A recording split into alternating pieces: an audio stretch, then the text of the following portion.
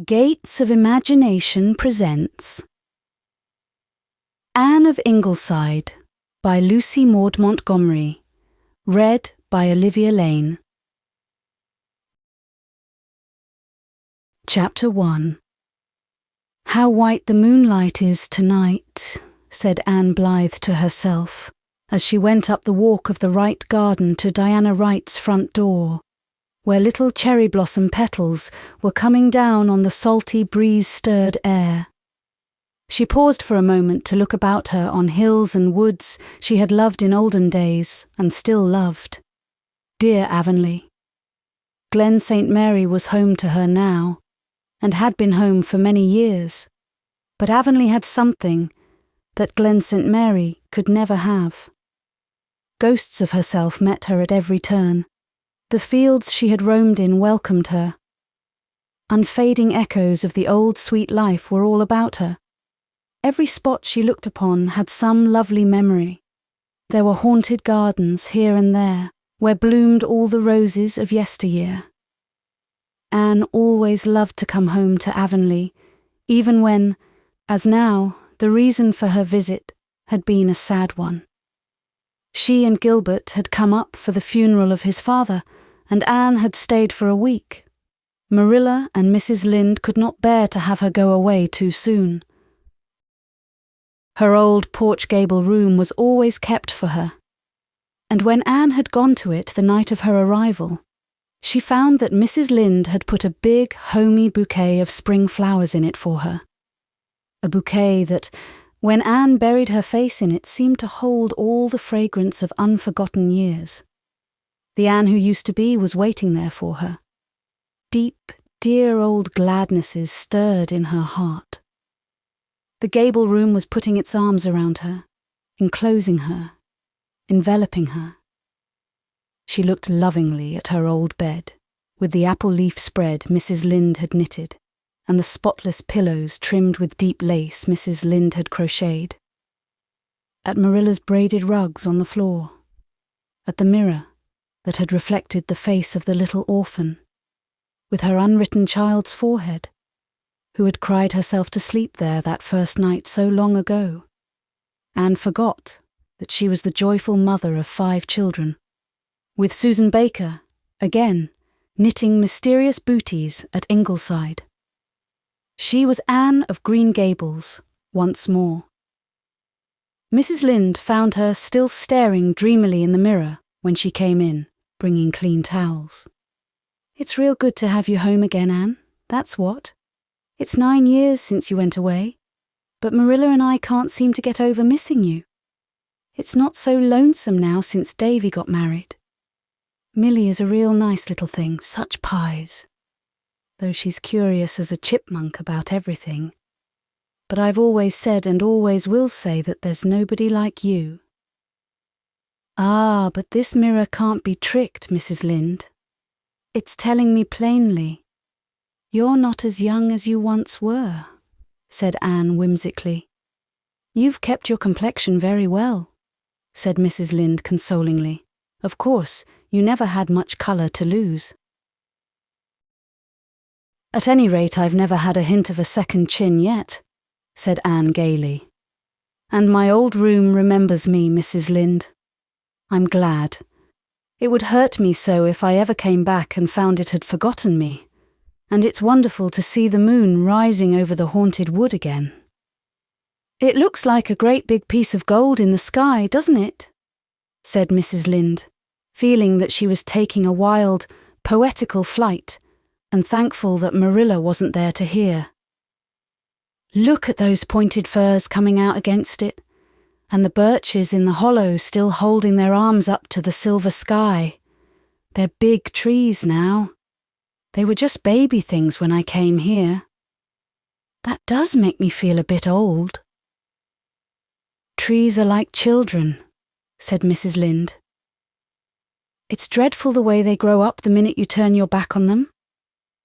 Look at Fred Wright. He's only 13, but he's nearly as tall as his father. There's a hot chicken pie for supper, and I made some of my lemon biscuits for you. You needn't be a mite afraid to sleep in that bed." I aired the sheets today, and Marilla didn't know I did it, and gave them another airing. And Milly didn't know either of us did and gave them a third. I hope Mary Maria Blythe will get out tomorrow. She always enjoys a funeral, so. Aunt Mary Maria, Gilbert always calls her that, although she is only his father's cousin. Always calls me Annie, shuddered Anne. And the first time she saw me after I was married, she said, "It's so strange Gilbert picked you. He could have had so many nice girls. Perhaps that's why I've never liked her, and I know Gilbert doesn't either, though he's too clannish to admit it." Will Gilbert be staying up long?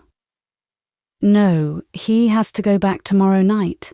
He left a patient in a very critical condition. Oh, well, I suppose there isn't much to keep him in Avonlea now, since his mother went last year. Old Mr. Blythe never held up his head after her death. Just hadn't anything left to live for. The Blythes were always like that. Always set their affections too much on earthly things. It's real sad to think there are none of them left in Avonlea. They were a fine old stock. But then, there's any amount of Sloanes. The Sloanes are still Sloanes, Anne, and will be forever and ever, world without end. Amen. Let there be as many Sloanes as there will. I'm going out after supper to walk all over the old orchard by moonlight. I suppose I'll have to go to bed finally, though I've always thought sleeping on moonlight nights a waste of time. But I'm going to wake early to see the first faint morning light steal over the haunted wood. The sky will turn to coral, and the robins will be strutting around. Perhaps a little grey sparrow will light on the windowsill, and there'll be gold and purple pansies to look at. "But the rabbits have eaten up all the June lily bed," said Mrs. Lynde sadly as she waddled downstairs, feeling secretly relieved that there need be no more talk about the moon. Anne had always been a bit queer that way, and there did not any longer seem to be much use in hoping she would outgrow it. Diana came down the walk to meet Anne. Even in the moonlight you saw that her hair was still black, and her cheeks rosy and her eyes bright. But the moonlight could not hide that she was something stouter than in years gone by.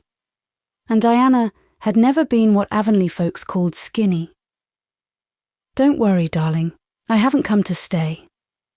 "As if I'd worry over that," said Diana reproachfully. "You know, I'd far rather spend the evening with you than go to the reception.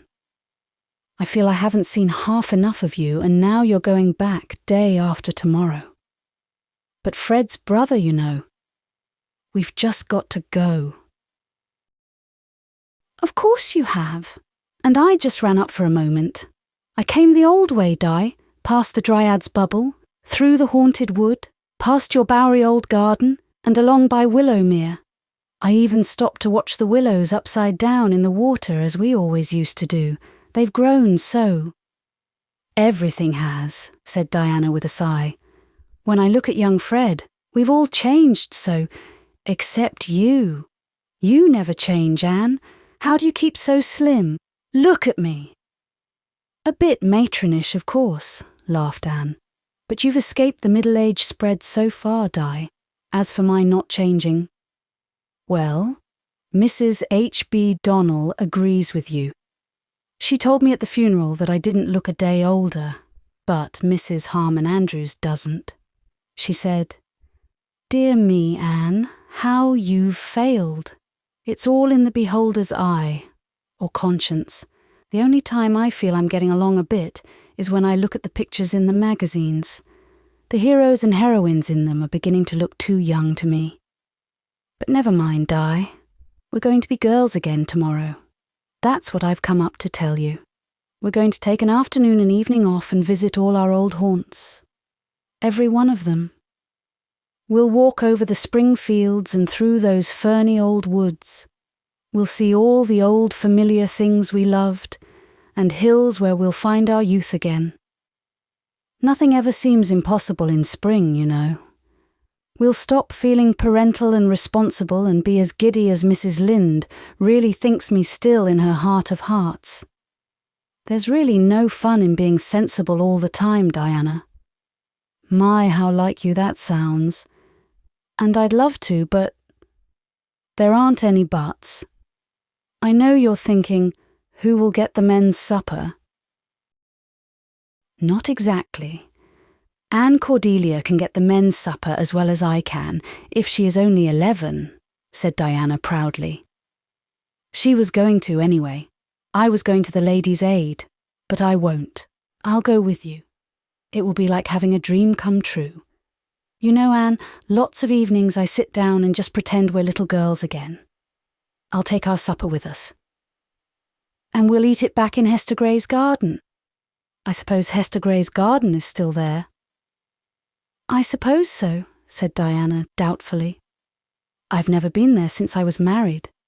Anne Cordelia explores a lot, but I always tell her she mustn't go too far from home. She loves prowling about the woods, and one day, when I scolded her for talking to herself in the garden, she said she wasn't talking to herself. She was talking to the spirit of the flowers. You know that doll's tea set with the tiny pink rosebuds you sent her for her 9th birthday? There isn't a piece broken. She's so careful. She only uses it when the 3 green people come to tea with her. I can't get out of her who she thinks they are. I declare in some ways, Anne, she's far more like you than she is like me. Perhaps there's more in a name than Shakespeare allowed. Don't grudge Anne Cordelia her fancies, Diana. I'm always sorry for children who don't spend a few years in fairyland. Olivia Sloane is our teacher now, said Diana doubtfully. She's a Bachelor of Arts, you know, and just took the school for a year to be near her mother. She says children should be made to face realities. Have I lived to hear you taking up with Sloanishness, Diana Wright? No, I don't like her a bit. She has such round, staring blue eyes like all that clan, and I don't mind Anne Cordelia's fancies. They're pretty, just like yours used to be. I guess she'll get enough reality as life goes on. Well, it's settled then. Come down to Green Gables about 2 and we'll have a drink of Marilla's red currant wine. She makes it now and then in spite of the minister and Mrs. Lynde, just to make us feel real devilish. Do you remember the day you set me drunk on it? Giggled Diana, who did not mind devilish, as she would if anybody but Anne used it. Everybody knew Anne didn't really mean things like that. It was just her way. We'll have a real do you remember day tomorrow, Diana. I won't keep you any longer. There's Fred coming with the buggy. Your dress is lovely. Fred made me get a new one for the wedding. I didn't feel we could afford it since we built the new barn, but he said he wasn't going to have his wife looking like someone that was sent for and couldn't go when everybody else would be dressed within an inch of her life. Wasn't that just like a man? Oh, you sound just like Mrs. Elliot at the Glen, said Anne severely. You want to watch that tendency. Would you like to live in a world where there were no men? It would be horrible, admitted Diana. Yes, Fred, I'm coming. Oh, all right. Till tomorrow then, Anne. Anne paused by the Dryad's bubble on her way back. She loved that old brook so. Every trill of her childhood's laughter that it had ever caught, it had held and now seemed to give out again to her listening ears. Her old dreams. She could see them reflected in the clear bubble. Old vows. Old whispers. The brook kept them all and murmured of them, but there was no one to listen save the wise old spruces in the haunted wood that had been listening so long. Chapter 2. Such a lovely day, made for us, said Diana. I'm afraid it's a pet day, though. There will be rain tomorrow. Never mind. We'll drink its beauty today, even if its sunshine is gone tomorrow. We'll enjoy each other's friendship today, even if we are to be parted tomorrow. Look at those long, golden green hills, those mist-blue valleys, "They're ours, Diana. I don't care if that furthest hill is registered in Abner Sloane's name. It's ours today. There's a west wind blowing. I always feel adventurous when a west wind blows, and we're going to have a perfect ramble." They had. All the old dear spots were revisited. Lover's Lane, the Haunted Wood, Idlewild, Violet Vale, the Birch Path, Crystal Lake. There were some changes. The little ring of birch saplings in Idlewild, where they had had a playhouse long ago, had grown into big trees.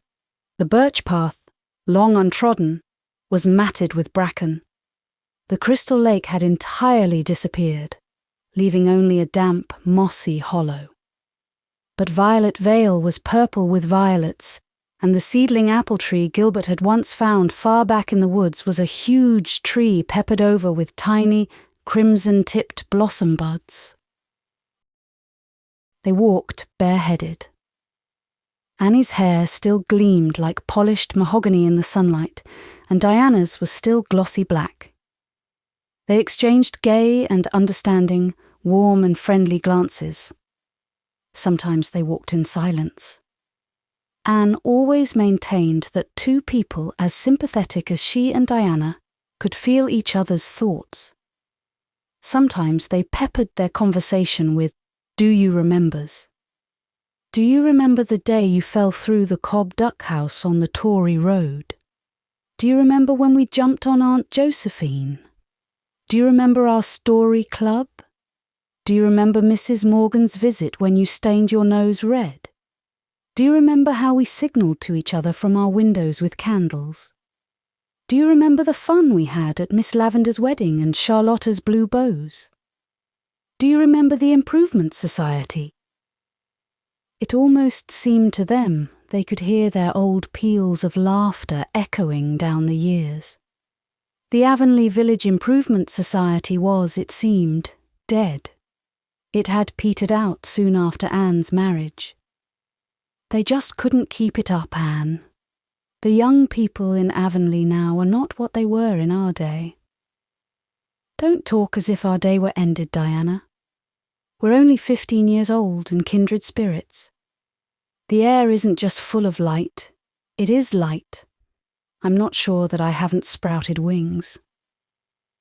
"I feel just that way too," said Diana, forgetting that she had tipped the scale at 155 that morning. "I often feel that I'd love to be turned into a bird for a little while. It must be wonderful to fly." Beauty was all around them. Unsuspected tintings glimmered in the dark domains of the woods and glowed in their alluring byways. The spring sunshine sifted through the young green leaves. Gay trills of song were everywhere. There were little hollows where you felt as if you were bathing in a pool of liquid gold. At every turn some fresh spring scent struck their faces. Spice ferns, fir balsam, the wholesome odour of newly ploughed fields. There was a lane curtained with wild cherry blossoms, a grassy old field full of tiny spruce trees just starting in life, and looking like elvish things that had squatted down among the grasses. Brooks not yet too broad for leaping, star flowers under the firs, sheets of curly young ferns, and a birch tree whence some vandal had torn away the white skin wrapper in several places, exposing the tints of the bark below. Anne looked at it so long that Diana wondered. She did not see what Anne did. Tints ranging from purest creamy white through exquisite golden tones growing deeper and deeper until the inmost layer revealed the deepest, richest brown, as if to tell that all birches, so maidenlike and cool exteriorly, had yet warm-hued feelings. "The primeval fire of earth at their hearts," murmured Anne. And finally, after traversing a little wood glen full of toadstools, they found Hester Gray's garden. Not so much changed. It was still very sweet with dear flowers. There were still plenty of June lilies, as Diana called the narcissi. The row of cherry trees had grown older but was a drift of snowy bloom. You could still find the central rose walk, and the old dyke was white with strawberry blossoms and blue with violets and green with baby fern. They ate their picnic supper in a corner of it, sitting on some old mossy stones with a lilac tree behind them, flinging purple banners against a low-hanging sun. Both were hungry, and both did justice to their own good cooking. "How nice things taste out of doors," sighed Diana comfortably. "That chocolate cake of yours, Anne. Well, words fail me, but I must get the recipe. Fred would adore it. He can eat anything and stay thin. I'm always saying I'm not going to eat any more cake because I'm getting fatter every year. I've such a horror of getting like Great Aunt Sarah. She was so fat she always had to be pulled up when she had sat down. But when I see a cake like that, and last night at the reception, well, they would all have been so offended if I didn't eat. Did you have a nice time?" "Oh yes, in a way. But I fell into Fred's cousin Henrietta's clutches, and it's such a delight to her to tell all about her operations and her sensations while going through them, and how soon her appendix would have burst if she hadn't had it out. I had 15 stitches put in it. Oh, Diana, the agony I suffered. Well, she enjoyed it if I didn't. And she has suffered, so why shouldn't she have the fun of talking about it now? Jim was so funny. I don't know if Mary Alice liked it altogether. Well, just one teeny piece. May as well be hung for a sheep as a lamb, I suppose. A mere sliver can't make much difference. One thing he said, that the very night before the wedding, he was so scared he felt he'd have to take the boat train. He said all grooms felt just the same if they'd be honest about it. You don't suppose Gilbert and Fred felt like that, do you, Anne? I'm sure they didn't. That's what Fred said when I asked him. He said all he was scared of was that I'd change my mind at the last moment like Rose Spencer. But you can never really tell what a man may be thinking. Well, there's no use worrying over it now. What a lovely time we've had this afternoon. We seem to have lived so many old happinesses over. I wish you didn't have to go tomorrow, Anne. Can't you come down for a visit to Ingleside sometime this summer, Diana? Before I will not be wanting visitors for a while. I'd love to, but it seems impossible to get away from home in the summer. There's always so much to do. Rebecca Dew is coming at long last, of which I'm glad, and I'm afraid Aunt Mary Maria is too. She hinted as much to Gilbert. He doesn't want her any more than I do. But she is a relation, and so his latchstring must be always out for her. Perhaps I'll get down in the winter. I'd love to see Ingleside again. You have a lovely home, Anne, and a lovely family. Ingleside is nice, and I do love it now. I once thought I would never love it. I hated it when we went there first, hated it for its very virtues. They were an insult to my dear house of dreams. I remember saying piteously to Gilbert when we left it, "We've been so happy here. We'll never be so happy anywhere else." I revelled in a luxury of homesickness for a while. Then I found little rootlets of affection for Ingleside beginning to sprout out. I fought against it, I really did. But at last I had to give in and admit I loved it. And I've loved it better every year since. It isn't too old a house. Too old houses are sad. And it isn't too young. Too young houses are crude. It's just mellow. I love every room in it. Everyone has some fault but also some virtue. Something that distinguishes it from all the others. Gives it a personality. I love all those magnificent trees on the lawn. I don't know who planted them, but every time I go upstairs, I stop on the landing. You know that quaint window on the landing with the broad, deep seat, and sit there looking out for a moment and say, God bless the man who planted those trees, whoever he was. We've really too many trees about the house, but we wouldn't give up one. That's just like Fred. He worships that big willow south of the house. It spoils the view from the parlour windows, as I've told him again and again, but he only says, "Would you cut a lovely thing like that down even if it does shut out the view?" So the willow stays, and it is lovely. That's why we've called our place Lone Willow Farm. I love the name Ingleside. It's such a nice, homey name. That's what Gilbert said. We had quite a time deciding on a name. We tried out several, but they didn't seem to belong. But when we thought of Ingleside, we knew it was the right one. I'm glad we have a nice, big, roomy house. We need it with our family. The children love it too, small as they are. They're such darlings. Diana slyly cut herself another sliver of the chocolate cake. I think my own are pretty nice. But there's really something about yours, and your twins, that I do envy you. I've always wanted twins. Oh, I couldn't get away from twins. They're my destiny. But I'm disappointed mine don't look alike, not one bit alike. Nan's pretty, though, with her brown hair and eyes and her lovely complexion. Di is her father's favourite, because she has green eyes and red hair. Red hair with a swirl to it. Shirley is the apple of Susan's eye. I was ill so long after he was born, and she looked after him, till I really believe she thinks he is her own. She calls him her little brown boy, and spoils him shamefully.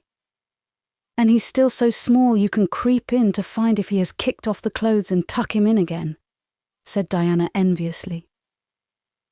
Jack's 9, you know, and he doesn't want me to do that now. He says he's too big. And I loved so to do it. Oh, I wish children didn't grow up so soon. None of mine have got to that stage yet, though I've noticed that since Jem began to go to school, he doesn't want to hold my hand any more when we walk through the village, said Anne with a sigh. But he and Walter and Shirley all want me to tuck them in yet.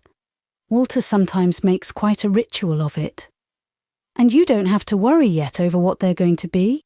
Now Jack is crazy to be a soldier when he grows up.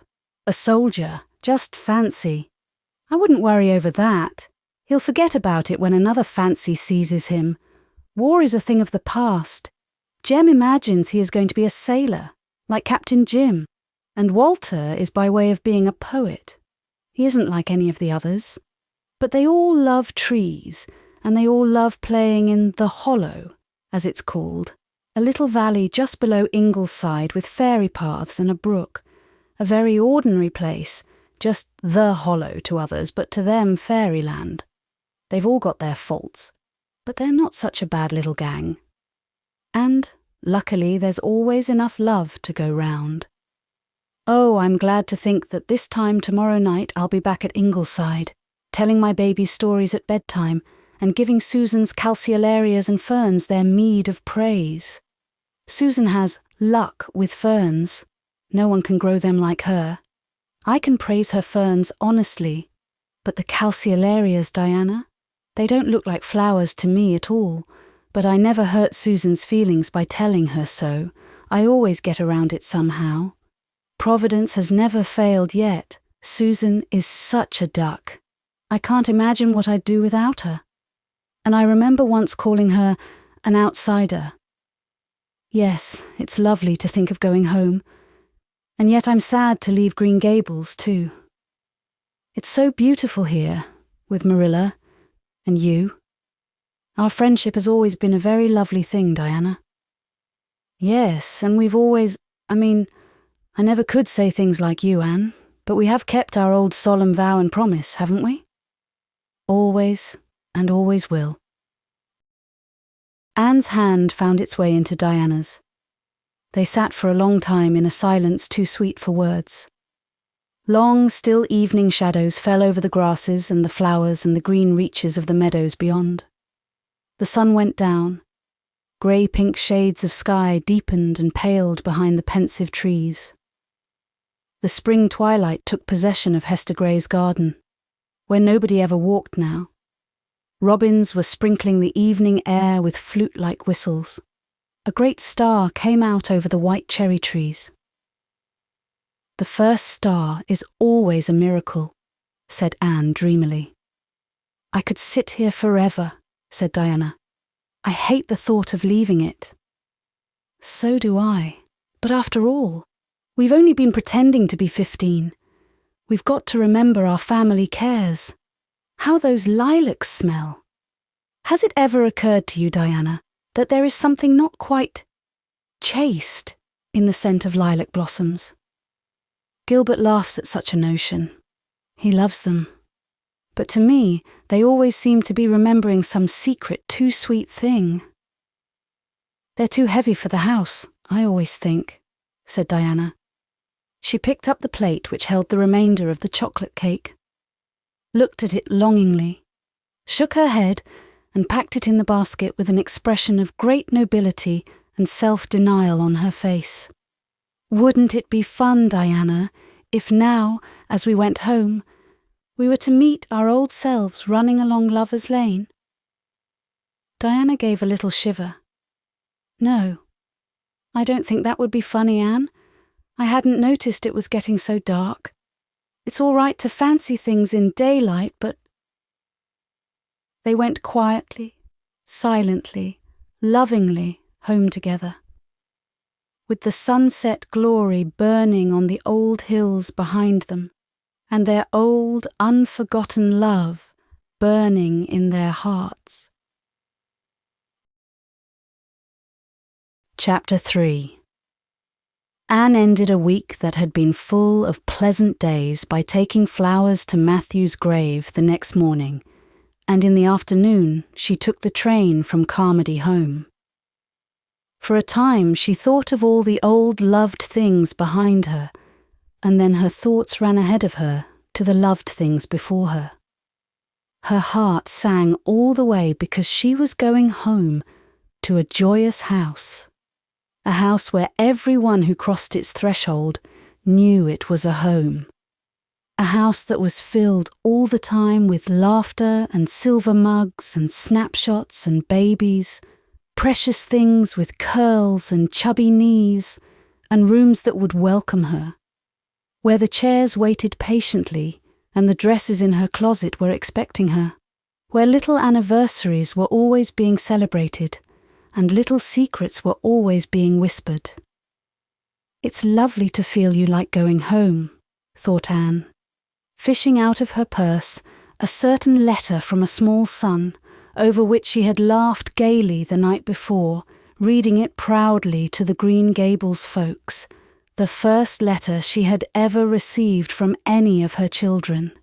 It was quite a nice little letter for a 7-year-old who had been going to school only a year to write, even though Jem's spelling was a bit uncertain, and there was a big blob of ink in one corner.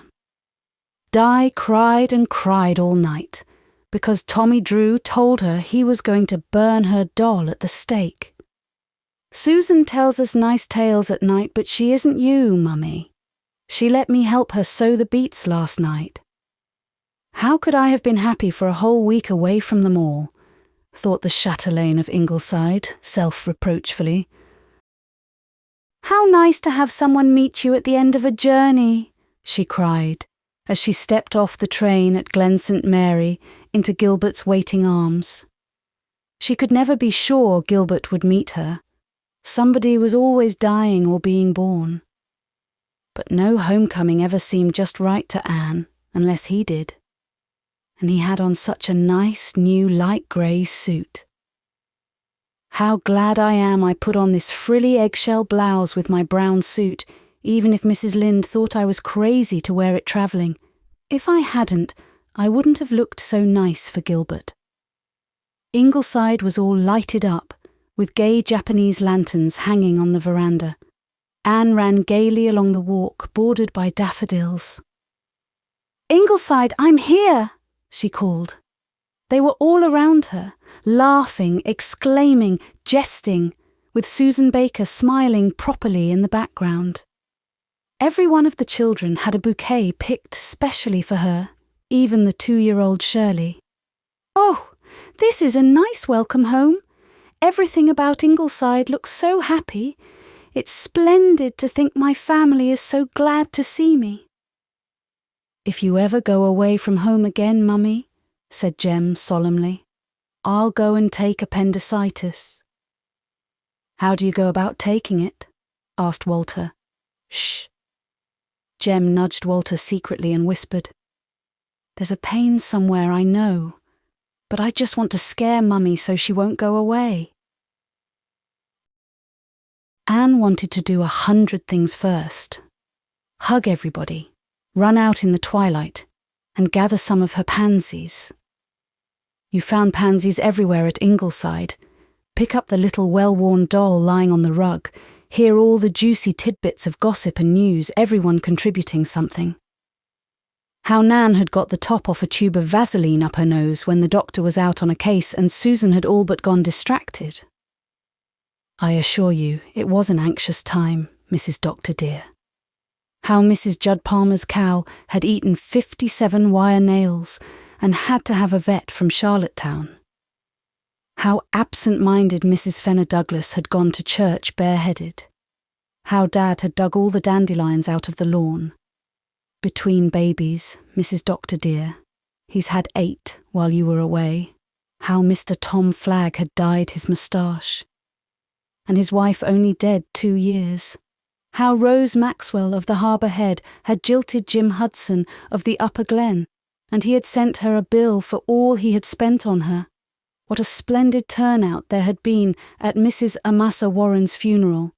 How Carter Flagg's cat had had a piece bitten right out of the root of its tail.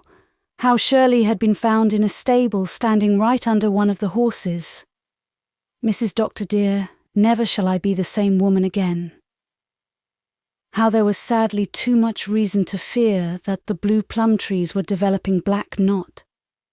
How Di had gone about the whole day singing, "Mummy's coming home today, home today, home today," to the tune of "Merrily We Roll Along."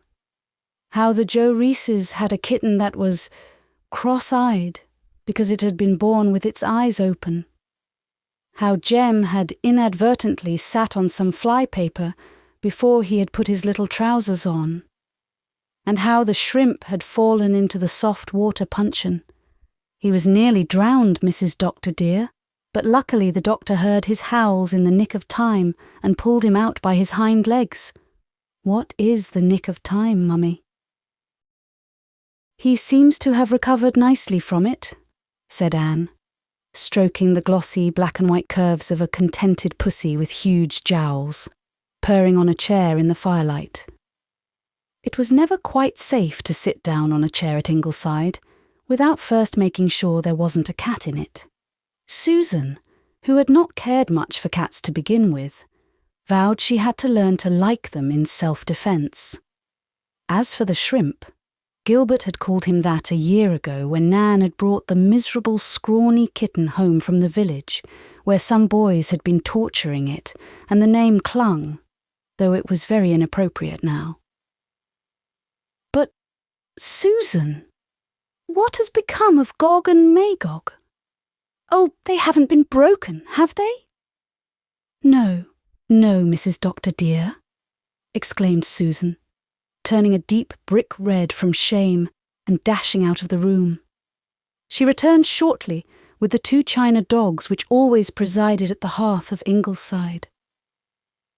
I do not see how I could have forgotten to put them back before you came. You see, Mrs. Doctor dear, Mrs. Charles Day from Charlottetown called here the day after you left. And you know how very precise and proper she is. Walter thought he ought to entertain her, and he started in by pointing out the dogs to her. This one is God, and this is my God, he said. Poor innocent child. I was horrified, though I thought that I would die to see Mrs. Day's face. I explained as best I could, for I did not want her to think us a profane family. But I decided I would just put the dogs away in the china closet, out of sight, till you got back. Mummy, can't we have supper soon? Said Jem pathetically. I've got an awful feeling in the pit of my stomach, and oh, Mummy, we've made everybody's favourite dish." "We, as the flea said to the elephant, have done that very thing," said Susan with a grin. "We thought that your return should be suitably celebrated, Mrs. Doctor dear. And now, where is Walter? It is his week to ring the gong for meals, bless his heart." Supper was a gala meal, and putting all the babies to bed afterwards was a delight. Susan even allowed her to put Shirley to bed, seeing what a very special occasion it was. "This is no common day, Mrs. Doctor dear," she said solemnly. "Oh, Susan, there is no such thing as a common day. Every day has something about it no other day has. Haven't you noticed?" "How true that is, Mrs. Doctor dear. Even last Friday now, when it rained all day and was so dull, my big pink geranium showed buds at last after refusing to bloom for 3 long years. And have you noticed the calceolarias, Mrs. Doctor dear?" "Noticed them? I never saw such calceolarias in my life, Susan. How do you manage it?" There, I've made Susan happy and haven't told a fib. I never did see such calceolarias. Thank heaven. "It is the result of constant care and attention, Mrs. Doctor dear. But there is something I think I ought to speak of. I think Walter suspects something. No doubt some of the Glen children have said things to him. So many children nowadays know so much more than is fitting. Walter said to me the other day, very thoughtfully, 'Susan,' he said, 'are babies very expensive?' I was a bit dumbfounded, Mrs. Doctor dear, but I kept my head. 'Some folks think they are luxuries,' I said, 'but at Ingleside we think they are necessities.'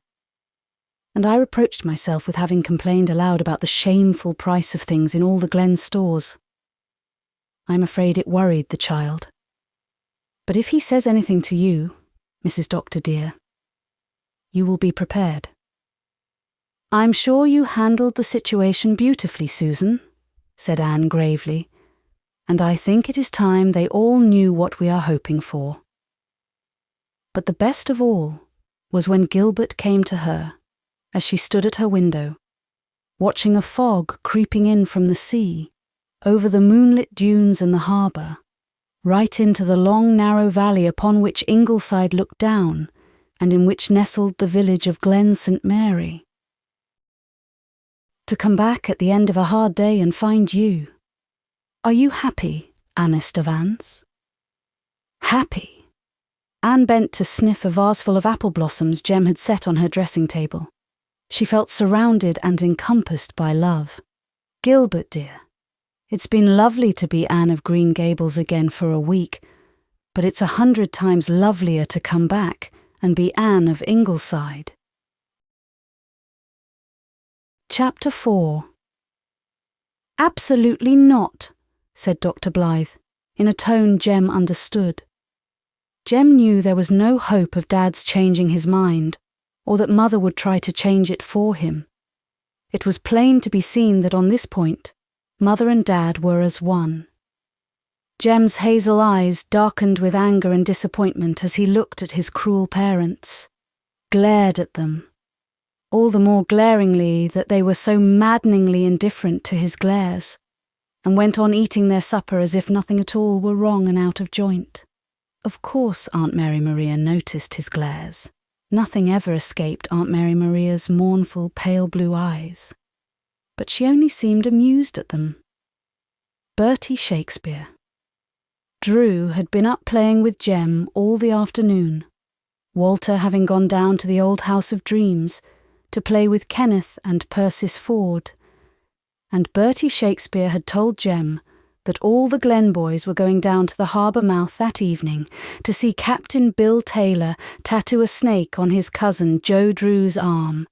He, Bertie Shakespeare, was going, and wouldn't Jem come too? It would be such fun. Jem was at once crazy to go, and now he had been told that it was utterly out of the question. For one reason among many, said Dad. "It's much too far for you to go down to the harbour mouth with those boys.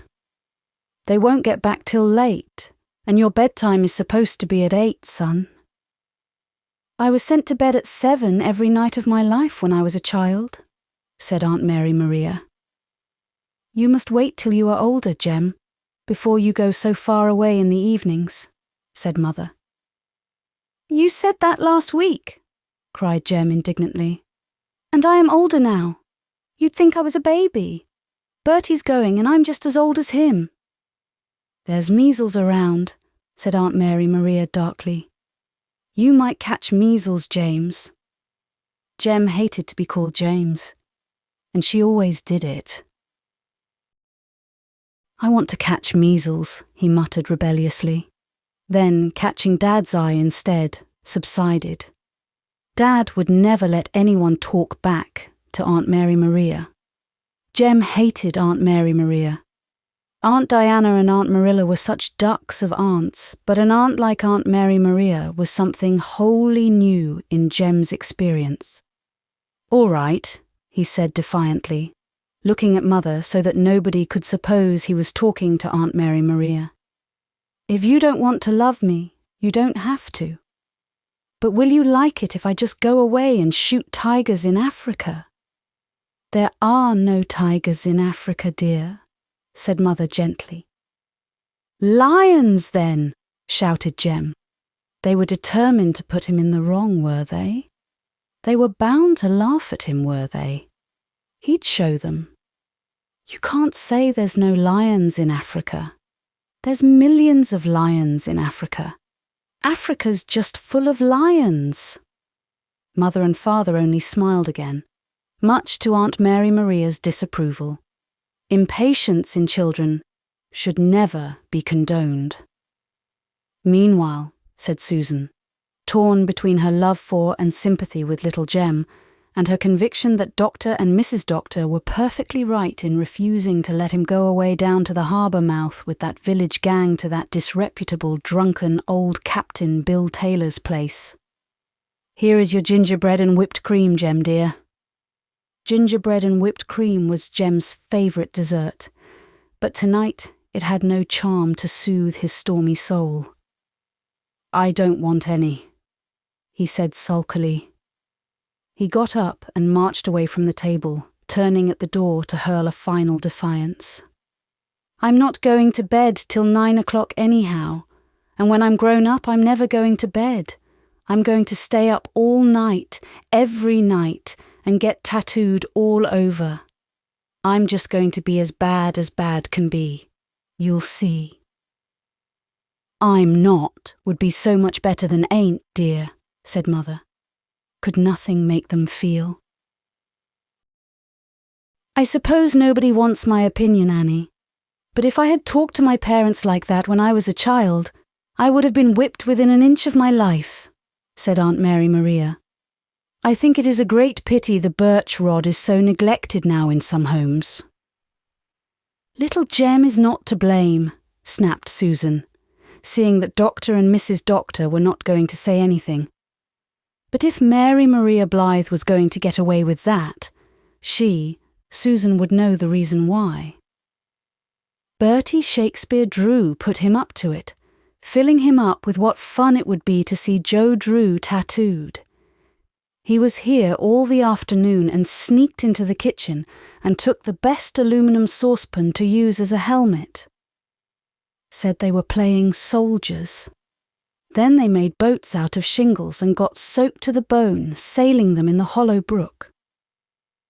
And after that, they went hopping about the yard for a solid hour, making the weirdest noises, pretending they were frogs. Frogs? No wonder little Jem is tired out and not himself. He is the best behaved child that ever lived when he is not worn to a frazzle, and that you may tie to. Aunt Mary Maria said nothing aggravatingly. She never talked to Susan Baker at mealtimes, thus expressing her disapproval over Susan being allowed to sit with the family at all.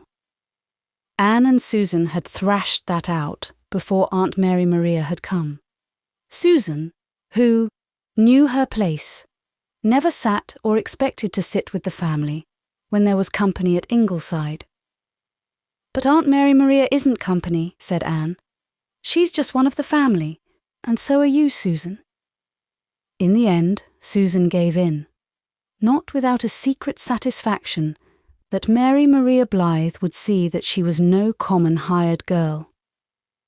Susan had never met Aunt Mary Maria, but a niece of Susan's, the daughter of her sister Matilda, had worked for her in Charlottetown and had told Susan all about her. "I am not going to pretend to you, Susan, that I'm overjoyed at the prospect of a visit from Aunt Mary Maria, especially just now," said Anne frankly. "But she has written Gilbert asking if she may come for a few weeks, and you know how the doctor is about such things." "As he has a perfect right to be," said Susan staunchly. "What is a man to do but stand by his own flesh and blood? But as for a few weeks, well, Mrs. Doctor dear, I do not want to look on the dark side of things, but my sister Matilda's sister-in-law came to visit her for a few weeks and stayed for 20 years. "I don't think we need dread anything like that, Susan," smiled Anne. "Aunt Mary Maria has a very nice home of her own in Charlottetown, but she is finding it very big and lonely. Her mother died 2 years ago, you know. She was 85 and Aunt Mary Maria was very good to her and misses her very much. Let's make her visit as pleasant as we can, Susan. I will do what in me lies, Mrs. Doctor dear. Of course we must put another board in the table. But, after all is said and done, it is better to be lengthening the table than shortening it down.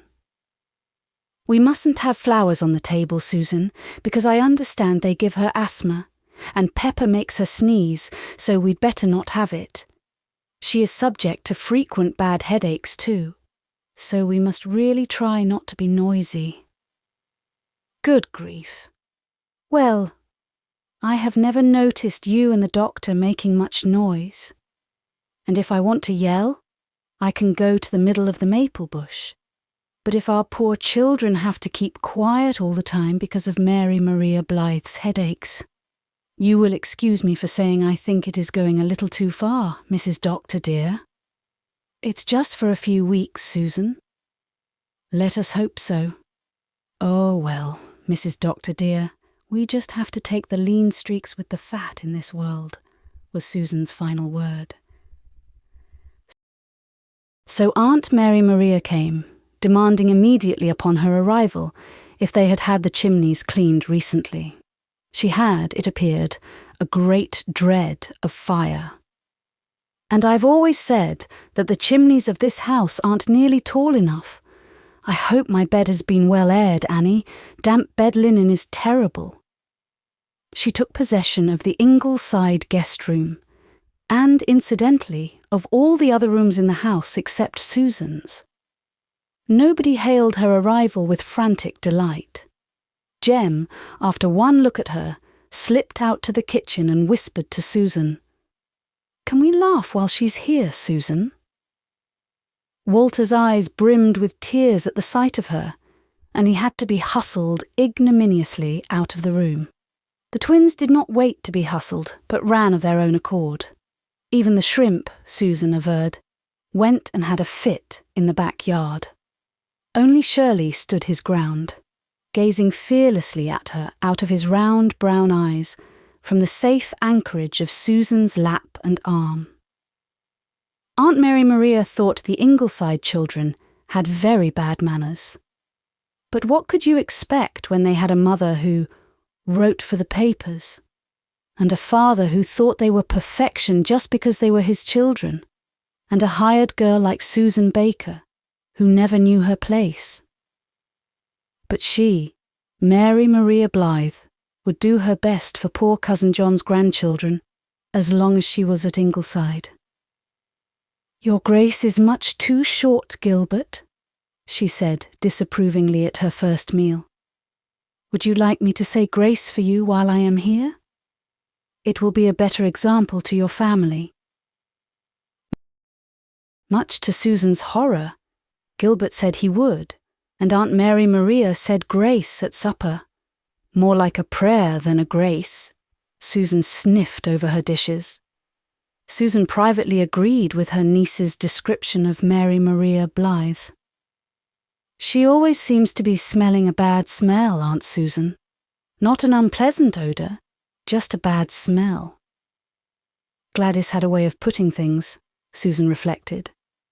And yet, to anyone less prejudiced than Susan, Miss Mary Maria Blythe was not ill-looking for a lady of 55.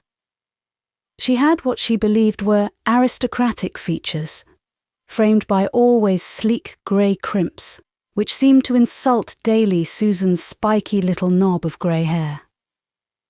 She dressed very nicely, wore long jet earrings in her ears and fashionably high-boned net collars on her lean throat. At least we do not need to be ashamed of her appearance, reflected Susan. But what Aunt Mary Maria would have thought if she had known Susan was consoling herself on such grounds must be left to the imagination. Chapter 5. Anne was cutting a vase full of June lilies for her room and another of Susan's peonies for Gilbert's desk in the library. The milky white peonies with the blood-red flecks at their hearts, like a god's kiss. The air was coming alive after the unusually hot June day, and one could hardly tell whether the harbour was silver or gold.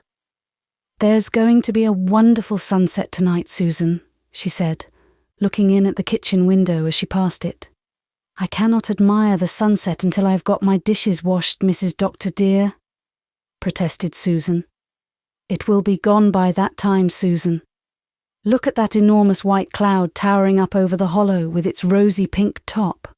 Wouldn't you like to fly up and light on it?" Susan had a vision of herself flying up over the glen, dishcloth in hand to that cloud. It did not appeal to her. But allowances must be made for Mrs. Doctor just now. "There's a new, vicious kind of bug eating the rose bushes," went on Anne. "I must spray them tomorrow. I'd like to do it tonight. This is just the kind of evening I love to work in the garden. Things are growing tonight. I hope there'll be gardens in heaven, Susan. Gardens we can work in, I mean, and help things to grow." "But not bugs, surely," protested Susan. "No, I suppose not. But a completed garden wouldn't really be any fun, Susan. You have to work in a garden yourself or you miss its meaning. I want to weed and dig and transplant and change and plan and prune. And I want the flowers I love in heaven. I'd rather my own pansies than the asphodel, Susan." "Why cannot you put in the evening as you want to?" broke in Susan, who thought Mrs. Doctor was really going a little wild. "Because the doctor wants me to go for a drive with him.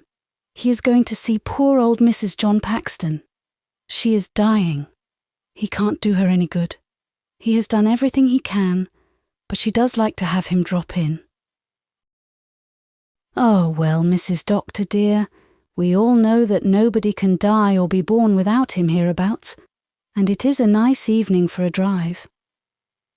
I think I will take a walk down to the village myself and replenish our pantry after I put the twins and Shirley to bed, and manure Mrs. Aaron Ward. She isn't blooming as she ought to. Miss Blythe has just gone upstairs, sighing at every step, saying one of her headaches is coming on. So there will be a little peace and quiet for the evening at least. See that Jem goes to bed in good time, will you, Susan?" said Anne, as she went away through the evening that was like a cup of fragrance that has spilled over. "He's really much tireder than he thinks he is, and he never wants to go to bed. Walter is not coming home tonight. Leslie asked if he might stay there." Jem was sitting on the steps of the side door, one bare foot hooked over his knee, scowling viciously at things in general, and at an enormous moon behind the Glen Church spire in particular. Jem didn't like such big moons. "Take care your face doesn't freeze like that," Aunt Mary Maria had said, as she passed him on her way into the house. Jem scowled more blackly than ever. He didn't care if his face did freeze like that. He hoped it would. "Go away, and don't come tagging after me all the time," he told Nan, who had crept out to him after Father and Mother had driven away. "Crosspatch," said Nan. But before she trotted off, she laid down on the step beside him the red candy lion she had brought out to him. Jem ignored it. He felt more abused than ever. He wasn't being used right. Everybody picked on him. Hadn't Nan that very morning said, "You weren't born at Ingleside like the rest of us"? Di had eaten his chocolate rabbit that forenoon, though she knew it was his rabbit. Even Walter had deserted him, going away to dig wells in the sand with Ken and Persis Ford. Great fun, that. And he wanted so much to go with Bertie to see the tattooing. Jem was sure he had never wanted anything so much in his life before. He wanted to see the wonderful full-rigged ship that Bertie said was always on Captain Bill's mantelpiece. It was a mean shame, that's what it was. Susan brought him out a big slice of cake covered with maple frosting and nuts, but "No, thank you," said Jem stonily. Why hadn't she saved some of the gingerbread and cream for him? Suppose the rest of them had eaten it all. Pigs. He plunged into a deeper gulf of gloom. The gang would be on their way to the harbour mouth by now. He just couldn't bear the thought. He had got to do something to get square with folks. Supposing he sliced Di's sawdust giraffe open on the living room rug? That would make old Susan mad. Susan with her nuts, when she knew he hated nuts in frosting. Supposing he went and drew a moustache on that picture of the cherub on the calendar in her room. He had always hated that fat pink smiling cherub because it looked just like Sissy Flagg, who had told round school that Jem Blythe was her beau. Hers, Sissy Flagg. But Susan thought that cherub lovely. Supposing he scalped Nan's doll. Supposing he whacked the nose off Gog or Magog, or both of them. Maybe that would make Mother see he wasn't a baby any longer. Just wait till next spring. He had brought her mayflowers for years and years and years, ever since he was 4. But he wouldn't do it next spring. No, sir. Supposing he ate a lot of the little green apples on the early tree and got nice and sick. Maybe that would scare them. Supposing he never washed behind his ears again? Supposing he made faces at everybody in church next Sunday? Supposing he put a caterpillar on Aunt Mary Maria, a big striped woolly caterpillar? Supposing he ran away to the harbour and hid in Captain David Rees's ship and sailed out of the harbour in the morning on his way to South America? Would they be sorry then? Supposing he never came back? Supposing he went hunting jaguars in Brazil? Would they be sorry then? No, he bet they wouldn't. Nobody loved him. There was a hole in his pants pocket. Nobody had mended it. Well, he didn't care. He'd just show that hole to everybody in the glen and let people see how neglected he was. His wrongs surged up and overwhelmed him. Tick-tack, tick-tack, tick-tack went the old grandfather clock in the hall that had been brought to Ingleside after Grandfather Blythe's death. A deliberate old clock, dating from the days when there was such a thing as time. Generally, Jem loved it. Now he hated it. It seemed to be laughing at him. "Ha ha, bedtime is coming. The other fellows can go to the harbour mouth, but you go to bed. Ha ha, ha ha, ha ha." Why did he have to go to bed every night? Yes, why? Susan came out on her way to the glen and looked tenderly at the small, rebellious figure. "You needn't go to bed till I get back, little Jem," she said indulgently. "I ain't going to bed tonight," said Jem fiercely. "I'm going to run away, that's what I'm going to do, old Susan Baker. I'm going to go and jump into the pond, old Susan Baker." Susan did not enjoy being called old, even by little Jem. She stalked away in a grim silence. He did need a bit of disciplining. The shrimp, who had followed her out, feeling a yearning for companionship, squatted down on his black haunches before Jem, but got only a glare for his pains. Clear out, sitting there on your bottom, staring like Aunt Mary Maria. Scat! Oh, you won't you? Then take that!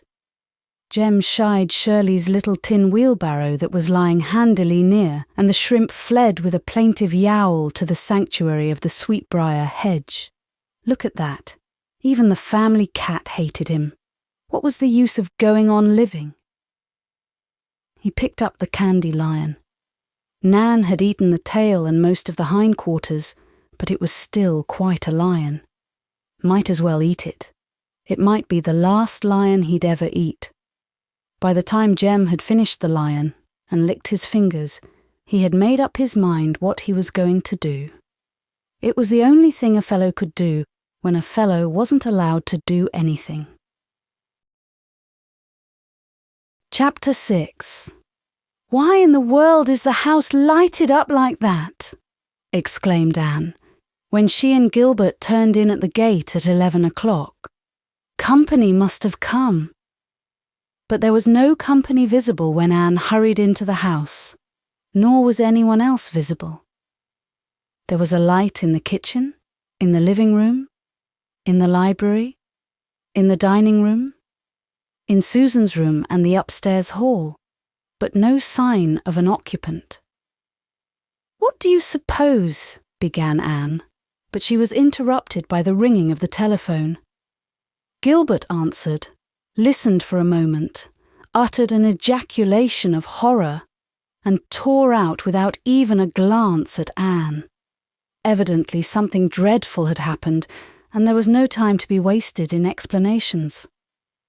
Anne was used to this, as the wife of a man who waits on life and death must be. With a philosophical shrug, she removed her hat and coat. She felt a trifle annoyed with Susan, who really shouldn't have gone out and left all the lights blazing and all the doors wide open. "Mrs. Doctor, dear," said a voice that could not possibly be Susan's, but was. Anne stared at Susan. Such a Susan!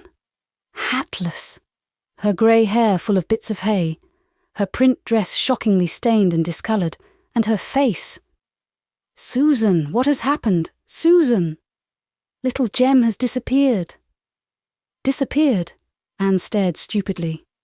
"What do you mean he can't have disappeared?"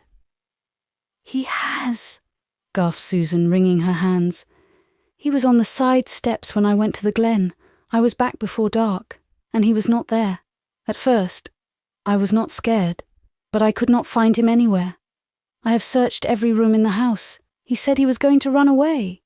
"Nonsense! He wouldn't do that, Susan." "You have worked yourself up unnecessarily. He must be somewhere about. He has fallen asleep. He must be somewhere around." "I have looked everywhere. Everywhere. I have combed the grounds and the outhouses. Look at my dress. I remembered he always said it would be such fun to sleep in the hayloft. So I went there, and fell through that hole in the corner into one of the mangers in the stable, and lit on a nest of eggs. It is a mercy I did not break a leg. If anything can be a mercy when little Jem is lost." Annie still refused to feel perturbed. "Do you think he could have gone to the harbour mouth with the boys after all, Susan? He has never disobeyed a command before, but—" "No, he did not, Mrs. Doctor dear.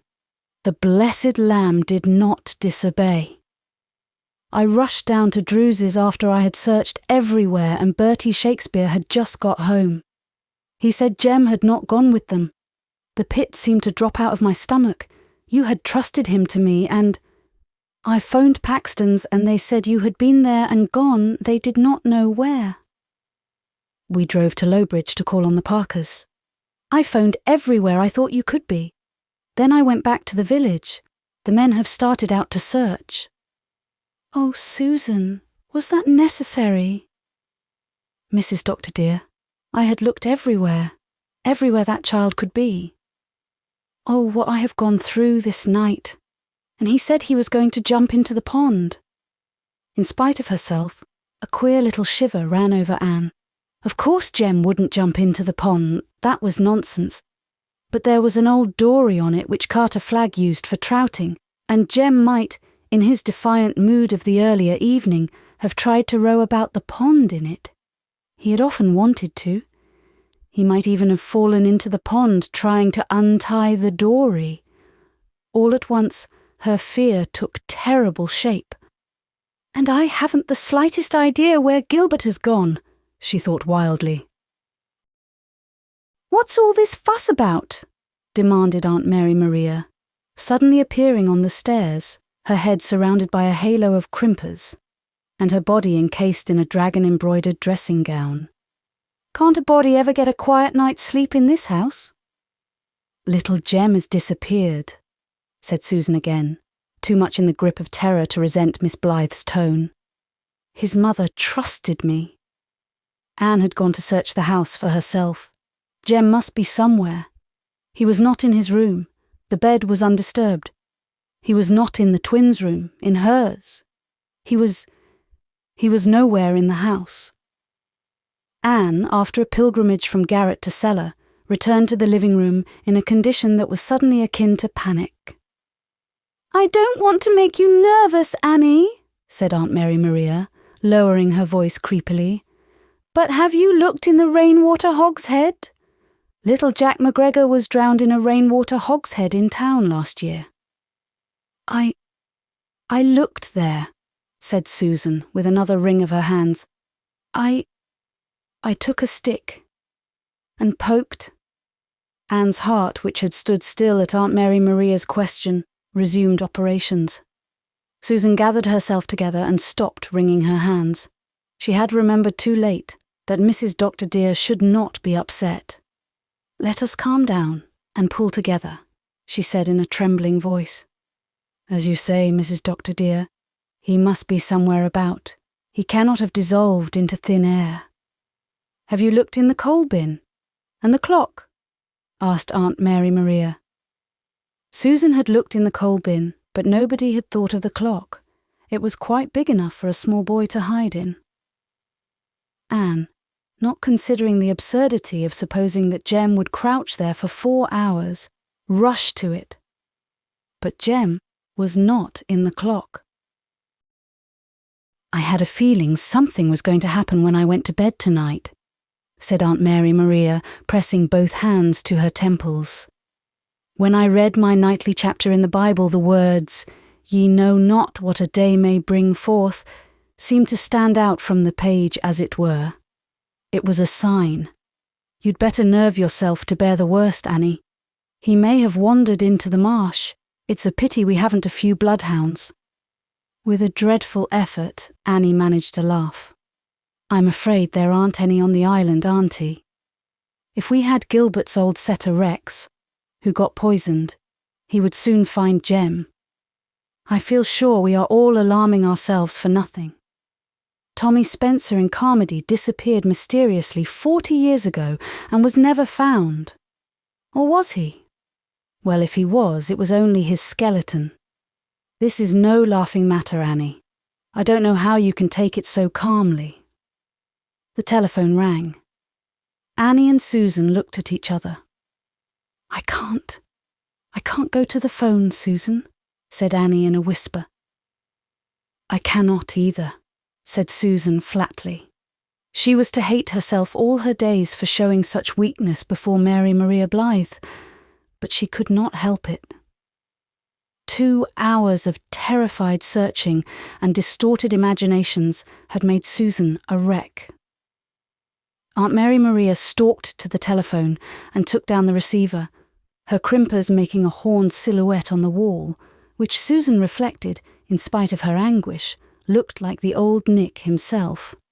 "Carter Flagg says they have searched everywhere, but found no sign of him yet," reported Aunt Mary Maria coolly. "But he says the dory is out in the middle of the pond, with no one in it as far as they can ascertain. They're going to drag the pond." Susan caught Annie just in time. "No, no, I'm not going to faint, Susan," said Annie through white lips. "Help me to a chair, thanks. We must find Gilbert." "If James is drowned, Annie, you must remind yourself that he has been spared a lot of trouble in this wretched world," said Aunt Mary Marie, by way of administering further consolation. "I'm going to get the lantern and search the grounds again," said Anne, as soon as she could stand up. "Yes, I know you did, Susan, but let me, I cannot sit still and wait." "You must put on a sweater then, Mrs. Doctor dear. There is a heavy dew and the air is damp. I will get your red one. It is hanging on a chair in the boys' room. Wait you here till I bring it." Susan hurried upstairs. A few moments later, something that could only be described as a shriek echoed through Ingleside. Anne and Aunt Mary Maria rushed upstairs, where they found Susan laughing and crying in the hall, nearer to hysterics than Susan Baker had ever been in her life, or ever would be again. "Mrs. Doctor dear, he's there. Little Jem is there, asleep on the window seat behind the door. I never looked there. The door hid it. And when he wasn't in his bed." Anne, weak with relief and joy, got herself into the room and dropped on her knees by the window seat. In a little while she and Susan would be laughing over their own foolishness. But now there could be only tears of thankfulness. Little Jem was sound asleep on the window seat, with an afghan pulled over him, his battered teddy bear in his little sunburned hands, and a forgiving shrimp stretched across his legs. His red curls fell over the cushion. He seemed to be having a pleasant dream, and Anne did not mean to waken him. But suddenly he opened his eyes that were like hazel stars and looked at her. "Jem, darling, why aren't you in your bed? We've been a little alarmed. We couldn't find you, and we never thought of looking here. I wanted to lie here 'cause I could see you and Daddy drive in at the gate when you got home. It was so lonesome I just had to go to bed." Mother was lifting him in her arms, carrying him to his own bed. It was so nice to be kissed, to feel her tucking the sheets about him with those caressing little pats that gave him such a sense of being loved. Who cared about seeing an old snake tattooed, anyhow? Mother was so nice, the nicest mother anybody ever had. Everybody in the Glen called Bertie Shakespeare's mother Mrs. Second Skimmings because she was so mean, and he knew, for he'd seen it, that she slapped Bertie's face for every little thing. "Mummy," he said sleepily, "of course I'll bring you mayflowers next spring, every spring. You can depend on me." "Of course I can, darling," said Mother. "Well, since everyone is over their fit of the fidgets, I suppose we can draw a peaceful breath and go back to our beds," said Aunt Mary Maria. But there was some shrewish relief in her tone. "It was very silly of me not to remember the window seat," said Anne. "The joke is on us, and the doctor will not let us forget it, you may be certain. Susan, please phone Mr. Flagg that we've found Jem." "And a nice laugh he will have on me," said Susan happily. "Not that I care. He can laugh all he likes since little Jem is safe." "I could do with a cup of tea," sighed Aunt Mary Maria plaintively, gathering her dragons about her spare form. "I will get it in a jiffy," said Susan briskly. "We will all feel the sprightlier for one. Mrs. Doctor dear, when Carter Flagg heard little Jem was safe, he said, 'Thank God.' I shall never say a word against that man again, no matter what his prices are. And don't you think we might have a chicken dinner tomorrow, Mrs. Doctor dear? Just by way of a little celebration, so to speak, and little Jem shall have his favourite muffins for breakfast, There was another telephone call, this time from Gilbert, to say that he was taking a badly burned baby from the harbour head to the hospital in town and not to look for him till morning. Anne bent from her window for a thankful good-night look at the world before going to bed. A cool wind was blowing in from the sea. A sort of moonlit rapture was running through the trees in the hollow.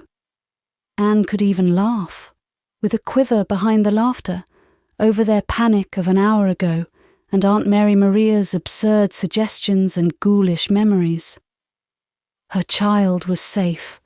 Gilbert was somewhere battling to save another child's life. Dear God, help him and help the mother. Help all mothers everywhere. We need so much help with the little sensitive, loving hearts and minds that look to us for guidance and love and understanding. The friendly enfolding night took possession of Ingleside, and everybody, even Susan, who rather felt that she would like to crawl into some nice, quiet hole and pull it in after her, fell on sleep under its sheltering roof. Chapter 7. He'll have plenty of company. He won't be lonesome. Our 4, and my niece and nephew from Montreal are visiting us. What one doesn't think of the others do.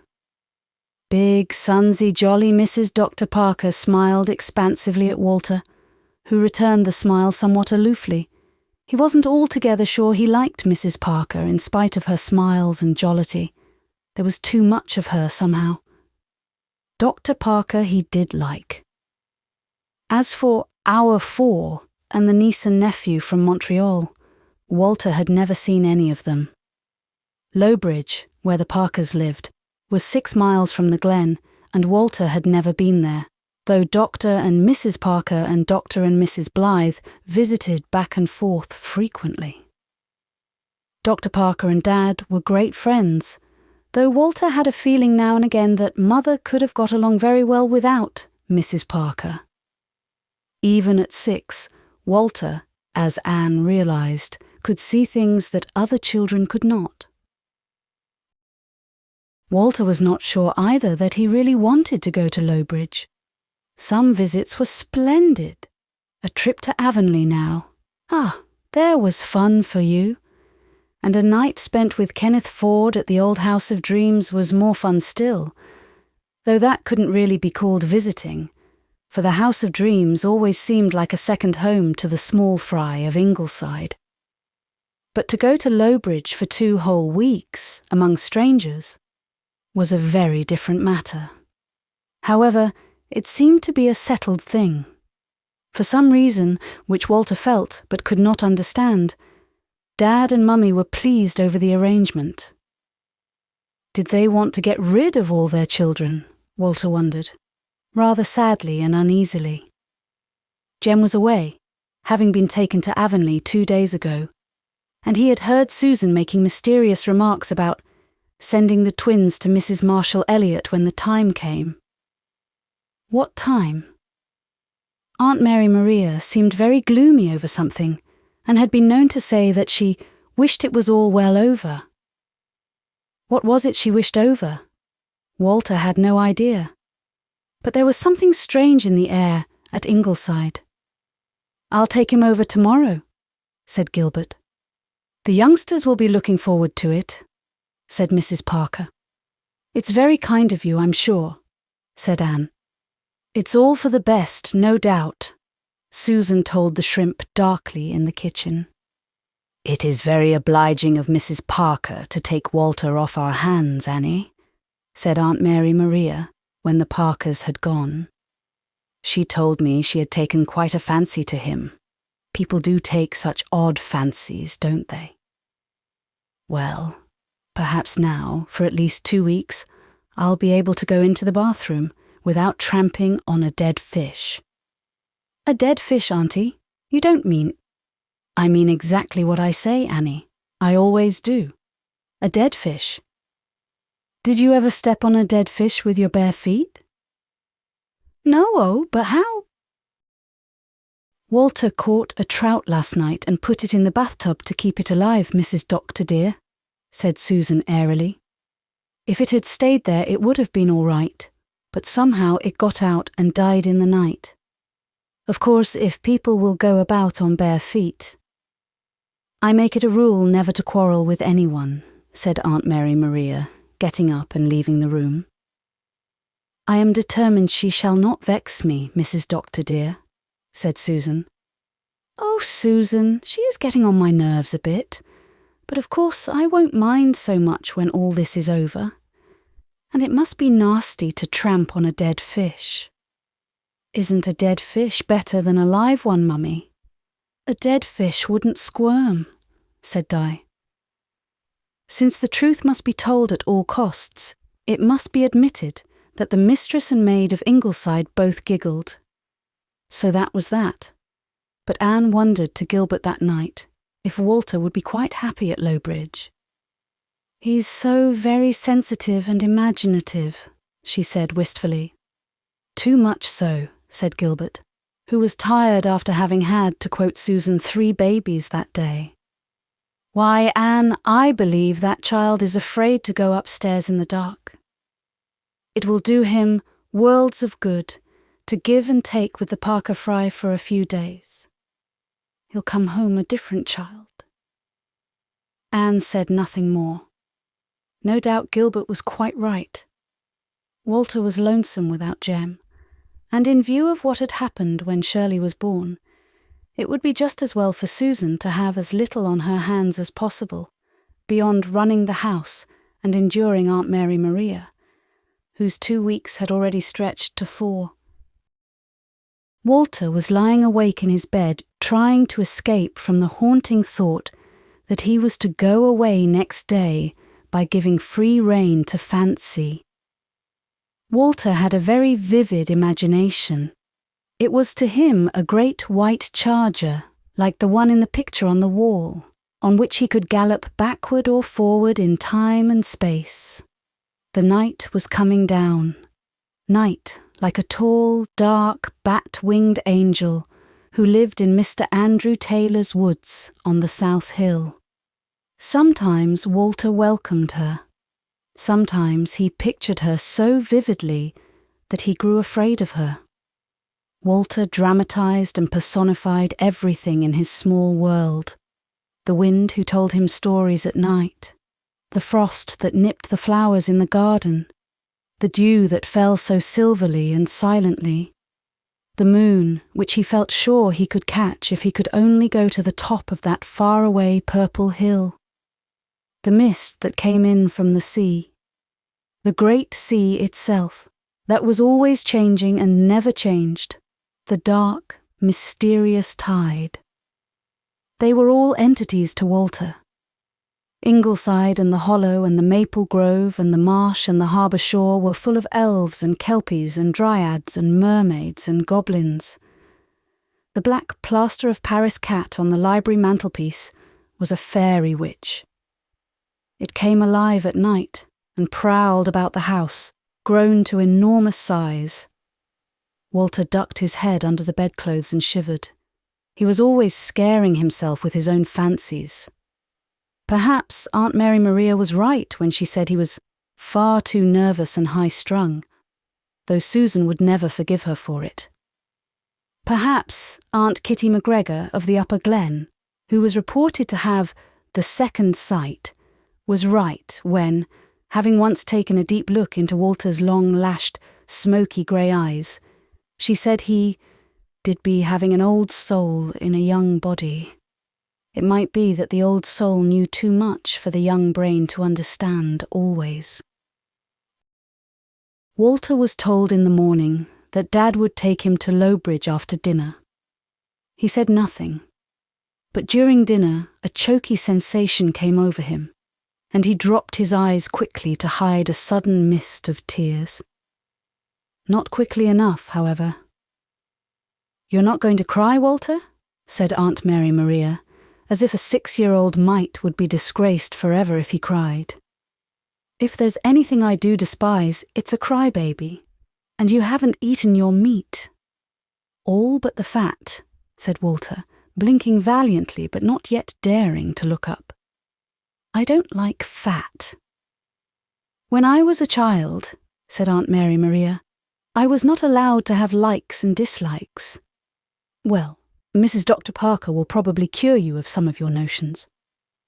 She was a Winter, I think. Or was she a Clark? No, she must have been a Campbell.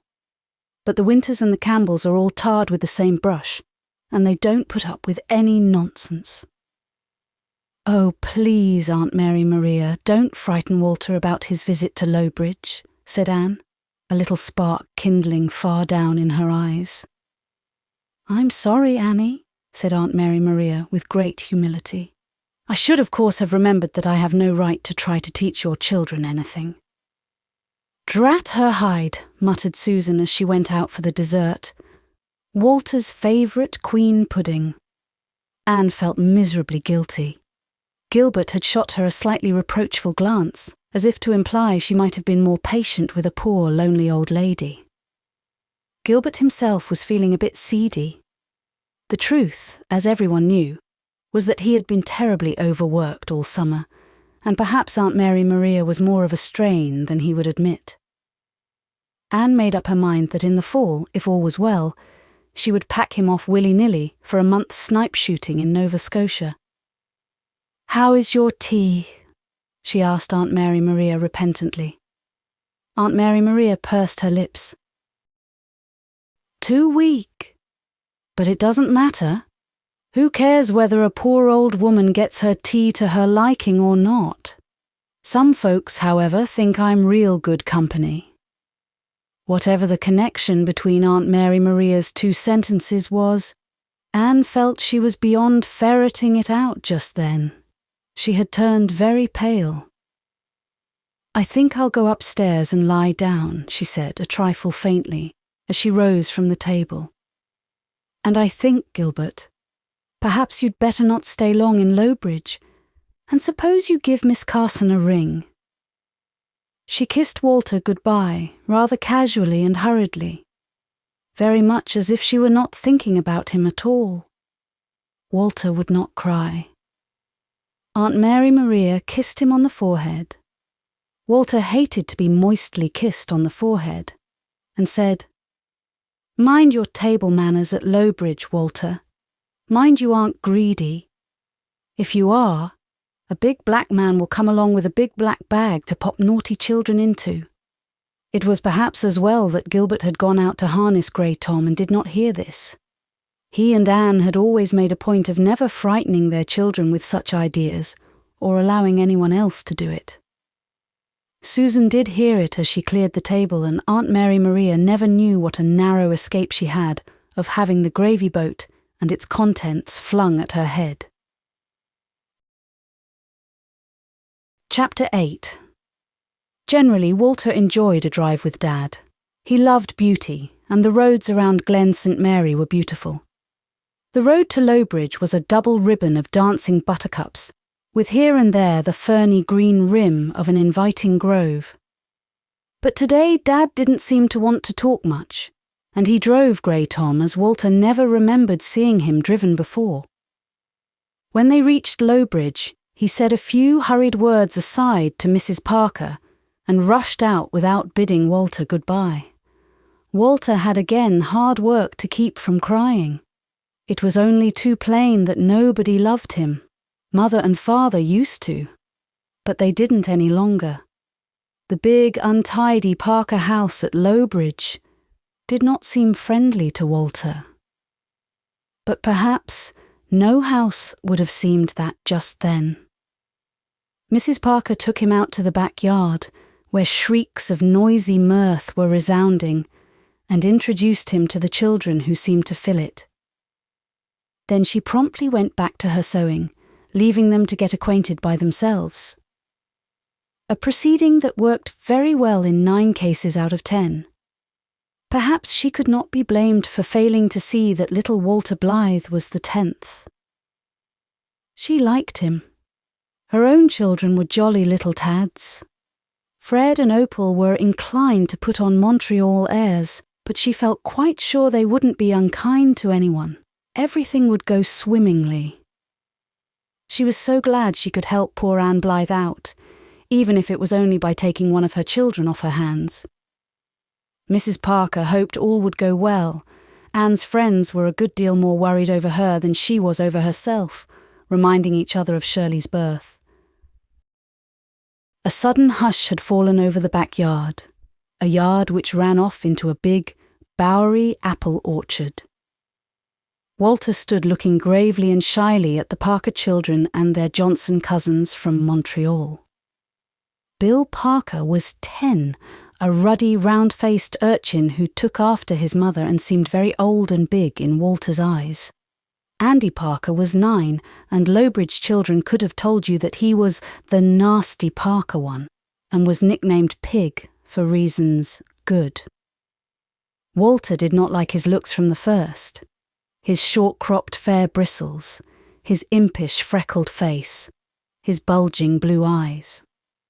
Fred Johnson was Bill's age, and Walter didn't like him either, though he was a good-looking chap with tawny curls and black eyes. His 9-year-old sister, Opal, had curls and black eyes too, snapping black eyes.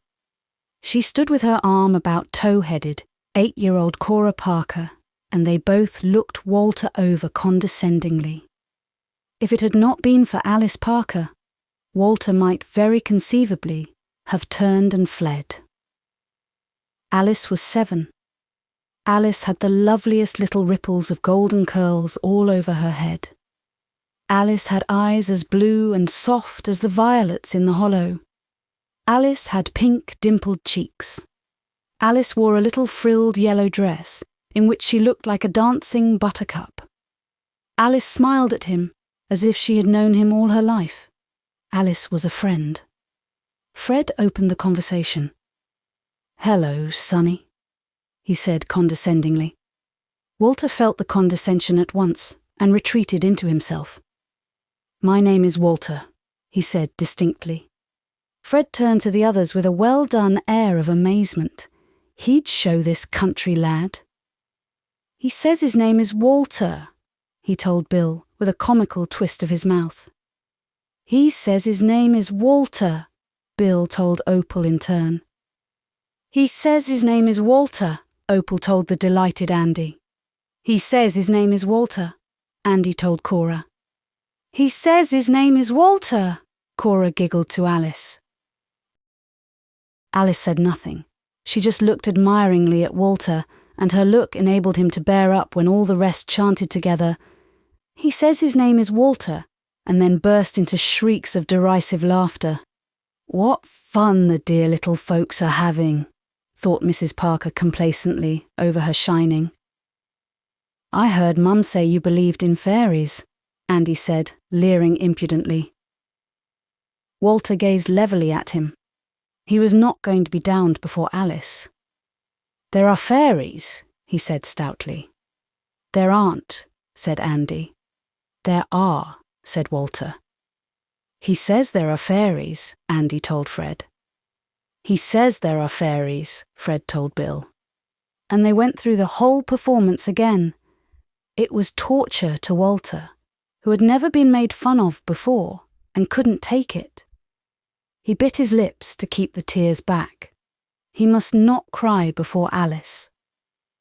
"How would you like to be pinched black and blue?" demanded Andy, who had made up his mind that Walter was a sissy and that it would be good fun to tease him. "Pig, hush!" ordered Alice terribly, very terribly, although very quietly and sweetly and gently. There was something in her tone that even Andy dared not flout. "Course I didn't mean it," he muttered, shamefacedly. The wind veered a bit in Walter's favour, and they had a fairly amiable game of tag in the orchard. But when they trooped noisily into supper, Walter was again overwhelmed with homesickness. It was so terrible that for one awful moment he was afraid he was going to cry before them all. Even Alice, who, however, gave his arm such a friendly little nudge as they sat down, that it helped him. But he could not eat anything. He simply could not.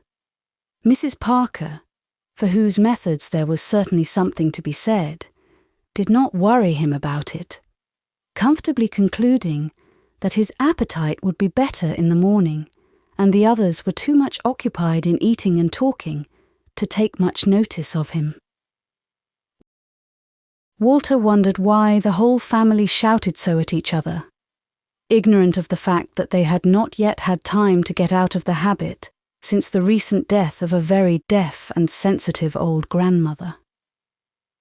The noise made his head ache.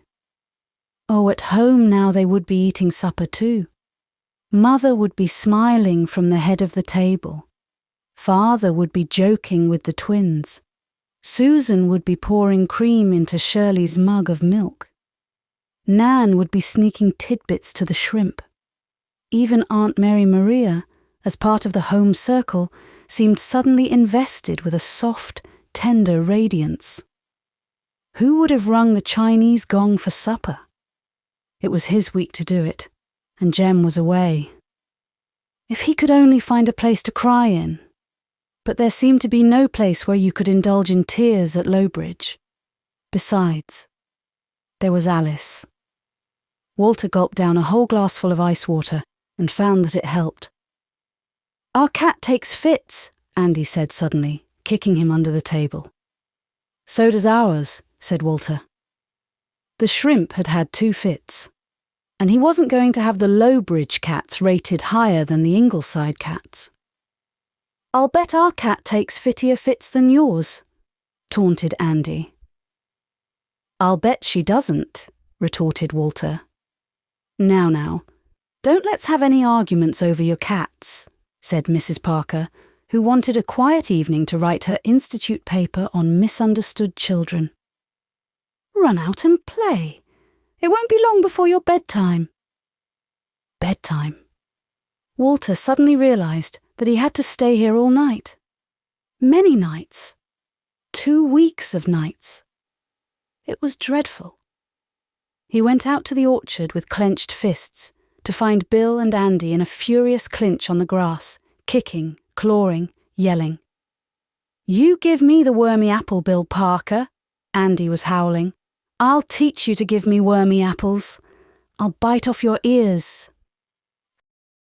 Fights of this sort were an everyday occurrence with the Parkers. Mrs. Parker held that it didn't hurt boys to fight. She said they got a lot of devilment out of their systems that way and were as good friends as ever afterwards. But Walter had never seen anyone fighting before and was aghast. Fred was cheering them on. Opal and Cora were laughing. But there were tears in Alice's eyes. Walter could not endure that. He hurled himself between the combatants, who had drawn apart for a moment to snatch breath before joining battle again. "You stop fighting," said Walter. "You're scaring Alice." Bill and Andy stared at him in amazement for a moment, until the funny side of this baby interfering in their fight struck them. Both burst into laughter and Bill slapped him on the back. "It's got spunk, kids," he said. "It's going to be a real boy sometime if you let it grow. Here's an apple for it. And no worms either." Alice wiped the tears away from her soft pink cheeks and looked so adoringly at Walter that Fred didn't like it. Of course, Alice was only a baby, but even babies had no business to be looking adoringly at other boys when he, Fred Johnson of Montreal, was around. This must be dealt with. Fred had been into the house and had heard Aunt Jen, who had been talking over the telephone, say something to Uncle Dick. "Your mother's awful sick," he told Walter. She isn't," cried Walter. "She is too. I heard Aunt Jen telling Uncle Dick." Fred had heard his aunt say, "Anne Blythe is sick," and it was fun to tack in the awful. "She'll likely be dead before you get home." Walter looked around with tormented eyes. Again, Alice ranged herself by him, and again the rest gathered around the standard of Fred. They felt something alien about this dark, handsome child. They felt an urge to tease him. "If she is sick," said Walter, "Father will cure her." He would. He must. "I'm afraid that will be impossible," said Fred, pulling a long face but winking at Andy. "Nothing is impossible for Father," insisted Walter loyally. "Why, Russ Carter went to Charlottetown just for a day last summer, and when he came home, his mother was dead as a doornail," said Bill. "And buried," said Andy, thinking to add an extra dramatic touch. Whether a fact or not didn't matter. Russ was awful mad he'd missed the funeral. Funerals are so jolly. "And I've never seen a single funeral," said Opal sadly. "Well, there'll be lots of chances for you yet," said Andy. "But you see, even Dad couldn't keep Mrs. Carter alive, and he's a lot better doctor than your father." "He isn't." "Yes, he is. And a lot better looking too." "He isn't." "Something always happens when you go away from home," said Opal. "What will you feel like if you find Ingleside burned down when you go home?" "If your mother dies, likely you children will all be separated," said Cora cheerfully. "Maybe you'll come and live here." "Yes, do," said Alice sweetly. "Oh, his father would want to keep them," said Bill. "He'd soon be marrying again. But maybe his father will die too. I heard Dad say Dr. Blythe was working himself to death. Look at him staring. You've got girl's eyes, Sonny. Girl's eyes. Girl's eyes." "Oh, shut up," said Opal, suddenly tiring of the sport. "You aren't fooling him. He knows you're only teasing. Let's go down to the park and watch the baseball game.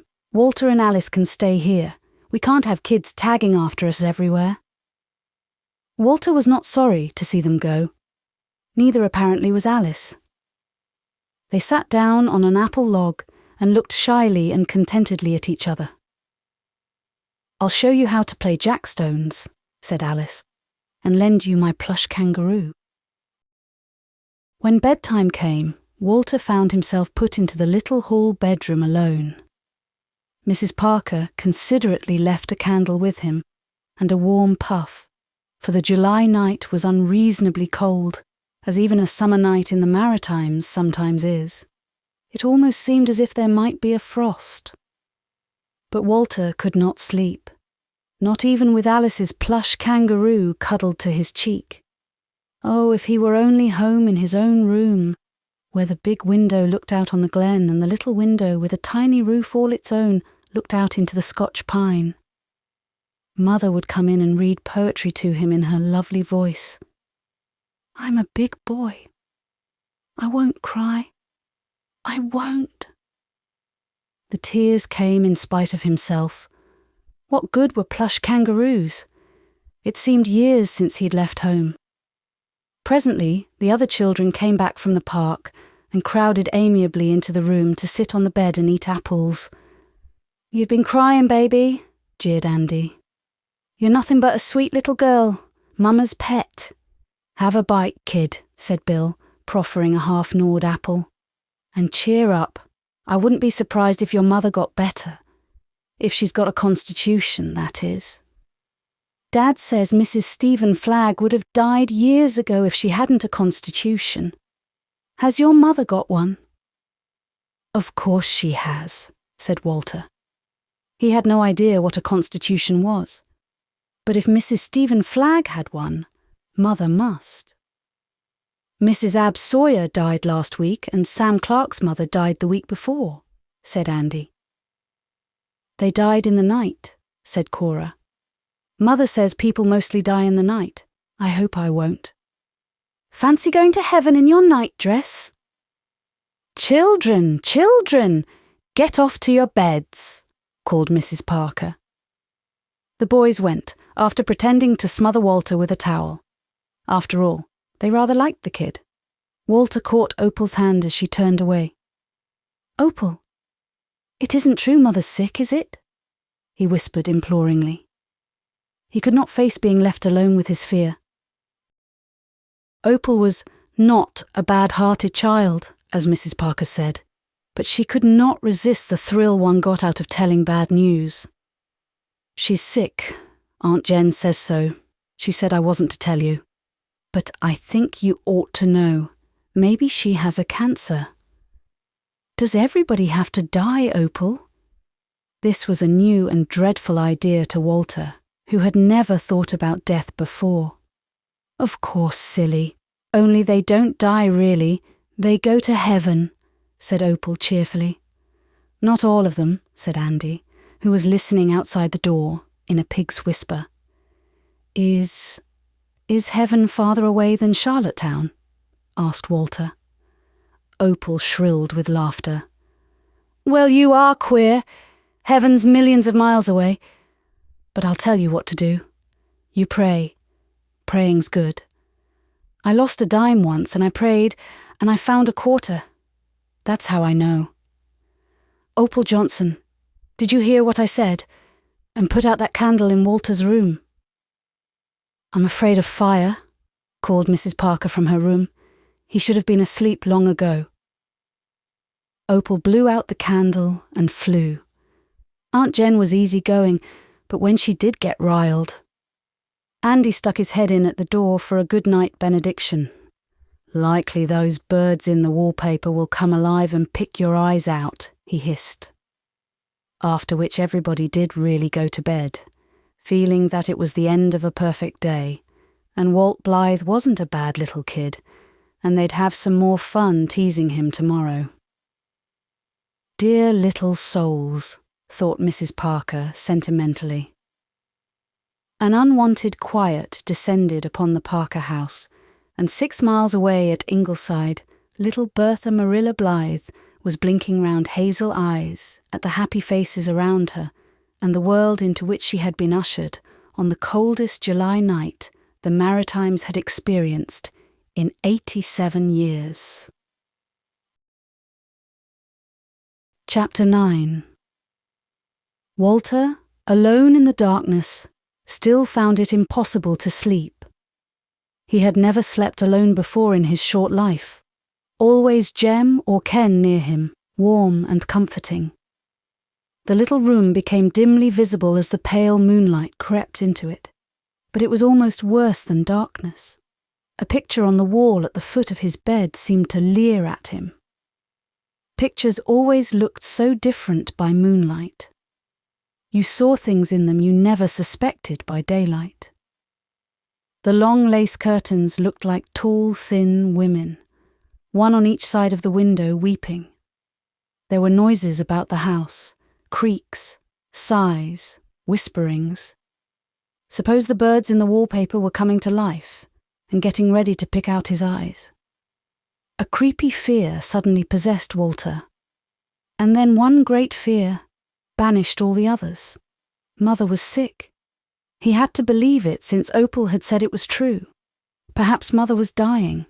Perhaps Mother was dead. There would be no Mother to go home to. Walter saw Ingleside without Mother. Suddenly Walter knew he could not bear it. He must go home, right away, at once. He must see Mother before she died. This was what Aunt Mary Maria had meant. She had known Mother was going to die. It was no use to think of waking anyone and asking to be taken home. They wouldn't take him. They would only laugh at him. It was an awful long road home, but he would walk all night. Very quietly he slipped out of bed and put on his clothes. He took his shoes in his hand. He did not know where Mrs. Parker had put his cap, but that did not matter. He must not make any noise. He must just escape and get to Mother. He was sorry he could not say goodbye to Alice. She would have understood. Through the dark hall, down the stairs, step by step. Hold your breath. Was there no end to the steps? The very furniture was listening. Oh! Oh! Walter had dropped one of his shoes. Down the stairs it clattered, bumping from step to step, shot across the hall, and brought up against the front door with what seemed to Walter a deafening crash. Walter huddled in despair against the rail. Everybody must have heard that noise. They would come rushing out. He wouldn't be let go home. A sob of despair choked in his throat. It seemed hours before he dared believe that nobody had wakened up, before he dared resume his careful passage down the stairs. But it was accomplished at last. He found his shoe and cautiously turned the handle of the front door. Doors were never locked at the Parker place. Mrs. Parker said they hadn't anything worth stealing except children, and nobody wanted them. Walter was out. The door closed behind him. He slipped on his shoes and stole down the street. The house was on the edge of the village, and he was soon on the open road. A moment of panic overwhelmed him. The fear of being caught and prevented was past, and all his old fears of darkness and solitude returned. He had never been out alone in the night before. He was afraid of the world. It was such a huge world, and he was so terribly small in it. Even the cold, raw wind that was coming up from the east seemed blowing in his face as if to push him back. Mother was going to die.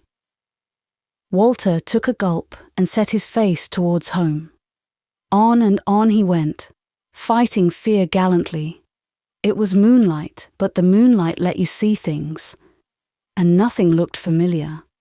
Once, when he had been out with Dad, he had thought he had never seen anything so pretty as a moonlit road crossed by tree shadows. But now the shadows were so black and sharp they might fly up at you. The fields had put on a strangeness. The trees were no longer friendly. They seemed to be watching him, crowding in before and behind him. Two blazing eyes looked out at him from the ditch, and a black cat of unbelievable size ran across the road. Was it a cat, or... The night was cold. He shivered in his thin blouse. But he would not mind the cold if he could only stop being afraid of everything, of the shadows and the furtive sounds and the nameless things that might be prowling in the strips of woodland he passed through. He wondered what it would be like not to be afraid of anything, like Jem. I'll just pretend I'm not afraid, he said aloud, and then shuddered with terror over the lost sound of his own voice in the great night. But he went on. One had to go on when Mother was going to die. Once he fell and bruised and skinned his knee badly on a stone. Once he heard a buggy coming along behind him, and hid behind a tree till it passed, terrified lest Dr. Parker had discovered he had gone and was coming after him. Once he stopped in sheer terror of something black and furry sitting on the side of the road. He could not pass it. He could not. But he did. It was a big black dog. Was it a dog? But he was past it. He dared not run lest it chase him. He stole a desperate glance over his shoulder. It had got up and was loping away in the opposite direction. Walter put his little brown hand up to his face and found it wet with sweat. A star fell in the sky before him, scattering sparks of flame. Walter remembered hearing old Aunt Kitty say that when a star fell, someone died. Was it Mother? He had just been feeling that his legs would not carry him another step, but at the thought he marched on again. He was so cold now that he had almost ceased to feel afraid. Would he never get home? It must be hours and hours since he had left Lowbridge. It was 3 hours. He had stolen out of the Parker house at 11 and it was now 2. When Walter found himself on the road that dipped down into the glen, he gave a sob of relief. But as he stumbled through the village, the sleeping houses seemed remote and far away. They had forgotten him. A cow suddenly bawled at him over a fence, and Walter remembered that Mr. Joe Reese kept a savage bull. He broke into a run of sheer panic that carried him up the hill to the gate of Ingleside. He was home. Oh, he was home! Then he stopped short, trembling, overcome by a dreadful feeling of desolation. He had been expecting to see the warm, friendly lights of home. And there was not a light at Ingleside. There really was a light, if he could have seen it, in a back bedroom where the nurse slept with the baby's basket beside her bed. But to all intents and purposes, Ingleside was as dark as a deserted house, and it broke Walter's spirit. He had never seen, never imagined Ingleside dark at night. It meant that Mother was dead. Walter stumbled up the drive, across the grim black shadow of the house on the lawn, to the front door. It was locked. He gave a feeble knock. He could not reach to the knocker, but there was no response, nor did he expect any. He listened. There was not a sound of living in the house. He knew Mother was dead, and everybody had gone away. He was by now too chilled and exhausted to cry, but he crept around to the barn and climbed the ladder to the haymow. He was past being frightened. He only wanted to get somewhere out of that wind and lie down till morning. Perhaps somebody would come back then, after they had buried Mother. A sleek little tiger kitten someone had given the doctor purred up to him, smelling nicely of clover hay. Walter clutched it gladly. It was warm and alive. But it heard the little mice scampering over the floor and would not stay. The moon looked at him through the cobwebby window, but there was no comfort in that far, cold, unsympathetic moon. A light burning in a house down in the glen was more like a friend. As long as that light shone, he could bear up. He could not sleep. His knee hurt too much and he was cold, with such a funny feeling in his stomach. Perhaps he was dying too. He hoped he was, since everyone else was dead or gone away. Did nights ever end? Other nights had always ended, but maybe this one wouldn't. He remembered a dreadful story he had heard to the effect that Captain Jack Flagg at the harbour mouth had said he wouldn't let the sun come up some morning when he got real mad. Suppose Captain Jack had got real mad at last. Then the glen light went out, and he couldn't bear it. But as the little cry of despair left his lips, he realised that it was day. Chapter 10. Walter climbed down the ladder and went out. Ingleside lay in the strange, timeless light of first dawn. The sky over the birches in the hollow was showing a faint, silvery pink radiance. Perhaps he could get in at the side door. Susan sometimes left it open for Dad. The side door was unlocked. With a sob of thankfulness, Walter slipped into the hall.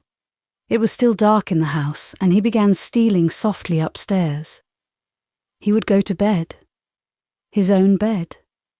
And if nobody ever came back, he could die there and go to heaven and find Mother.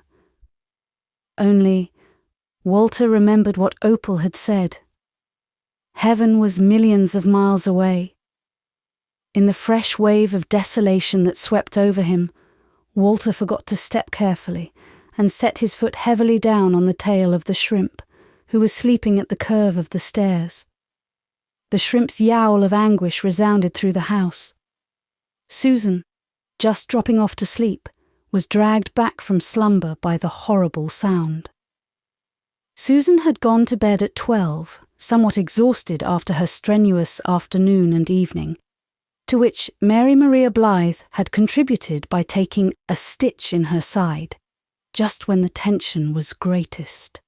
She had to have a hot water bottle and a rub with liniment, and finished up with a wet cloth over her eyes because one of her headaches had come on. Susan had wakened at 3 with a very strange feeling that somebody wanted her very badly. She had risen and tiptoed down the hall to the door of Mrs. Blythe's room. All was silence there.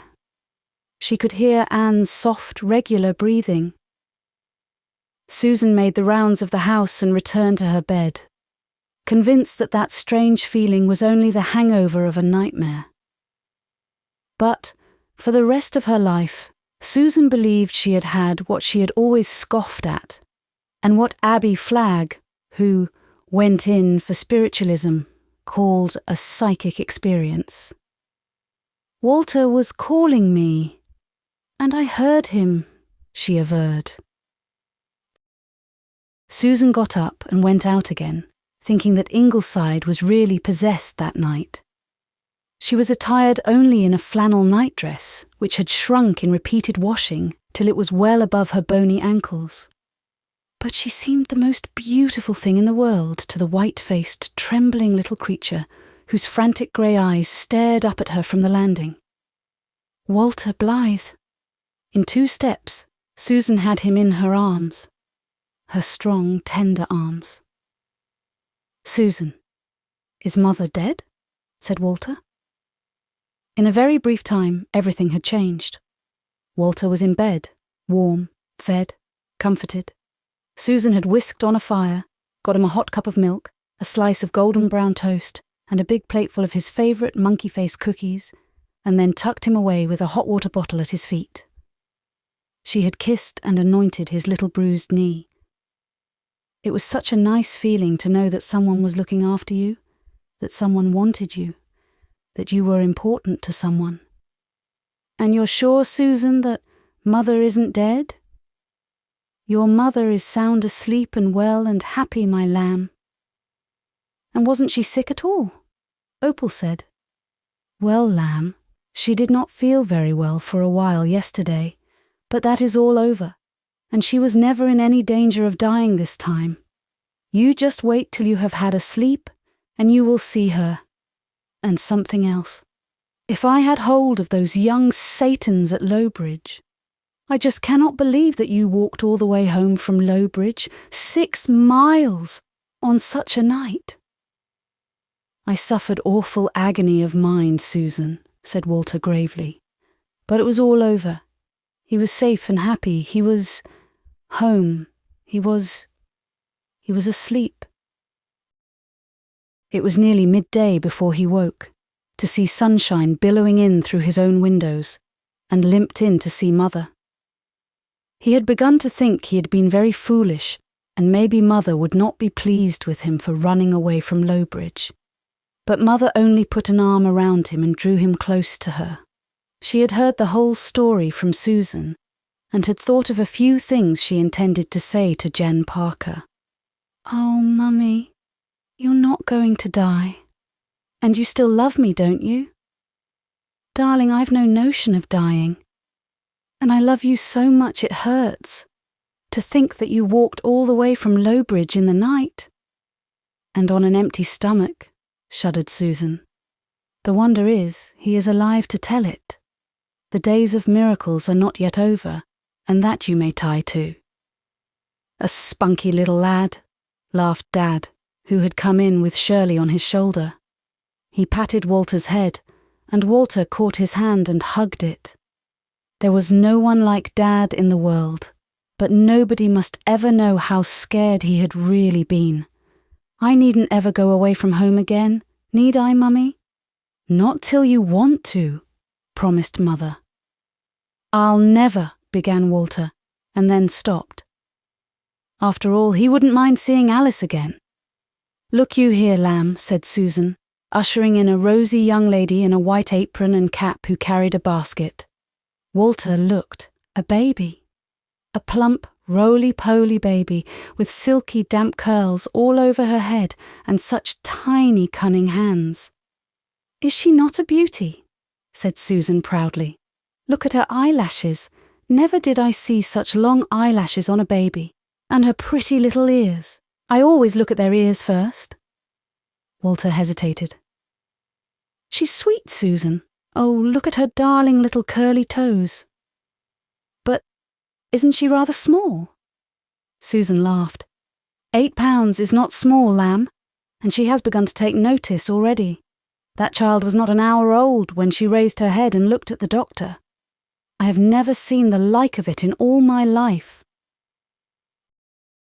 "She's going to have red hair," said the doctor in a tone of satisfaction. "Lovely red gold hair like her mother's." "And hazel eyes like her father's," said the doctor's wife jubilantly. "I don't see why one of us can't have yellow hair," said Walter dreamily, thinking of Alice. "Yellow hair, like the Drews," said Susan, in measureless contempt. "She looks so cunning when she is asleep," crooned the nurse. "I never saw a baby that crinkled its eyes like that when it went to sleep. She is a miracle. All our babies were sweet, Gilbert, but she is the sweetest of them all." "Lord love you," said Aunt Mary Maria with a sniff. "There's been a few babies in the world before, you know, Annie." "Our baby has never been in the world before, Aunt Mary Maria," said Walter proudly. "Susan, may I kiss her? Just once, please?" "That you may," said Susan, glaring after Aunt Mary Maria's retreating back. "And now I'm going down to make a cherry pie for dinner. Mary Maria Blythe made one yesterday afternoon. I wish you could see it, Mrs. Doctor dear. It looks like something the cat dragged in. I shall eat as much of it myself as I can rather than waste it. But such a pie shall never be set before the doctor as long as I have my health and strength and that you may tie to." "It isn't everybody that has your knack with pastry, you know," said Anne. "Mummy," said Walter, as the door closed behind a gratified Susan, "I think we are a very nice family, don't you?" A very nice family, Anne reflected happily as she lay in her bed, with the baby beside her. Soon she would be about with them again, light-footed as of yore, loving them, teaching them, comforting them. They would be coming to her with their little joys and sorrows, their budding hopes, their new fears, their little problems that seemed so big to them, and their little heartbreaks that seemed so bitter. She would hold all the threads of the Ingleside life in her hands again to weave into a tapestry of beauty. And Aunt Mary Maria should have no cause to say, as Anne had heard her say 2 days ago, "You look dreadfully tired, Gilbert. Does anybody ever look after you?" Downstairs, Aunt Mary Maria was shaking her head despondently and saying, "All newborn infants' legs are crooked, I know. But Susan, that child's legs are much too crooked. Of course we must not say so to poor Annie. Be sure you don't mention it to Annie, Susan." Susan, for once, was beyond speech. Chapter 11. By the end of August, Anne was herself again, looking forward to a happy autumn. Small Bertha Marilla grew in beauty day by day and was a centre of worship to adoring brothers and sisters. "I thought a baby would be something that yelled all the time," said Jem, rapturously letting the tiny fingers cling around his. "Bertie Shakespeare Drew told me so." "I am not doubting that the Drew babies yell all the time, Jem dear," said Susan. "Yell at the thought of having to be Drews, I presume. But Bertha Marilla is an Ingleside baby, Jem dear." "I wish I had been born at Ingleside, Susan," said Jem wistfully. He always felt sorry he hadn't been. Di cast it up to him at times. "Don't you find life here rather dull?" An old Queen's classmate from Charlottetown had asked Anne rather patronisingly one day. "Dull?" Anne almost laughed in her caller's face. "Ingleside dull, with a delicious baby bringing new wonders every day, with visits from Diana and little Elizabeth and Rebecca Dew to be planned for, with Mrs. Sam Ellison of the Upper Glen on Gilbert's hands, with a disease only 3 people in the world had ever been known to have before, with Walter starting to school, with Nan drinking a whole bottle of perfume from Mother's dressing table. They thought it would kill her, but she was never a whit the worse. With a strange black cat having the unheard-of number of 10 kittens in the back porch, with Shirley locking himself in the bathroom and forgetting how to unlock it, with the shrimp getting rolled up in a sheet of flypaper, with Aunt Mary Maria setting the curtains of her room on fire in the dead of night while prowling with a candle, and rousing the household with appalling screams. Life dull. For Aunt Mary Maria was still at Ingleside. Occasionally she would say pathetically, "Whenever you are tired of me, just let me know. I'm used to looking after myself." There was only one thing to say to that, and of course Gilbert always said it, though he did not say it quite as heartily as at first. Even Gilbert's clannishness was beginning to wear a little thin. He was realizing rather helplessly, manlike as Miss Cornelia sniffed, that Aunt Mary Maria was by way of becoming a bit of a problem in his household.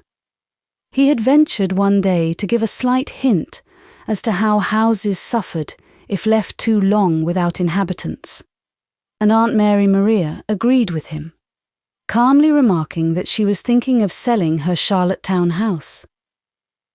"Not a bad idea," encouraged Gilbert. "And I know a very nice little cottage in town for sale. A friend of mine is going to California. It's very like that one you admired so much where Mrs. Sarah Newman lives." "But lives alone," sighed Aunt Mary Maria. "She likes it," said Anne hopefully. "There's something wrong with anyone who likes living alone, Anne," said Aunt Mary Maria. Susan repressed a groan with difficulty. Diana came for a week in September. Then little Elizabeth came. Little Elizabeth no longer. Tall, slender, beautiful Elizabeth now, but still with the golden hair and wistful smile. Her father was returning to his office in Paris, and Elizabeth was going with him to keep his house.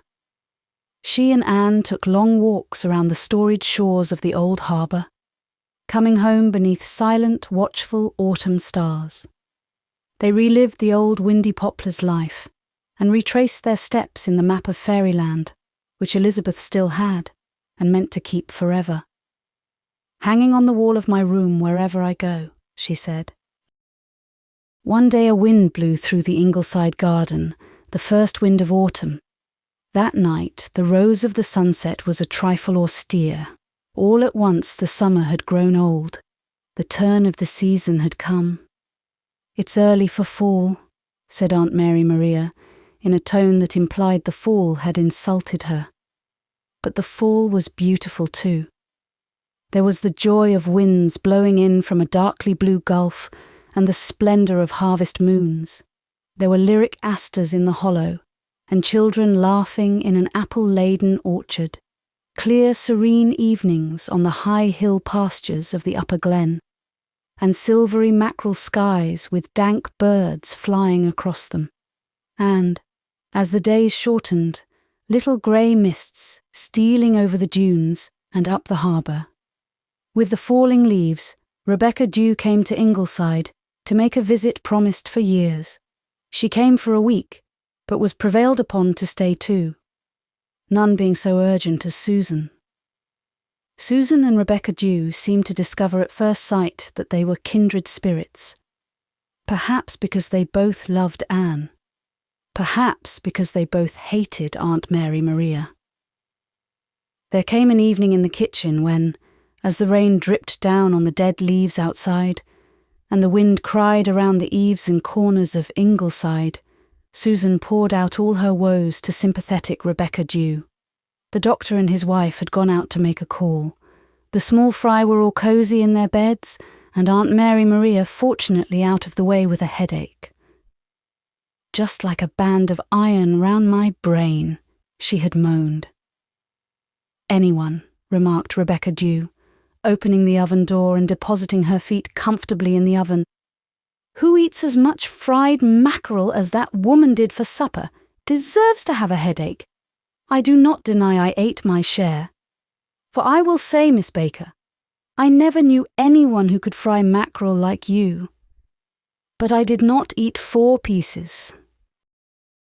"Miss Dew, dear," said Susan earnestly, laying down her knitting and gazing imploringly into Rebecca's little black eyes.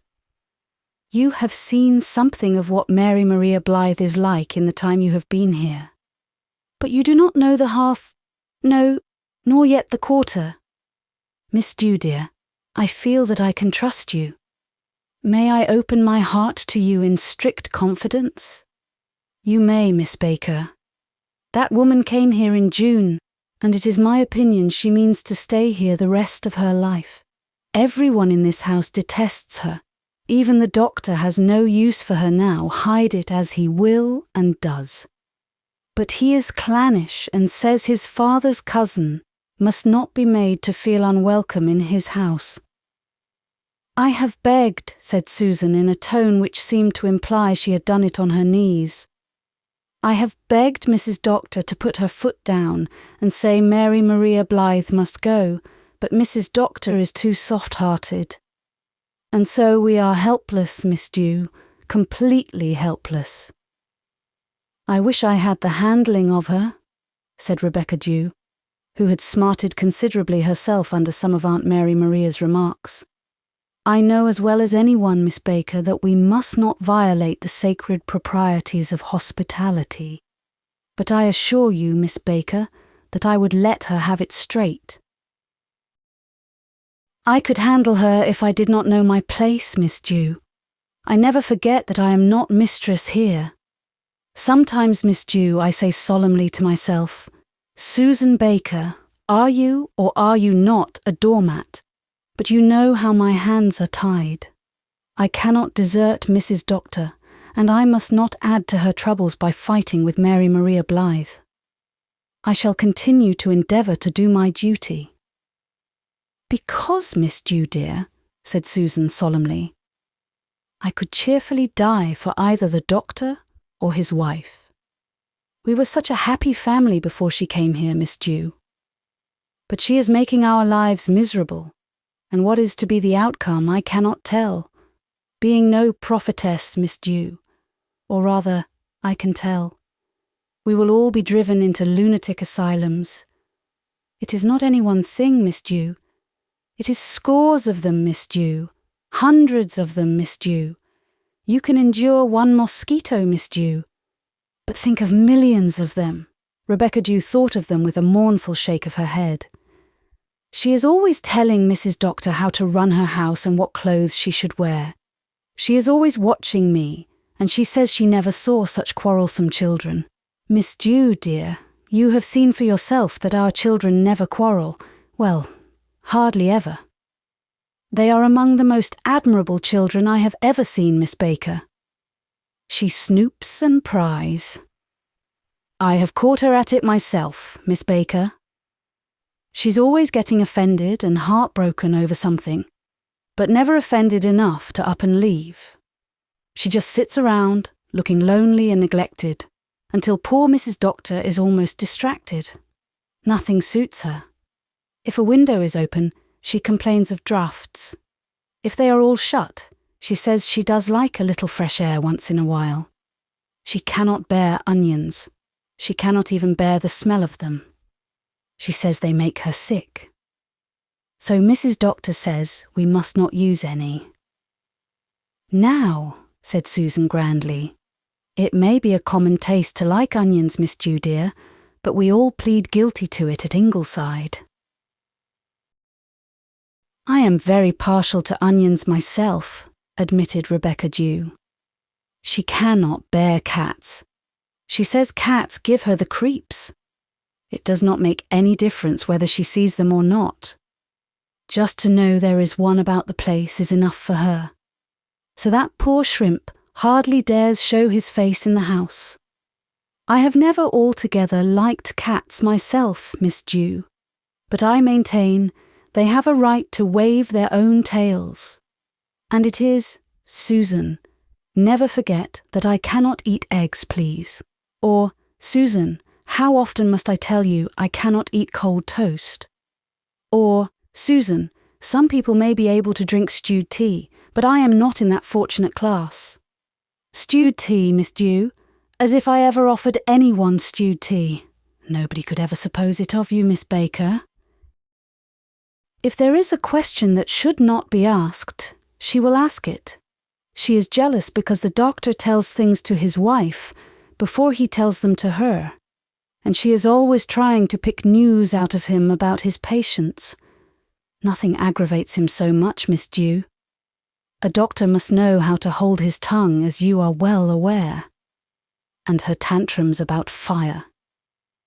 Susan Baker, she says to me, I hope you never light a fire with coal oil, or leave oily rags lying around, Susan.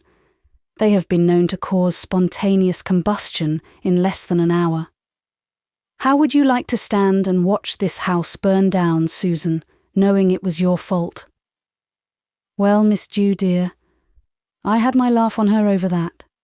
It was that very night she set her curtains on fire, and the yells of her are ringing in my ears yet. And just when the poor doctor had got to sleep after having been up for 2 nights. What infuriates me most, Miss Dew, is that before she goes anywhere, she goes into my pantry and counts the eggs. It takes all my philosophy to refrain from saying, why not count the spoons too? Of course the children hate her. Mrs. Doctor is just about worn out keeping them from showing it. She actually slapped Nan one day when the doctor and Mrs. Doctor were both away. Slapped her. Just because Nan called her Mrs. Methuselah. Having heard that imp of a Ken Ford saying it. I'd have slapped her, said Rebecca Dew viciously. I told her if she ever did the like again, I would slap her. An occasional spanking we do have at Ingleside, I told her, but slapping never, so put that in pickle. She was sulky and offended for a week, but at least she has never dared to lay a finger on one of them since. She loves it when their parents punish them, though. If I was your mother, she says to little Jem one evening. Oh ho, you won't ever be anybody's mother, said the poor child. Driven to it, Miss Dew, absolutely driven to it. The doctor sent him to bed without his supper, but who would you suppose, Miss Dew, saw that some was smuggled up to him later on? Ah, now who? Chortled Rebecca Dew, entering into the spirit of the tale. It would have broken your heart, Miss Dew, to hear the prayer he put up afterwards. All off his own bat. Oh God, please forgive me for being impertinent to Aunt Mary Maria. And oh God, please help me to be always very polite to Aunt Mary Maria. It brought the tears into my eyes, the poor lamb. I do not hold with irreverence or impertinence from youth to age, Miss Dew dear, but I must admit that when Bertie Shakespeare Drew threw a spitball at her one day, it just missed her nose by an inch, Miss Dew. I waylaid him at the gate on his way home and gave him a bag of doughnuts. Of course I did not tell him why. He was tickled over it. For doughnuts do not grow on trees, Miss Dew, and Mrs. Second Skimmings never makes them. Nan and Di, I would not breathe this to a soul but you, Miss Dew. The doctor and his wife never dream of it, or they would put a stop to it. Nan and Di have named their old china doll with the split head after Aunt Mary Maria, and whenever she scolds them, they go out and drown her. The doll, I mean, in the rain-water hogshead. Many's the jolly drowning we have had, I can assure you. But you could not believe what that woman did the other night, Miss Dew. I'd believe anything of her, Miss Baker. She would not eat a bite of supper because her feelings had been hurt over something. But she went into the pantry before she went to bed and ate up a lunch I had left for the poor doctor. Every crumb, Miss Dew dear. I hope you will not think me an infidel, Miss Dew, but I cannot understand why the good Lord does not get tired of some people. You must not allow yourself to lose your sense of humour, Miss Baker, said Rebecca Dew firmly. Oh, I am very well aware that there is a comical side to a toad under a harrow, Miss Dew. But the question is, does the toad see it? I am sorry to have bothered you with all this, Miss Dew dear, but it has been a great relief. I cannot say these things to Mrs. Doctor, and I have been feeling lately that if I did not find an outlet, I would burst. How well I know that feeling, Miss Baker. And now, Miss Dew dear, said Susan, getting up briskly, What do you say to a cup of tea before bed, and a cold chicken leg, Miss Dew?" "I have never denied," said Rebecca Dew, taking her well-baked feet out of the oven, "that while we should not forget the higher things of life, good food is a pleasant thing in moderation." Chapter 12. Gilbert had his 2-week snipe shooting in Nova Scotia. Not even Anne could persuade him to take a month, and November closed in on Ingleside. The dark hills, with the darker spruces marching over them, looked grim on early falling nights, but Ingleside bloomed with firelight and laughter, though the winds came in from the Atlantic singing of mournful things. "Why isn't the wind happy, Mummy?" asked Walter one night. "Because it is remembering all the sorrow of the world since time began," answered Anne. "It is moaning just because there is so much dampness in the air," sniffed Aunt Mary Maria, "and my back is killing me."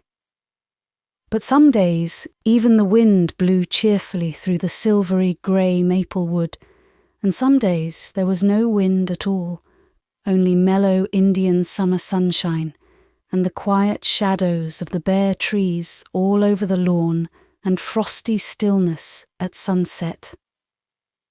"Look at that white evening star over the Lombardy in the corner," said Anne. "Whenever I see anything like that, I am minded to be just glad I am alive." "You do say such funny things, Annie.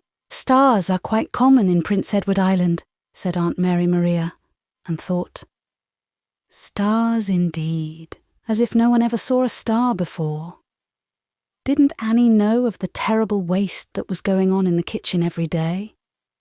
Didn't she know of the reckless way Susan Baker threw eggs about and used lard where dripping would do quite as well? Or didn't she care? Poor Gilbert. No wonder he had to keep his nose to the grindstone. November went out in greys and browns, but by morning the snow had woven its old white spell, and Jem shouted with delight as he rushed down to breakfast. "Oh, Mummy, it will soon be Christmas now, and Santa Claus will be coming." "You surely don't believe in Santa Claus still?" said Aunt Mary Maria.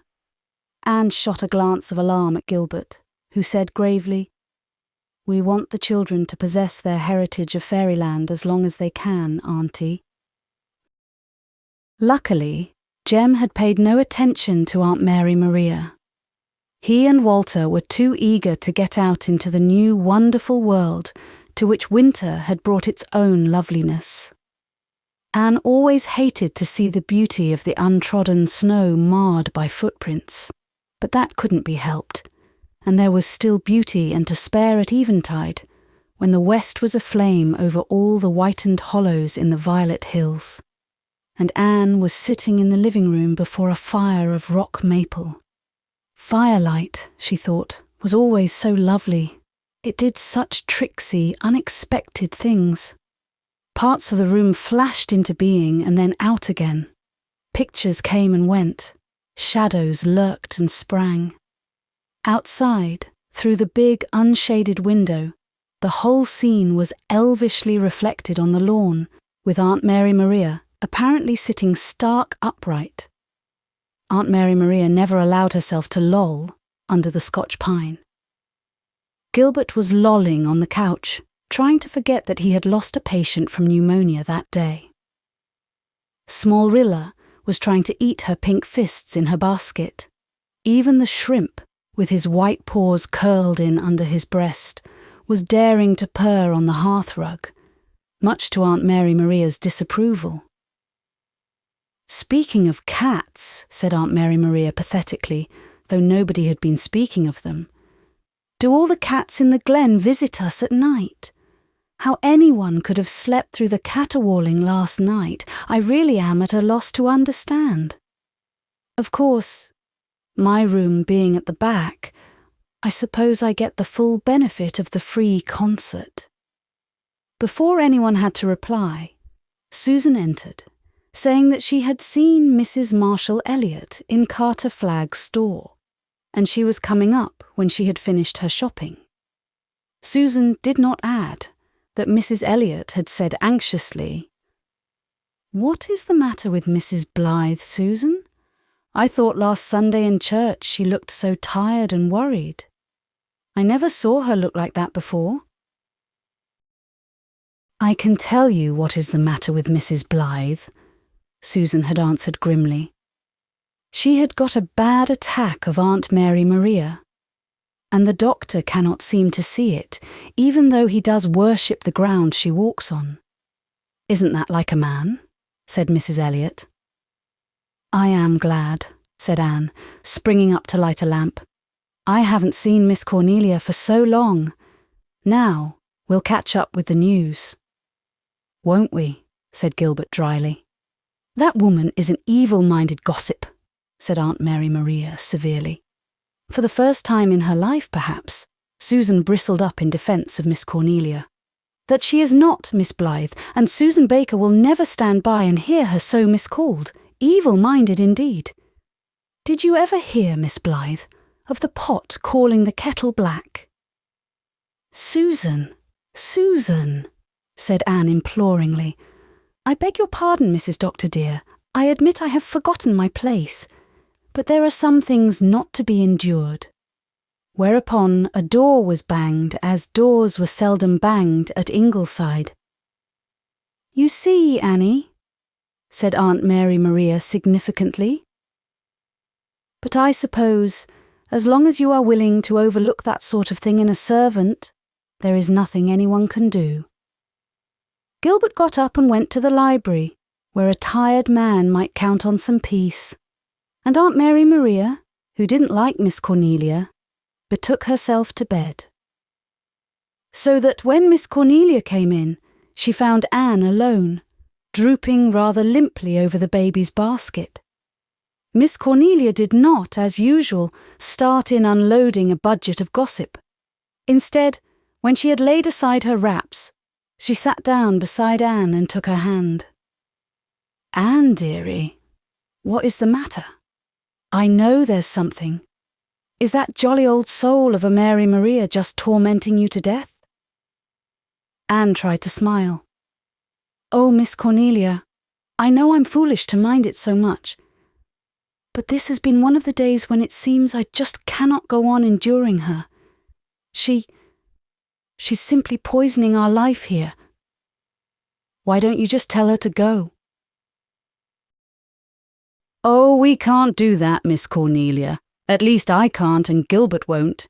He says he could never look himself in the face again if he turned his own flesh and blood out of doors."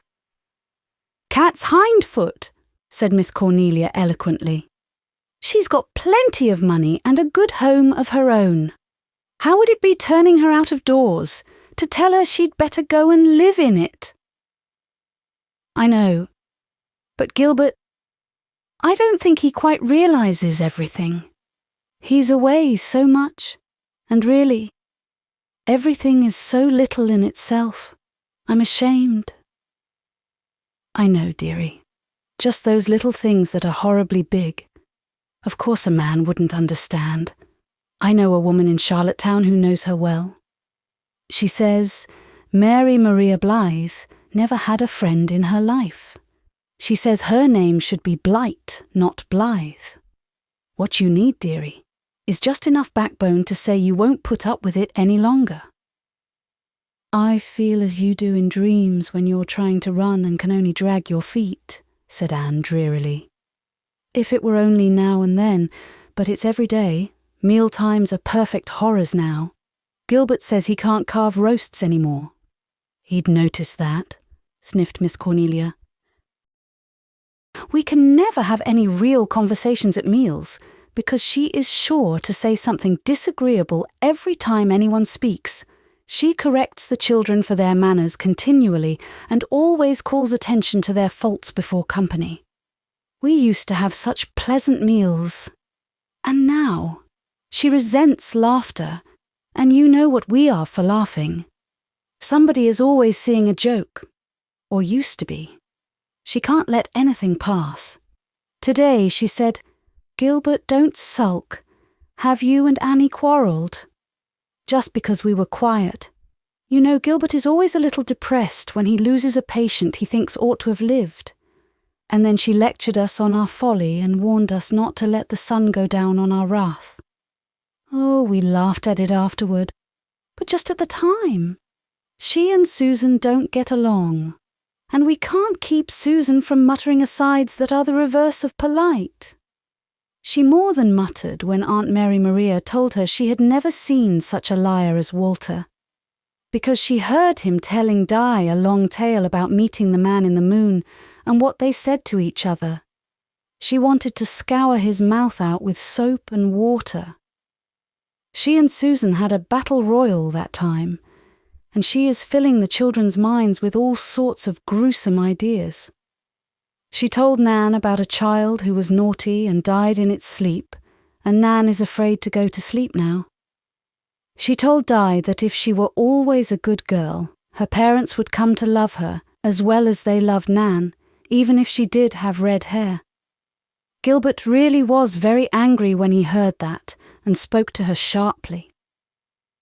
I couldn't help hoping she'd take offence and go, even though I would hate to have anyone leave my home because she was offended. But she just let those big blue eyes of hers fill with tears and said she didn't mean any harm. She'd always heard that twins were never loved equally, and she'd been thinking we favoured Nan and that poor Di felt it. She cried all night about it, and Gilbert felt that he had been a brute and apologised. He would, said Miss Cornelia. Oh, I shouldn't be talking like this, Miss Cornelia. When I count my mercies, I feel it's very petty of me to mind these things, even if they do rub a little bloom off life. And she isn't always hateful, she is quite nice by spells. Do you tell me so? Said Miss Cornelia sarcastically. Yes, and kind. She heard me say I wanted an afternoon tea set, and she went to Toronto and got me one, by mail order. And oh, Miss Cornelia, it's so ugly. Anne gave a laugh that ended in a sob. Then she laughed again. Now we won't talk of her any more. It doesn't seem so bad now that I've blurted this all out, like a baby. Look at wee Rilla, Miss Cornelia. Aren't her lashes darling when she is asleep? Now let's have a good gab-fest. Anne was herself again by the time Miss Cornelia had gone. Nevertheless, she sat thoughtfully before her fire for some time. She had not told Miss Cornelia all of it. She had never told Gilbert any of it. There were so many little things. So little I can't complain of them, thought Anne. And yet, it's the little things that fret the holes in life, like moths, and ruin it. Aunt Mary Maria with her trick of acting the hostess. Aunt Mary Maria inviting guests and never saying a word about it till they came. She makes me feel as if I didn't belong in my own home. Aunt Mary Maria moving the furniture around when Anne was out. I hope you don't mind, Annie. I thought we need the table so much more here than in the library. Aunt Mary Maria's insatiable childish curiosity about everything. Her point-blank questions about intimate matters. Always coming into my room without knocking, always smelling smoke, always plumping up the cushions I've crushed, always implying that I gossip too much with Susan, always picking at the children. We have to be at them all the time to make them behave, and then we can't manage it always. Ugly old Aunt Maria, Shirley had said distinctly one dreadful day. Gilbert had been going to spank him for it, but Susan had risen up in outraged majesty and forbade it. We're cowed, thought Anne. This household is beginning to revolve around the question, will Aunt Mary Maria like it? We won't admit it, but it's true. Anything rather than have her wiping tears nobly away. It just can't go on. Then Anne remembered what Miss Cornelia had said, that Mary Maria Blythe had never had a friend. How terrible! Out of her own richness of friendships, Anne felt a sudden rush of compassion for this woman, who had never had a friend, who had nothing before her but a lonely, restless old age, with no one coming to her for shelter or healing, for hope and help, for warmth and love. Surely they could have patience with her. These annoyances were only superficial, after all. They could not poison the deep springs of life. "I've just had a terrible spasm of being sorry for myself, that's all," said Anne, picking Rilla out of her basket and thrilling to the little round satin cheek against hers. "It's over now, and I'm wholesomely ashamed of it." Chapter 13. "We never seem to have old-fashioned winters nowadays, do we, Mummy?" said Walter gloomily. For the November snow had gone long ago, and all through December Glen St. Mary had been a black and sombre land, rimmed in by a grey gulf dotted with curling crests of ice-white foam. There had been only a few sunny days, when the harbour sparkled in the golden arms of the hills. The rest had been dour and hard-bitten.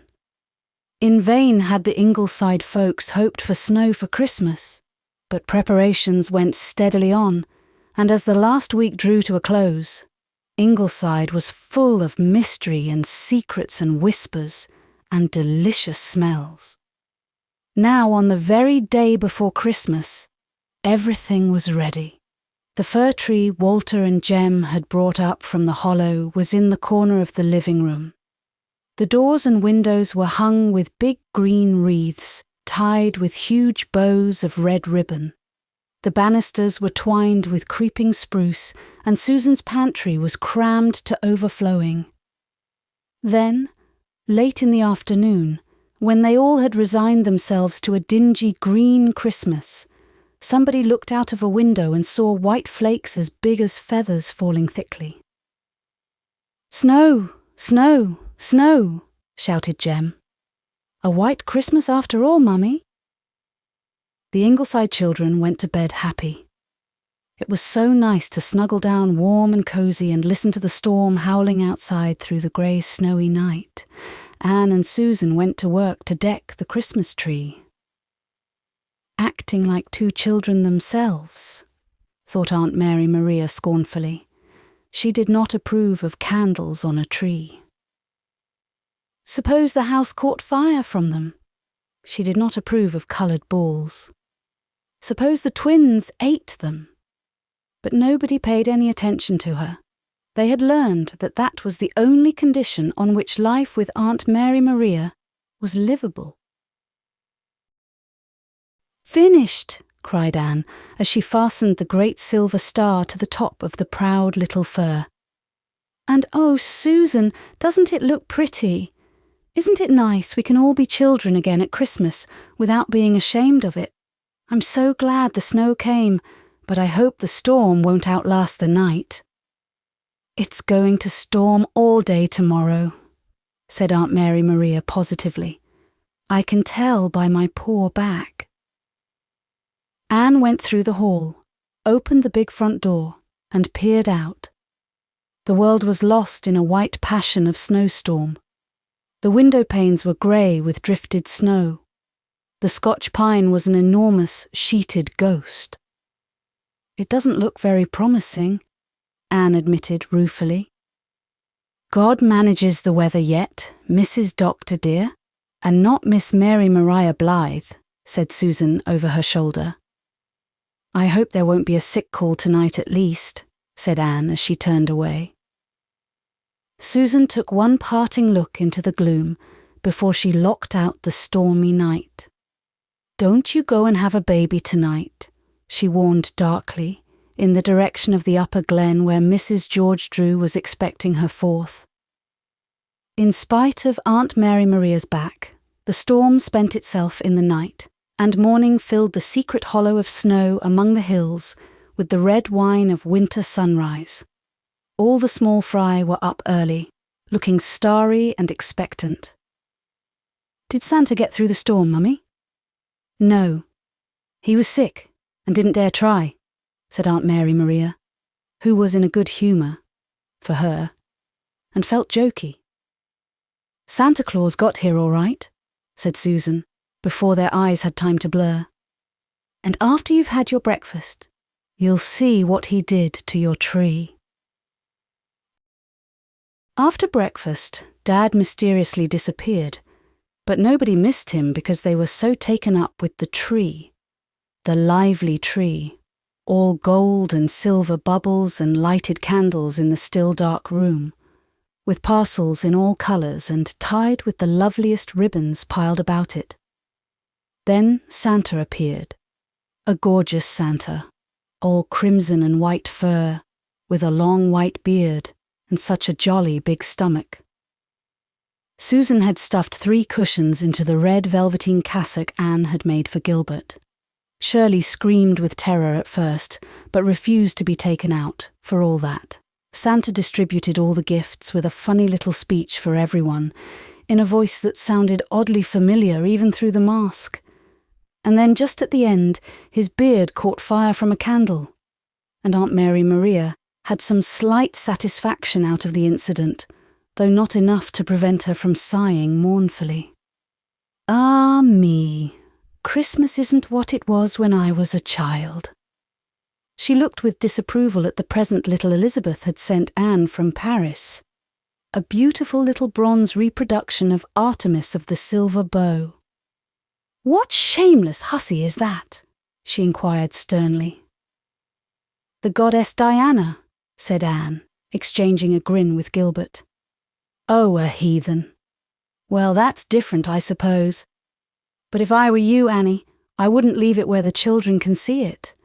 Sometimes I am beginning to think there is no such thing as modesty left in the world.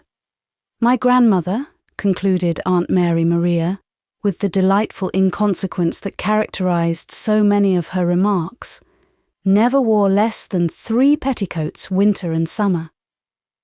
Aunt Mary Maria had knitted wristers for all the children out of a dreadful shade of magenta yarn, also a sweater for Anne. Gilbert received a bilious necktie, and Susan got a red flannel petticoat. Even Susan considered red flannel petticoats out of date, but she thanked Aunt Mary Maria gallantly. Some poor home missionary may be the better of it, she thought. 3 petticoats, indeed.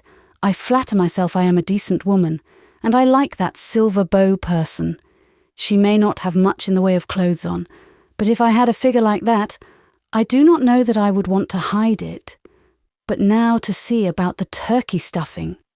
Not that it will amount to much with no onion in it. Ingleside was full of happiness that day, just plain old-fashioned happiness, in spite of Aunt Mary Maria, who certainly did not like to see people too happy. "White meat only, please. James, eat your soup quietly." "Ah, you are not the carver your father was, Gilbert. He could give everyone the bit she liked best." Twins. Older people would like a chance now and then to get a word in edgewise. I was brought up by the rule that children should be seen and not heard. "No thank you, Gilbert. No salad for me. I don't eat raw food. Yes, Annie, I'll take a little pudding. Mince pies are entirely too indigestible." "Susan's mince pies are poems, just as her apple pies are lyrics," said the doctor. "Give me a piece of both, Anne girl."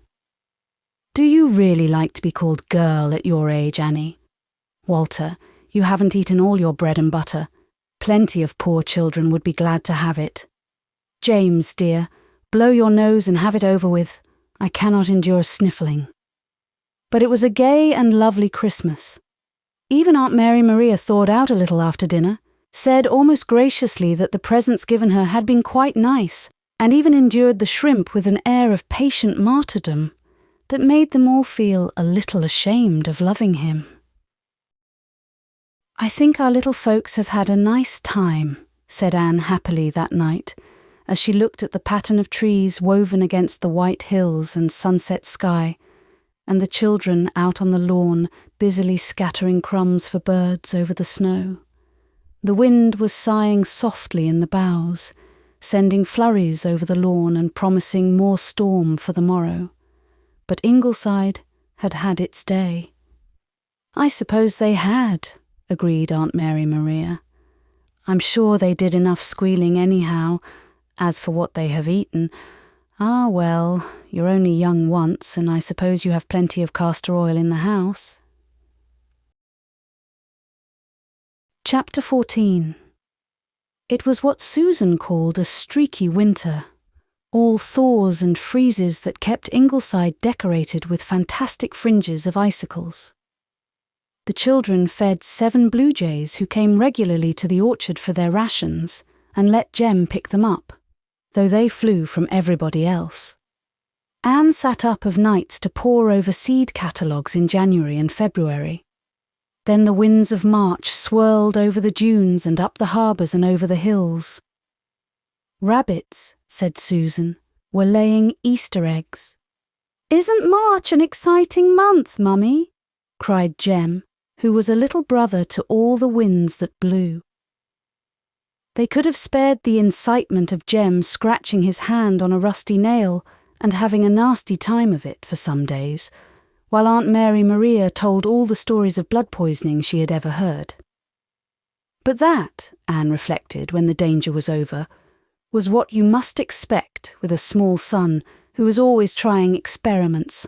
And lo, it was April, with the laughter of April rain, the whisper of April rain, the trickle, the sweep, the drive, the lash, the dance, the splash of April rain.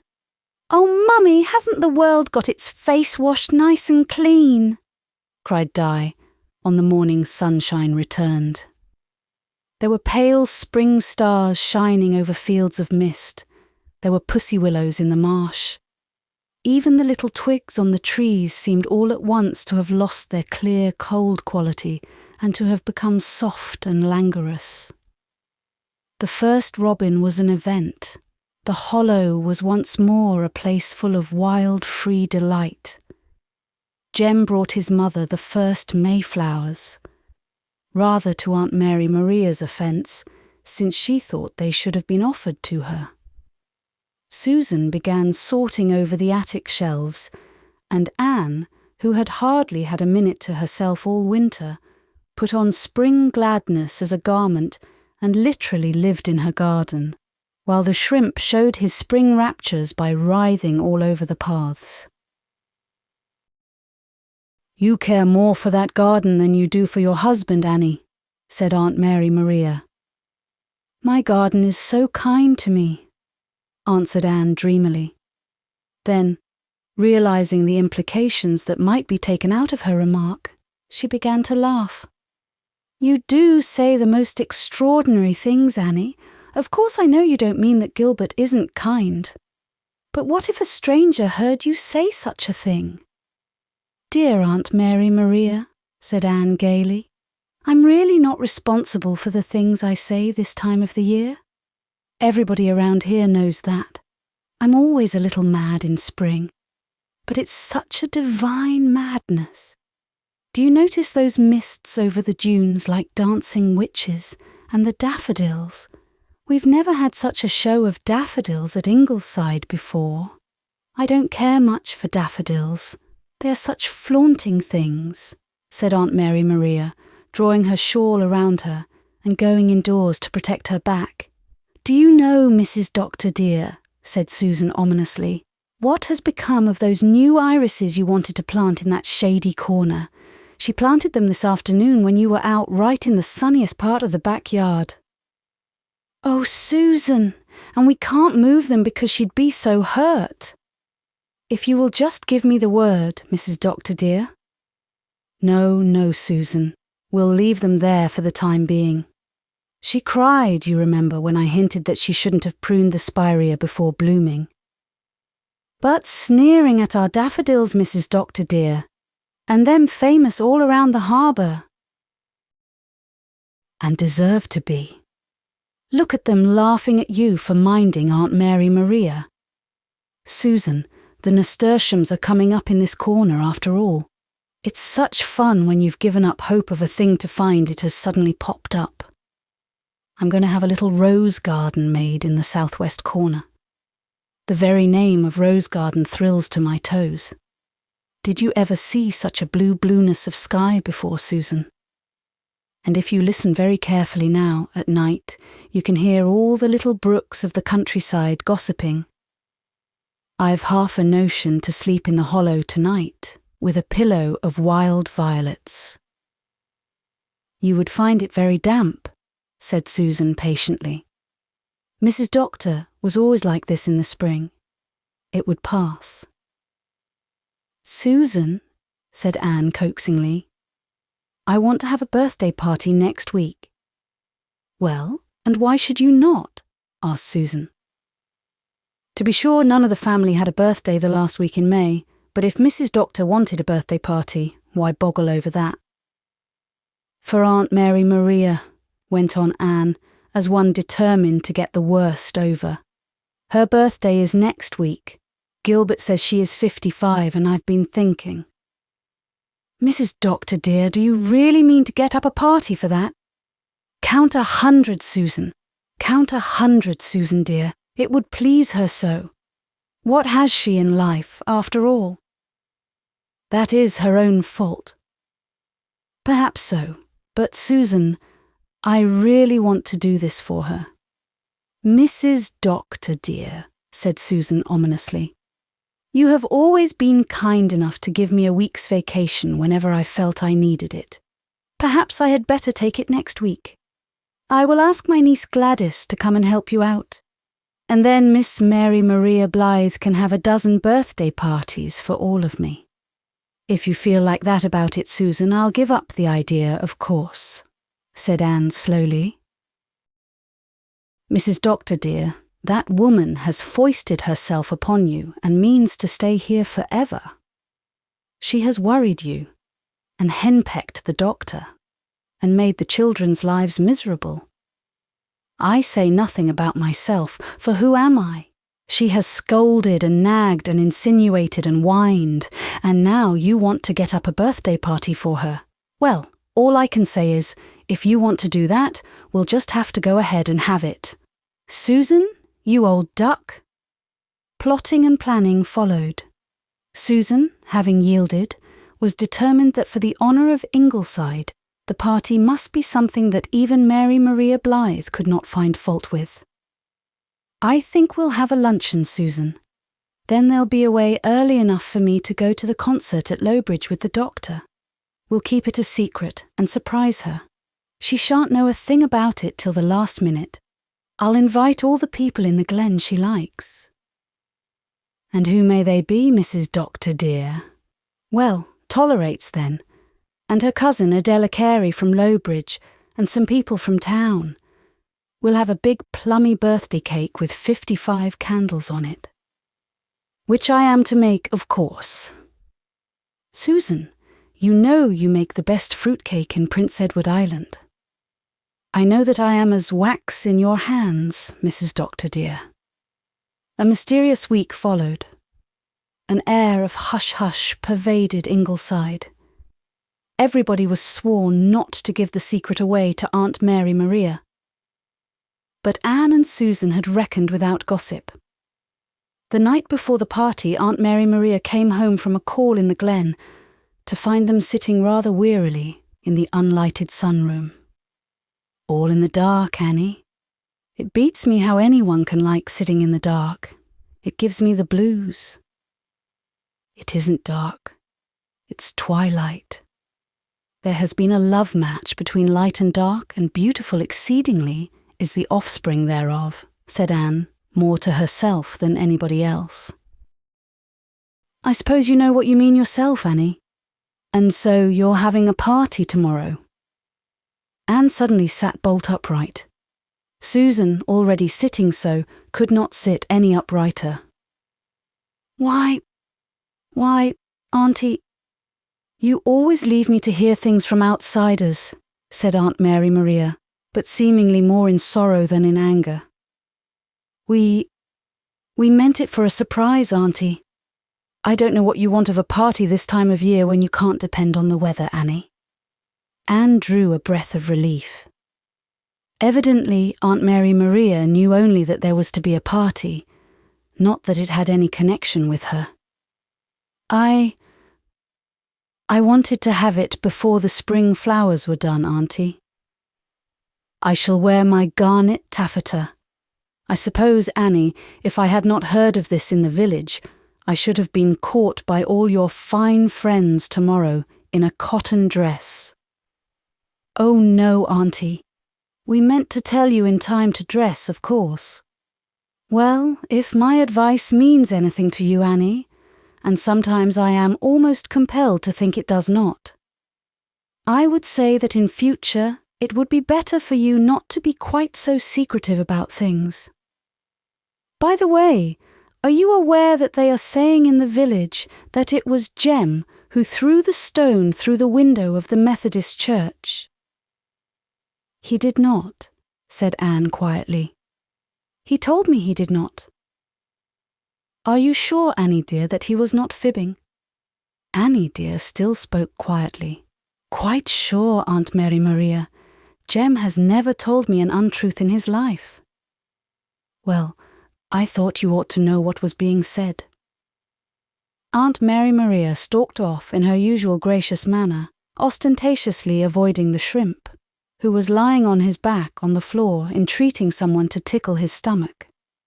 Susan and Anne drew a long breath. I think I'll go to bed, Susan, and I do hope it is going to be fine tomorrow. I don't like the look of that dark cloud over the harbour. It will be fine, Mrs. Doctor dear, reassured Susan.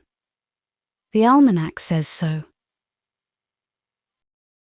Susan had an almanac which foretold the whole year's weather and was right often enough to keep up its credit. Leave the side door unlocked for the doctor, Susan. He may be late getting home from town. He went in for the roses. 55 golden roses, Susan. I've heard Aunt Mary Maria say that yellow roses were the only flowers she liked. Half an hour later, Susan, reading her nightly chapter in her Bible, came across the verse, "Withdraw thy foot from thy neighbour's house, lest he weary of thee and hate thee." She put a sprig of southernwood in it to mark the spot. Even in those days, she reflected. Anne and Susan were both up early, desiring to complete certain last preparations before Aunt Mary Maria should be about. Anne always liked to get up early and catch that mystical half-hour before sunrise, when the world belongs to the fairies and the old gods. She liked to see the morning sky of pale rose and gold behind the church spire, the thin, translucent glow of sunrise spreading over the dunes, the first violet spirals of smoke floating up from the village roofs. "It's as if we had had a day made to order, Mrs. Doctor dear," said Susan complacently, as she feathered an orange-frosted cake with coconut. "I will try my hand at those new-fangled butterballs after breakfast, and I will phone Carter Flagg every half hour to make sure that he will not forget the ice cream, and there will be time to scrub the veranda steps. Is that necessary, Susan?" "Mrs. Doctor dear, you have invited Mrs. Marshall Elliot, have you not? She shall not see our veranda steps otherwise than spotless. But you will see to the decorations, Mrs. Doctor dear. I was not born with the gift of arranging flowers." "4 cakes, gee," said Jem. "When we give a party," said Susan grandly, "we give a party." The guests came in due time and were received by Aunt Mary Maria in garnet taffeta and by Anne in biscuit-coloured voile. Anne thought of putting on her white muslin, for the day was summer warm, but decided otherwise. "Very sensible of you, Annie," commented Aunt Mary Maria. "White, I always say, is only for the young." Everything went according to schedule. The table looked beautiful, with Anne's prettiest dishes and the exotic beauty of white and purple iris. Susan's butterballs made a sensation.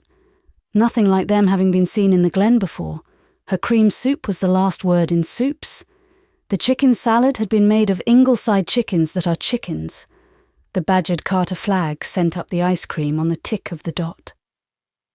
Finally, Susan, bearing the birthday cake with its 55 lighted candles, as if it were the Baptist's head on a charger, marched in and set it down before Aunt Mary Maria. Anne, outwardly the smiling, serene hostess, had been feeling very uncomfortable for some time. In spite of all outward smoothness, she had an ever-deepening conviction that something had gone terribly wrong.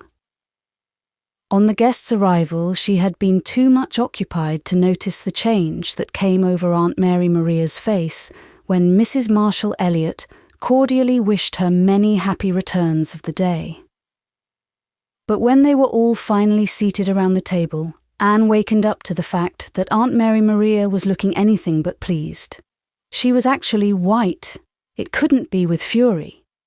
And not one word did she say as the meal progressed, save curt replies to remarks addressed to her. She took only 2 spoonfuls of soup and 3 mouthfuls of salad. As for the ice cream, she behaved to it as if it wasn't there. When Susan set the birthday cake, with its flickering candles down before her, Aunt Mary Maria gave a fearful gulp, which was not quite successful in swallowing a sob and consequently issued as a strangled whoop. "Auntie, aren't you feeling well?" cried Anne. Aunt Mary Maria stared at her icily.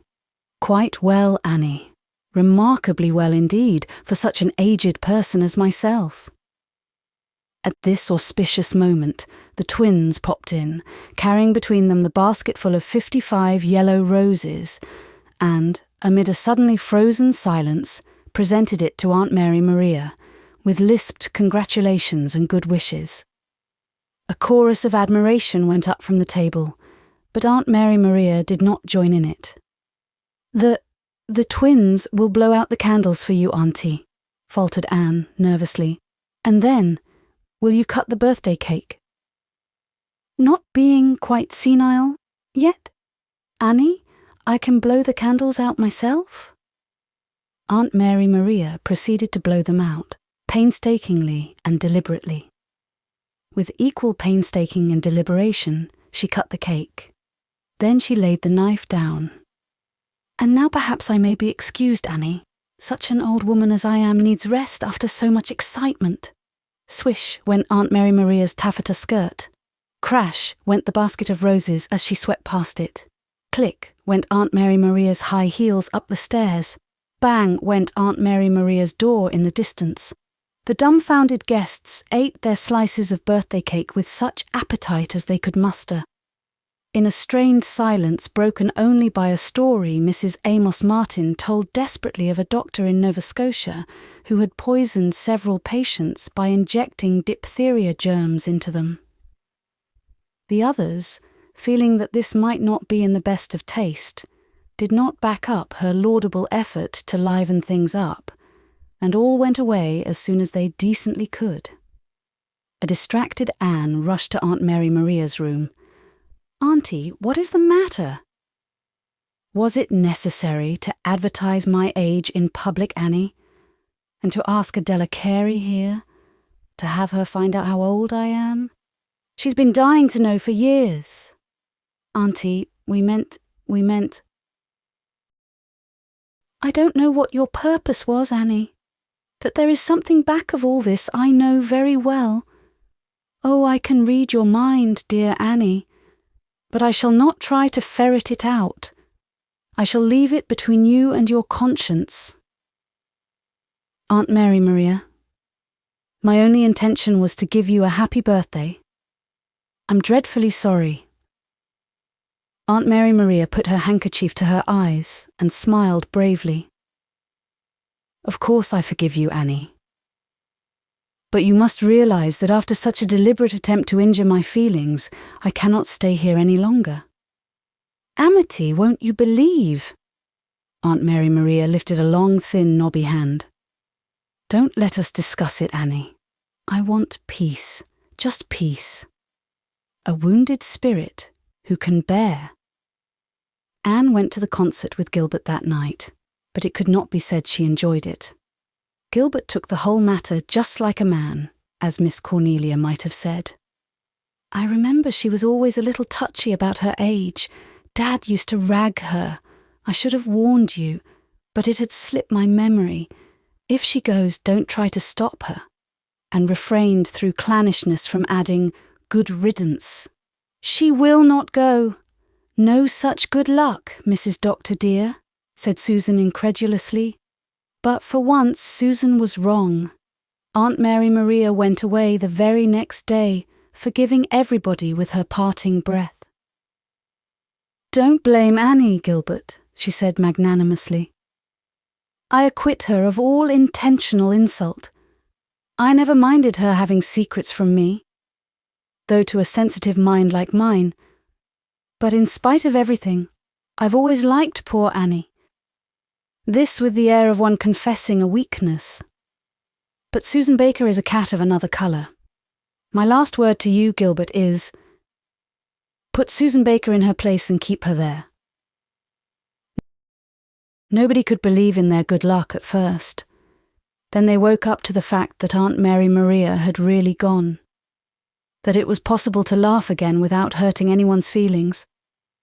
Open all the windows without anyone complaining of draughts. Eat a meal without anyone telling you that something you specially liked was liable to produce cancer of the stomach. I've never sped a parting guest so willingly, thought Anne, half guiltily. It is nice to call your soul your own again. The shrimp groomed himself meticulously, feeling that, after all, there was some fun in being a cat. The first peony burst into bloom in the garden. The world is just full of poetry, isn't it, Mummy? Said Walter. It is going to be a real nice June, foretold Susan. The almanac says so. There are going to be a few brides and most likely at least 2 funerals. Does it not seem strange to be able to draw a free breath again?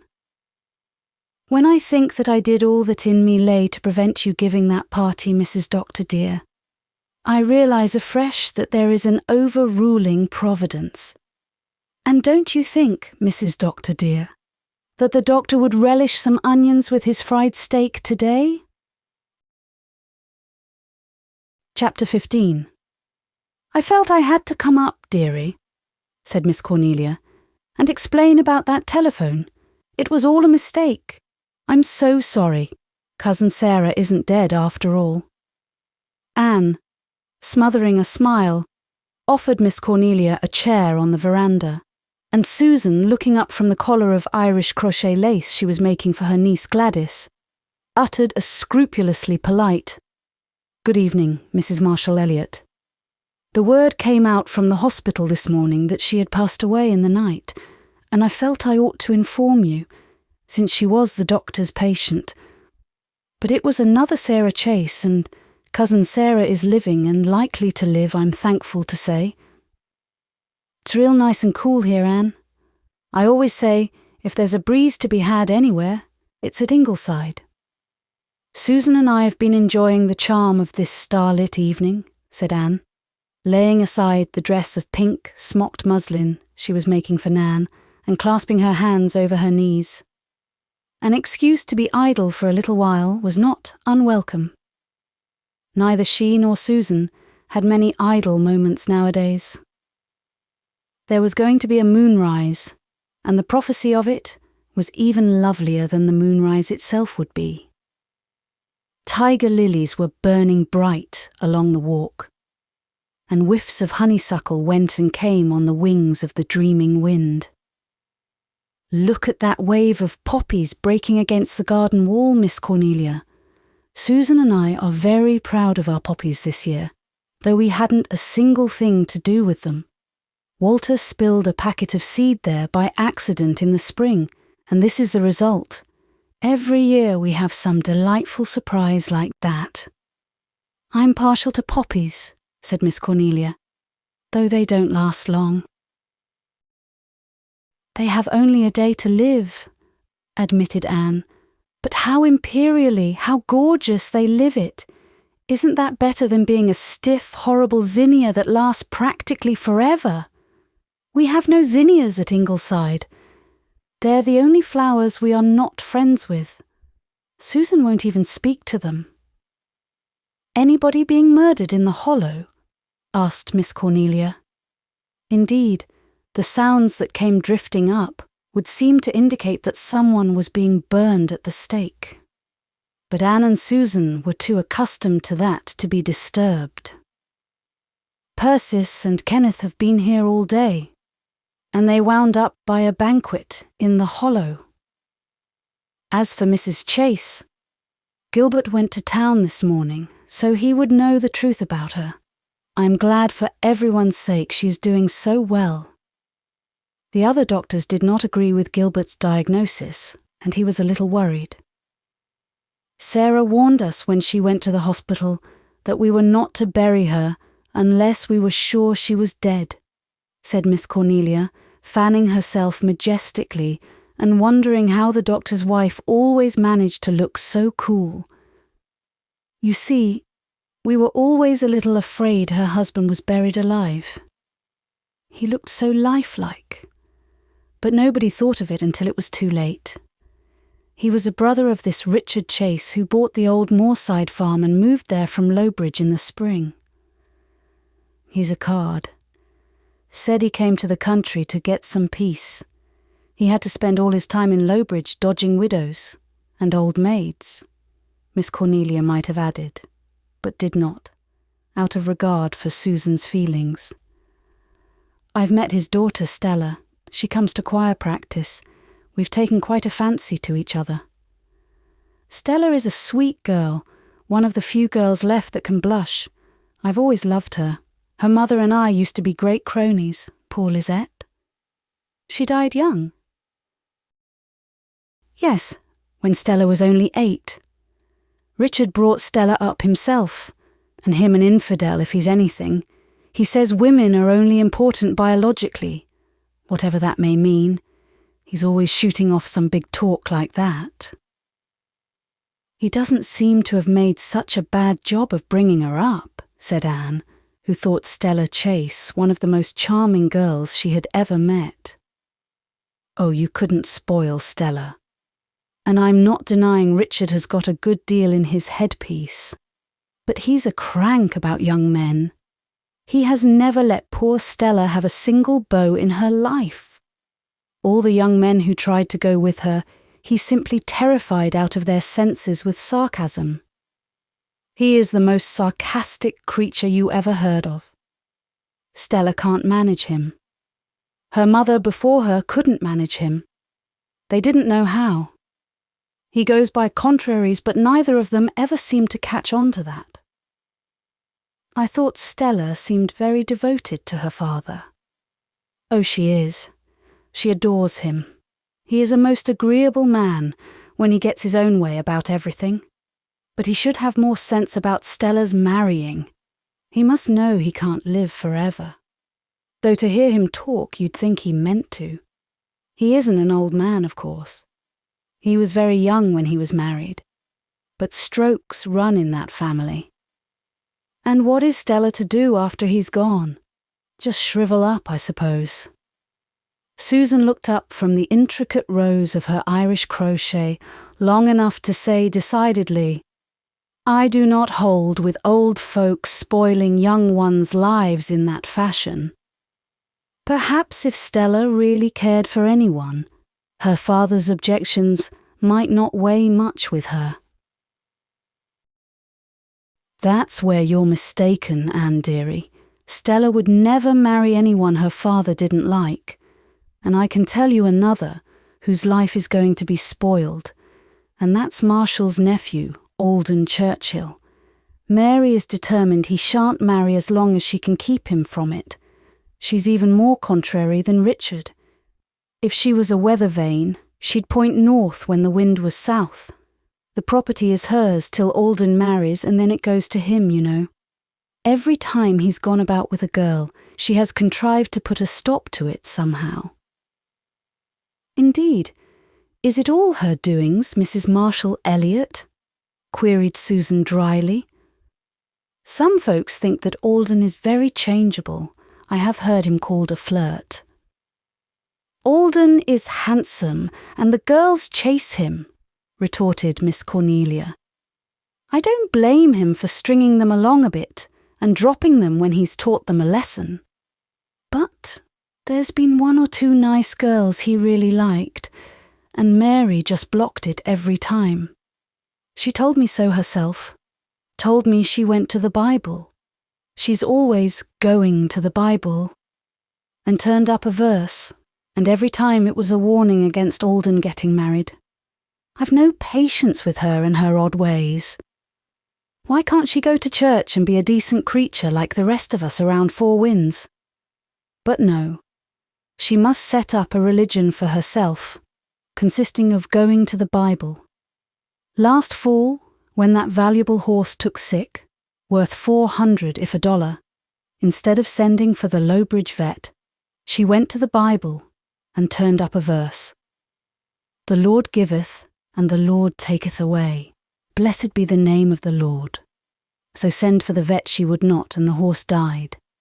Fancy applying that verse in such a way, Anne dearie. I call it irreverent. I told her so flat, but all the answer I got was a dirty look. And she won't have the phone put in. Do you think I'm going to talk into a box on the wall? She says when anyone broaches it. Miss Cornelia paused, rather out of breath. Her sister-in-law's vagaries always made her impatient. Alden isn't at all like his mother, said Anne. Alden's like his father. A finer man never stepped, as men go. Why he ever married Mary was something the Elliots could never fathom, though they were more than glad to get her married off so well. She always had a screw loose, and such a bean-pole of a girl. Of course, she had lots of money. Her Aunt Mary left her everything. But that wasn't the reason. George Churchill was really in love with her. I don't know how Alden stands his mother's whims, but he's been a good son.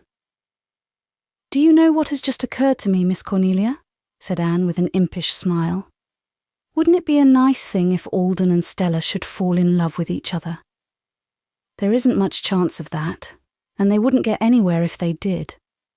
Mary would tear up the turf and Richard would show a plain farmer the door in a minute, even if he is a farmer himself now. But Stella isn't the kind of a girl Alden fancies. He likes the high-coloured laughing ones. And Stella wouldn't care for his type. I did hear the new minister at Lowbridge was making sheep's eyes at her. Isn't he rather anemic and short-sighted? Asked Anne.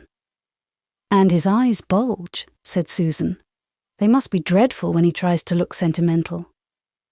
At least he's a Presbyterian, said Miss Cornelia, as if that atoned for much. Well, I must be going. I find if I'm out in the dew much, my neuralgia troubles me. I'll walk down to the gate with you. You always looked like a queen in that dress, Anne dearie, said Miss Cornelia, admiringly and irrelevantly. Anne met Owen and Leslie Ford at the gate and brought them back to the veranda.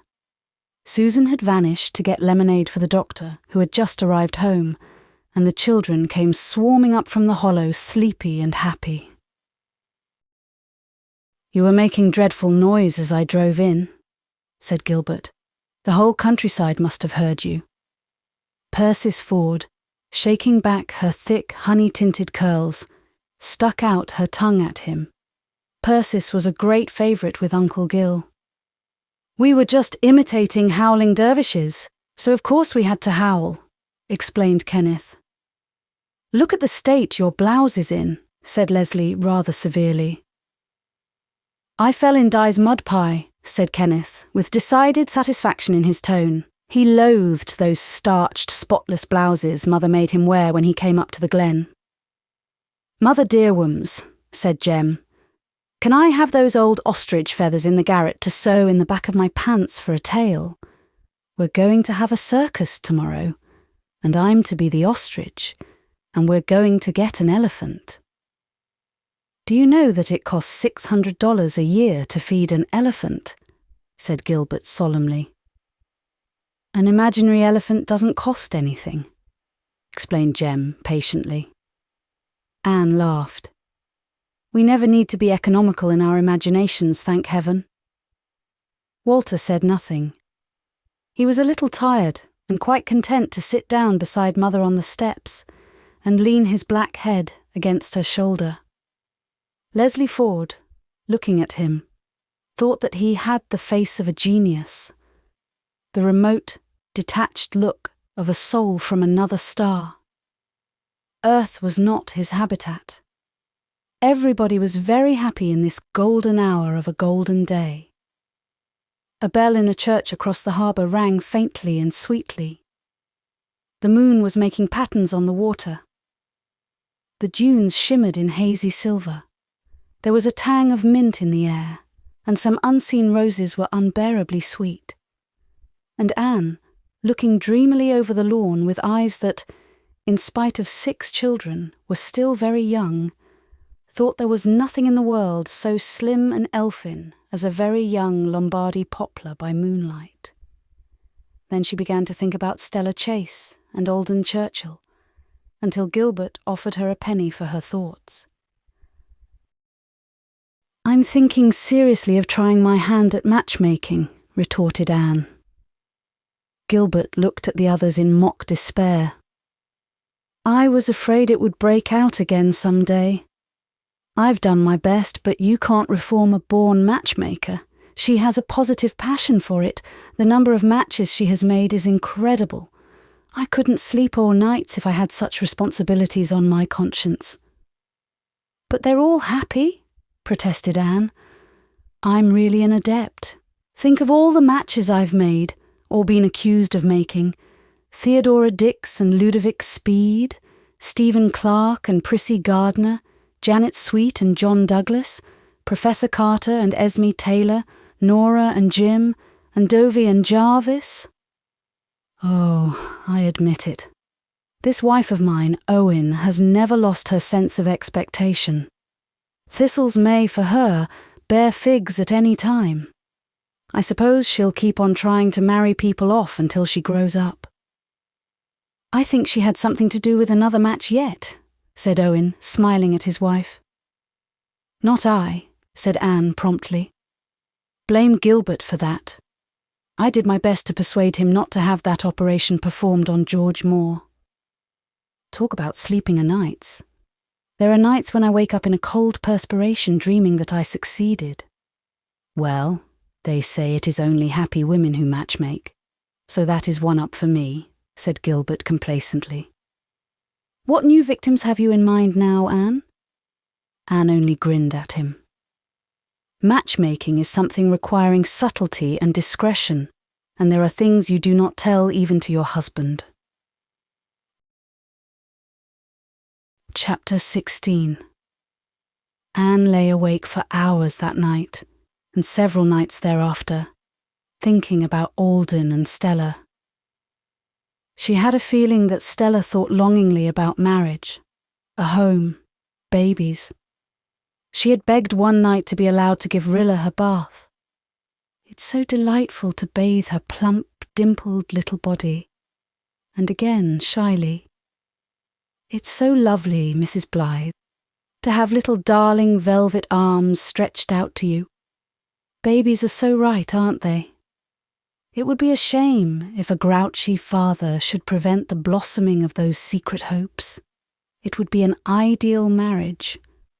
But how could it be brought about, with everybody concerned a bit stubborn and contrary? For the stubbornness and contrariness were not all on the old folks' side. Anne suspected that both Alden and Stella had a streak of it. This required an entirely different technique from any previous affair.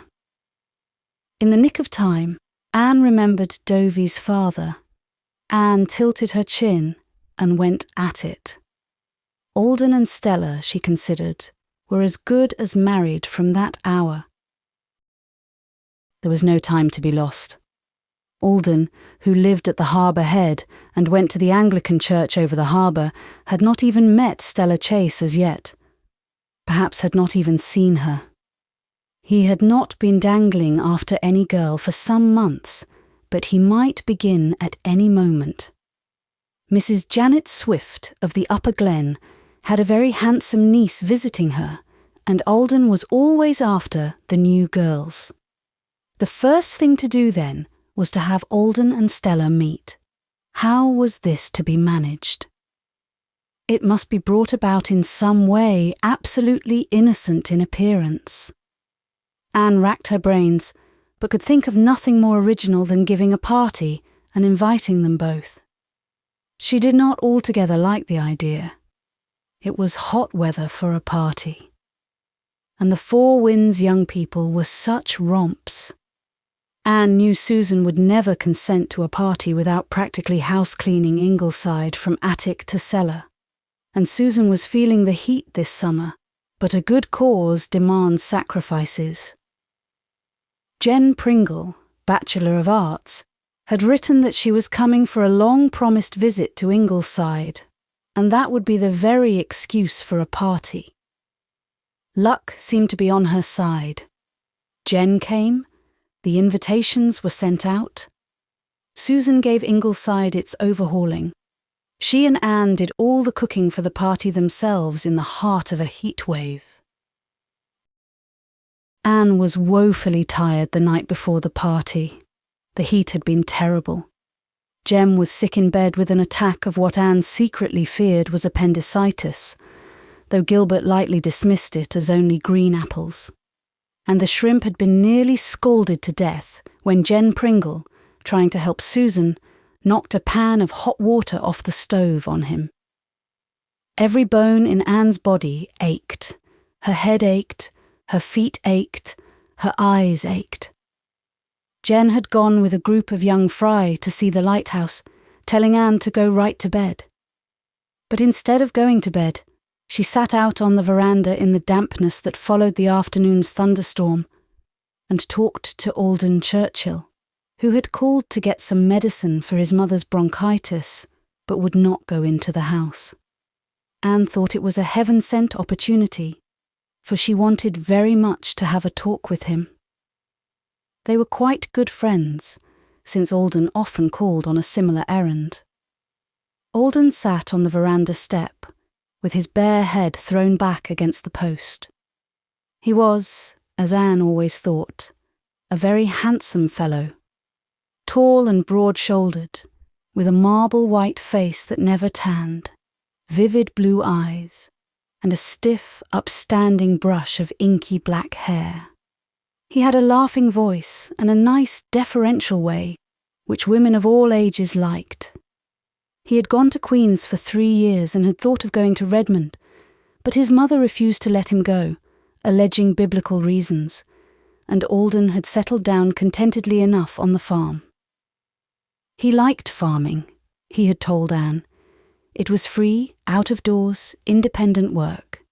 He had his mother's knack of making money and his father's attractive personality. It was no wonder he was considered something of a matrimonial prize. "Alden, I want to ask a favour of you," said Anne winningly. "Will you do it for me?"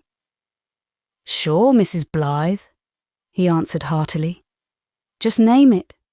You know I'd do anything for you." Alden was really very fond of Mrs. Blythe and would really have done a good deal for her. "I'm afraid it will bore you," said Anne anxiously. "But it's just this. I want you to see that Stella Chase has a good time at my party tomorrow night. I'm so afraid she won't. She doesn't know many young people around here yet. Most of them are younger than she is. At least the boys are. Ask her to dance and see that she isn't left alone and out of things. She's so shy with strangers. I do want her to have a good time." "Oh, I'll do my best," said Alden readily. "But you mustn't fall in love with her, you know," warned Anne, laughing carefully. "Have a heart, Mrs. Blythe. Why not?" "Well," confidentially, "I think Mr. Paxton of Lowbridge has taken quite a fancy to her. That conceited young coxcomb, exploded Alden with unexpected warmth. Anne looked mild rebuke. Why, Alden, I'm told he is a very nice young man. It's only that kind of a man who would have any chance with Stella's father, you know. That so? Said Alden, relapsing into his indifference. Yes, and I don't know if even he would. I understand Mr. Chase thinks there is nobody good enough for Stella. I'm afraid a plain farmer wouldn't have a look in. So I don't want you to make trouble for yourself falling in love with a girl you could never get. I'm just dropping a friendly warning. I'm sure your mother would think as I do. Oh, thanks. What sort of a girl is she anyhow? Looks good. Well, I admit she isn't a beauty. I like Stella very much. But she's a little pale and retiring, not overly strong, but I'm told Mr. Paxton has money of his own.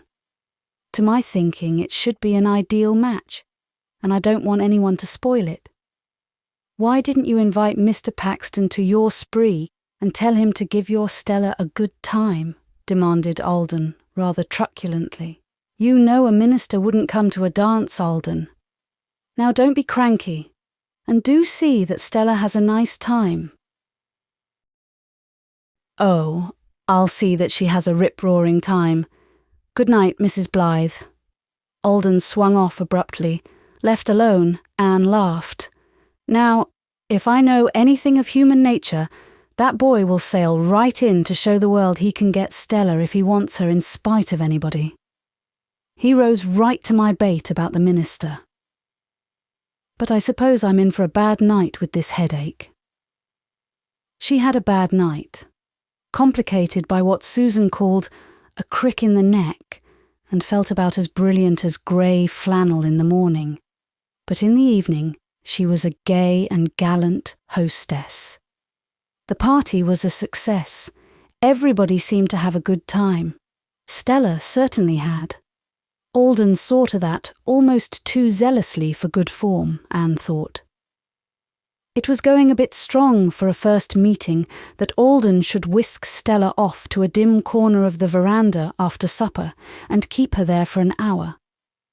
But on the whole, Anne was satisfied when she thought things over the next morning. To be sure, the dining-room carpet has been practically ruined by 2 spilled saucerfuls of ice cream and a plateful of cake being ground into it. Gilbert's grandmother's Bristol glass candlesticks had been smashed to smithereens. Somebody had upset a pitcherful of rainwater in the spare room, which had soaked down and discoloured the library ceiling in a tragic fashion. The tassels were half torn off the Chesterfield. Susan's big Boston fern, the pride of her heart, had apparently been sat upon by some large and heavy person. But on the credit side of the ledger was the fact that, unless all signs failed, Alden had fallen for Stella. Anne thought the balance was in her favour. Local gossip within the next few weeks confirmed this view. It became increasingly evident that Alden was hooked. But what about Stella? Anne did not think Stella was the sort of girl to fall too ripely into any man's outstretched hand. She had a spice of her father's contrariness, which in her worked out as a charming independence. Again, luck befriended a worried matchmaker. Stella came to see the Ingleside delphiniums one evening, and afterwards they sat on the veranda and talked. Stella Chase was a pale, slender thing, rather shy but intensely sweet. She had a soft cloud of pale gold hair and wood-brown eyes. Anne thought it was her eyelashes did the trick, for she was not really pretty. They were unbelievably long, and when she lifted them and dropped them, it did things to masculine hearts. She had a certain distinction of manner which made her seem a little older than her 24 years, and a nose that might be decidedly aquiline in later life. "I've been hearing things about you, Stella," said Anne, shaking a finger at her, "and I don't know if I liked them. Will you forgive me for saying that I wonder if Alden Churchill is just the right beau for you?" Stella turned a startled face. "Why, I thought you liked Alden, Mrs. Blythe." "I do like him, but, well, you see, he has the reputation of being very fickle. I'm told no girl can hold him long. A good many have tried, and failed. I'd hate to see you left like that if his fancy veered." "I think you are mistaken about Alden, Mrs. Blythe," said Stella slowly. "I hope so, Stella. If you were a different type now, bouncing and jolly like Eileen Swift." "Oh, well, I must be going home," said Stella vaguely. "Father will be lonely." When she had gone, Anne laughed again. "I rather think Stella has gone away secretly vowing that she will show meddlesome friends that she can hold Alden, and that no Eileen Swift shall ever get her claws on him. That little toss of her head and that sudden flush on her cheeks told me that. So much for the young folks. I'm afraid the older ones will be tougher nuts to crack." Chapter 17. Anne's luck held. The Women's Missionary Auxiliary asked her if she would call on Mrs. George Churchill for her yearly contribution to the society. Mrs. Churchill seldom went to church and was not a member of the auxiliary, but she believed in missions and always gave a generous sum if anyone called and asked her for it. People enjoyed doing this so little that the members had to take their turn at it, and this year the turn was Anne's. She walked down one evening, taking a daisied trail across lots which led over the sweet, cool loveliness of a hilltop to the road where the Churchill farm lay, a mile from the glen. It was rather a dull road, with grey snake fences running up steep little slopes. Yet it had home lights, a brook, the smell of hayfields that run down to the sea, gardens. Anne stopped to look at every garden she passed. Her interest in gardens was perennial. Gilbert was wont to say that Anne had to buy a book if the word garden were in the title. A lazy boat idled down the harbour, and far out a vessel was becalmed. Anne always watched an outward-bound ship with a little quickening of her pulses. She understood Captain Franklin Drew when she heard him say once, as he went on board his vessel at the wharf, "God, how sorry I am for the folks we leave on shore." The big Churchill house, with the grim iron lacework around its flat mansard roof, looked down on the harbour and the dunes. Mrs. Churchill greeted her politely, if none too effusively, and ushered her into a gloomy and splendid parlour, the dark brown-papered walls of which were hung with innumerable crayons of departed Churchills and Eliots. Mrs. Churchill sat down on a green plush sofa, folded her long thin hands, and gazed steadily at her caller. Mary Churchill was tall and gaunt and austere. She had a prominent chin, deep-set blue eyes like Alden's, and a wide, compressed mouth. She never wasted words, and she never gossiped. So Anne found it rather difficult to work up to her objective naturally, but she managed it through the medium of the new minister across the harbour, whom Mrs. Churchill did not like.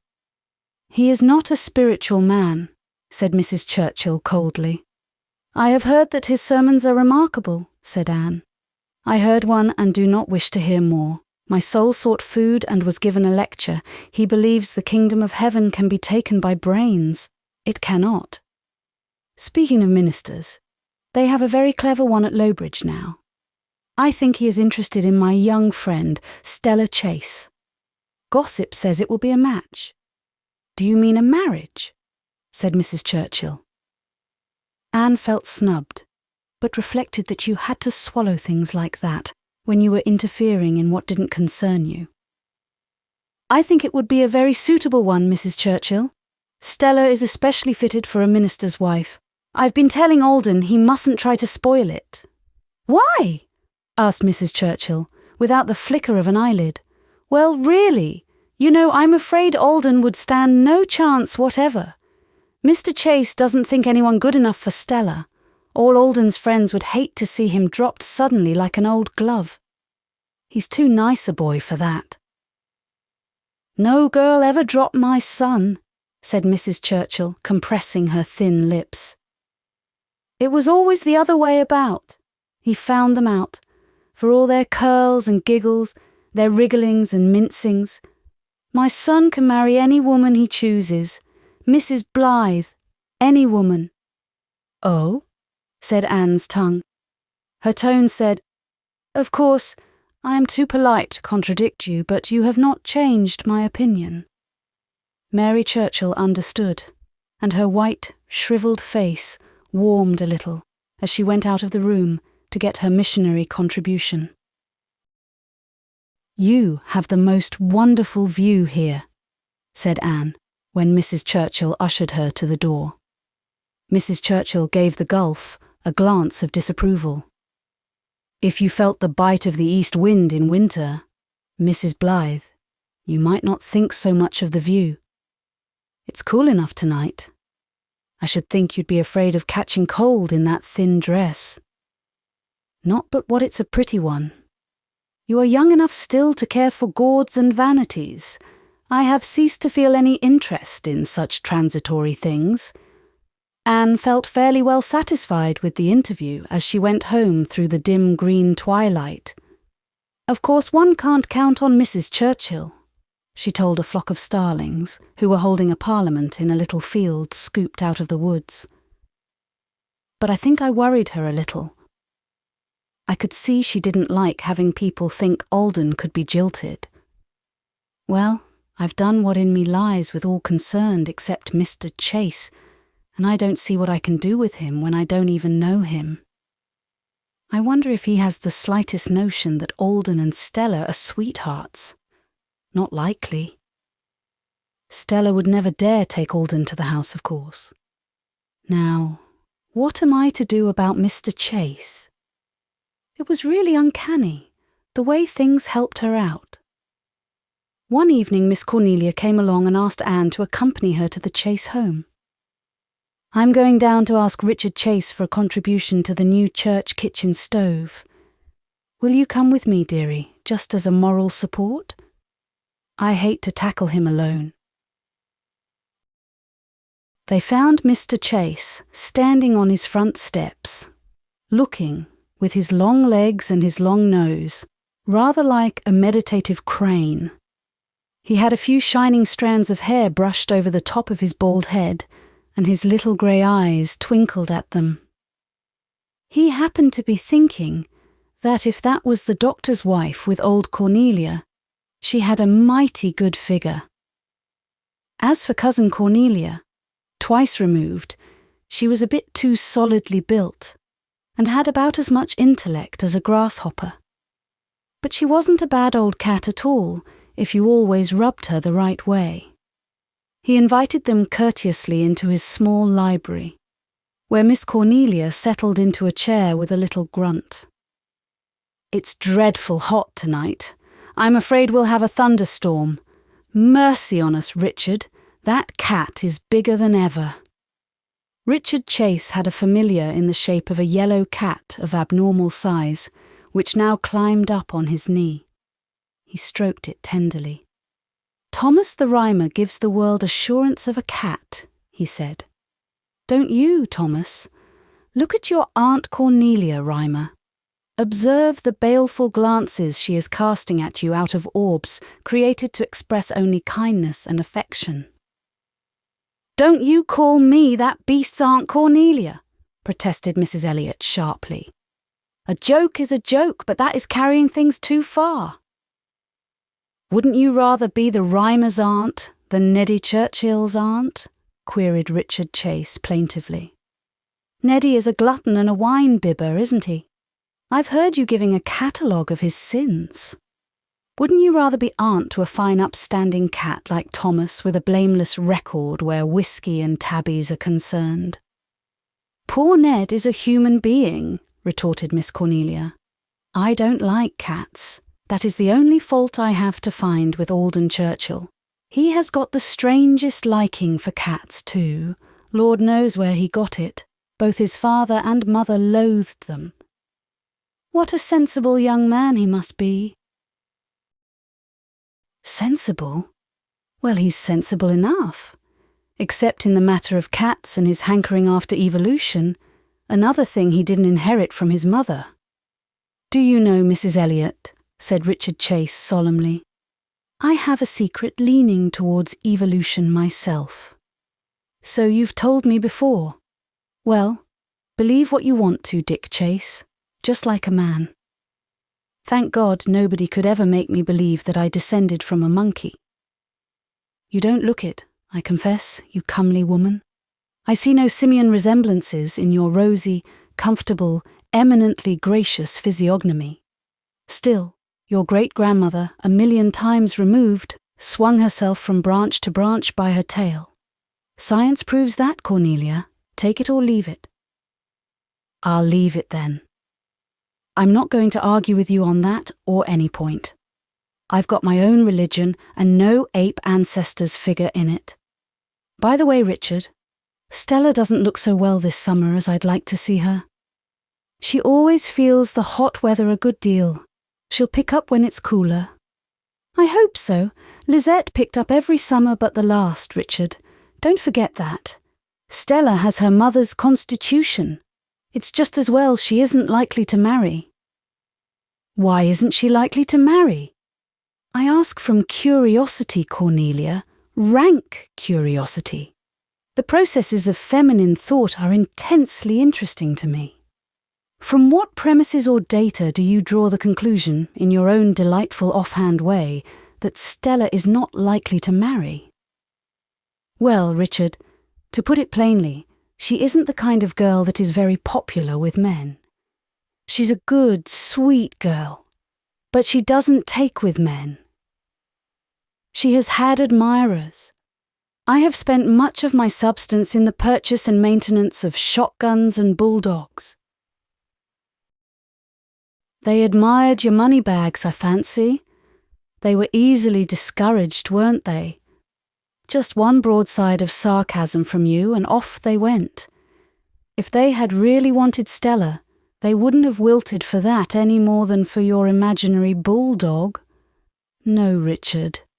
You might as well admit the fact that Stella isn't the girl to win desirable beaux. Lisette wasn't, you know. She never had a beau till you came along. But wasn't I worth waiting for? Surely Lisette was a wise young woman. You would not have me give my daughter to any Tom, Dick, or Harry, would you? My star, who, in spite of your disparaging remarks, is fit to shine in the palaces of kings. We have no kings in Canada, retorted Miss Cornelia. I'm not saying Stella isn't a lovely girl. I'm only saying the men don't seem to see it, and, considering her constitution, I think it is just as well. A good thing for you, too. You could never get on without her. You'd be as helpless as a baby. Well, promise us a contribution to the church stove range, and we'll be off. I know you're dying to pick up that book of yours. Admirable, clear-sighted woman. What a treasure you are for a cousin-in-law. I admit it. I am dying. But no other than yourself would have been perspicacious enough to see it, or amiable enough to save my life by acting upon it. How much are you holding me up for? You can afford $5. I never argue with a lady. $5 it is. Ah, going? She never loses time, this unique woman. Once her object is attained, she straightway leaves you in peace. They don't hatch her breed of cats nowadays. Good evening, pearl of in-laws. During the whole call, Anne had not uttered one word. Why should she when Mrs. Elliot was doing her work for her so cleverly and unconsciously? But as Richard Chase bowed them out, he suddenly bent forward confidentially. You've got the finest pair of ankles I've ever seen, Mrs. Blythe, and I've been about a bit in my time. Isn't he dreadful? Gasped Miss Cornelia as they went down the lane. He's always saying outrageous things like that to women. You mustn't mind him, Anne dearie. Anne didn't. She rather liked Richard Chase. I don't think, she reflected, that he quite liked the idea of Stella not being popular with the men, in spite of the fact that their grandfathers were monkeys. I think he'd like to show folks too. Well, I have done all I can do. I have interested Alden and Stella in each other, and between us, Miss Cornelia and I have, I think, made Mrs. Churchill and Mr. Chase rather for the match than against it. Now I must just sit tight and see how it turns out. A month later, Stella Chase came to Ingleside and again sat down by Anne on the veranda steps, thinking, as she did so, that she hoped she would look like Mrs. Blythe some day, with that ripened look, the look of a woman who has lived fully and graciously. The cool, smoky evening had followed a cool, yellowish-grey day in early September. It was threaded with the gentle moan of the sea. "The sea is unhappy tonight," Walter would say when he heard that sound. Stella seemed absent-minded and quiet. Presently she said abruptly, looking up at a sorcery of stars that was being woven in the purple night, "Mrs. Blythe, I want to tell you something." "Yes, dear?" "I'm engaged to Alden Churchill," said Stella desperately. "We've been engaged ever since last Christmas. We told Father and Mrs. Churchill right away, but we've kept it a secret from everyone else, just because it was so sweet to have such a secret. We hated to share it with the world, but we are going to be married next month." Anne gave an excellent imitation of a woman who had been turned to stone. Stella was still staring at the stars, so she did not see the expression on Mrs. Blythe's face. She went on, a little more easily. "Alden and I met at a party in Lowbridge last November. We loved each other from the very first moment. He said he had always dreamed of me and had always been looking for me. He said to himself, 'There is my wife,' when he saw me come in at the door. And I felt just the same. Oh, we are so happy, Mrs. Blythe." Still, Anne said nothing, several times over. "The only cloud on my happiness is your attitude about the matter, Mrs. Blythe. Won't you try to approve? You've been such a dear friend to me since I came to Glen St. Mary. I've felt as if you were an older sister, and I'll feel so badly if I think my marriage is against your wish." There was a sound of tears in Stella's voice. Anne recovered her powers of speech. "Dearest, your happiness is all I've wanted. I like Alden. He's a splendid fellow, only he had the reputation of being a flirt. But he isn't. He was just looking for the right one, don't you see, Mrs. Blythe? And he couldn't find her. How does your father regard it?" "Oh, Father is greatly pleased. He took to Alden from the start. They used to argue for hours about evolution. Father said he always meant to let me marry when the right man came along. I feel dreadfully about leaving him. But he says young birds have a right to their own nest. Cousin Delia Chase is coming to keep house for him, and Father likes her very much. And Alden's mother? She is quite willing too. When Alden told her last Christmas that we were engaged, she went to the Bible, and the very first verse she turned up was, 'A man shall leave father and mother and cleave unto his wife.' She said it was perfectly clear then what she ought to do, and she consented at once. She is going to go to that little house of hers in Lowbridge." "I'm glad you won't have to live with that green plush sofa," said Anne. "The sofa? Oh yes, the furniture is very old-fashioned, isn't it? But she is taking it with her, and Alden is going to refurnish completely. So you see everyone is pleased, Mrs. Blythe, and won't you give us your good wishes too?"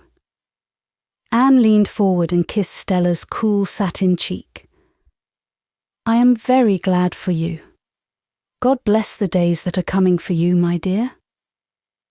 When Stella had gone, Anne flew up to her own room to avoid seeing anyone for a few moments. A cynical, lopsided old moon was coming out from behind some shaggy clouds in the east, and the fields beyond seemed to wink slyly and impishly at her. She took stock of all the preceding weeks.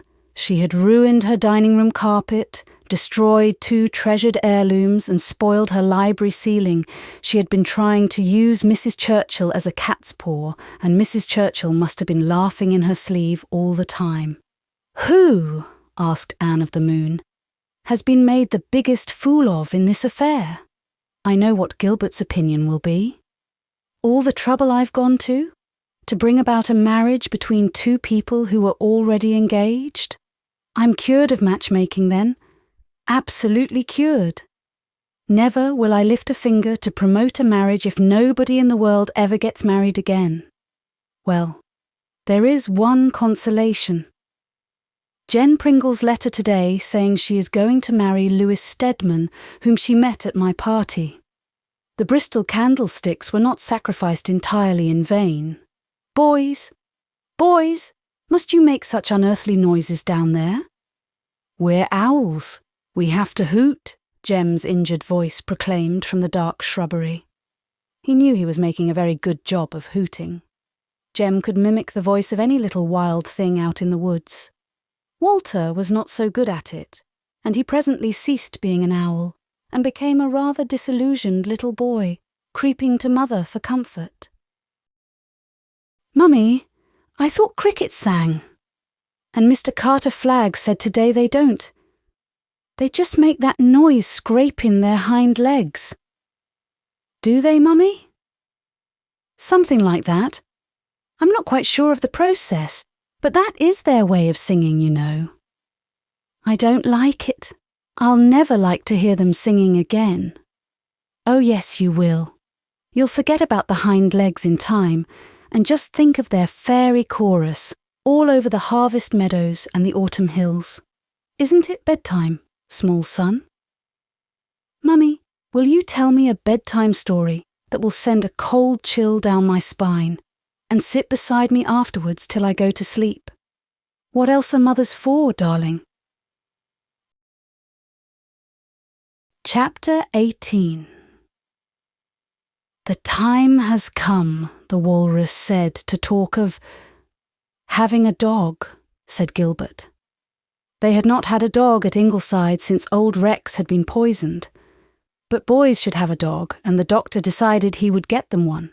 But he was so busy that fall that he kept putting it off, and finally, one November day, Jem arrived home from an afternoon spent with a school pal carrying a dog. A little yellow dog with 2 black ears sticking cockily up. "Joe Reese gave it to me, Mother. His name is Jip. Hasn't he got the cutest tail? I can keep him, can't I, Mother?" "What kind of a dog is he, darling?" asked Anne dubiously. I think he's a lot of kinds," said Jem. "That makes him more interesting, don't you think, Mother? More exciting than if he was just one kind. Please, Mother." "Oh, if your father says yes." Gilbert said yes, and Jem entered into his heritage.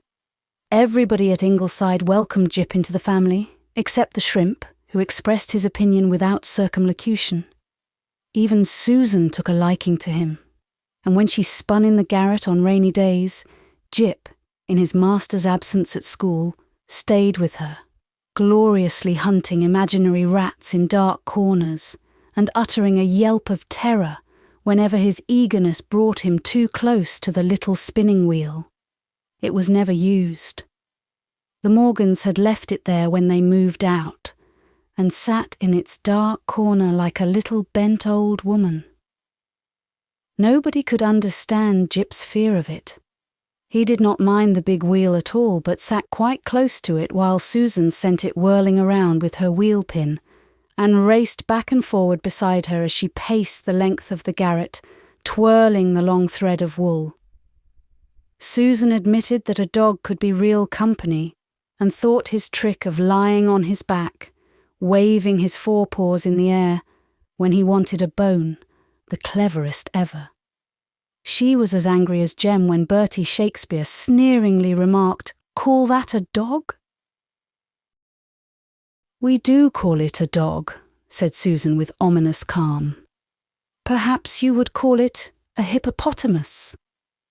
And Bertie had to go home that day without getting a piece of a wonderful concoction Susan called apple crunch pie, and made regularly for the two boys and their pals. She was not around when Mac Rees asked, "Did the tide bring that in?" But Jem was able to stand up for his own dog, and when Nat Flagg said that Gypsy's legs were too long for his size, Jem retorted that a dog's legs had to be long enough to reach the ground. Natty was not over bright, and that floored him. November was stingy of its sunshine that year. Raw winds blew through the bare, silver-branched maple grove, and the hollow was almost constantly filled with mist. Not a gracious, eerie thing like a fog, but what Dad called dank, dark, depressing, dripping, drizzly mist. The Ingleside fry had to spend most of their playtime in the garret, but they made delightful friends of two partridges that came every evening to a certain huge old apple tree, and 5 of their gorgeous jays were still faithful, clucking impishly as they ate the food the children put out for them. Only they were greedy and selfish and kept all the other birds away. Winter set in with December, and it snowed ceaselessly for 3 weeks. The fields beyond Ingleside were unbroken silver pastures. Fence and gateposts wore tall white caps. Windows whitened with fairy patterns, and Ingleside lights bloomed out through the dim, snowy twilights, welcoming all wanderers home. It seemed to Susan that there had never been so many winter babies as there were that year, and when she left the doctor's bite in the pantry for him night after night, she darkly opined that it would be a miracle if he toughed it out till spring. The 9th Drew baby! As if there weren't enough Drews in the world already. "I suppose Mrs. Drew will think it just the wonder we think Rilla, Susan." "You will have your joke, Mrs. Doctor dear." But in the library or the big kitchen, the children planned out their summer playhouse in the hollow, while storms howled outside, or fluffy white clouds were blown over frosty stars. For blow it high or blow it low, there was always at Ingleside glowing fires, comfort, shelter from storm, odours of good cheer, beds for tired little creatures. Christmas came and went undarkened this year by any shadow of Aunt Mary Maria. There were rabbit trails in the snow to follow, and great crusted fields over which you raced with your shadows and glistening hills for coasting, and new skates to be tried out on the pond in the chill, rosy world of winter sunset. And always a yellow dog with black ears to run with you, or meet you with ecstatic yelps of welcome when you came home, to sleep at the foot of your bed when you slept, and lie at your feet while you learned your spellings, to sit close to you at meals and give you occasional reminding nudges with his little paw. Mother dearwums, I don't know how I lived before Jip came. He can talk, Mother. He can really, with his eyes, you know. Then, tragedy. One day Jip seemed a little dull. He would not eat, though Susan tempted him with the spare rib bone he loved. The next day, the Lowbridge veterinarian was sent for and shook his head. It was hard to say. The dog might have found something poisonous in the woods. He might recover, and he might not. The little dog lay very quietly, taking no notice of anyone except Jem. Almost to the last he tried to wag his tail when Jem touched him.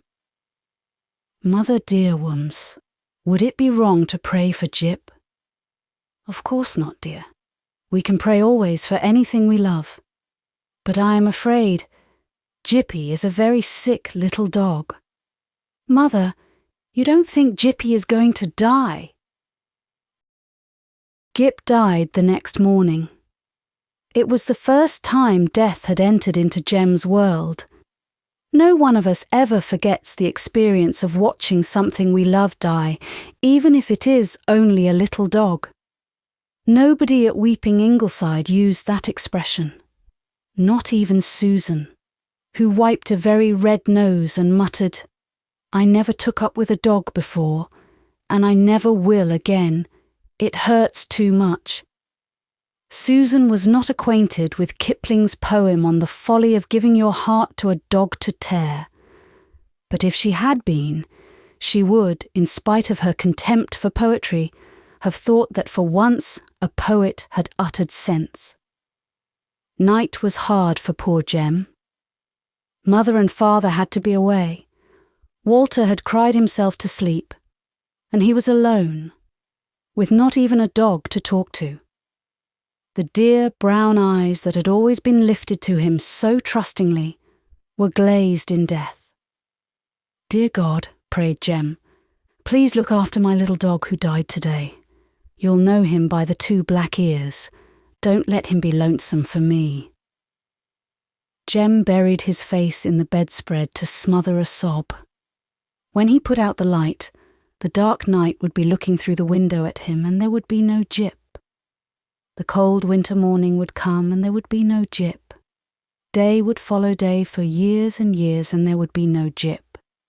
He just couldn't bear it. Then a tender arm was slipped around him, and he was held close in a warm embrace. Oh, there was love left yet in the world, even if Jippy had gone. Mother, will it always be like this? Not always. Anne did not tell him he would soon forget, that before long Jippy would only be a dear memory. Not always, little Jem. This will heal sometime, as your burned hand healed, though it hurt so much at first. Dad said he would get me another dog. I don't have to have it, do I? I don't want another dog, Mother. Not ever. I know, darling. Mother knew everything. Nobody had a mother like his. He wanted to do something for her, and all at once it came to him what he would do. He would get her one of those pearl necklaces in Mr. Flagg's store. He had heard her say once that she really would like to have a pearl necklace, and Dad had said, "When our ship comes in, I'll get you one, Anne girl." Ways and means must be considered. He had an allowance, but it was all needed for necessary things, and pearl necklaces were not among the items budgeted for. Besides, he wanted to earn the money for it himself. It would be really his gift then. Mother's birthday was in March, only 6 weeks away, and the necklace would cost 50 cents. Chapter 19. It was not easy to earn money in the glen, but Jem went at it determinedly. He made tops out of old reels for the boys in school for 2 cents apiece. He sold 3 treasured milk teeth for 3 cents. He sold his slice of apple crunch pie every Saturday afternoon to Bertie Shakespeare Drew. Every night he put what he had earned into the little brass pig Nan had given him for Christmas. Such a nice, shiny brass pig with a slit in his back wherein to drop coins. When you had put in 50 coppers, the pig would open neatly of his own accord if you twisted his tail and yield you back your wealth. Finally, to make up the last 8 cents, he sold his string of birds' eggs to Mac Rees. It was the finest string in the glen, and it hurt a little to let it go. But the birthday was drawing nearer, and the money must be come by. Jem dropped the 8 cents into the pig as soon as Mac had paid him, and gloated over it. "Twist his tail and see if he will really open up," said Mac, who didn't believe he would. But Jem refused. He was not going to open it until he was ready to go for the necklace.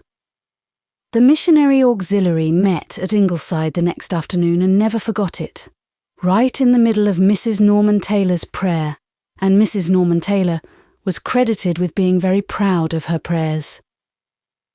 A frantic small boy burst into the living room. "My brass pig's gone, Mother! My brass pig's gone!" Anne hustled him out, but Mrs. Norman always considered that her prayer was spoiled, and, as she had especially wanted to impress a visiting minister's wife, it was long years before she forgave Jem, or would have his father as a doctor again. After the ladies had gone home, Ingleside was ransacked from top to bottom for the pig, without result. Jem, between the scolding he had got for his behaviour and his anguish over his loss, could remember just when he had seen it last, or where. Mac Rees, telephoned to, responded that the last he had seen of the pig, it was standing on Jem's bureau. "You don't suppose, Susan, that Mac Rees—" "No, Mrs. Doctor dear, I feel quite sure he didn't. The Reeses have their faults, terrible keen after the money they are, but it has to be honestly come by. Where can that blessed pig be?" "Maybe the rats ate it," said Di. Jem scoffed at the idea, but it worried him. Of course rats couldn't eat a brass pig with 50 coppers inside of him. But could they? "No, no, dear. Your pig will turn up," assured Mother. It hadn't turned up when Jem went to school the next day. News of his loss had reached school before him, and many things were said to him, not exactly comforting. But at recess, Sissy Flagg sidled up to him ingratiatingly. Sissy Flagg liked Jem, and Jem did not like her, in spite of, or perhaps because of, her thick yellow curls and huge brown eyes. Even at XXII, may have problems concerning the opposite sex. "I can tell you who's got your pig." "Who?" "You've got to pick me for clap in and clap out, and I'll tell you." It was a bitter pill, but Jem swallowed it. Anything to find that pig. He sat in an agony of blushes beside the triumphant Sissy while they clapped in and clapped out, and when the bell rang, he demanded his reward. "Alice Palmer says Willie Drew told her Bob Russell told him Fred Elliott said he knew where your pig was. Go and ask Fred." "Cheat!" cried Jem, glaring at her. "Cheat!" Sissy laughed arrogantly. She didn't care. Jem Blythe had had to sit with her for once anyhow. Jem went to Fred Elliott, who at first declared he knew nothing about the old pig and didn't want to. Jem was in despair. Fred Elliott was 3 years older than he was and a noted bully. Suddenly, he had an inspiration.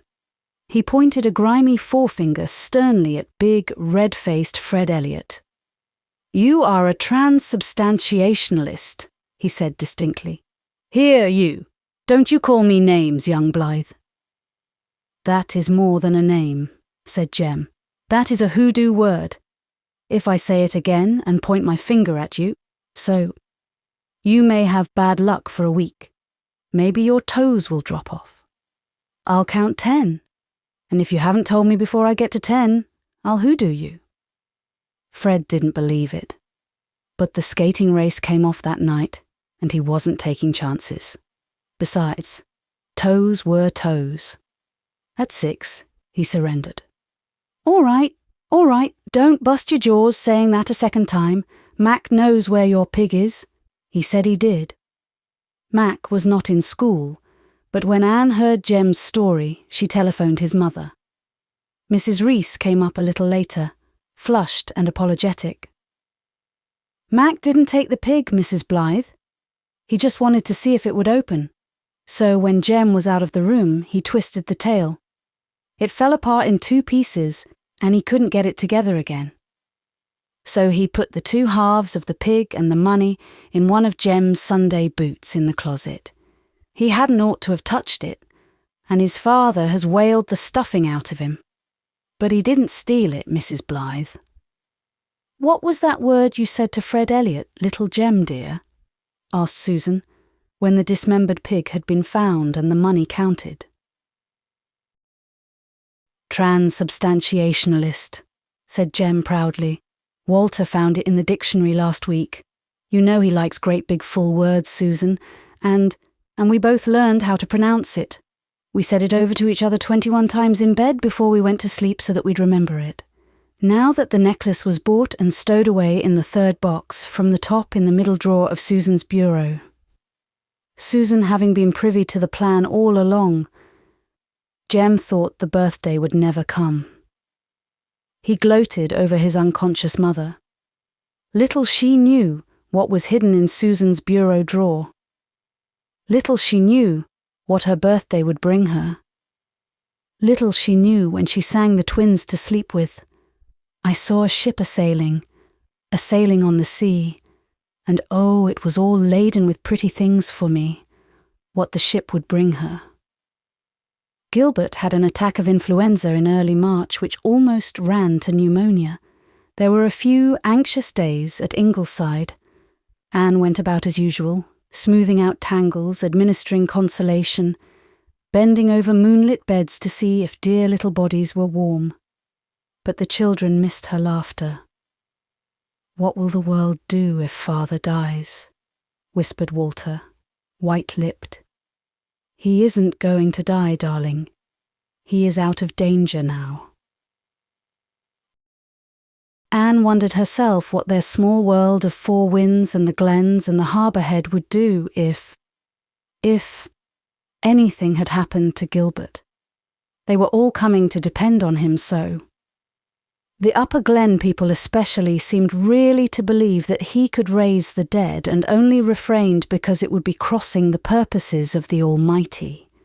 He had done it once, they averred.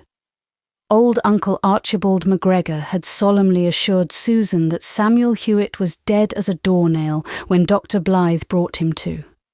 However that might be, when living people saw Gilbert's lean brown face and friendly hazel eyes by their bedside, and heard his cheery, "Why, there's nothing the matter with you," well, they believed it until it came true. As for namesakes, he had more than he could count. The whole Four Winds district was peppered with young Gilberts. There was even a tiny Gilbertine. So Dad was about again, and Mother was laughing again, and, at last, it was the night before the birthday. "If you go to bed early, little Jem, tomorrow will come quicker," assured Susan. Jem tried it, but it didn't seem to work. Walter fell asleep promptly, but Jem squirmed about. He was afraid to go to sleep. Suppose he didn't waken in time, and everybody else had given their presents to Mother. He wanted to be the very first. Why hadn't he asked Susan to be sure and call him? She had gone out to make a visit somewhere, but he would ask her when she came in. If he were sure of hearing her, well, he'd just go down and lie on the living room sofa, and then he couldn't miss her. Jem crept down and curled up on the Chesterfield. He could see over the glen. The moon was filling the hollows among the white snowy dunes with magic. The great trees that were so mysterious at night held out their arms about Ingleside. He heard all the night sounds of a house, a floor creaking, someone turning in bed, the crumble and fall of coals in the fireplace, the scurrying of a little mouse in the china closet. Was that an avalanche? No. Only snow sliding off the roof. It was a little lonesome. Why didn't Susan come? If he only had Jip now. Dear Jippy. Had he forgotten Jip? No, not forgotten exactly. But it didn't hurt so much now to think of him. One did think of other things a good deal of the time. Sleep well, dearest of dogs. Perhaps sometime he would have another dog after all. It would be nice if he had one right now. Or Shrimp.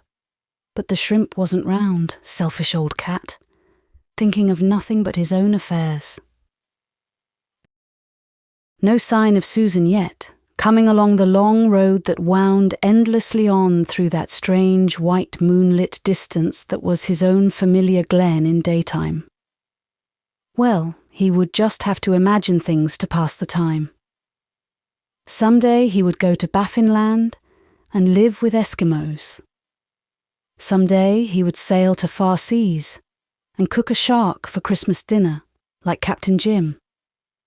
He would go on an expedition to the Congo in search of gorillas. He would be a diver and wander through radiant crystal halls under the sea. He would get Uncle Davy to teach him how to milk into the cat's mouth, the next time he went up to Avonlea. Uncle Davy did that so expertly. Perhaps he would be a pirate. Susan wanted him to be a minister. The minister could do the most good, but wouldn't a pirate have the most fun? Suppose the little wooden soldier hopped off the mantelpiece and shot off his gun. Suppose the chairs began walking about the room. Suppose the tiger rug came alive. Suppose the quack bears, which he and Walter pretended all over the house when they were very young, really were about. Jem was suddenly frightened. In daytime, he did not often forget the difference between romance and reality. But it was different in this endless night. Tick-tack went the clock. Tick-tack. And for every tick there was a quack bear sitting on a step of the stairs. The stairs were just black with quack bears.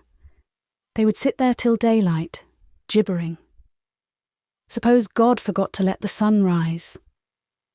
The thought was so terrible that Jem buried his face in the afghan to shut it out.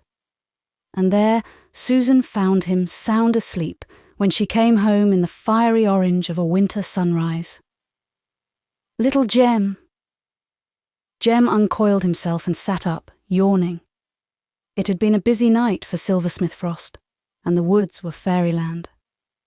A far-off hill was touched with a crimson spear. All the white fields beyond the glen were a lovely rose colour. It was Mother's birthday morning. "I was waiting for you, Susan, to tell you to call me, and you never came. I went down to see the John Warrens because their aunt had died, and they asked me to stay and sit up with the corpse," explained Susan cheerfully. "I didn't suppose you'd be trying to catch pneumonia too, the minute my back was turned. Scamper off to your bed and I'll call you when I hear your mother stirring." "Susan, how do you stab sharks?" Jem wanted to know before he went upstairs. "I do not stab them," answered Susan. Mother was up when he went into her room, brushing her long shining hair before the glass. Her eyes when she saw the necklace. "Jem, darling, for me." "Now you won't have to wait until Dad's ship comes in," said Jem with a fine nonchalance. What was that gleaming greenly on Mother's hand? A ring. Dad's present. All very well, but rings were common things. Even Sissy Flagg had one. But a pearl necklace. "A necklace is such a nice birthday-ish thing," said Mother. Chapter 20. When Gilbert and Anne went to dinner with friends in Charlottetown one evening in late March, Anne put on a new dress of ice green encrusted with silver around her neck and arms, and she wore Gilbert's emerald ring and Jem's necklace. "Haven't I got a handsome wife, Jem?" asked Dad proudly. Jem thought Mother was very handsome and her dress very lovely. How pretty the pearls looked on her white throat. He always liked to see Mother dressed up, but he liked it still better when she took off a splendid dress. It had transformed her into an alien. She was not really Mother in it. After supper, Jem went to the village to do an errand for Susan, and it was while he was waiting in Mr. Flagg's store, rather afraid that Sissy might come in as she sometimes did and be entirely too friendly, that the blow fell. The shattering blow of disillusionment, which is so terrible to a child, because so unexpected and so seemingly inescapable. Two girls were standing before the glass showcase where Mr. Carter Flagg kept necklaces and chain bracelets and hair barrettes. "Aren't those pearl strings pretty?" said Abby Russell. "You'd almost think they were real," said Leona Reese. They passed on then, quite unwitting of what they had done to the small boy sitting on the nail keg. Jem continued to sit there for some time longer. He was incapable of movement. "What's the matter, Sonny?" inquired Mr. Flagg. "You seem kind of low in your mind." Jem looked at Mr. Flagg with tragic eyes. His mouth was strangely dry. "Please, Mr. Flagg, are those necklaces? They are real pearls, aren't they?" Mr. Flagg laughed. "No, Jem. I'm afraid you can't get real pearls for 50 cents, you know. A real pearl necklace like that would cost hundreds of dollars. They're just pearl beads. Very good ones for the price, too. I got them at a bankrupt sale. That's why I can sell them so cheap. Ordinarily, they run to $1. Only one left. They went like hotcakes." Jem slid off the keg and went out, totally forgetting what Susan had sent him for. He walked blindly up the frozen road home. Overhead was a hard, dark, wintry sky. There was what Susan called a feel of snow in the air, and a skim of ice over the puddles. The harbour lay black and sullen between its bare banks. Before Jem reached home, a snow squall was whitening over them. He wished it would snow, and snow, and snow, till he was buried, and everybody was buried fathoms deep. There was no justice anywhere in the world. Jem was heartbroken, and let no one scoff at his heartbreak for scorn of its cause. His humiliation was utter and complete. He had given Mother what he and she had supposed was a pearl necklace, and it was only an old imitation. What would she say? What would she feel like when she knew? For of course she must be told. It never occurred to Jem to think for a moment that she need not be told. Mother must not be fooled any longer. She must know that her pearls weren't real. Poor Mother. She had been so proud of them. Had he not seen the pride shining in her eyes when she had kissed him and thanked him for them? Jem slipped in by the side door and went straight to bed, where Walter was already sound asleep. But Jem could not sleep. He was awake when Mother came home and slipped in to see that Walter and he were warm. "Jem, dear, are you awake at this hour? You're not sick?" "No, but I'm very unhappy here, Mother dearwums," said Jem, putting his hand on his stomach, fondly believing it to be his heart. "What is the matter, dear?" There is something I must tell you, Mother. You'll be awfully disappointed, Mother. But I didn't mean to deceive you, Mother. Truly I didn't." "I'm sure you didn't, dear. What is it? Don't be afraid." "Oh, Mother dearwums, those pearls aren't real pearls. I thought they were. I did think they were. Jem's eyes were full of tears. He couldn't go on. If Anne wanted to smile, there was no sign of it on her face. Shirley had bumped his head that day. Nan had sprained her ankle. Di had lost her voice with a cold. Anne had kissed and bandaged and soothed. But this was different. This needed all the secret wisdom of mothers. "Jem, I never thought you supposed they were real pearls. I knew they weren't, at least in one sense of real. In another, they are the most real things I've ever had given me, because there was love and work and self-sacrifice in them. And that makes them more precious to me than all the gems that divers have fished up from the sea for queens to wear. Darling, I wouldn't exchange my pretty beads for the necklace I read of last night which some millionaire gave his bride and which cost $500,000. So that shows you what your gift is worth to me, dearest of dear little sons. Do you feel better now?" Jem was so happy he was ashamed of it. He was afraid it was babyish to be so happy. "Oh, life is bearable again," he said cautiously. The tears had vanished from his sparkling eyes. All was well. Mother's arms were about him. Mother did like her necklace, nothing else mattered. Some day he would give her one that would cost no mere half but a whole $1,000,000. Meanwhile he was tired. His bed was very warm and cosy. Mother's hands smelled like roses, and he didn't hate Leona Reese any more. "Mother dear, you do look so sweet in that dress," he said sleepily, "sweet and pure. Pure as Epps's cocoa." Anne smiled as she hugged him.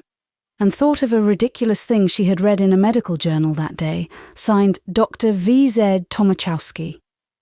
You must never kiss your little son lest you set up a Jocasta complex. She had laughed over it at the time, and been a little angry as well. Now she only felt pity for the writer of it. Poor, poor man. For of course VIII Tomaszewski was a man. No woman would ever write anything so silly and wicked.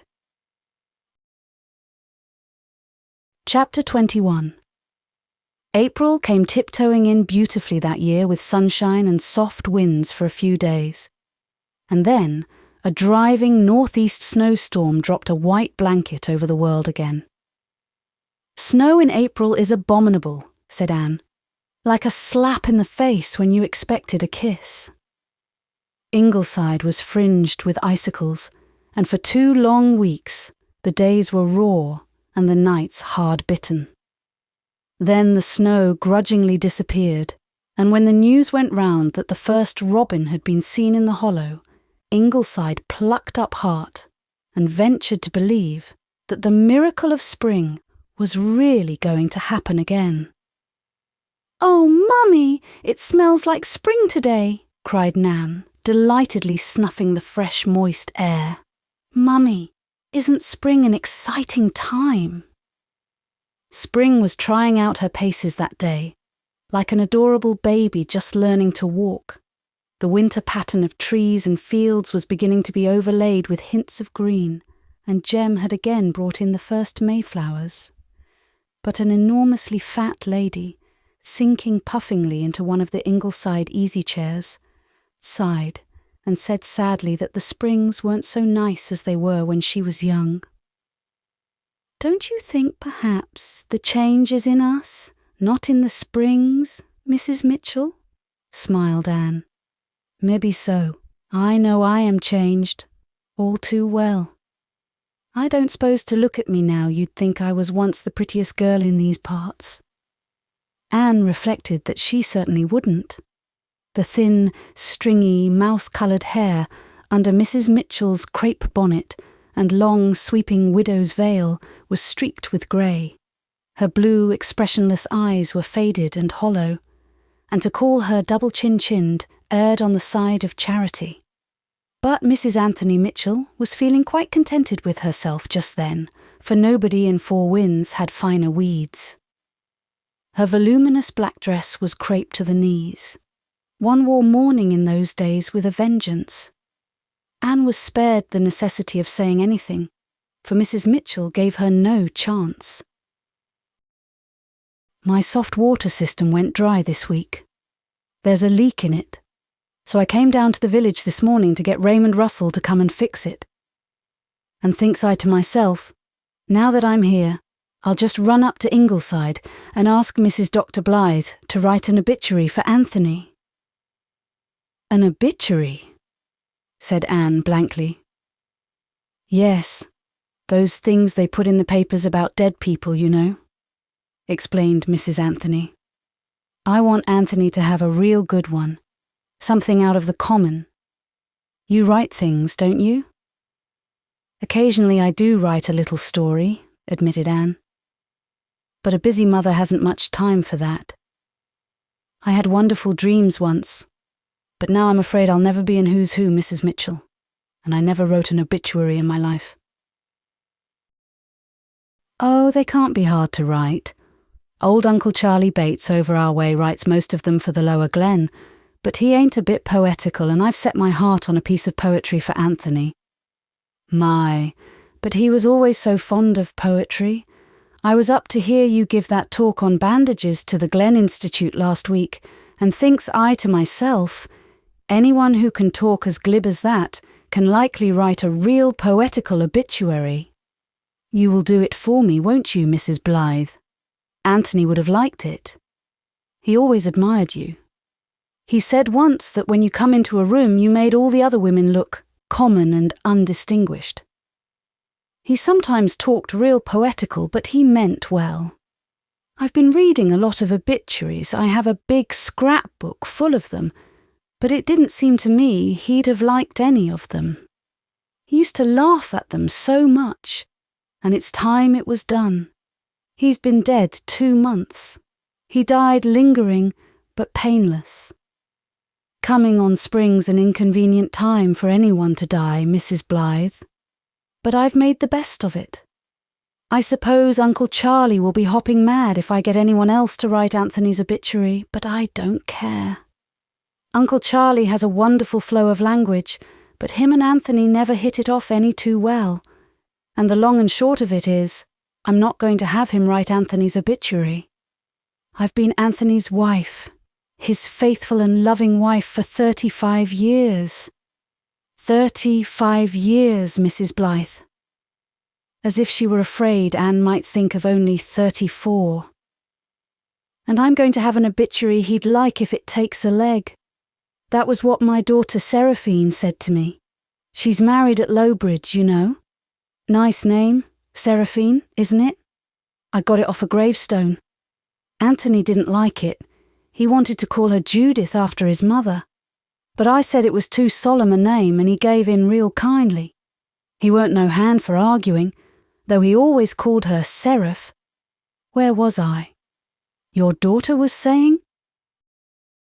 Oh yes, Seraphine said to me, Mother, whatever else you have or don't have a real nice obituary for Father. She and her father were always real thick, though he poked a bit of fun at her now and then, just as he did at me. Now won't you, Mrs. Blythe? I really don't know a great deal about your husband, Mrs. Mitchell. Oh, I can tell you all about him, if you don't want to know the colour of his eyes. Do you know, Mrs. Blythe, when Seraphine and I was talking things over after the funeral, I couldn't tell the colour of his eyes after living with him 35 years. They was kind of soft and dreamy anyhow. He used to look so pleading with them when he was courting me. He had a real hard time to get me, Mrs. Blythe. He was mad about me for years. I was full of bounce then and meant to pick and choose. My life story would be real thrilling if you ever get short of material, Mrs. Blythe. Ah well, them days are gone. I had more beaux than you could shake a stick at. But they kept coming and going. And Anthony just kept coming. He was kind of good looking too. Such a nice lean man. I never could abide pudgy men. And he was a cut or two above me.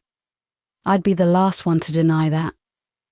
It'll be a step up for a plumber if you marry a Mitchell, Ma said. I was a plumber, Mrs. Blythe, John A. Plummer's daughter, and he paid me such nice romantic compliments, Mrs. Blythe. Once he told me I had the ethereal charm of moonlight. I knew it meant something nice, though I don't know yet what ethereal means. I've always been meaning to look it up in the dictionary, but I never get around to it. Well, anyway, in the end I passed my word of honour that I would be his bride. That is, I said I'd take him. My. But I wish you could have seen me in my wedding dress, Mrs. Blythe. They all said I was a picture. Slim as a trout with hair yellow as gold, and such a complexion. Ah, time makes terrible changes in us. You haven't come to that yet, Mrs. Blythe. You're real pretty still, and a highly educated woman into the bargain. Ah well, we can't all be clever. Some of us have to do the cooking. That dress you've got on is real handsome, Mrs. Blythe. You never wear black, I notice. You're right. You'll have to wear it soon enough. Put it off till you have to, I say. Well, where was I? You were trying to tell me something about Mr. Mitchell. Oh, yes. Well, we were married.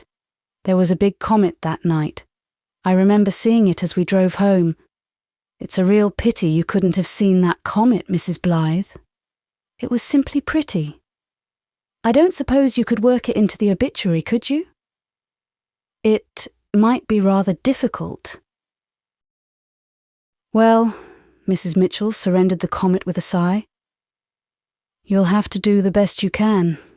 He hadn't a very exciting life. He got drunk once. He said he just wanted to see what it was like for once. He was always of an inquiring turn of mind. But of course, you couldn't put that in an obituary. Nothing much else ever happened to him. Not to complain, but just to state facts, he was a bit shiftless and easygoing. He would sit for an hour looking into a hollyhock. My, but he was fond of flowers, hated to mow down the buttercups. No matter if the wheat crop failed, as long as there were farewell summers and goldenrod, and trees, that orchard of his, I always told him, joking like, that he cared more for his trees than for me, and his farm, but he loved his bit of land. He seemed to think it was a human being. Many's the time I've heard him say, "I think I'll go out and have a little talk to my farm." When we got old, I wanted him to sell, seeing as we had no boys, and retire to Lowbridge. But he would say, "I can't sell my farm. I can't sell my heart." Ain't men funny? Not long before he died, he took a notion to have a boiled hen for dinner. "Cooked in that way you have," says he. He was always partial to my cooking, if I do say it. The only thing he couldn't abide was my lettuce salad with nuts in it. He said the nuts were so derned unexpected. But there wasn't a hen to spare. They were all laying good. And there was only one rooster left. And of course, I couldn't kill him. But I like to see the roosters strutting round. Ain't anything much handsomer than a fine rooster, do you think, Mrs. Blythe? Well, where was I? You were saying your husband wanted you to cook a hen for him. Oh, yes. And I've been so sorry ever since I didn't. I wake up in the night and think of it. But I didn't know he was going to die, Mrs. Blythe. He never complained much and always said he was better, and interested in things to the last. If I had known he was going to die, Mrs. Blythe, I'd have cooked a hen for him, eggs or no eggs. Mrs. Mitchell removed her rusty black lace mitts and wiped her eyes with a handkerchief, black bordered a full 2 inches. He'd have enjoyed it, she sobbed. He had his own teeth to the last, poor dear. Well, anyway, folding the handkerchief and putting on the mitts. He was 65, so he wasn't far from the allotted span. And I've got another coffin plate. Mary Martha Plummer and me started collecting coffin plates at the same time, but she soon got ahead of me. So many of her relations died, not to speak of her 3 children. She's got more coffin plates than anyone in these parts. I didn't seem to have much luck, but I've got a full mantelpiece at last. My cousin, Thomas Bates, was buried last week and I wanted his wife to give me the coffin plate, but she had it buried with him. Said collecting coffin plates was a relic of barbarism. She was a Hampson, and the Hampsons were always odd. Well, where was I?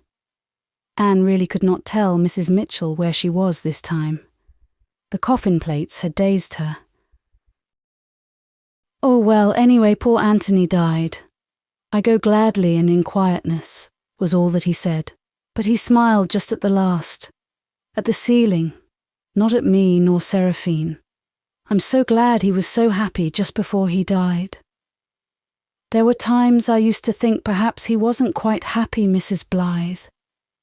He was so terrible, high-strung and sensitive. But he looked real noble and sublime in his coffin. We had a grand funeral. It was just a lovely day. He was buried with loads of flowers. I took a sinking spell at the last, but otherwise everything went off very well. We buried him in the Lower Glen graveyard, though all his family were buried in Lowbridge. But he picked out his graveyard long ago. Said he wanted to be buried near his farm and where he could hear the sea and the wind in the trees. There are trees around 3 sides of that graveyard, you know. I was glad too. I always thought it was such a cosy little graveyard, and we can keep geraniums growing on his grave. He was a good man. He's likely in heaven now, so that needn't trouble you. I always think it must be some chore to write an obituary when you don't know where the departed is. I can depend on you then, Mrs. Blythe. Anne consented, feeling that Mrs. Mitchell would stay there and talk until she did consent. Mrs. Mitchell, with another sigh of relief, heaved herself out of her chair. "I must be stepping. I'm expecting a hatching of turkey poults today. I've enjoyed my conversation with you and I wish I could have stayed longer. It's lonesome being a widow woman. A man may not amount to an awful lot, but you sort of miss him when he goes." Anne politely saw her down the walk. The children were stalking robins on the lawn, and daffodil tips were poking up everywhere. "You've got a nice proud house here.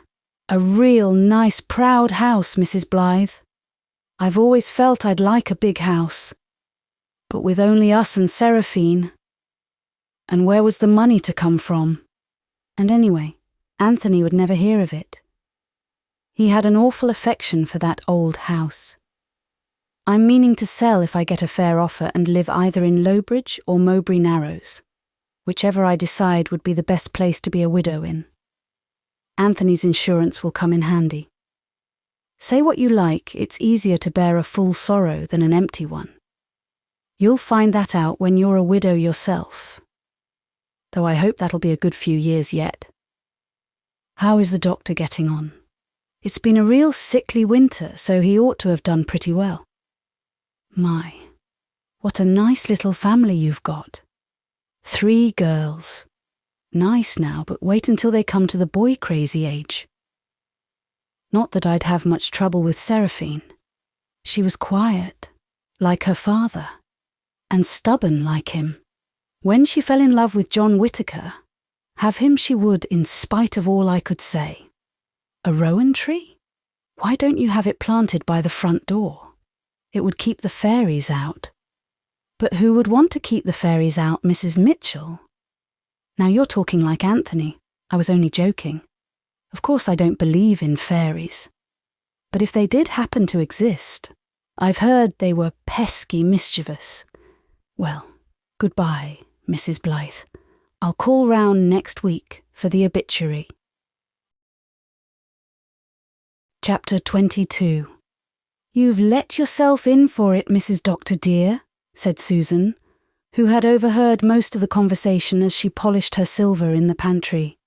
"Haven't I? But Susan, I really do want to write that obituary. I liked Anthony Mitchell, what little I've seen of him, and I feel sure that he'd turn over in his grave if his obituary was like the run-of-the-mill in the Daily Enterprise.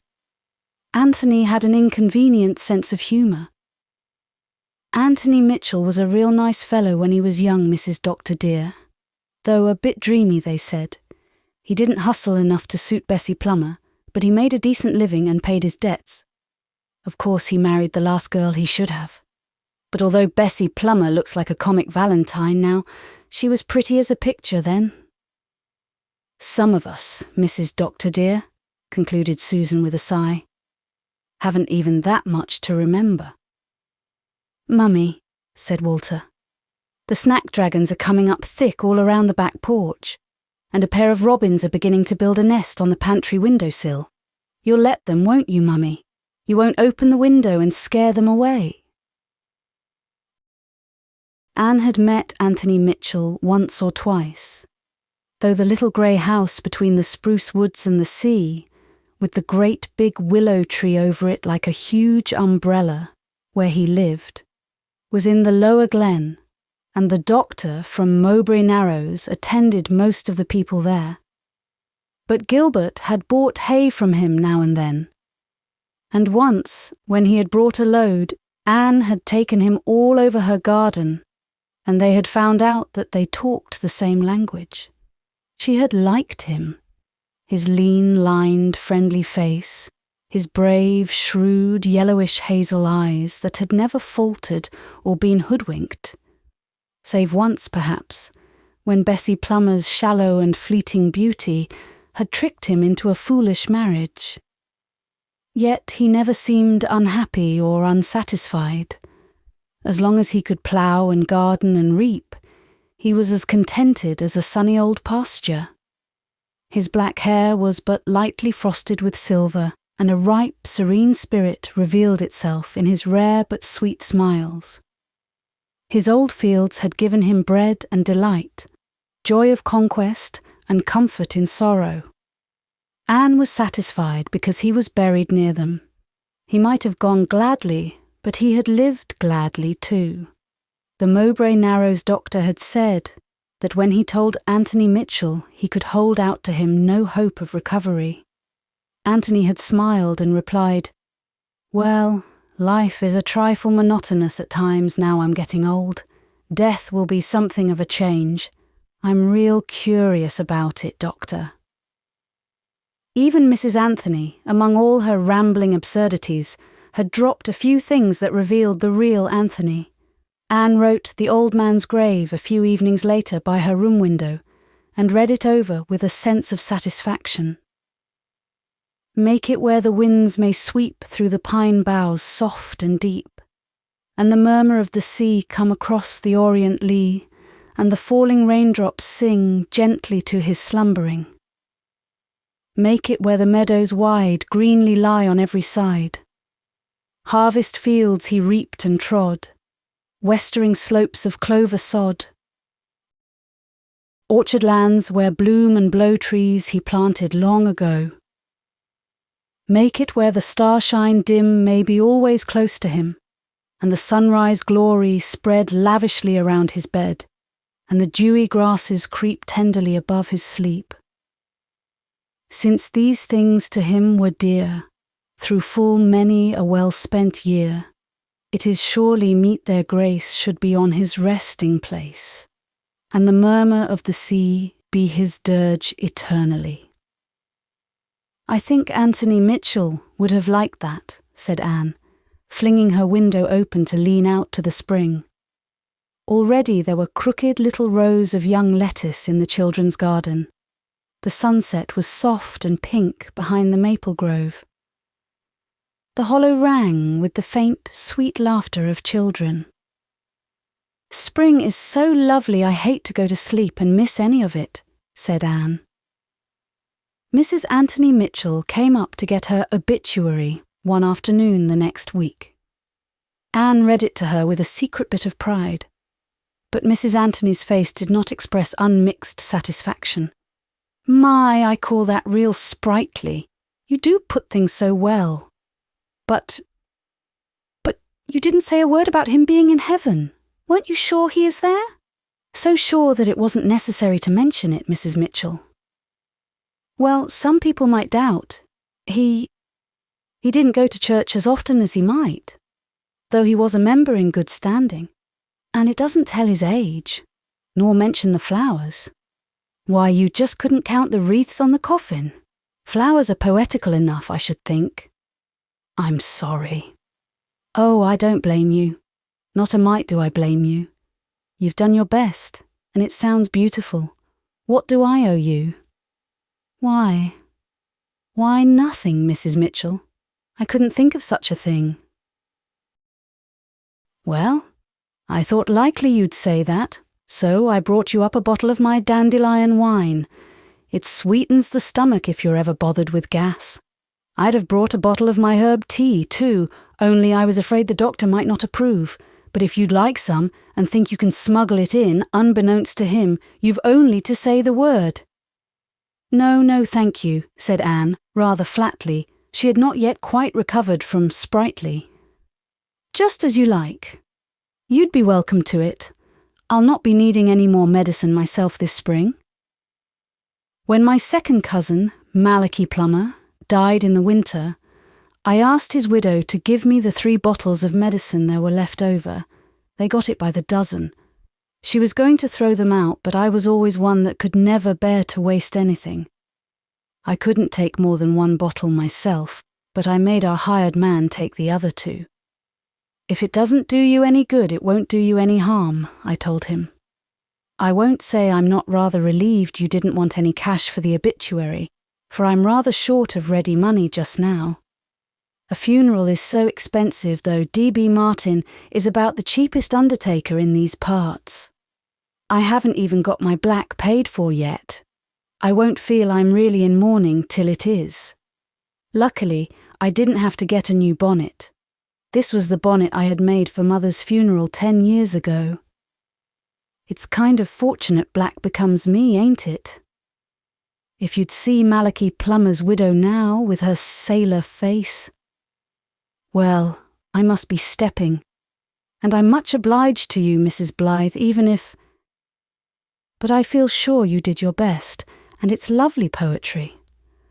Won't you stay and have supper with us? Asked Anne. Susan and I are all alone. The doctor is away and the children are having their first picnic supper in the hollow. I don't mind, said Mrs. Anthony, slipping willingly back into her chair. I'll be glad to set a spell longer. Somehow it takes so long to get rested when you get old. And, she added, with a smile of dreamy beatitude on her pink face, didn't I smell fried parsnips? Anne almost grudged the fried parsnips when the Daily Enterprise came out the next week.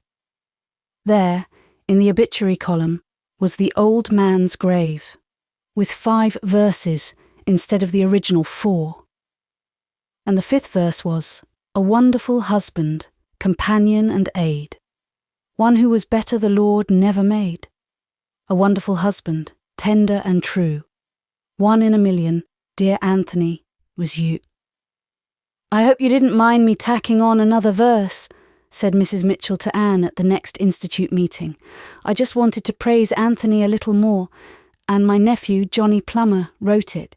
He just sat down and scribbled it off quick as a wink. He's like you. He doesn't look clever, but he can poetize. He got it through his mother. She was a Wickford. The Plummers haven't a speck of poetry in them. Not a speck. What a pity you didn't think of getting him to write Mr. Mitchell's obituary in the first place, said Anne coldly. Yes, isn't it? But I didn't know he could write poetry, and I'd set my heart on it for Anthony's send-off. Then his mother showed me a poem he'd written on a squirrel drowned in a pail of maple syrup. A really touching thing. But yours was real nice too, Mrs. Blythe. I think the two combined together made something out of the common, don't you? I do, said Anne. Chapter 23. The Ingleside children were having bad luck with pets. The wriggly, curly little black pup Dad brought home from Charlottetown one day just walked out the next week and disappeared into the blue. Nothing was ever seen or heard of him again, and though there were whispers of a sailor from the harbour head having been seen taking a small black pup on board his ship the night she sailed, his fate remained one of the deep and dark, unsolved mysteries of the Ingleside Chronicles. Walter took it harder than Jem, who had not yet quite forgotten his anguish over Jip's death, and was not ever again going to let himself love a dog, not wisely, but too well. Then Tiger Tom, who lived in the barn and was never allowed in the house because of his thievish propensities, but got a good deal of petting for all that, was found stark and stiff on the barn floor and had to be buried with pomp and circumstance in the hollow. Finally, Jem's rabbit Bun, which he had bought from Joe Russell for a quarter, sickened and died. Perhaps its death was hastened by a dose of patent medicine Jem gave him. Perhaps not. Joe had advised it, and Joe ought to know. But Jem felt as if he had murdered Bun. "Is there a curse on Ingleside?" he demanded gloomily when Bun had been laid to rest beside Tiger Tom. Walter wrote an epitaph for him, and he and Jem and the twins wore black ribbons tied round their arms for a week, to the horror of Susan, who deemed it sacrilege. Susan was not inconsolable for the loss of Bun, who had got out once and worked havoc in her garden. Still less did she approve of 2 toads Walter brought in and put in the cellar. She put one of them out when evening came, but could not find the other, and Walter lay awake and worried. Maybe they were husband and wife, he thought. Maybe they're awful lonely and unhappy now they're separated. It was the little one Susan put out, so I guess she was the lady toad. And maybe she's frightened to death all alone in that big yard without anyone to protect her, just like a widow. Walter couldn't endure thinking about the widow's woes, so he slipped down to the cellar to hunt for the gentleman toad, but only succeeded in knocking down a pile of Susan's discarded tinware with a resulting racket that might have wakened the dead. It woke only Susan, however, who came marching down with a candle, the fluttering flame of which cast the weirdest shadows on her gaunt face. "Walter Blythe, whatever are you doing?" "Susan, I've got to find that toad," said Walter desperately. "Susan, just think how you would feel without your husband if you had one." "What on earth are you talking about?" demanded the justifiably mystified Susan. At this point the gentleman toad, who had evidently given himself up for lost when Susan appeared on the scene, hopped out into the open from behind Susan's cask of dill pickles. Walter pounced on him and slipped him out through the window, where it is to be hoped he rejoined his supposed love and lived happily ever afterwards. "You know you shouldn't have brought those creatures into the cellar," said Susan sternly. "What would they live on?" "Of course I meant to catch insects for them," said Walter, aggrieved. "I wanted to study them." "There is simply no being up to them," moaned Susan, as she followed an indignant young Blythe up the stairs, and did not mean the toads. They had better luck with their Robin. They had found him, little more than a baby, on the doorstep after a June night storm of wind and rain. He had a grey back and a mottled breast and bright eyes, and from the first he seemed to have complete confidence in all the Ingleside people, not even excepting the shrimp, who never attempted to molest him, not even when Cock Robin hopped saucily up to his plate and helped himself.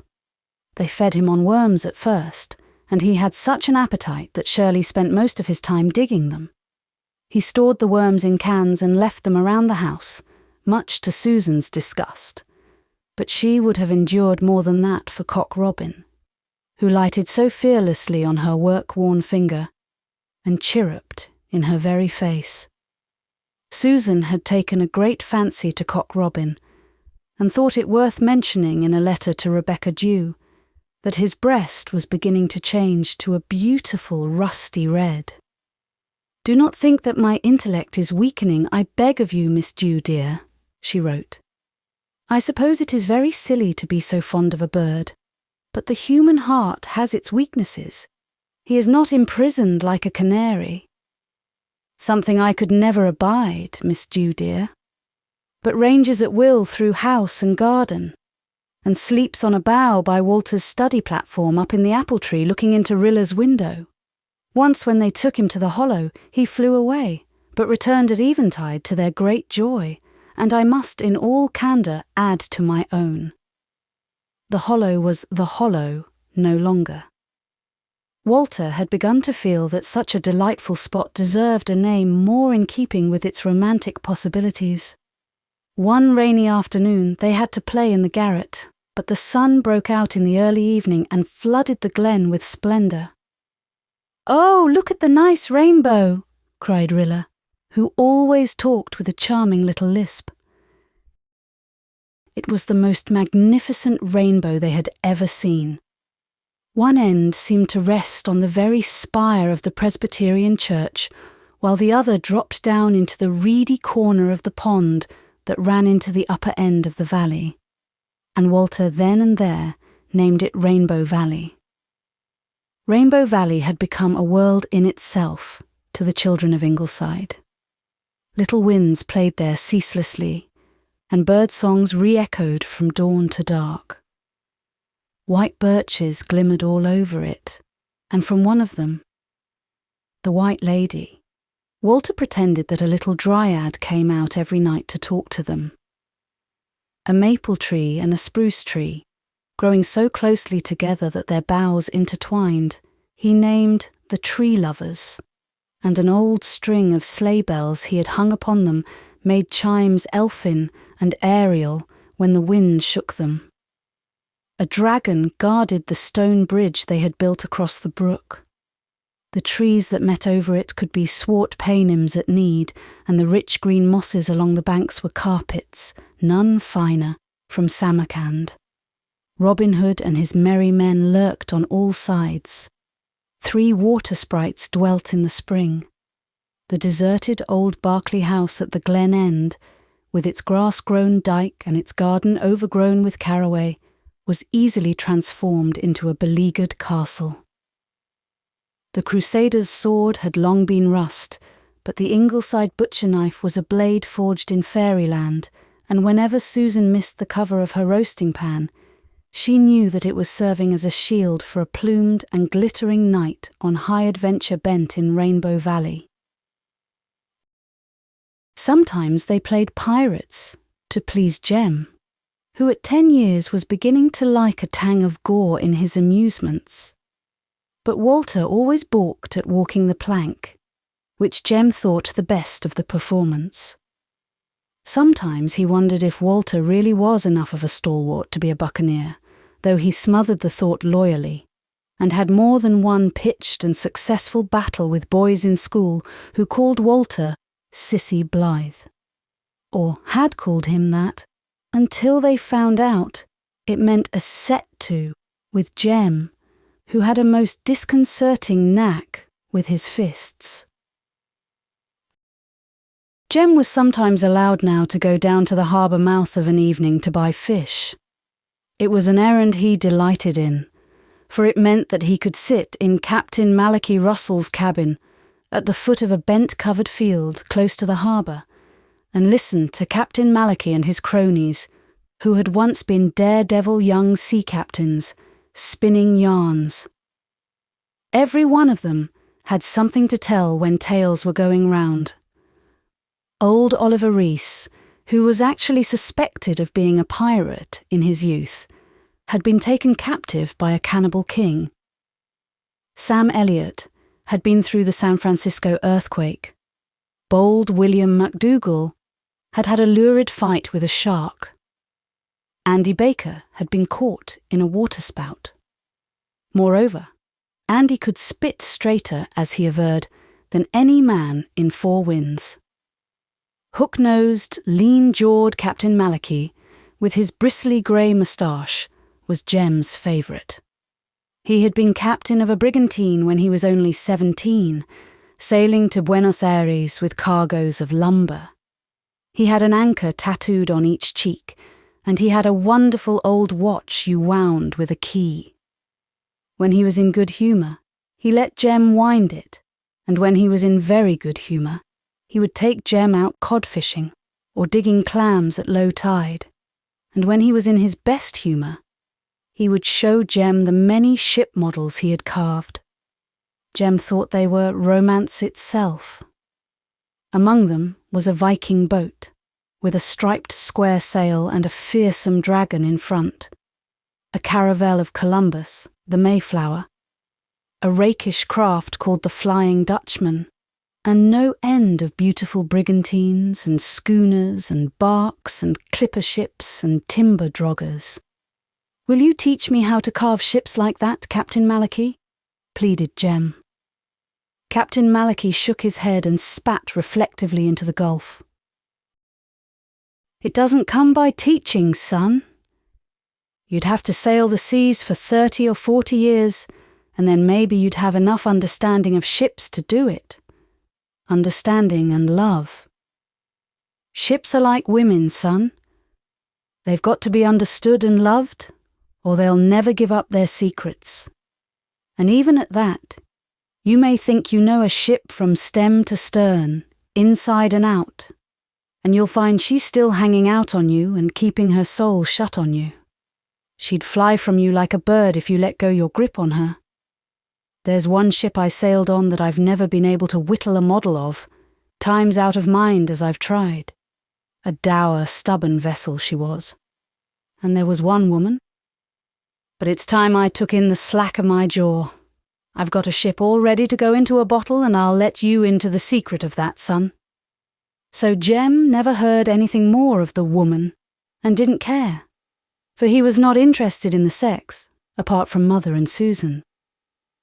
They were not women, they were just Mother and Susan. When Jip had died, Jem had felt he never wanted another dog. But time heals amazingly, and Jem was beginning to feel doggish again. The puppy wasn't really a dog. He was only an incident.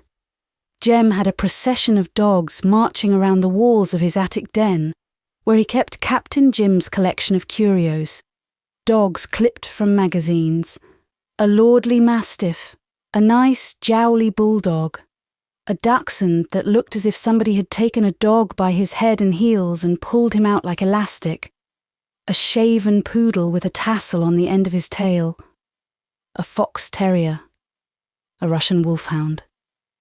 Jem wondered if Russian wolfhounds ever got anything to eat. A saucy pom, a spotted Dalmatian, a spaniel with appealing eyes. All dogs of high degree, but all lacking something in Jem's eyes. He didn't just know what. Then the advertisement came out in the Daily Enterprise. For sale, a dog. Apply, Roddy Crawford, Harbour Head. Nothing more. Jem could not have told why the advertisement stuck in his mind, or why he felt there was a sadness in its very brevity. He found out from Craig Russell who Roddy Crawford was. Roddy's father died a month ago, and he has to go to live with his aunt in town. His mother died years ago, and Jake Millison has bought the farm, but the house is going to be torn down. Maybe his aunt won't let him keep his dog. It's no great shakes of a dog, but Roddy has always had an awful notion of it. "I wonder how much he wants for it. I've only got $1, said Jem. "I guess what he wants most is a good home for it," said Craig. "But your dad would give you the money for it, wouldn't he?" "Yes, but I want to buy a dog with my own money," said Jem. "It would feel more like my dog then." Craig shrugged. Those Ingleside kids were funny. What did it matter who put up the cash for an old dog? That evening Dad drove Jem down to the old, thin, run-down Crawford farm, where they found Roddy Crawford and his dog. Roddy was a boy of about Jem's age, a pale lad with straight, reddish-brown hair and a crop of freckles. His dog had silky brown ears, a brown nose and tail, and the most beautiful soft brown eyes ever seen in a dog's head. The moment Jem saw that darling dog, with the white stripe down his forehead that parted in two between his eyes and framed his nose, he knew he must have him. "You want to sell your dog?" he asked eagerly. "I don't want to sell him," said Roddy dully, "but Jake says I'll have to, or he'll drown him. He says Aunt Vinnie won't have a dog about." "What do you want for him?" asked Jem, scared that some prohibitive price would be named. Roddy gave a great gulp. He held out his dog. "Here, take him," he said hoarsely. "I ain't going to sell him. I ain't. Money would never pay for Bruno. If you'll give him a good home, and be kind to him." "Oh, I'll be kind to him," said Jem eagerly. "But you must take my $1. I wouldn't feel he was my dog if you didn't. I won't take him if you don't." He forced the $1 into Roddy's reluctant hand.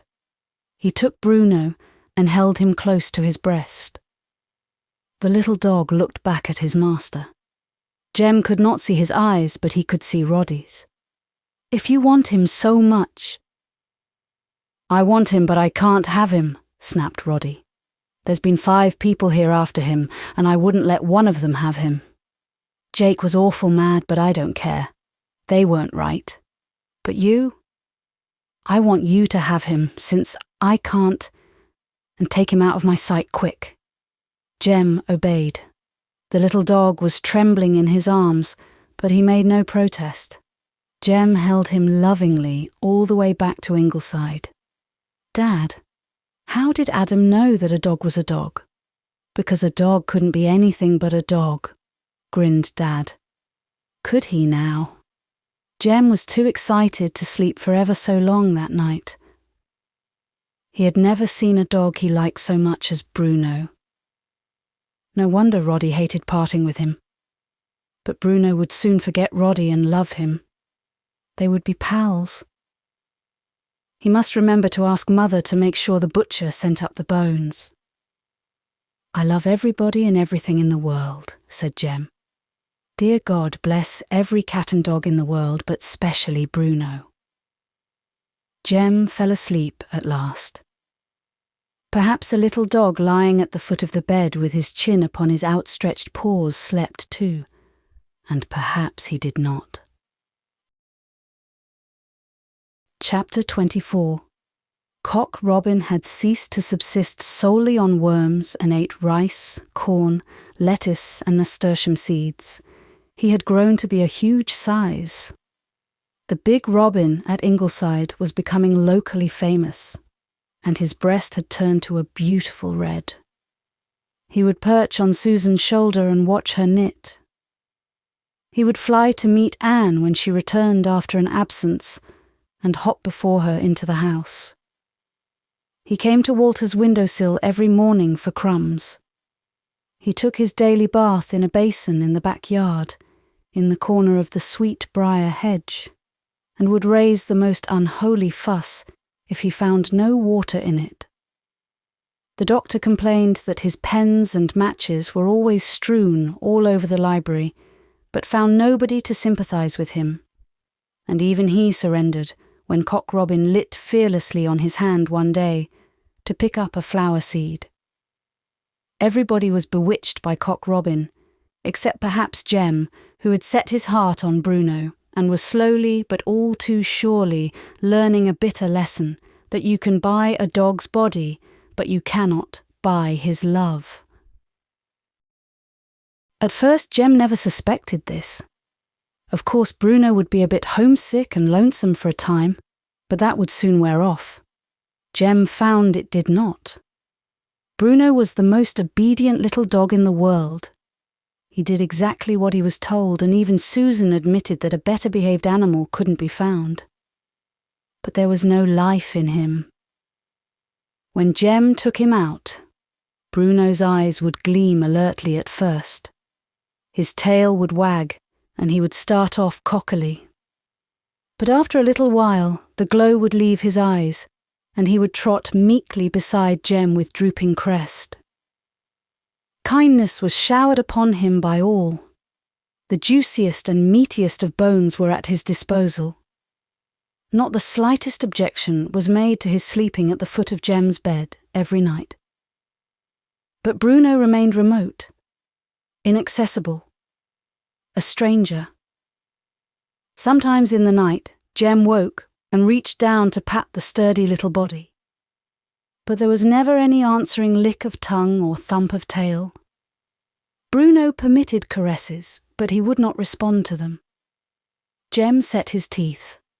There was a good bit of determination in James Matthew Blythe, and he was not going to be beaten by a dog. His dog, whom he had bought fairly and squarely, with money hardly saved from his allowance. Bruno would just have to get over being homesick for Roddy, have to give up looking at you with the pathetic eyes of a lost creature, have to learn to love him. Jem had to stand up for Bruno, for the other boys in school, suspecting how he loved the dog, were always trying to pick on him. Your dog has fleas, great big fleas, taunted Perry Reese. Jem had to trounce him before Perry would take it back and say Bruno hadn't a single flea, not one. My pup takes fits once a week, boasted Rob Russell. I'll bet your old pup never had a fit in his life. If I had a dog like that, I'd run him through the meat grinder. We had a dog like that once, said Mike Drew, but we drowned him. My dog's an awful dog, said Sam Warren proudly. He kills the chickens and chews up all the clothes on wash day. Bet your old dog hasn't spunk enough for that. Jem sorrowfully admitted to himself, if not to Sam, that Bruno hadn't. He almost wished he had. And it stung when Watty Flag shouted, "Your dog's a good dog. He never barks on Sunday," because Bruno didn't bark any day. But with it all, he was such a dear, adorable little dog. "Bruno, why won't you love me?" almost sobbed Jem. "There's nothing I wouldn't do for you. We could have such fun together." But he would not admit defeat to anyone. Jem hurried home one evening from a mussel bake at the harbour mouth because he knew a storm was coming. The sea moaned so. Things had a sinister, lonely look. There was a long rip and tear of thunder as Jem dashed into Ingleside. "Where's Bruno?" he shouted. It was the first time he had gone anywhere without Bruno. He had thought the long walk to the harbour mouth would be too much for a little dog. Jem would not admit to himself that such a long walk with a dog whose heart was not in it would be a little too much for him as well. It developed that nobody knew where Bruno was. He had not been seen since Jem left after supper. Jem hunted everywhere, but he was not to be found. The rain was coming down in floods. The world was drowned in lightning. Was Bruno out in that black night, lost? Bruno was afraid of thunderstorms. The only times he had ever seemed to come near Jem in spirit was when he crept close to him while the sky was riven asunder. Jem worried so that when the storm was spent, Gilbert said, "I ought to go up to the head anyway to see how Roy Westcott is getting on. You can come too, Jem, and we'll drive round by the old Crawford place on our way home. I've an idea Bruno has gone back there." 6 miles? He'd never, said Jem. But he had. When they got to the old, deserted, lightless Crawford house, a shivering, bedraggled little creature was huddled forlornly on the wet doorstep, looking at them with tired, unsatisfied eyes. He made no objection when Jem gathered him up in his arms and carried him out to the buggy through the knee-high, tangled grass. Jem was happy. How the moon was rushing through the sky as the clouds tore past her. How delicious were the smells of the rain-wet woods as they drove along.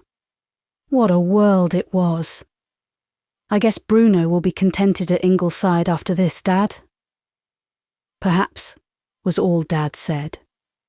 He hated to throw cold water, but he suspected that a little dog's heart, losing its last home, was finally broken. Bruno had never eaten very much, but after that night he ate less and less. Came a day when he would not eat at all.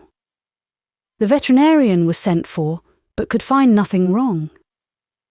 I knew one dog in my experience who died of grief, and I think this is another. He told the doctor aside.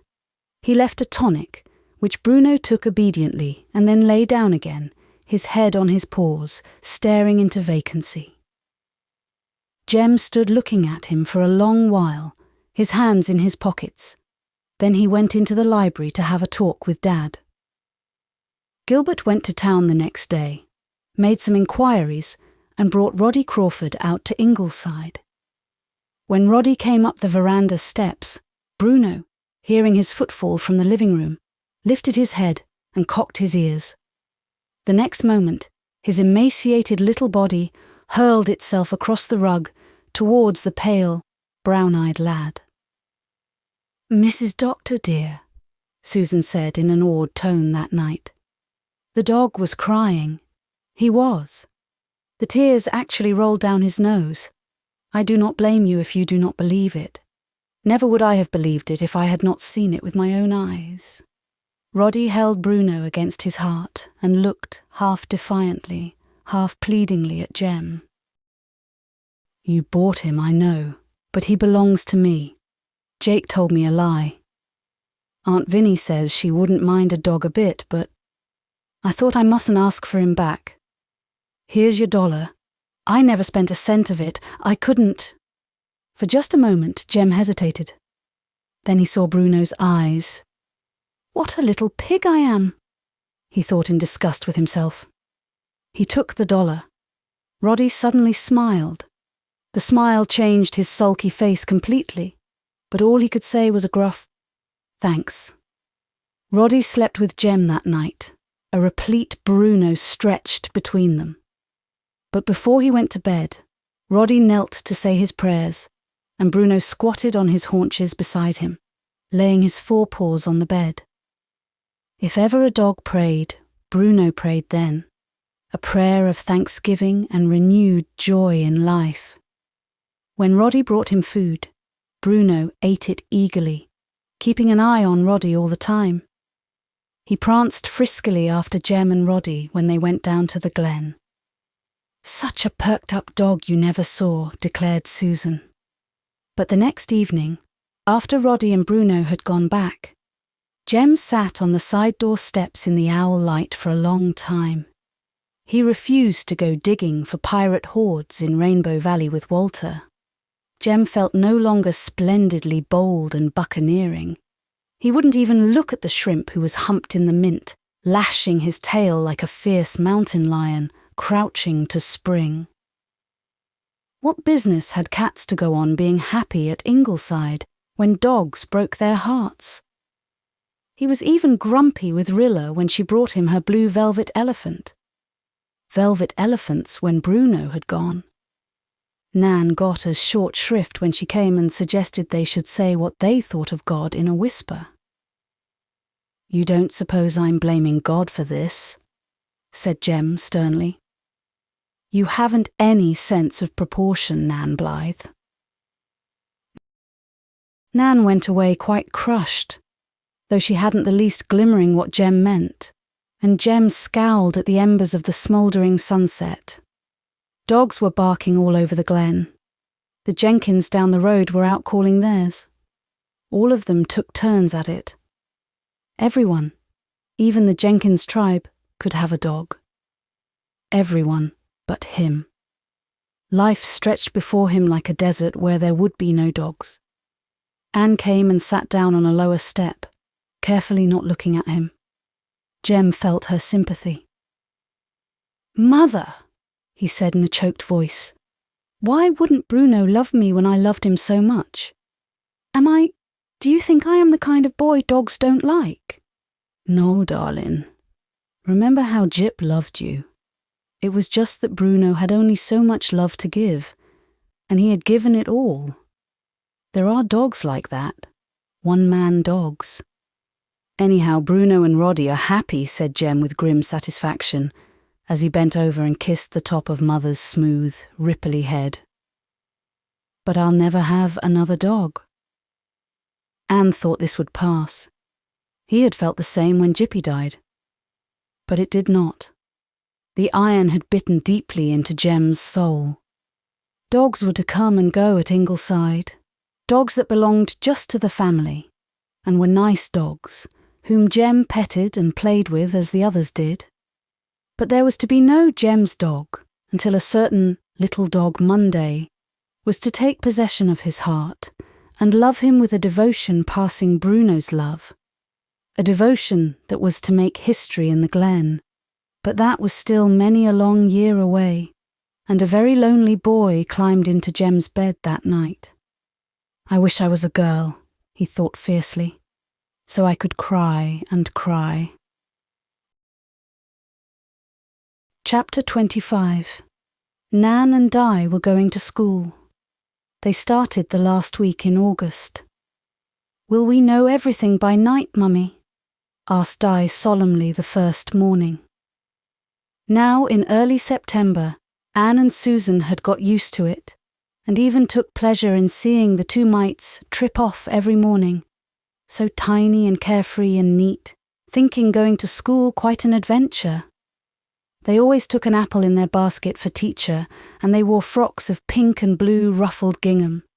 Since they did not look in the least alike, they were never dressed alike. Diana, with her red hair, could not wear pink, but it suited Nan, who was much the prettier of the Ingleside twins. She had brown eyes, brown hair, and a lovely complexion, of which she was quite aware even at 7. A certain starriness had gone to the fashioning of her. She held her head proudly, with her little saucy chin a wee bit in evidence, and so was already thought rather stuck up. "She'll imitate all her mother's tricks and poses," said Mrs. Alec Davies. "She has all her airs and graces already, if you ask me." The twins were dissimilar in more than looks. Di, in spite of her physical resemblance to her mother, was very much her father's child, so far as disposition and qualities went. She had the beginnings of his practical bent, his plain common sense, his twinkling sense of humour. Nan had inherited in full her mother's gift of imagination and was already making life interesting for herself in her own way. For example, she had had no end of excitement this summer, making bargains with God, the gist of the matter being, "If you'll do such and such a thing, I'll do such and such a thing."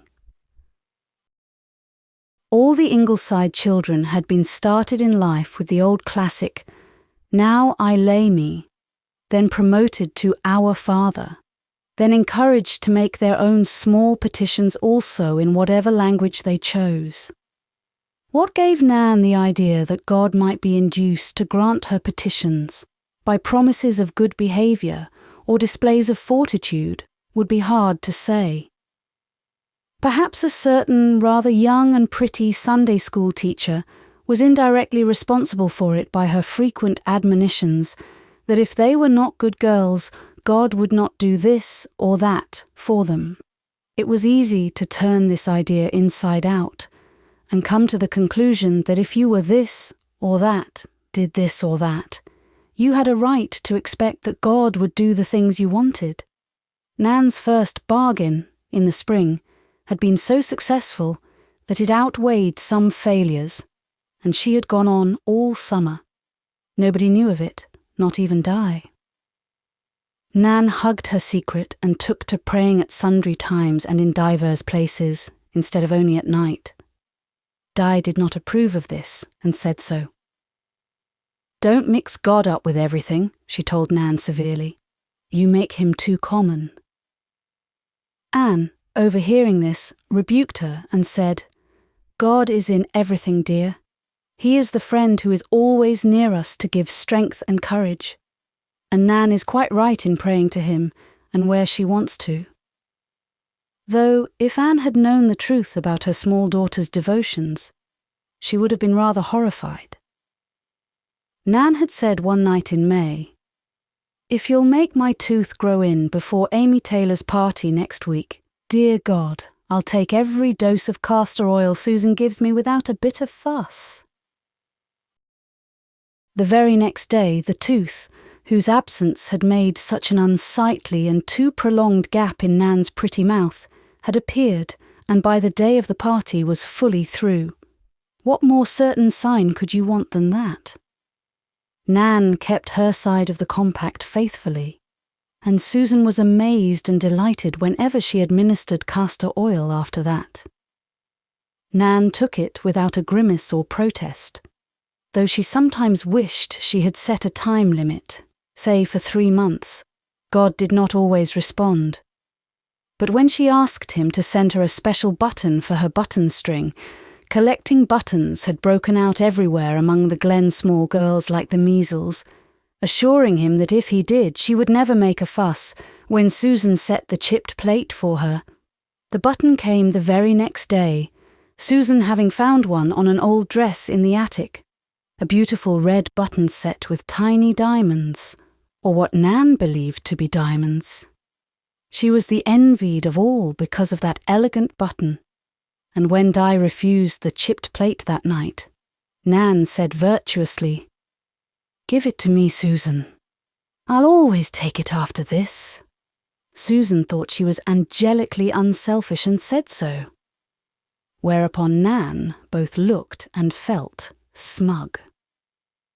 She got a fine day for the Sunday school picnic when everyone predicted rain the night before by promising to brush her teeth every morning without being told. Her lost ring was restored on the condition that she kept her fingernails scrupulously clean.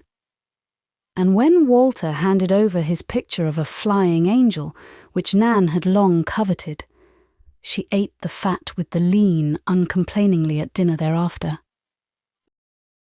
When, however, she asked God to make her battered and patched teddy bear young again, promising to keep her bureau drawer tidy, something struck a snag. Teddy did not grow young, though Nan looked for the miracle anxiously every morning and wished God would hurry. Finally, she resigned herself to Teddy's age. After all, he was a nice old bear, and it would be awfully hard to keep that old bureau drawer tidy. When Dad brought her home a new teddy bear, she didn't really like it, and, though with sundry misgivings of her small conscience, decided she need not take any special pains with the bureau drawer. Her faith returned when, having prayed that the missing eye of her china cat would be restored. The eye was in its place next morning, though somewhat askew, giving the cat a rather cross-eyed aspect. Susan had found it when sweeping and stuck it in with glue. But Nan did not know this, and cheerfully carried out her promise of walking 14 times around the barn on all fours. What good walking 14 times around the barn on all fours could do God or anybody else, Nan did not stop to consider. But she hated doing it.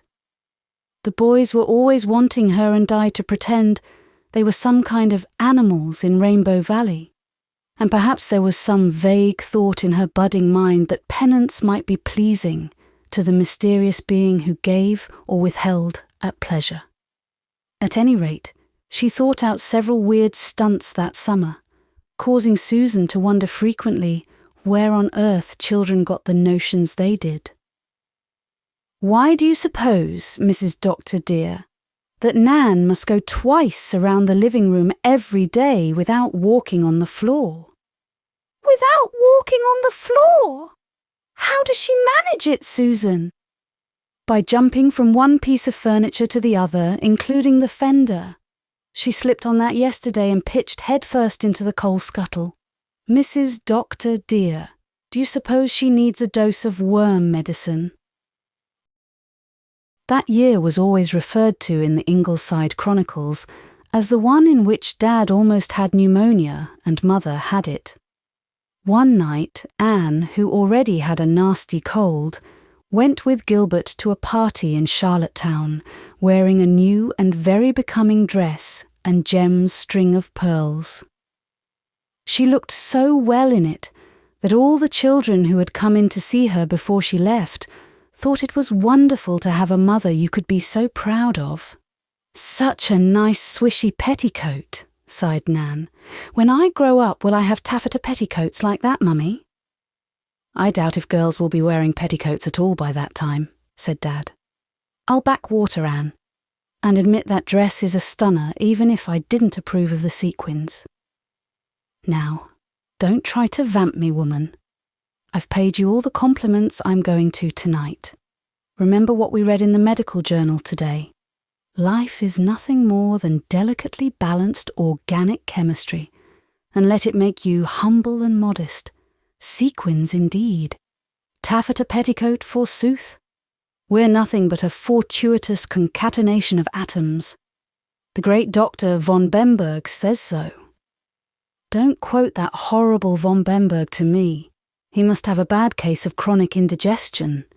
He may be a concatenation of atoms, but I'm not." In a few days thereafter, Anne was a very sick concatenation of atoms, and Gilbert a very anxious one. Susan went about looking harassed and tired, and the trained nurse came and went with an anxious face, and a nameless shadow suddenly swooped and spread and darkened at Ingleside. The children were not told of the seriousness of their mother's illness, and even Jem did not realize it fully.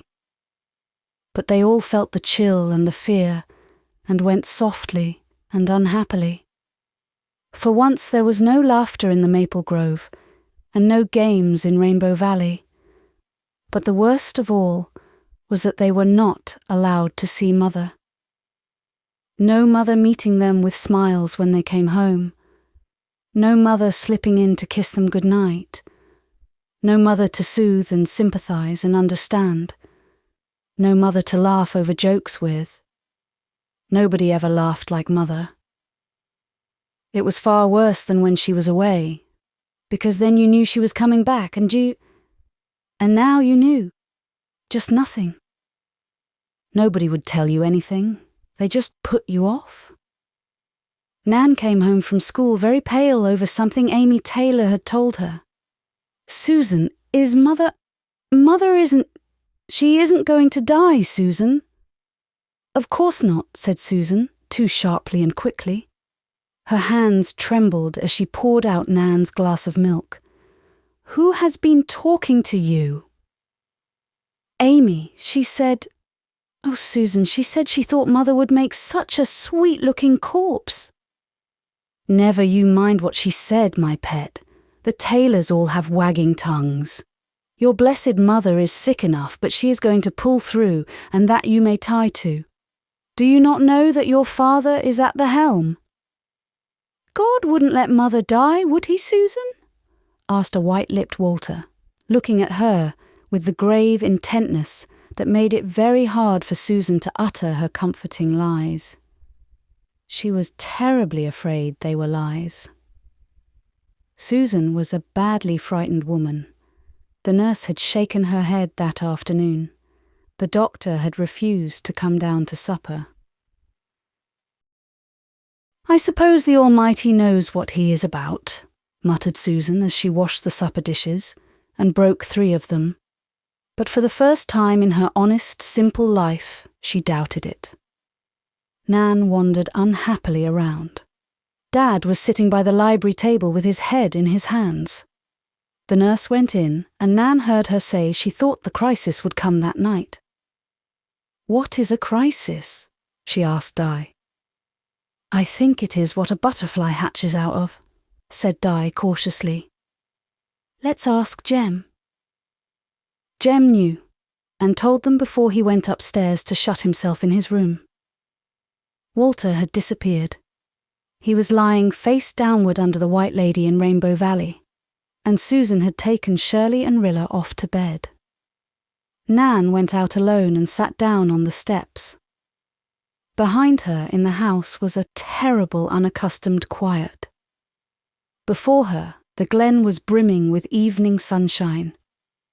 But the long red road was misty with dust, and the bent grasses in the harbour fields were burned white in the drought.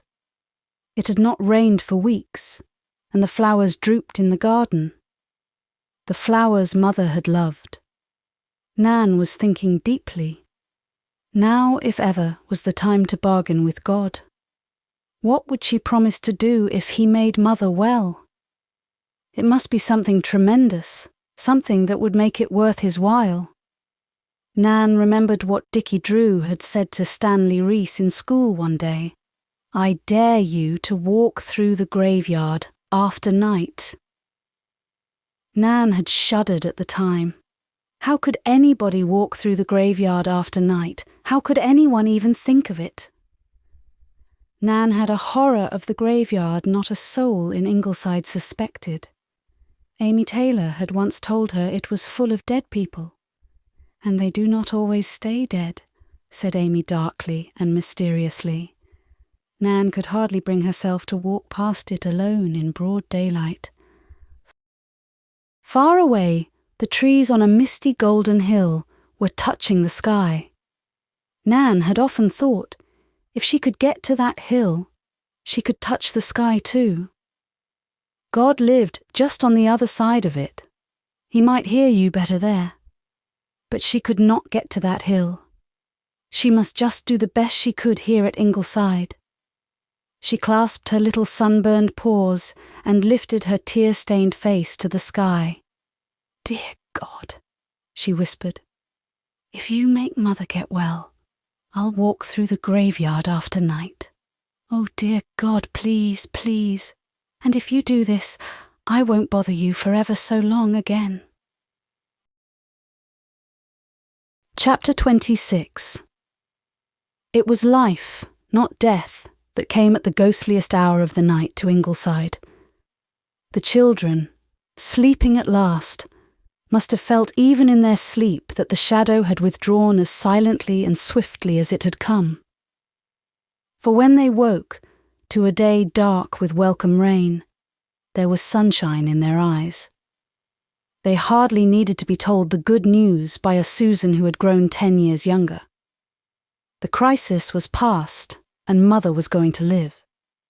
It was Saturday, so there was no school. They could not stir outside, even though they loved to be out in the rain.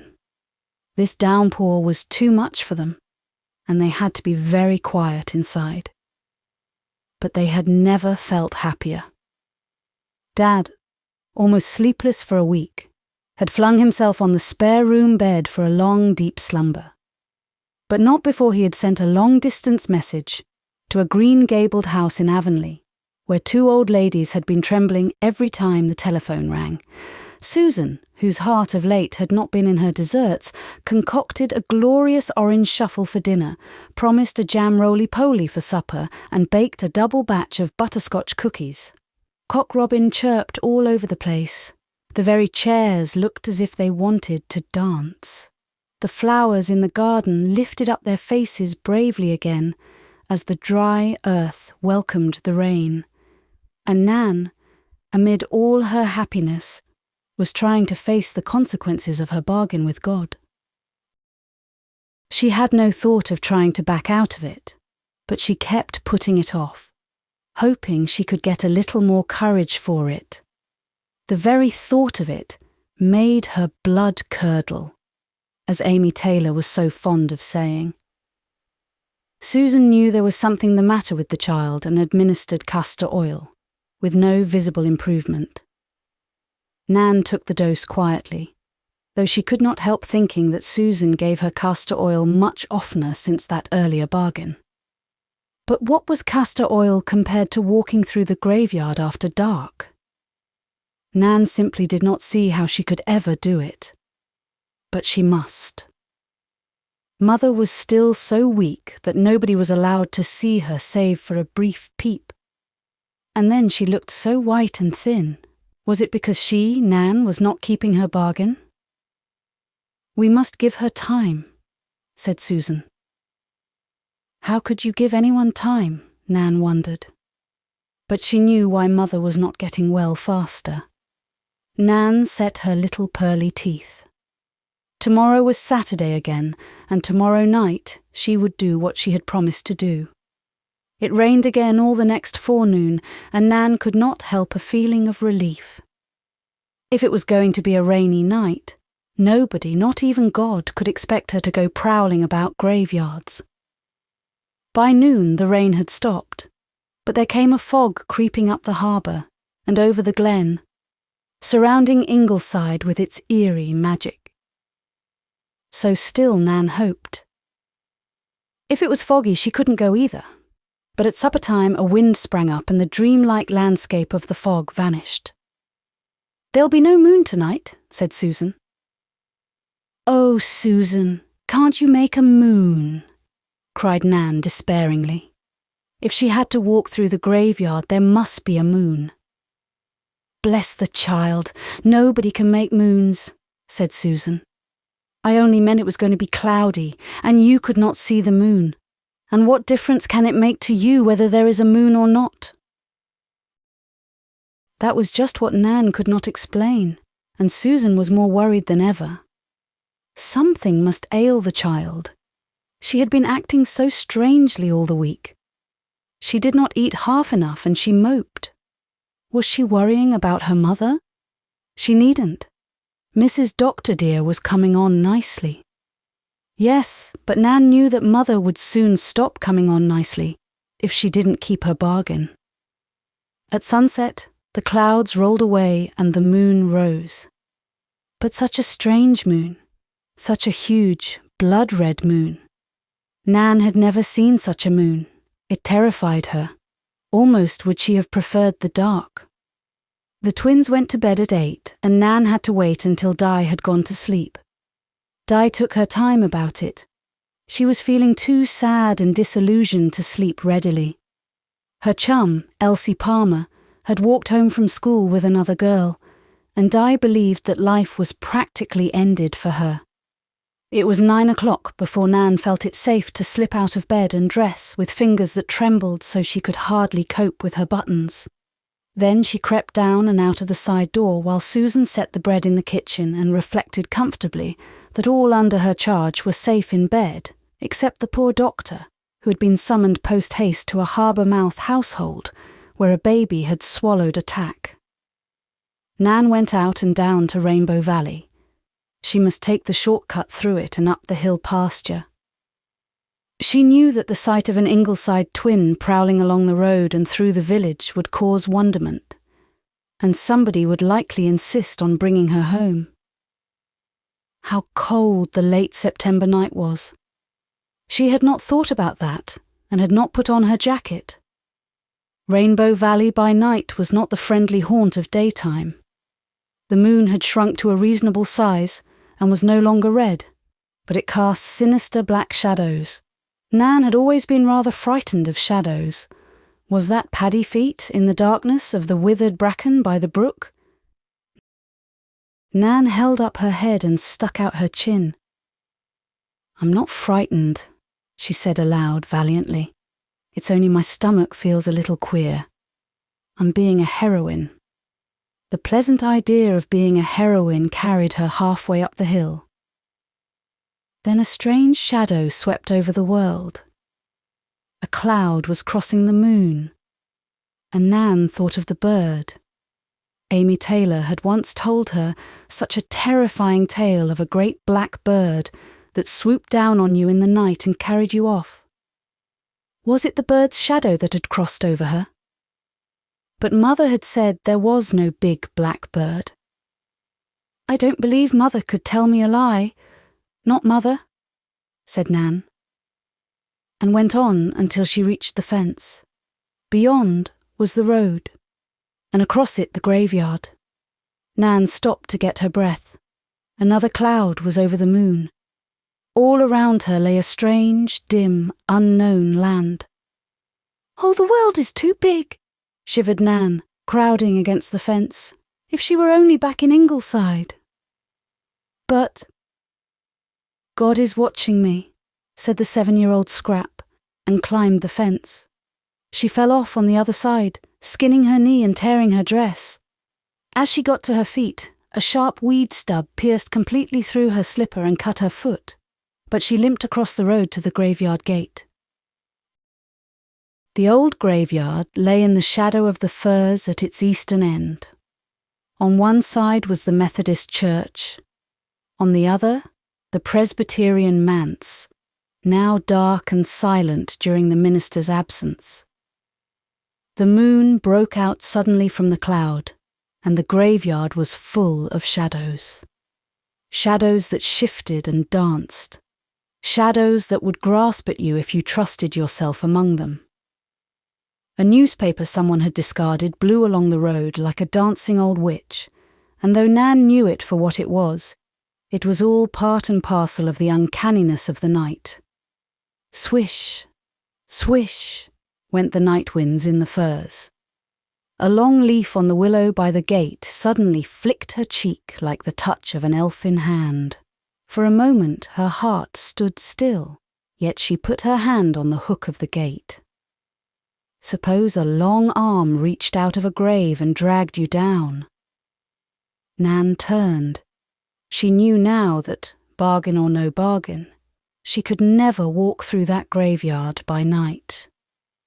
The grisliest groan suddenly sounded quite close to her. It was only Mrs. Ben Baker's old cow, which she pastured on the road, getting up from behind a clump of spruces. But Nan did not wait to see what it was. In a spasm of uncontrollable panic, she tore down the hill, through the village, and up the road to Ingleside. Outside of the gate, she dashed headlong through what Rilla called a pud-muddle. But there was home, with the soft glowing lights in the windows, and a moment later, she stumbled into Susan's kitchen, mud-spattered, with wet, bleeding feet. "Good grief," said Susan blankly. "I couldn't walk through the graveyard, Susan. I couldn't," gasped Nan. Susan asked no questions at first. She picked the chilled, distraught Nan up and peeled off her wet slippers and socks. She undressed her and put on her nightgown and carried her to bed. Then she went down to get a bite for her. No matter what the child had been up to, she couldn't be let go to bed on an empty stomach. Nan ate her lunch and sipped her glass of hot milk. How lovely it was to be back in a warm, lighted room, safe in her nice, warm bed. But she would not tell Susan one thing about it. "It's a secret between me and God, Susan." Susan went to bed vowing she would be a happy woman when Mrs. Dr. Dear was up and about again. "They're getting beyond me," sighed Susan helplessly. Mother would certainly die now. Nan woke up with that terrible conviction in her mind. She had not kept her bargain, and she could not expect God would. Life was very dreadful for Nan that following week. She could take no pleasure in anything, not even in watching Susan spin in the garret. Something she had always found so fascinating. She would never be able to laugh again. It wouldn't matter what she did. She gave her sawdust dog, off which Ken Ford had pulled the ears, and which she loved even better than old Teddy. Nan always loved old things best, to Shirley, because Shirley had always wanted it, and she gave her prized house made of shells, which Captain Malachi had brought her all the way from the West Indies, to Rila, hoping that it would satisfy God. But she feared it would not, and when her new kitten, which she had given to Amy Taylor because Amy wanted it, came back home and persisted in coming back home, Nan knew God was not satisfied. Nothing would do him but walking through the graveyard. And poor haunted Nan knew now she could never do that. She was a coward and a sneak. Only sneaks, Jem had said once, tried to get out of bargains. Anne was allowed to sit up in bed. She was nearly well again after being ill. She would soon be able to keep her house again, read her books, lie easily on her pillows, eat everything she wanted, sit by her fireplace, look to her garden, see her friends, listen to juicy bits of gossip, welcome the days shining like jewels on the necklace of the year, be again a part of the colourful pageantry of life. She had had such a nice dinner. Susan's stuffed leg of lamb had been done to a turn. It was delightful to feel hungry again. She looked about her room at all the things she loved. She must get new curtains for it, something between spring green and pale gold, and certainly those new cupboards for towels must be put in the bathroom. Then she looked out of the window. There was some magic in the air. She could catch a blue glimpse of the harbour through the maples. The weeping birch on the lawn was a soft rain of falling gold. Vast sky gardens arched over an opulent land holding autumn in fee. A land of unbelievable colours, mellow light and lengthening shadows. Cock Robin was tilting crazily on a fir top. The children were laughing in the orchard as they picked apples. Laughter had come back to Ingleside. Life is something more than delicately balanced organic chemistry, she thought happily. Into the room crept Nan, eyes and nose crimson from crying. "Mummy, I have to tell you, I can't wait any longer. Mummy, I've cheated God." Anne thrilled again to the soft touch of a child's little clinging hand, a child seeking help and comfort in its bitter little problem. She listened while Nan sobbed out the whole story and managed to keep a straight face. Anne always had contrived to keep a straight face when a straight face was indicated, no matter how crazily she might laugh it over with Gilbert afterwards. She knew Nan's worry was real and dreadful to her, and she also realised that this small daughter's theology needed attention. Darling, you're terribly mistaken about it all. God doesn't make bargains. He gives without asking anything from us in return, except love. When you ask Father or me for something you want, we don't make bargains with you, and God is ever and ever so much kinder than we are, and He knows so much better than we do what is good to give. And He won't make you die, Mummy, because I didn't keep my promise. Certainly not, darling. Mummy, even if I was mistaken about God, oughtn't I to keep my bargain when I made it? I said I would, you know. Daddy says we should always keep our promises. Won't I be disgraced forever if I don't? When I get quite well, dear, I'll go with you some night and stay outside the gate. And I don't think you'll be a bit afraid to go through the graveyard then. That will relieve your poor little conscience, and you won't make any more foolish bargains with God. No, promised Nan, with a rather regretful feeling that she was giving up something that, with all its drawbacks, had been pleasantly exciting. But the sparkle had come back to her eyes, and a bit of the old ginger to her voice. I'll go and wash my face, and then I'll come back and kiss you, Mummy, and I'll pick you all the snack dragons I can find. It's been dreadful without you, Mummy. Oh, Susan, said Anne when Susan brought in her supper. What a world it is. What a beautiful, interesting, wonderful world. Isn't it, Susan? I will go so far, admitted Susan, recalling the beautiful row of pies she had just left in the pantry, as to say that it is very tolerable. Chapter 27. October was a very happy month at Ingleside that year, full of days when you just had to run and sing and whistle. Mother was about again, refusing to be treated as a convalescent any longer, making garden plans, laughing again. Jem always thought Mother had such a beautiful, joyous laugh, answering innumerable questions. Mummy, how far is it from here to the sunset? Mummy, why can't we gather up the spilled moonlight? Mummy, do the souls of dead people really come back on Halloween? Mummy, what causes the cause? Mummy, wouldn't you rather be killed by a rattlesnake than a tiger, because the tiger would mess you up and eat you? Mummy, what is a cubby? Mummy, is a widow really a woman whose dreams have come true? Wally Taylor said she was. Mummy, what do little birds do when it rains hard? Mummy, are we really a too romantic family? The last from Jem, who had heard in school that Mrs. Alec Davies had said so. Jem did not like Mrs. Alec Davies, because whenever she met him with Mother or Father, she invariably dabbed her long forefinger at him and demanded, "Is Jemmy a good boy in school?" Jemmy. Perhaps they were a bit romantic. Susan must certainly have thought so when she discovered the boardwalk to the barn lavishly decorated with splotches of crimson paint. We had to have them for our sham battle, Susan, explained Jem. They represent gobs of gore.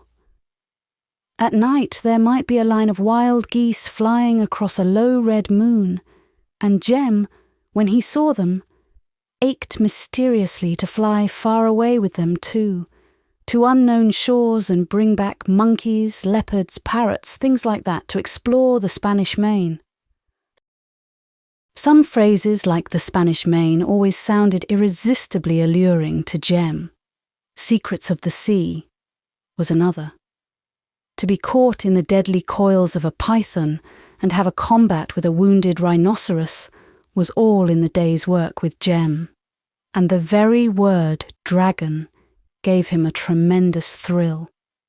His favourite picture, tacked on the wall at the foot of his bed, was of a knight in armour on a beautiful plump white horse, standing on its hind legs while its rider speared a dragon who had a lovely tail flowing behind him in kinks and loops, ending with a fork.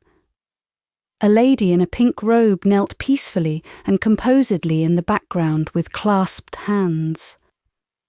There was no doubt in the world that the lady looked a good deal like Maybelle Reese, for whose 9-year-old favour lances were already being shattered in the Glen school. Even Susan noticed the resemblance and teased the furiously blushing Jem about it.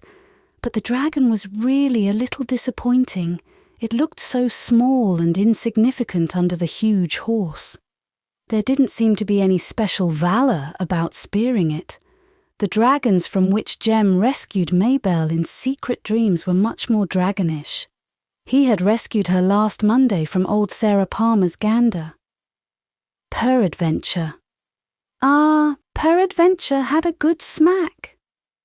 She had noticed the lordly air with which he had caught the hissing creature by its snaky neck and flung it over the fence.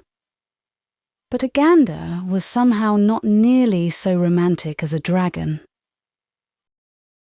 It was an October of winds, small winds that purred in the valley, and big ones that lashed the maple tops, winds that howled along the sandshore but crouched when they came to the rocks, crouched and sprang. The nights, with their sleepy red hunter's moon, were cool enough to make the thought of a warm bed pleasant. The blueberry bushes turned scarlet, the dead ferns were a rich red-brown, sumacs burned behind the barn, green pastures lay here and there like patches on the sere harvest fields of the upper glen, and there were gold and russet chrysanthemums in the spruce corner of the lawn. There were squirrels chattering joyfully everywhere, and cricket fiddlers for fairy dances on 1,000 hills. There were apples to be picked, carrots to be dug. Sometimes the boys went digging cowhawks with Captain Malachi when the mysterious tides permitted. Tides that came in to caress the land, but slipped back to their own deep sea. There was a reek of leaf fires all through the glen, a heap of big yellow pumpkins in the barn, and Susan made the first cranberry pies. Ingleside rang with laughter from dawn to sunset. Even when the older children were in school, Shirley and Rilla were big enough now to keep up the tradition of laughter. Even Gilbert laughed more than usual this fall. I like a dad who can laugh, Jem reflected. Dr. Bronson of Mowbray Narrows never laughed. He was said to have built up his practice entirely on his owlish look of wisdom. But Dad had a better practice still, and people were pretty far gone when they couldn't laugh over one of his jokes. Anne was busy in her garden every warm day, drinking in colour like wine, where the late sunshine fell on crimson maples, revelling in the exquisite sadness of fleeting beauty. One gold-grey smoky afternoon, she and Jem planted all the tulip bulbs that would have a resurrection of rose and scarlet and purple and gold in June. Isn't it nice to be preparing for spring when you know you've got to face winter, Jem? And it's nice to be making the garden beautiful, said Jem. Susan says it is God who makes everything beautiful, but we can help him out a bit, can't we, Mums? Always, always, Jem.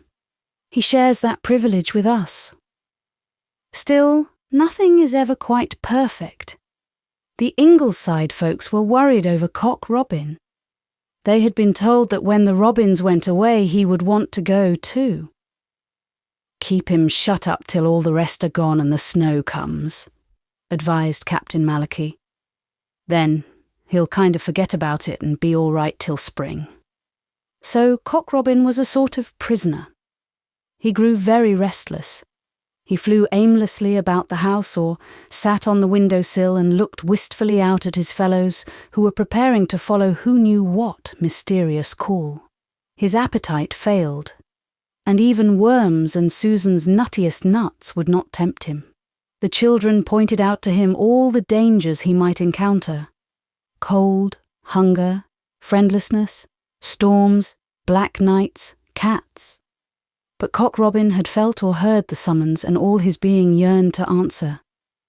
Susan was the last to give in. She was very grim for several days. But finally, "Let him go," she said. "It is against nature to hold him." They set him free the last day of October, After he had been mewed up for a month, the children kissed him goodbye with tears. He flew joyfully off, returning next morning to Susan's sill for crumbs, and then spreading his wings for the long flight. "He may come back to us in the spring, darling," Anne said to the sobbing Rilla. But Rilla was not to be comforted. "That is too far away," she sobbed. Anne smiled and sighed. The seasons that seemed so long to baby Rilla were beginning to pass all too quickly for her. Another summer was ended, lighted out of life by the ageless gold of Lombardy torches. Soon, all too soon, the children of Ingleside would be children no longer. But they were still hers to welcome when they came home at night, hers to fill life with wonder and delight, hers to love and cheer and scold a little. For sometimes they were very naughty, even though they hardly deserved to be called by Mrs. Alec Davies, that pack of Ingleside demons, when she heard that Bertie Shakespeare Drew had been slightly scorched while playing the part of a Red Indian burned at the stake in Rainbow Valley. It had taken Jem and Walter a little longer to untie him than they had bargained for. They got slightly singed too, but nobody pitied them. November was a dismal month that year, a month of east wind and fog. Some days there was nothing but cold mist driving past or drifting over the grey sea beyond the bar. The shivering poplar trees dropped their last leaves. The garden was dead, and all its colour and personality had gone from it, except the asparagus bed, which was still a fascinating golden jungle. Walter had to desert his study roost in the maple tree and learn his lessons in the house. It rained, and rained, and rained. "Will the world ever be dry again?" moaned Di despairingly. Then there was a week steeped in the magic of Indian summer sunshine, and in the cold, sharp evenings, Mother would touch a match to the kindling in the grate, and Susan would have baked potatoes with supper. The big fireplace was the centre of the home those evenings. It was the high spot of the day when they gathered around it after supper. Anne sewed and planned little winter wardrobes. Nan must have a red dress, since she is so set on it, and sometimes thought of Hannah, weaving her little coat every year for the small Samuel. Mothers were the same all through the centuries, a great sisterhood of love and service, the remembered and the unremembered alike. Susan heard the children's spellings, and then they amused themselves as they liked. Walter, living in his world of imagination and beautiful dreams, was absorbed in writing a series of letters from the chipmunk who lived in Rainbow Valley to the chipmunk who lived behind the barn. Susan pretended to scoff at them when he read them to her, but she secretly made copies of them and sent them to Rebecca Dew. "I found these readable, Miss Dew, dear, though you may consider them too trivial to peruse. In that case I know you will pardon a doting old woman for troubling you with them. He is considered very clever in school, and at least these compositions are not poetry. I might also add that little Jem made 99 in his arithmetic examination last week, and nobody can understand why the other mark was cut off. Perhaps I should not say so, Miss Dew dear, but it is my conviction that that child is born for greatness. We may not live to see it, but he may yet be Premier of Canada."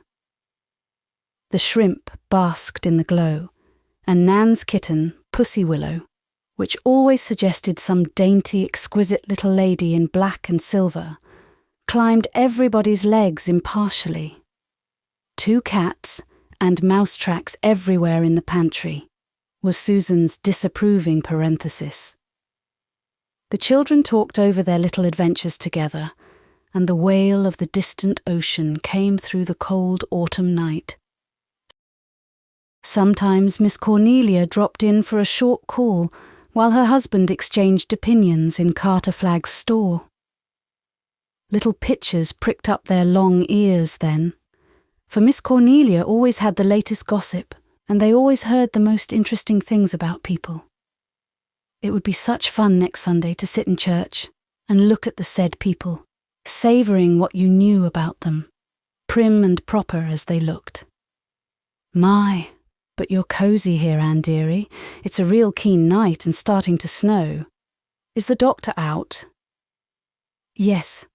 I hated to see him go, but they telephoned from the harbour head that Mrs. Brooker Shaw insisted on seeing him, said Anne, while Susan swiftly and stealthily removed from the hearthrug a huge fishbone the shrimp had brought in, praying that Miss Cornelia had not noticed it. She's no more sick than I am, said Susan bitterly, but I hear she has got a new lace nightgown, and no doubt she wants her doctor to see her in it. Lace nightgowns. Her daughter Leona brought it home from Boston for her. She came Friday evening with 4 trunks, said Miss Cornelia. I can remember her starting off to the States 9 years ago, lugging a broken old Gladstone bag with things oozing out of it. That was when she was feeling pretty blue over Phil Turner's jilting her. She tried to hide it, but everyone knew. Now she's back to nurse her mother, so she says. She'll be trying to flirt with the doctor, I warn you, Anne dearie. But I don't suppose it will matter to him, even if he is a man. And you're not like Mrs. Dr. Bronson at Mowbray Narrows. She is very jealous of her husband's female patients, I'm told. And of the trained nurses, said Susan. Well, some of those trained nurses are far too pretty for their job, said Miss Cornelia. There's Janie Arthur now. She's taking a rest between cases and trying to keep her 2 young men from finding out about each other. Pretty as she is no spring chicken now, said Susan firmly, and it would be far better for her to make a choice and settle down. Look at her Aunt Eudora. She said she didn't intend to marry till she got through flirting, and behold the result. Even yet she tries to flirt with every man in sight, though she is 45 if she is a day. That is what comes of forming a habit. Did you ever hear, Mrs. Dr. dear, what she said to her cousin Fanny when she got married? You're taking my leavings, she said. I am informed there was a shower of sparks, and they have never spoken since. Life and death are in the power of the tongue, murmured Anne absently. A true word, dear. Speaking of that, I wish Mr. Stanley would be a little more judicious in his sermons. He has offended Wallace Young, and Wallace is going to leave the church. Everyone says the sermon last Sunday was preached at him. If a minister preaches a sermon that hits home to some particular individual, people always suppose he meant it for that very person, said Anne. A hand-me-down cap is bound to fit somebody's head, but it doesn't follow that it was made for him. Sound sense, approved Susan, and I have no use for Wallace Young. He let a firm paint advertisements on his cows 3 years ago. That is too economical in my opinion. His brother David is going to be married at last, said Miss Cornelia. He's been a long time making up his mind which was cheaper, marrying or hiring. You can keep a house without a woman, but it's hard sledding, Cornelia, he said to me once after his mother died. I had an idea that he was feeling his way, but he got no encouragement from me, and at last he's going to marry Jessie King. Jessie King? But I thought he was supposed to be courting Mary North. He says he wasn't going to marry any woman who eats cabbage, but there's a story going around that he proposed to her, and she boxed his ears. And Jessie King is reported to have said that she would have liked a better-looking man, but that he'd have to do. Well, of course, it is any port in a storm for some folks. I do not think, Mrs. Marshall Elliott, that people in these parts say half the things they are reported to have said, rebuked Susan. It is my opinion that Jessie King will make David Young a far better wife than he deserves. Though, as far as outward seeming goes, I will admit he looks like something that washed in with the tide. Do you know that Alden and Stella have a little daughter? Asked Anne. So I understand. I hope Stella will be a little more sensible over it than Lisette was over her. Would you believe it, Anne dear? Lisette positively cried because her cousin Dora's baby walked before Stella did. We mothers are a foolish race, smiled Anne. I remember that I felt perfectly murderous when little Bob Taylor, who was the same age as Jem to a day, cut 3 teeth before Jem cut 1. Bob Taylor's got to have an operation on his tonsils, said Miss Cornelia. Why don't we ever have operations, Mother? Demanded Walter and Di together in injured tones. They so often said the same thing together. Then they linked their fingers and made a wish. We think and feel the same about everything, Di was wont to explain earnestly. Shall I ever forget Elsie Taylor's marriage? Said Miss Cornelia reminiscently. Her best friend, Maisie Millison, was to play the wedding march. She played the Dead March in Saul in place of it. Of course, she always said she made a mistake because she was so flustered, but people had their own opinion. She wanted Matt Moorside for herself, a good-looking rogue with a silver tongue, always saying to women just what he thought they'd like to hear. He made Elsie's life miserable.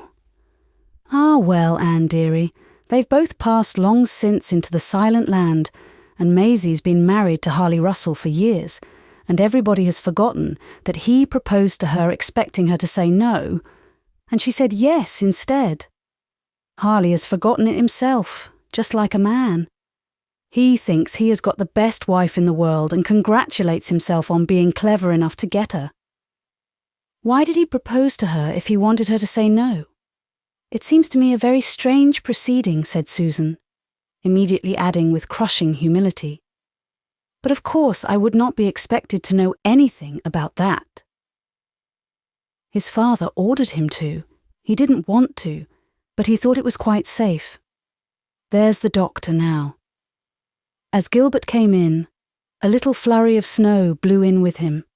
He threw off his coat and sat gladly down to his own fireside. I'm later than I expected to be. No doubt the new lace nightgown was very attractive, said Anne, with an impish grin at Miss Cornelia. What are you talking about? Some feminine joke beyond my coarse masculine perception, I suppose. I went on to the Upper Glen to see Walter Cooper.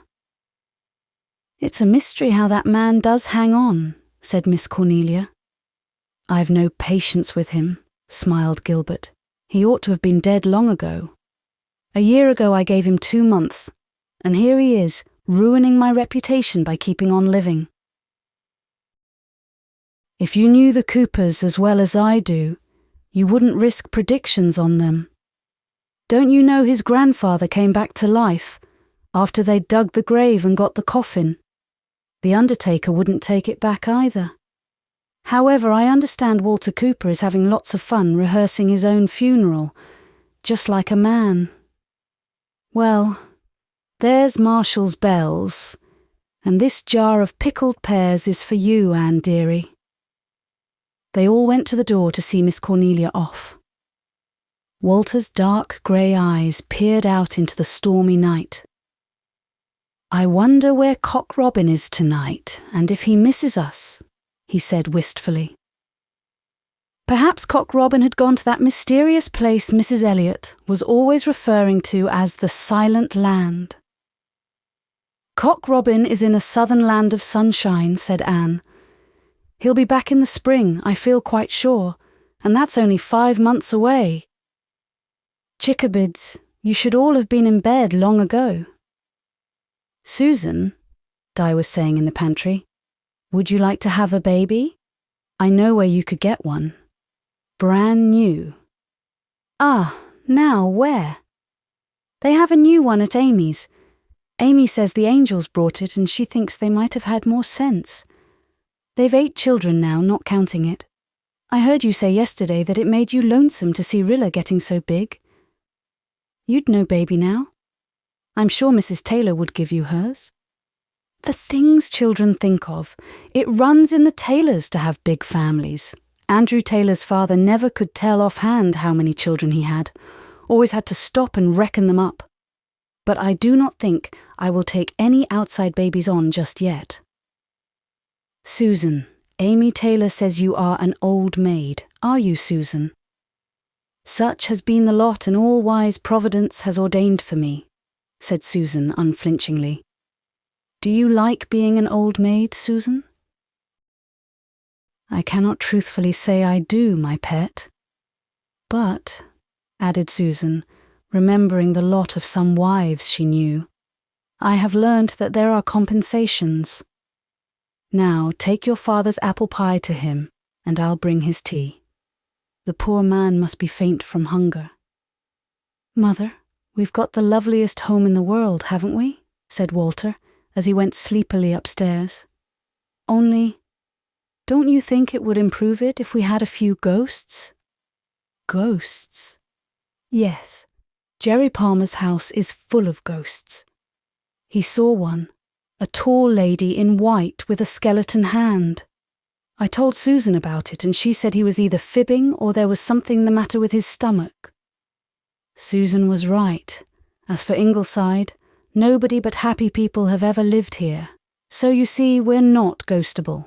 Now, say your prayers and go to sleep. Mother, I guess I was naughty last night.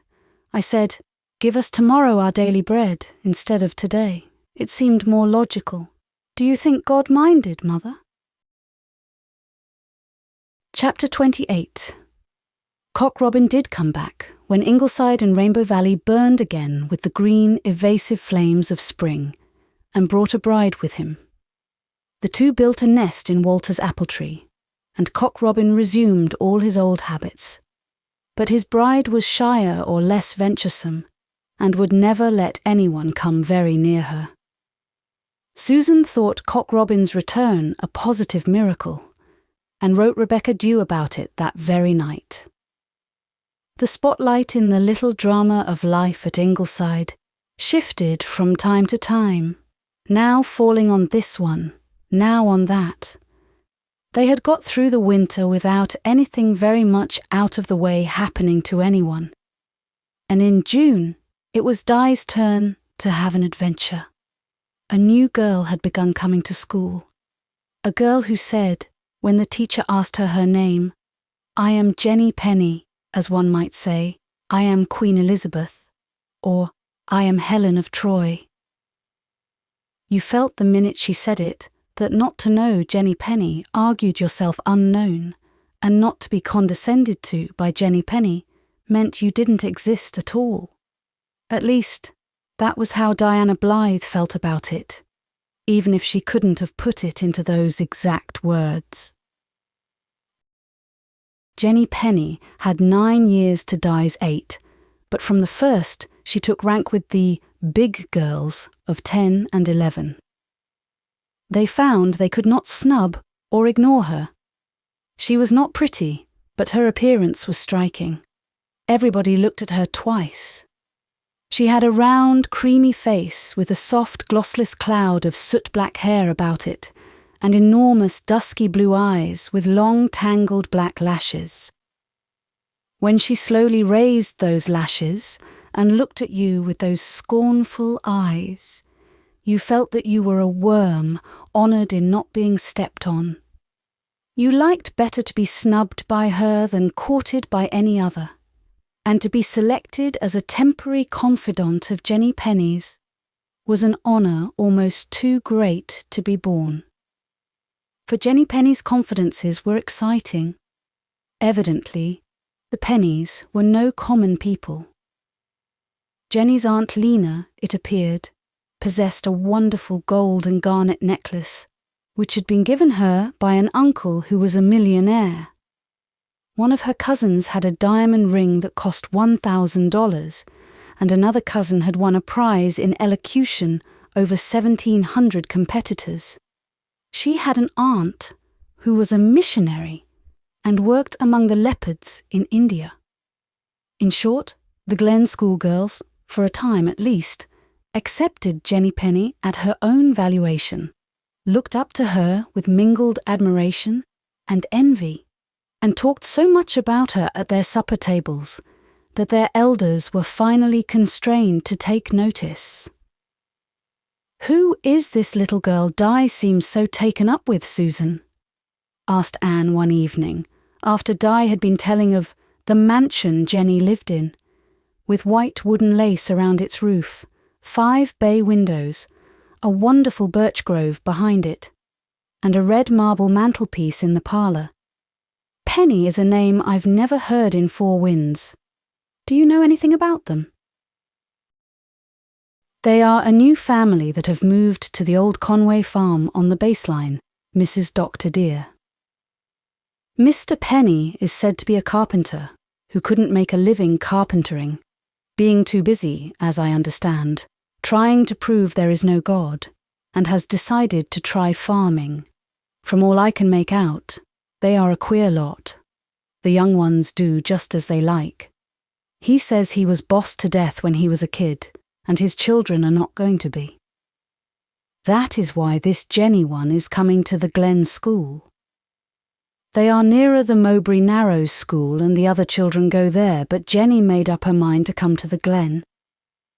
Half the Conway farm is in this district, so Mr. Penny pays rates to both schools, and of course, he can send his children to both if he likes. Though it seems this Jenny is his niece, not his daughter. Her father and mother are dead. They say it was George Andrew Penny who put the sheep in the basement of the Baptist church at Mowbray Narrows. I do not say they are not respectable, but they are all so unkempt, Mrs. Dr. Dear, and the house is topsy-turvy, and, if I may presume to advise, you do not want Diana mixed up with a monkey tribe like that. I can't exactly prevent her from associating with Jenny in school, Susan. I don't really know anything against the child, though I feel sure she draws a long bow in telling of her relatives and adventures. However, Di will probably soon get over this crush and will hear no more of Jenny Penny. They continued to hear of her, however. Jenny told Di she liked her best of all the girls in the Glen School, and Di, feeling that a queen had stooped to her, responded adoringly. They became inseparable at recesses. They wrote notes to each other over the weekends. They gave and received chews of gum. They traded buttons and cooperated in dust piles. And finally, Jenny asked Di to go home with her from school and stay all night with her. Mother said no, very decidedly, and Di wept copiously.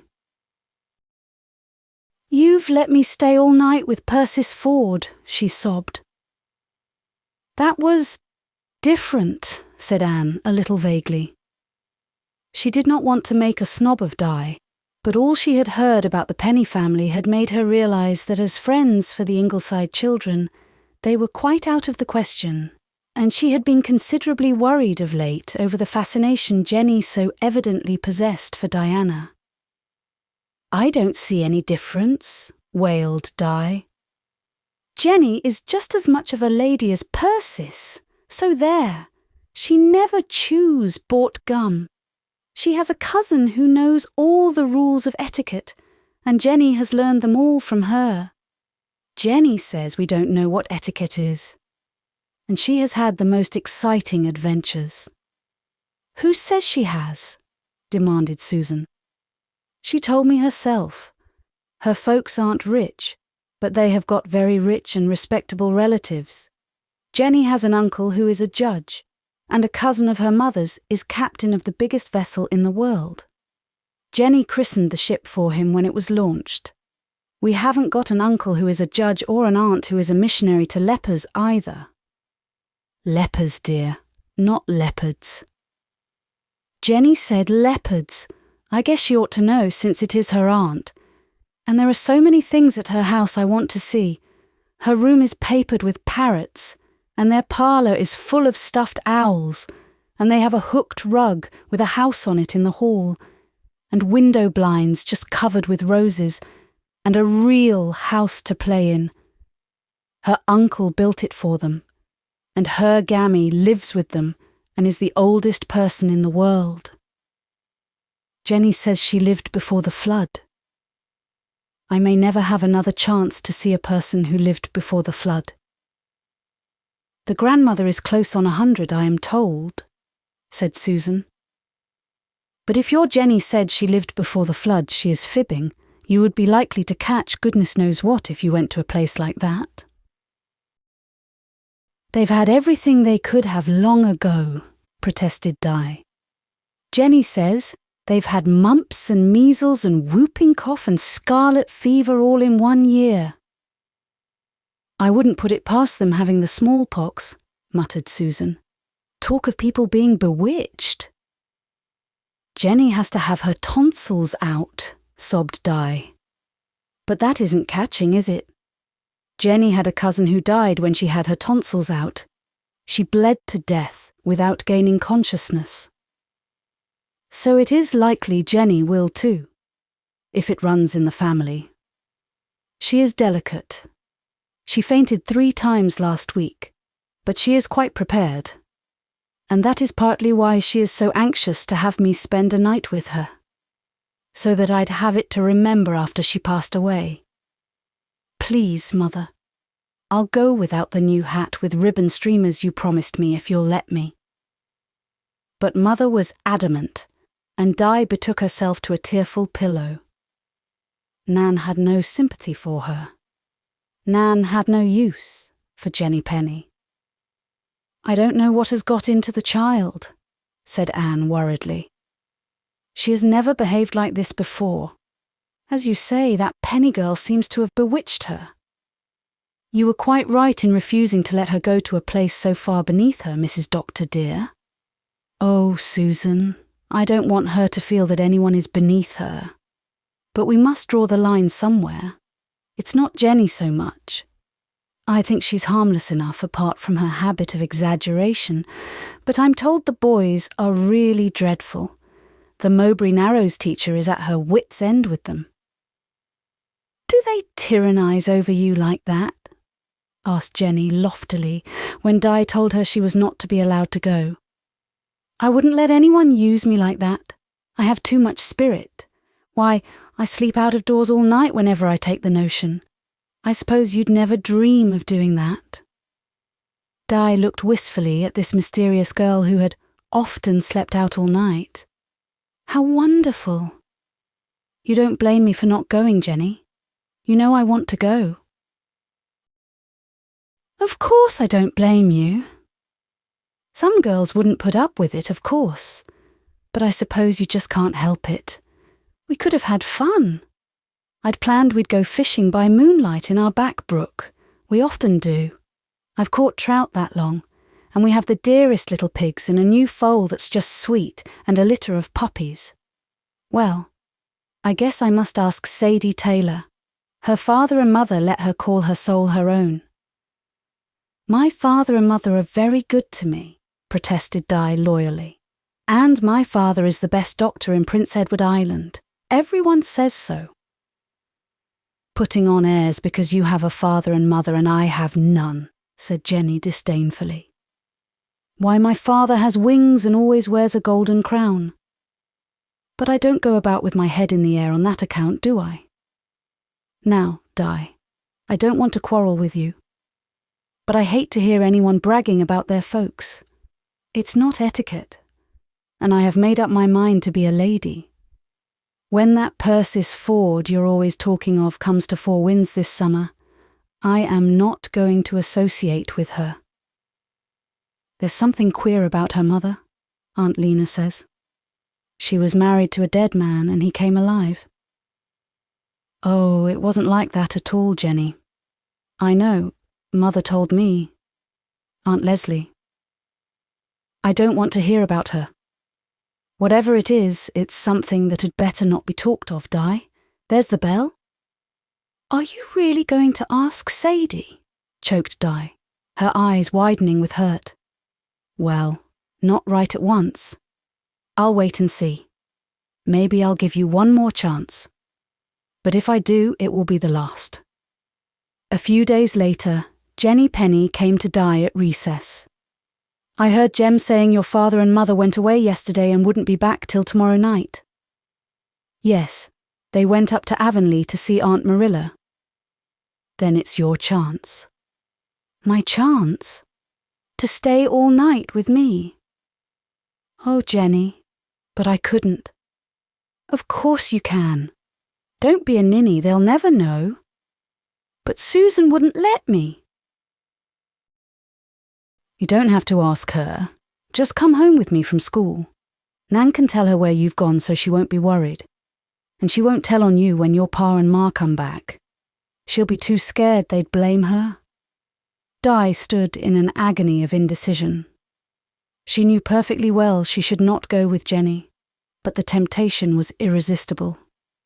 Jenny turned the full battery of her extraordinary eyes upon Di. "This is your last chance," she said dramatically. "I can't go on associating with anyone who thinks herself too good to visit me. If you don't come, we part forever." That settled it. Di, still in the thrall of Jenny Penny's fascination, couldn't face the thought of parting forever. Nan went home alone that afternoon to tell Susan that Di had gone to stay all night with that Jenny Penny. Had Susan been her usual active self, she would have gone straight to the Pennies and brought Di home. But Susan had strained her ankle that morning, and while she could make shift to hobble around and get the children's meals, she knew she could never walk a mile down the baseline road. The Pennies had no telephone, and Jem and Walter flatly refused to go. They were invited to a mussel bake at the lighthouse, and nobody would eat Di at the Pennies. Susan had to resign herself to the inevitable. Di and Jenny went home across the fields, which made it little more than a quarter of a mile. Di, in spite of her prodding conscience, was happy. They went through so much beauty. Little bays of bracken, elfin-haunted, in the bays of deep green woods, a rustling, windy hollow where you waded knee-deep in buttercups, a winding lane under young maples, a brook that was a rainbow scarf of blossom, a sunny pasture field full of strawberries.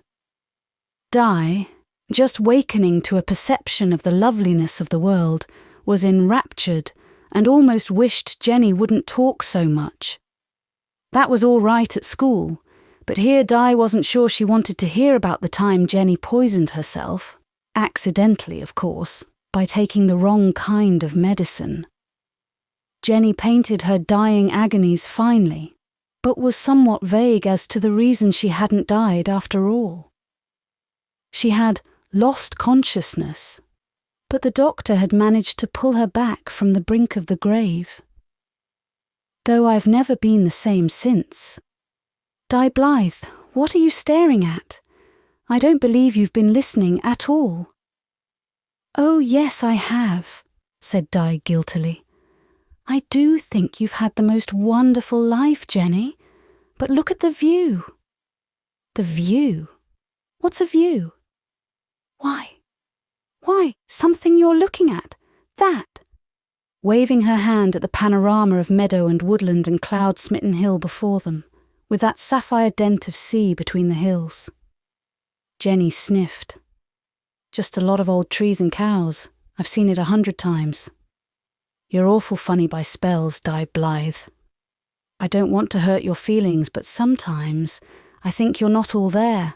I really do. But I suppose you can't help it. They say your ma is always raving like that. Well, there's our place." Di gazed at the Penny house and lived through her first shock of disillusionment. Was this the mansion Jenny had talked of? It was big enough, certainly, and had the 5 bay windows, but it was woefully in need of painting, and much of the wooden lace was missing. The veranda had sagged badly, and the once lovely old fanlight over the front door was broken. The blinds were crooked, there were several brown paper panes, and the beautiful birch grove behind the house was represented by a few lean, sinewy old trees. The barns were in a very tumble-down condition. The yard was full of old rusty machinery, and the garden was a perfect jungle of weeds. Di had never seen such a looking place in her life, and for the first time it occurred to her to wonder if all Jenny's tales were true. Could anyone have so many narrow escapes of her life, even in 9 years, as she had claimed to have? Inside, it was not much better. The parlour into which Jenny ushered her was musty and dusty. The ceiling was discoloured and covered with cracks. The famous marble mantelpiece was only painted. Even Di could see that. And draped with a hideous Japanese scarf, held in place by a row of moustache cups. The stringy lace curtains were a bad colour and full of holes. The blinds were of blue paper, much cracked and torn, with a huge basketful of roses depicted on them. As for the parlour being full of stuffed owls, there was a small glass case in one corner containing 3 rather dishevelled birds, one with its eyes missing entirely. To Di, accustomed to the beauty and dignity of Ingleside, the room looked like something you had seen in a bad dream. The odd thing, however, was that Jenny seemed quite unconscious of any discrepancy between her descriptions and reality. Di wondered if she had just dreamed that Jenny had told her such and such. It was not so bad outside. The little playhouse Mr. Penny had built in the spruce corner, looking like a real house in miniature, was a very interesting place, and the little pigs and the new foal were just sweet. As for the litter of mongrel puppies, they were as woolly and delightful as if they had belonged to the dog caste of VIII. One was especially adorable, with long brown ears and a white spot on its forehead, a wee pink tongue and white paws. Di was bitterly disappointed to learn that they had all been promised. "Though I don't know as we could give you one even if they weren't," said Jenny. "Uncle's awful particular where he puts his dogs. We've heard you can't get a dog to stay at Ingleside at all. There must be something queer about you. Uncle says dogs know things people don't." "I'm sure they can't know anything nasty about us," cried Di. "Well, I hope not. Is your pa cruel to your ma?" "No, of course he isn't." "Well, I heard that he beat her till she screamed, but of course I didn't believe that. Ain't it awful the lies people tell? Anyway, I've always liked you, Di, and I'll always stand up for you." Di felt she ought to be very grateful for this, but somehow she was not. She was beginning to feel very much out of place, and the glamour with which Jenny had been invested in her eyes was suddenly and irrevocably gone. She did not feel the old thrill when Jenny told her about the time she had been almost drowned falling in a mill pond. She did not believe it. Jenny just imagined those things, and likely the millionaire uncle and the $1,000 diamond ring and the missionary to the leopards had just been imagined too. Di felt as flat as a pricked balloon. But there was Gammy yet. Surely Gammy was real. When Di and Jenny returned to the house, Aunt Lena, a full-breasted, red-cheeked lady in a none-too-fresh cotton print, told them Gammy wanted to see the visitor. "Gammy's bedridden," explained Jenny. "We always take everybody who comes in to see her. She gets mad if we don't." "Mind you don't forget to ask her how her backache is," cautioned Aunt Lena. "She doesn't like it if folks don't remember her back." "And Uncle John," said Jenny. "Don't forget to ask her how Uncle John is." "Who is Uncle John?" asked Di. "A son of hers who died 50 years ago," explained Aunt Lena. "He was sick for years before he died, and Gammy kind of got accustomed to hearing folks ask how he was. She misses it." At the door of Gammy's room, Di suddenly hung back. All at once, she was terribly frightened of this incredibly old woman. "What's the matter?" demanded Jenny. "Nobody's going to bite you." "Is she Did she really live before the flood, Jenny? Of course not. Whoever said she did? She'll be 100, though, if she lives till her next birthday. Come on. Di went, gingerly. In a small, badly cluttered bedroom, Gammy lay in a huge bed. Her face, unbelievably wrinkled and shrunken, looked like an old monkey's. She peered at Di with sunken, red-rimmed eyes and said testily, "Stop staring. Who are you?" "This is Diana Blythe, Gammy," said Jenny, a rather subdued Jenny. "Humph! A nice high-sounding name. They tell me you've got a proud sister." "Nan isn't proud," cried Di with a flash of spirit. Had Jenny been running down Nan? "A little saucy, aren't you? I wasn't brought up to speak like that to my betters. She is proud. Anyone who walks with her head in the air, like young Jenny tells me she does, is proud. One of your hoity-toities. Don't contradict me." Gammy looked so angry that Di hastily inquired how her back was. "Who says I've got a back? Such presumption." "My back's my own business. Come here. Come close to my bed." Di went, wishing herself 1,000 miles away. What was this dreadful old woman going to do to her? Gammy hitched herself alertly to the edge of the bed and put a claw-like hand on Di's hair. "Sort of carroty but real slick. That's a pretty dress. Turn it up and show me your petticoat." Di obeyed, thankful that she had on her white petticoat with its trimming of Susan's crocheted lace. But what sort of a family was it where you were made to show your petticoat?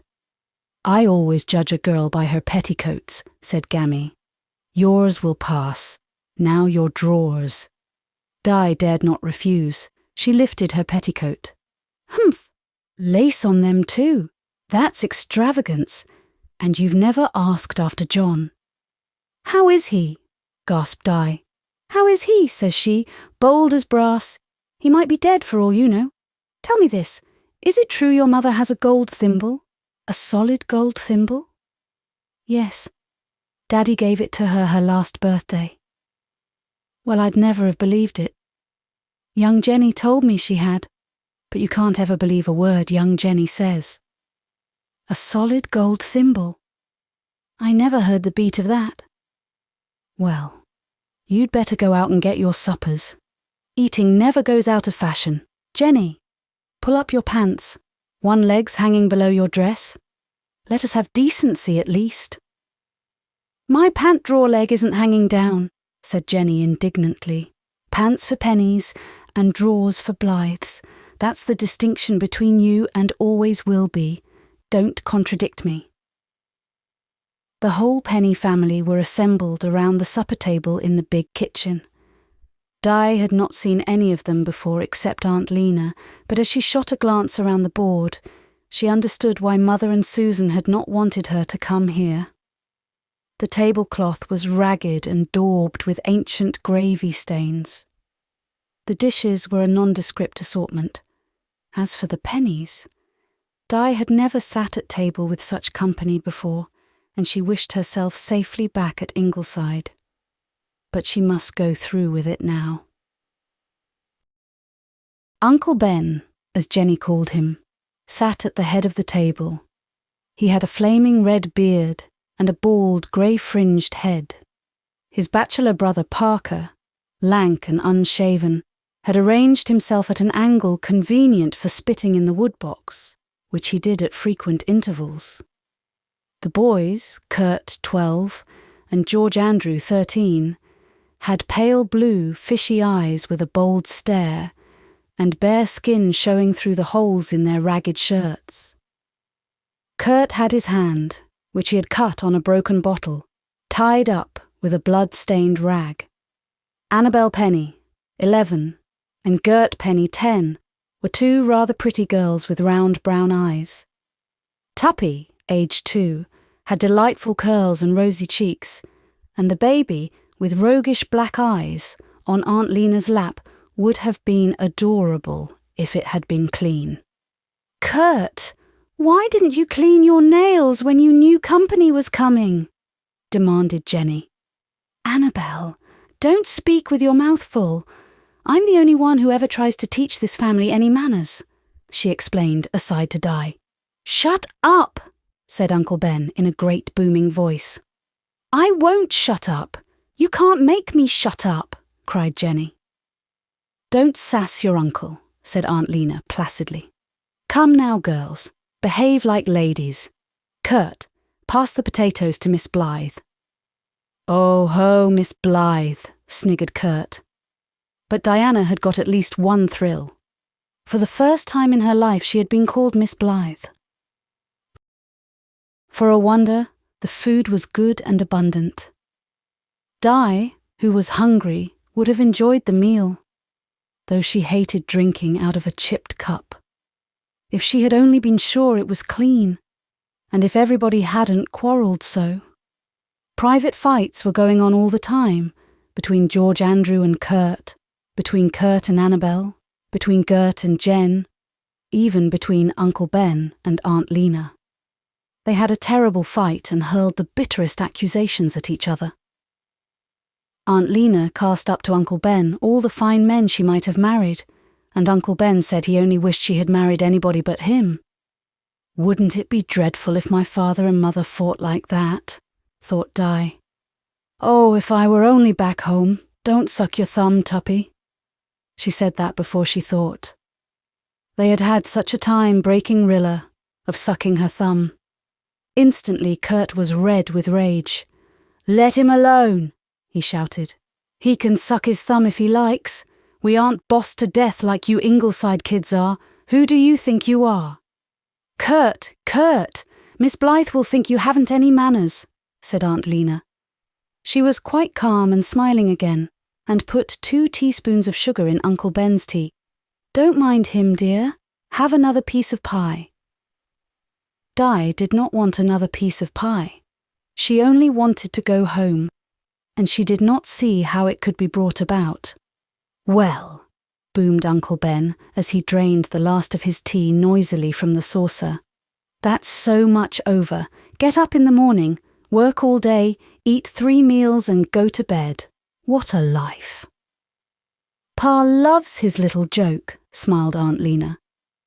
Talking of jokes, I saw the Methodist minister in Flagg's store today.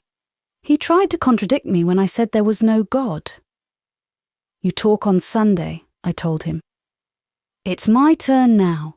Prove to me there's a God, I told him. It's you that's doing the talking, says he. They all laughed like ninnies, thought he was smart. No God. The bottom seemed falling out of Di's world. She wanted to cry. Chapter 29. It was worse after supper. Before that, she and Jenny had been alone at least. Now there was a mob. George Andrew grabbed her hand and galloped her through a mud puddle before she could escape him.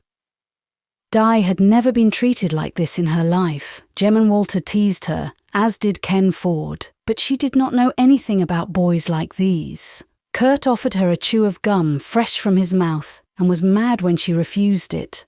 I'll put a live mouse on you, he yelled. Smarty cat, stuck up itty, got a sissy for a brother. Walter isn't a sissy, said Di. She was half sick from fright, but she would not hear Walter called names. He writes poetry. Do you know what I'd do if I had a brother that wrote poetry? I'd drown him, like they do kittens. Talking of kittens, there's a lot of wild ones in the barn, said Jen. Let's go and hunt them out. Di simply would not go hunting kittens with those boys and said so. We've got plenty of kittens at home. We've got 11, she said proudly.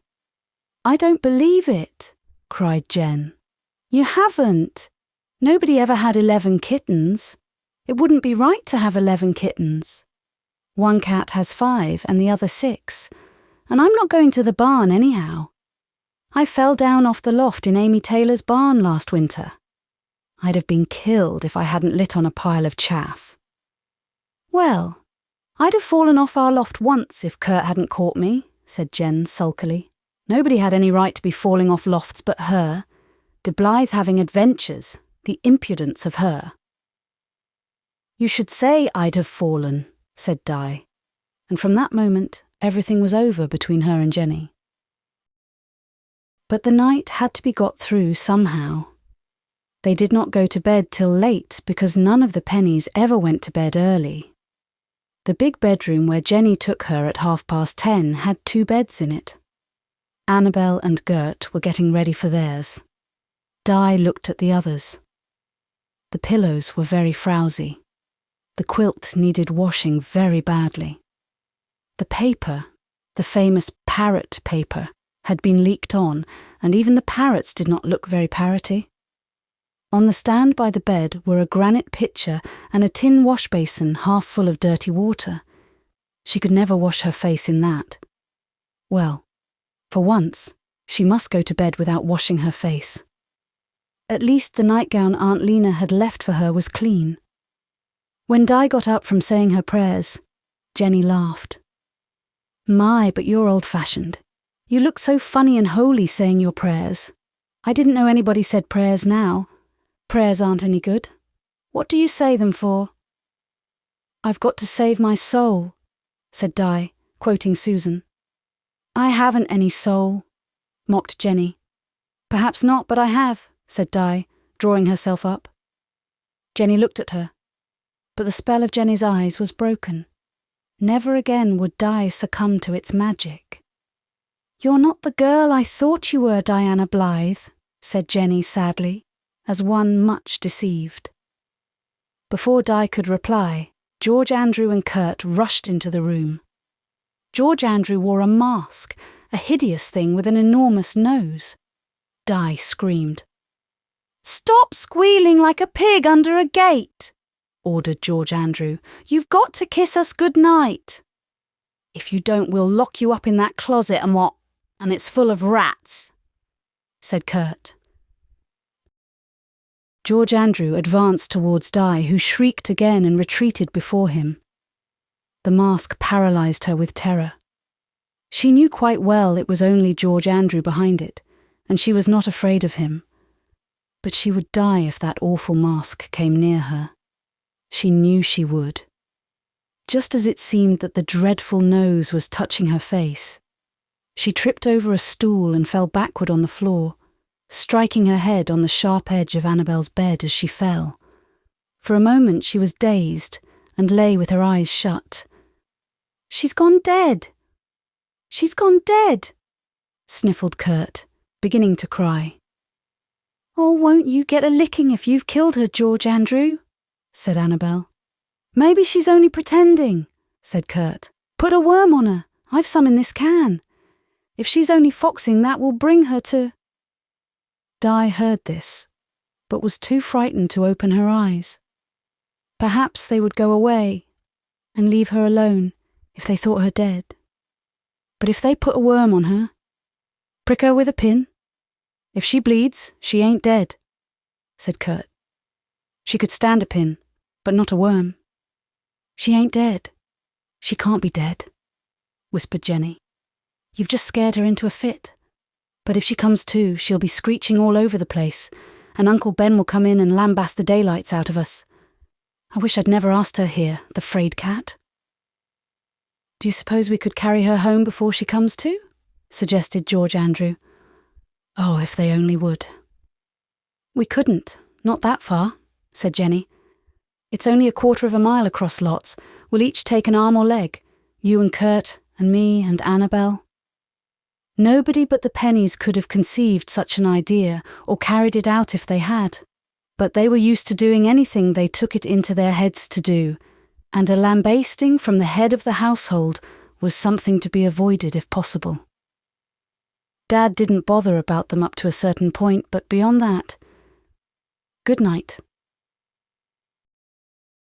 If she comes to while we're carrying her, we'll just cut and run, said George Andrew.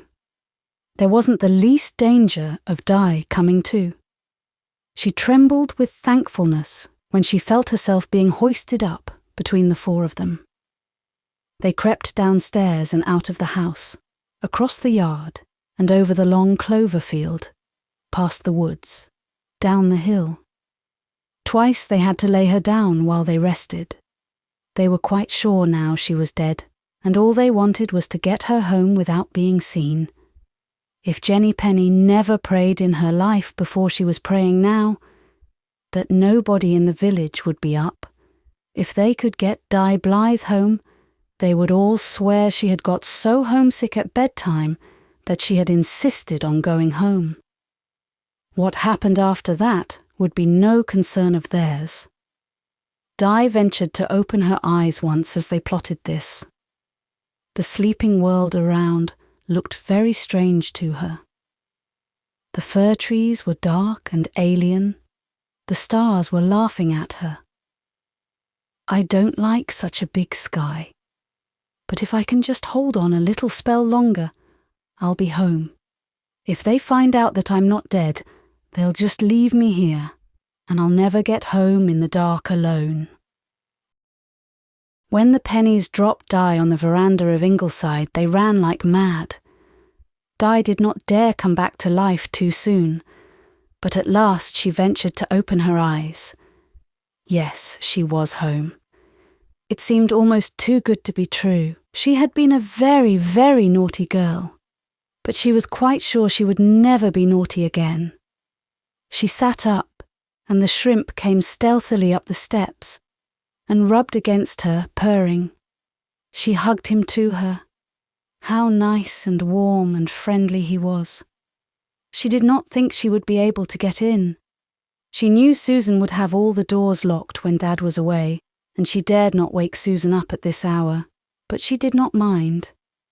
The June night was cold enough, but she would get into the hammock and cuddle down with the shrimp, knowing that near to her, behind those locked doors, were Susan and the boys and Nan. And home. How strange the world was after dark. Was everyone in it asleep but her? The large white roses on the bush by the steps looked like small human faces in the night. The smell of the mint was like a friend. There was a glint of firefly in the orchard. After all, she would be able to brag that she had slept out all night.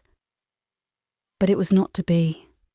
2 dark figures came through the gate and up the driveway. Gilbert went around by the back way to force open a kitchen window, but Anne came up the steps and stood looking in amazement at the poor mite who sat there, with her arm full of cat. "Mummy? Oh, Mummy." She was safe in Mother's arms. "Di, darling, what does this mean?" "Oh, Mummy, I was bad, but I'm so sorry, and you were right, and Gammy was so dreadful, but I thought you wouldn't be back until tomorrow." Daddy got a telephone from Lowbridge. They have to operate on Mrs. Parker tomorrow, and Dr. Parker wanted him to be there. So we caught the evening train and walked up from the station. Now tell me. The whole story was sobbed out by the time Gilbert had got in and opened the front door. He thought he had effected a very silent entrance, but Susan had ears that could hear a bat squeak when the safety of Ingleside was concerned, and she came limping downstairs with a wrapper over her nightgown. There were exclamations and explanations, but Anne cut them short. "Nobody is blaming you, Susan dear. Diana has been very naughty, but she knows it, and I think she has had her punishment. I'm sorry we've disturbed you.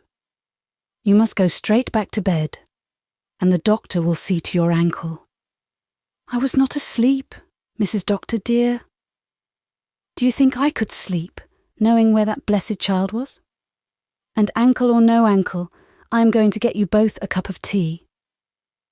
"Mummy," said Diana, from her own white pillow, "is Daddy ever cruel to you?" "Cruel? To me? Why, Diana? The pennies said he was. Said he beat you." "Dear, you know what the pennies are now, so you know better than to worry your small head over anything they said.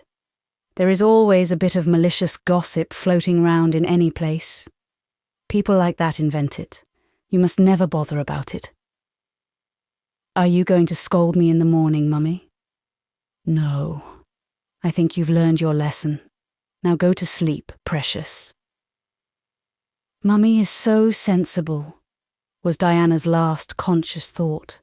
But Susan, as she stretched out peacefully in bed, with her ankle expertly and comfortably bandaged, was saying to herself, "I must hunt up the fine-tooth comb in the morning, and when I see my fine Miss Jenny Penny, I shall give her a ticking off she will not forget." Jenny Penny never got the promised ticking off, for she came no more to the Glen School. Instead, she went with the other Pennies to Mowbray Narrows School, whence rumours drifted back of her yarns, among them being one of how Di Blythe, who lived in the big house at Glen St. Mary, but was always coming down to sleep with her, had fainted one night, and had been carried home at midnight pickaback by her, Jenny Penny, alone and unassisted. The Ingleside people had knelt and kissed her hands out of gratitude, and the doctor himself had got out his fringed top buggy and his famous dappled grey span and driven her home. "And if there is ever anything I can do for you, Miss Penny, for your kindness to my beloved child, you have only to name it. My best heart's blood would not be enough to repay you. I would go to Equatorial Africa to reward you for what you have done," the doctor had vowed. Chapter 30. I know something you don't know, something you don't know, something you don't know, chanted Dovey Johnson as she teetered back and forth on the very edge of the wharf. It was Nan's turn for the spotlight, Nan's turn to add a tale to the "do you remembers" of after Ingleside years, though Nan to the day of her death would blush to be reminded of it. She had been so silly. Nan shuddered to see Dovey teetering, and yet it had a fascination. She was so sure Dovey would fall off sometime, and then what? But Dovey never fell. Her luck always held. Everything Dovey did, or said she did, which were perhaps two very different things. Although Nan, brought up at Ingleside where nobody ever told anything but the truth, even as a joke, was too innocent and credulous to know that, had a fascination for Nan. Dovey, who was 11 and had lived in Charlottetown all her life, knew so much more than Nan, who was only 8. Charlottetown, Dovey said, was the only place where people knew anything. What could you know? Shut off in a one-horse place like Glen St. Mary? Dovey was spending part of her vacation with her Aunt Ella in the Glen, and she and Nan had struck up a very intimate friendship, in spite of the difference in their ages. Perhaps because Nan looked up to Dovey, who seemed to her to be almost grown up. With the adoration we need must give the highest when we see it, or think we see it. Dovey liked her humble and adoring little satellite. "There's no harm in Nan Blythe, she's only a bit soft," she told Aunt Ella. The watchful folks at Ingleside could not see anything out of the way about Dovey, even if, as Anne reflected, her mother was a cousin of the Avonlea Pyes, and made no objection to Nan's chumming with her, though Susan from the first mistrusted those gooseberry green eyes with their pale golden lashes. But what would you? Dovey was nice-mannered, well-dressed, ladylike, and did not talk too much. Susan could not give any reason for her mistrust, and held her peace. Dovey would be going home when school opened, and in the meantime there was certainly no need of fine-tooth combs in this case. So Nan and Dovey spent most of their spare time together at the wharf, where there was generally a ship or two with their folded wings, and Rainbow Valley hardly knew Nan that August. The other Ingleside children did not care greatly for Dovey, and no love was lost. She had played a practical joke on Walter, and Di had been furious and said things. Dovey was, it seemed, fond of playing practical jokes. Perhaps that was why none of the Glen girls ever tried to lure her from Nan. "Oh, please tell me," pleaded Nan. But Dovey only winked a wicked eye and said that Nan was far too young to be told such a thing. This was just maddening. "Please tell me, Dovey." "Can't. It was told to me as a secret by Aunt Kate, and she's dead. I'm the only person in the world that knows it now. I promised when I heard it that I'd never tell a soul. You'd tell somebody. You couldn't help it." "I wouldn't. I could so," cried Nan. "People say you folks at Ingleside tell each other everything. Susan would pick it out of you in no time." "She wouldn't. I know lots of things I've never told Susan. Secrets. I'll tell mine to you if you'll tell me yours." "Oh, I'm not interested in the secrets of a little girl like you," said Dovey. A nice insult, that. Nan thought her little secrets were lovely. That one wild cherry tree she had found blooming in the spruce wood, away back behind Mr. Taylor's hay barn. Her dream of a tiny white fairy lying on a lily pad in the marsh. Her fancy of a boat coming up the harbour drawn by swans attached to silver chains. The romance she was beginning to weave about the beautiful lady at the old McAllister place. They were all very wonderful and magical to Nan, and she felt glad, when she thought it over, that she did not have to tell them to Dovey after all. But what did Dovey know about her that she didn't know? The query haunted Nan like a mosquito. The next day, Dovey again referred to her secret knowledge. "I've been thinking it over, Nan. Perhaps you ought to know it since it's about you." Of course, what Aunt Kate meant was that I mustn't tell anyone but the person concerned. "Look here. If you'll give me that china stag of yours, I'll tell you what I know about you." "Oh, I couldn't give you that, Dovey. Susan gave it to me my last birthday. It would hurt her feelings dreadfully." "All right, then. If you'd rather have your old stag than know an important thing about yourself, you can keep him. I don't care. I'd rather keep it. I always like to know things other girls don't. It makes you important. I'll look at you next Sunday in church and I'll think to myself, if you just knew what I know about you, Nan Blythe, it'll be fun." "Is what you know about me nice?" queried Nan. "Oh, it's very romantic. Just like something you'd read in a storybook. But never mind, you aren't interested, and I know what I know." By this time, Nan was crazy with curiosity. Life wouldn't be worth living if she couldn't find out what Dovey's mysterious knowledge was. She had a sudden inspiration.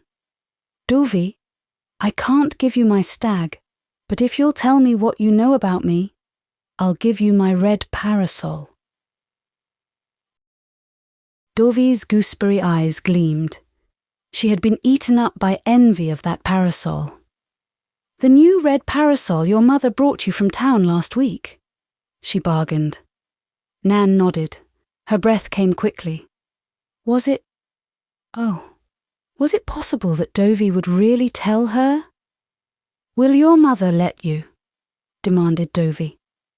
Nan nodded again, but a little uncertainly. She was none too sure of it. Dovey scented the uncertainty. "You'll have to have that parasol right here," she said firmly, "before I can tell you. No parasol, no secret." "I'll bring it tomorrow," promised Nan hastily. She just had to know what Dovey knew about her. That was all there was to it. "Well, I'll think it over," said Dovey doubtfully. "Don't get your hopes up. I don't expect I'll tell you after all. You're too young. I've told you so often enough."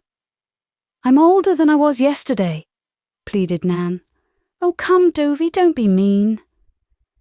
"I guess I've got a right to my own knowledge," said Dovey crushingly. "You'd tell Anne. That's your mother." "Of course I know my own mother's name," said Nan, a trifle on her dignity. Secrets or no secrets, there were limits. "I told you I wouldn't tell anybody at Ingleside." "Will you swear it?" "Swear it? Don't be a poll parrot. Of course I mean just promising solemnly. I promise solemnly. Solemner than that. Nan didn't see how she could be any solemner. Her face would set if she was. Clasp your hands, look at the sky, cross your heart, and hope to die, said Dovey. Nan went through the ritual. You'll bring the parasol tomorrow and we'll see, said Dovey. What did your mother do before she was married, Nan? She taught school. And taught it well, said Nan. Well, I was just wondering. Mother thinks it was a mistake for your dad to marry her. Nobody knew anything about her family, and the girls he might have had, Mother says. I must be going now. Oh dear. Nan knew that meant till tomorrow. She was very proud of having a chum who could talk French.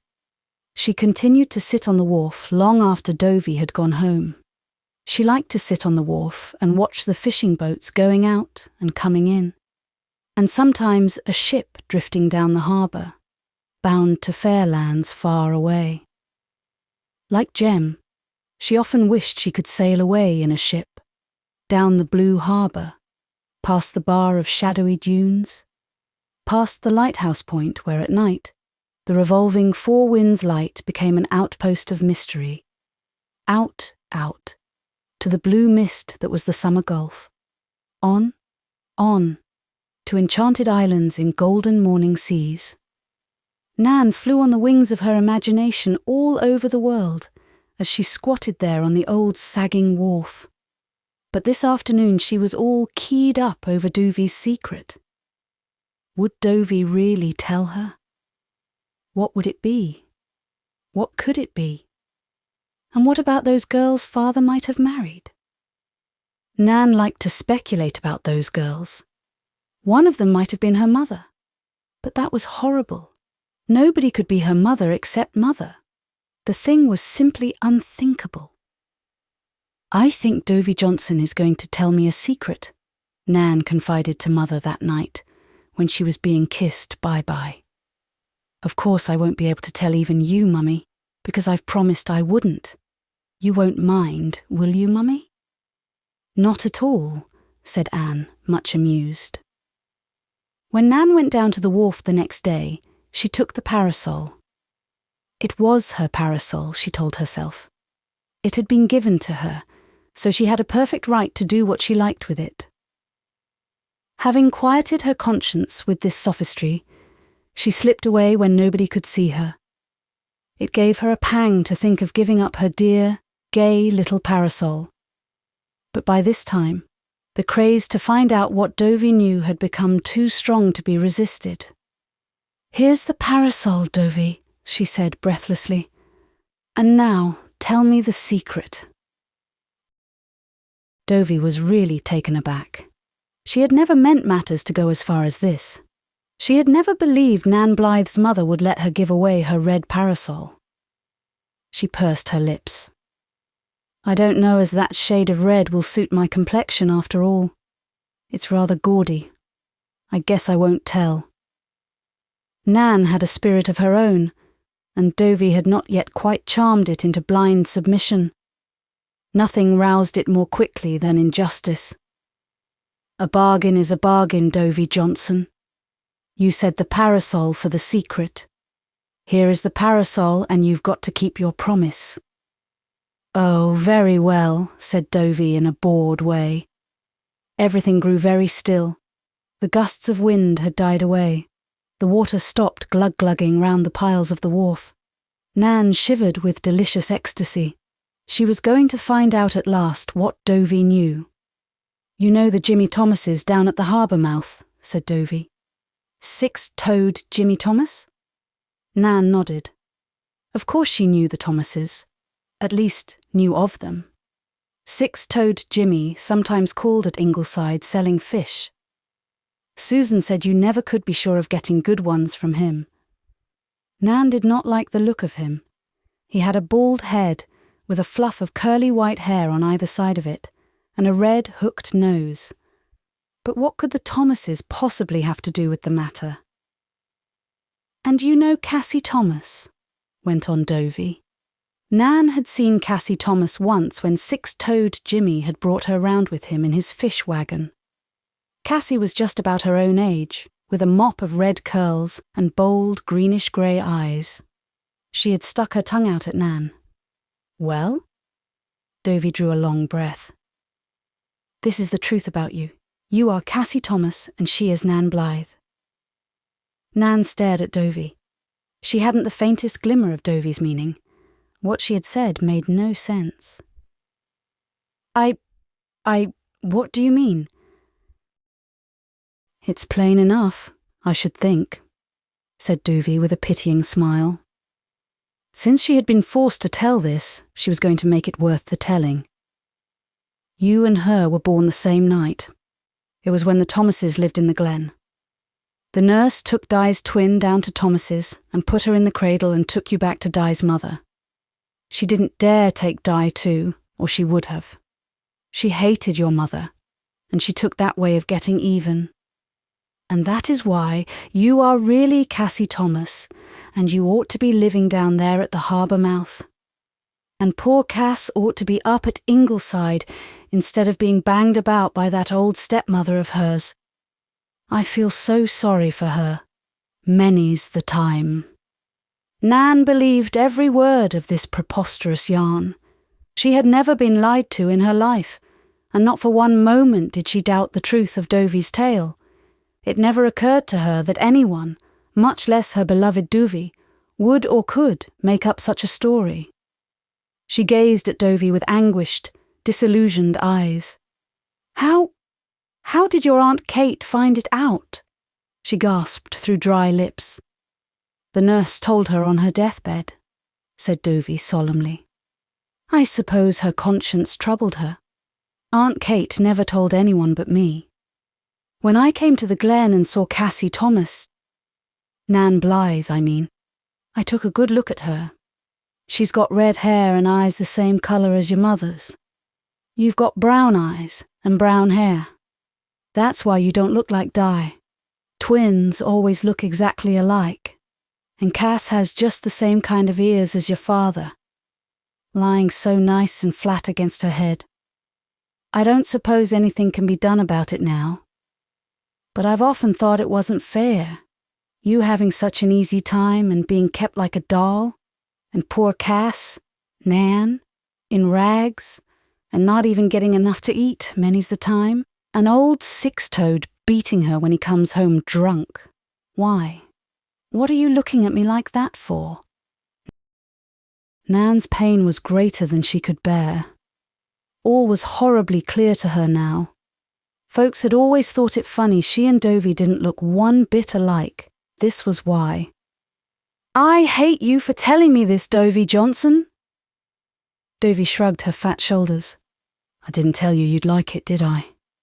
You made me tell. Where are you going?" For Nan, white and dizzy, had risen to her feet. "Home to tell Mother," she said miserably. "You mustn't. You dasn't. Remember, you swore you wouldn't tell," cried Dovey. Nan stared at her.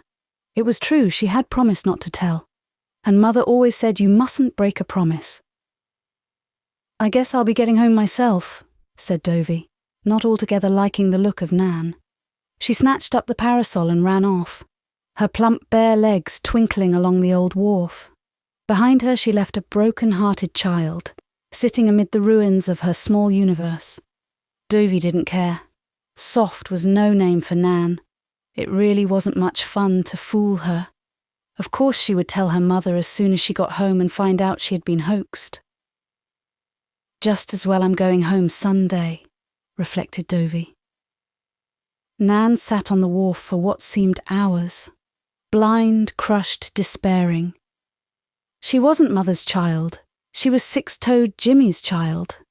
Six-toed Jimmy, of whom she had always had a secret dread simply because of his 6 toes. She had no business to be living at Ingleside, loved by Mother and Dad. "Oh!" Nan gave a piteous little moan. Mother and Dad wouldn't love her any more if they knew. All their love would go to Cassie Thomas. Nan put her hand to her head. "It makes me dizzy," she said. Chapter 31. "What is the reason you are not eating anything, pet?" asked Susan at the supper table. "Were you out in the sun too long, dear?" asked Mother anxiously. "Does your head ache?" "Yes," said Nan. But it wasn't her head that ached. Was she telling a lie to Mother? And if so, how many more would she have to tell? For Nan knew she would never be able to eat again. Never so long as this horrible knowledge was hers. And she knew she could never tell Mother. Not so much because of the promise. Hadn't Susan said once that a bad promise was better broken than kept? But because it would hurt Mother. Somehow Nan knew beyond any doubt that it would hurt Mother horribly. And Mother shouldn't be hurt. Nor Dad. And yet there was Cassie Thomas. She wouldn't call her Nan Blythe. It made Nan feel awful beyond description to think of Cassie Thomas as being Nan Blythe. She felt as if it blotted her out altogether. If she wasn't Nan Blythe, she wasn't anybody. She would not be Cassie Thomas. But Cassie Thomas haunted her. For a week, Nan was beset by her. A wretched week, during which Anne and Susan were really worried over the child, who wouldn't eat and wouldn't play and, as Susan said, just moped around. Was it because Dovie Johnson had gone home? Nan said it wasn't. Nan said it wasn't anything. She just felt tired. Dad looked her over and prescribed a dose which Nan took meekly. It was not so bad as castor oil, but even castor oil meant nothing now. Nothing meant anything except Cassie Thomas. And the awful question which had emerged from her confusion of mind and taken possession of her. Shouldn't Cassie Thomas have her rights? Was it fair that she, Nan Blythe, Nan clung to her identity frantically, should have all the things Cassie Thomas was denied and which were hers by rights? No, it wasn't fair. Nan was despairingly sure it wasn't fair. Somewhere in Nan there was a very strong sense of justice and fair play, and it became increasingly borne in upon her that it was only fair that Cassie Thomas should be told. After all, perhaps nobody would care very much. Mother and Dad would be a little upset at first, of course, but as soon as they knew that Cassie Thomas was their own child, all their love would go to Cassie, and she, Nan, would be of no account to them. Mother would kiss Cassie Thomas and sing to her in the summer twilights, sing the song Nan liked best. I saw a ship a-sailing on the sea, and oh, it was all laden with pretty things for me. Nan and Di had often talked about the day their ship would come in, but now, the pretty things, her share of them anyhow, would belong to Cassie Thomas. Cassie Thomas would take her part as Fairy Queen in the forthcoming Sunday school concert and wear her dazzling band of tinsel. How Nan had looked forward to that. Susan would make fruit puffs for Cassie Thomas, and Pussy Willow would purr for her. She would play with Nan's dolls in Nan's moss-carpeted playhouse in the maple grove and sleep in her bed. Would Di like that? Would Di like Cassie Thomas for a sister? There came a day when Nan knew she could bear it no longer. She must do what was fair. She would go down to the harbour mouth and tell the Thomases the truth. They could tell Mother and Dad. Nan felt that she simply could not do that. Nan felt a little better when she had come to this decision, but very, very sad. She tried to eat a little supper, because it would be the last meal she would ever eat at Ingleside. I'll always call Mother Mother, thought Nan desperately. And I won't call Six-Toed Jimmy Father. I'll just say Mr. Thomas very respectfully. Surely he won't mind that. But something choked her. Looking up, she read castor oil in Susan's eye. Little Susan thought she wouldn't be here at bedtime to take it. Cassie Thomas would have to swallow it. That was the one thing Nan didn't envy Cassie Thomas.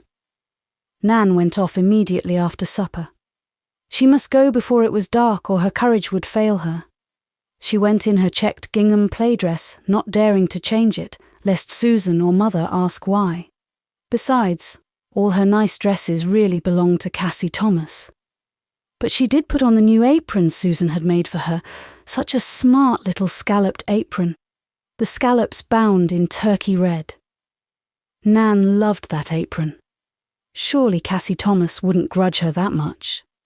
She walked down to the village, through the village, past the wharf road, and down the harbour road, a gallant, indomitable little figure. Nan had no idea that she was a heroine. On the contrary, she felt very much ashamed of herself, because it was so hard to do what was right and fair. So hard to keep from hating Cassie Thomas. So hard to keep from fearing six-toed Jimmy. So hard to keep from turning round and running back to Ingleside. It was a lowering evening.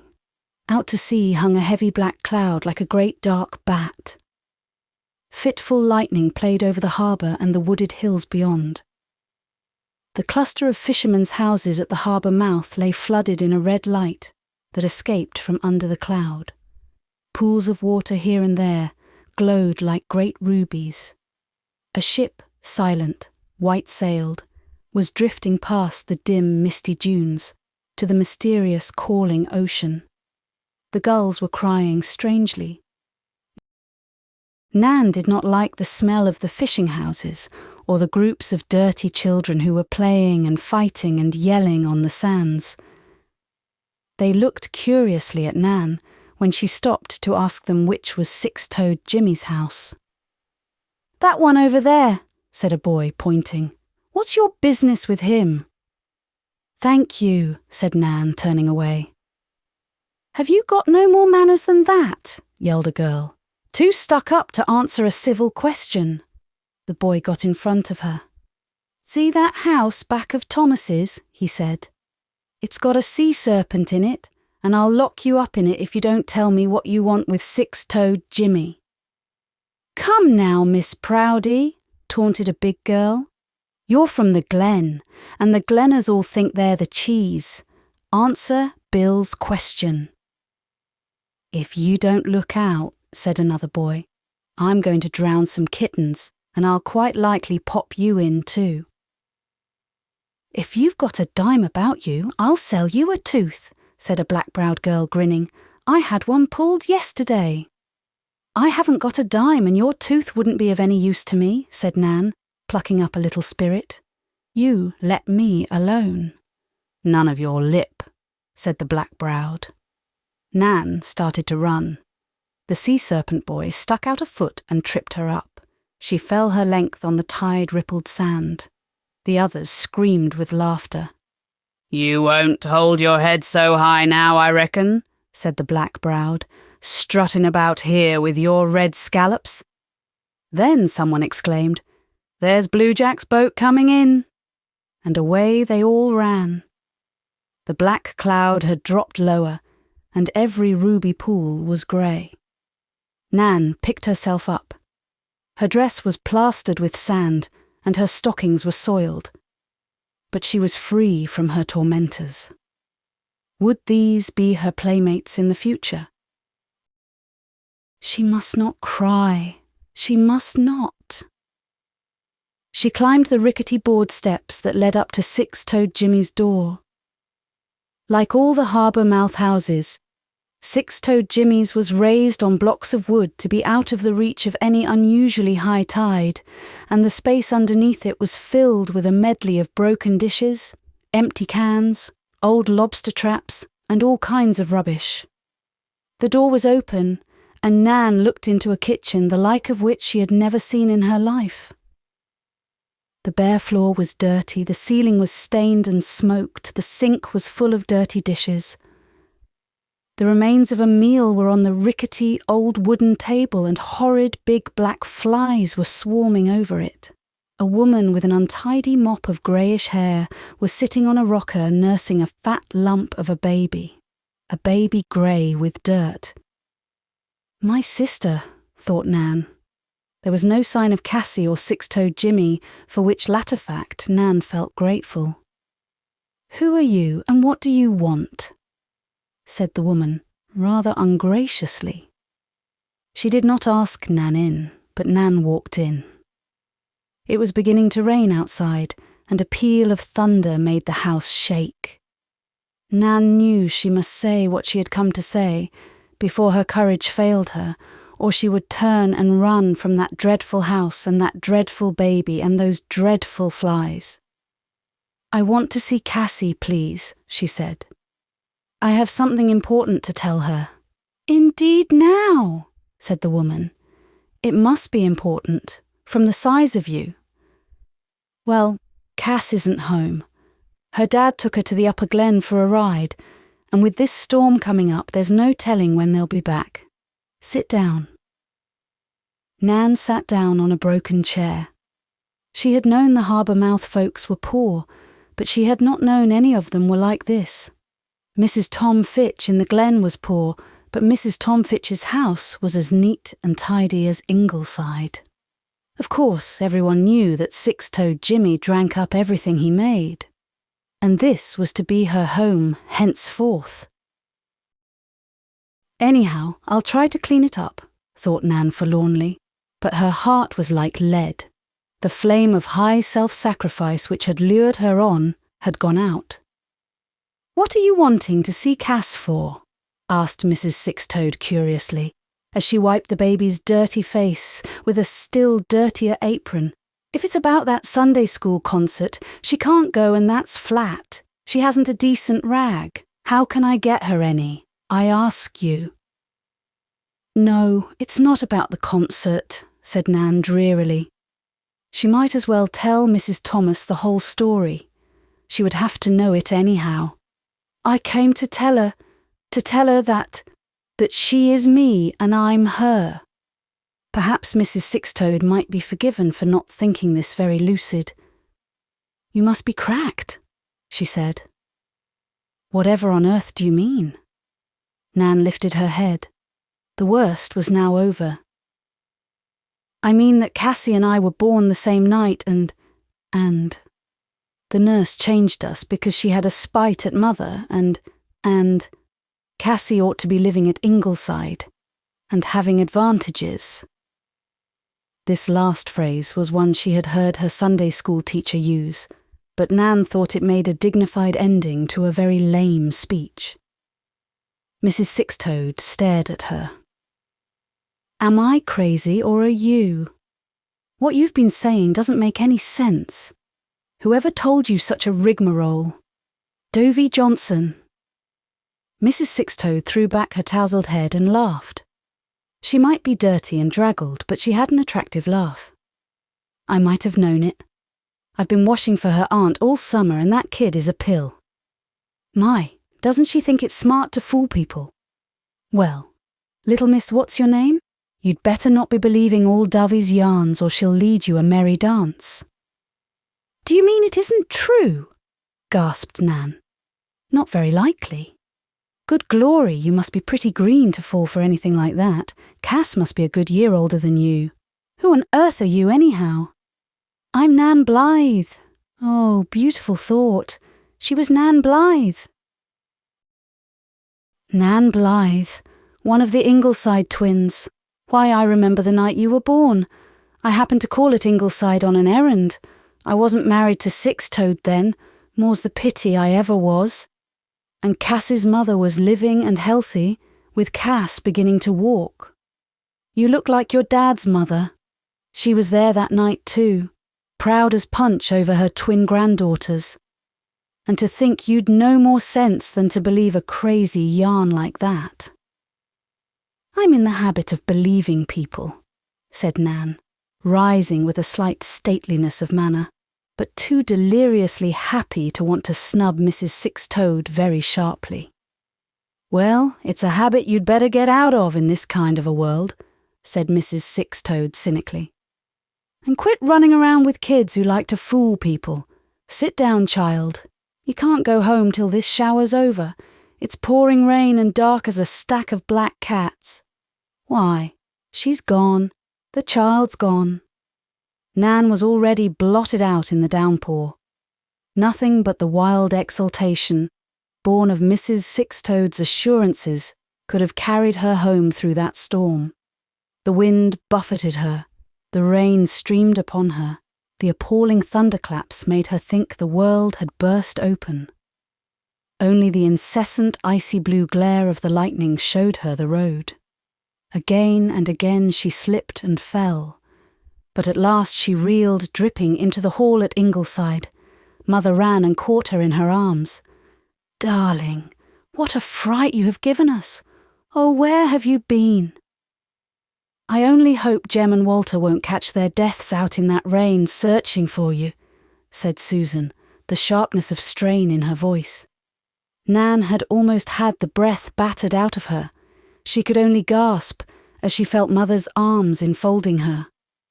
"Oh, Mother, I'm me, really me.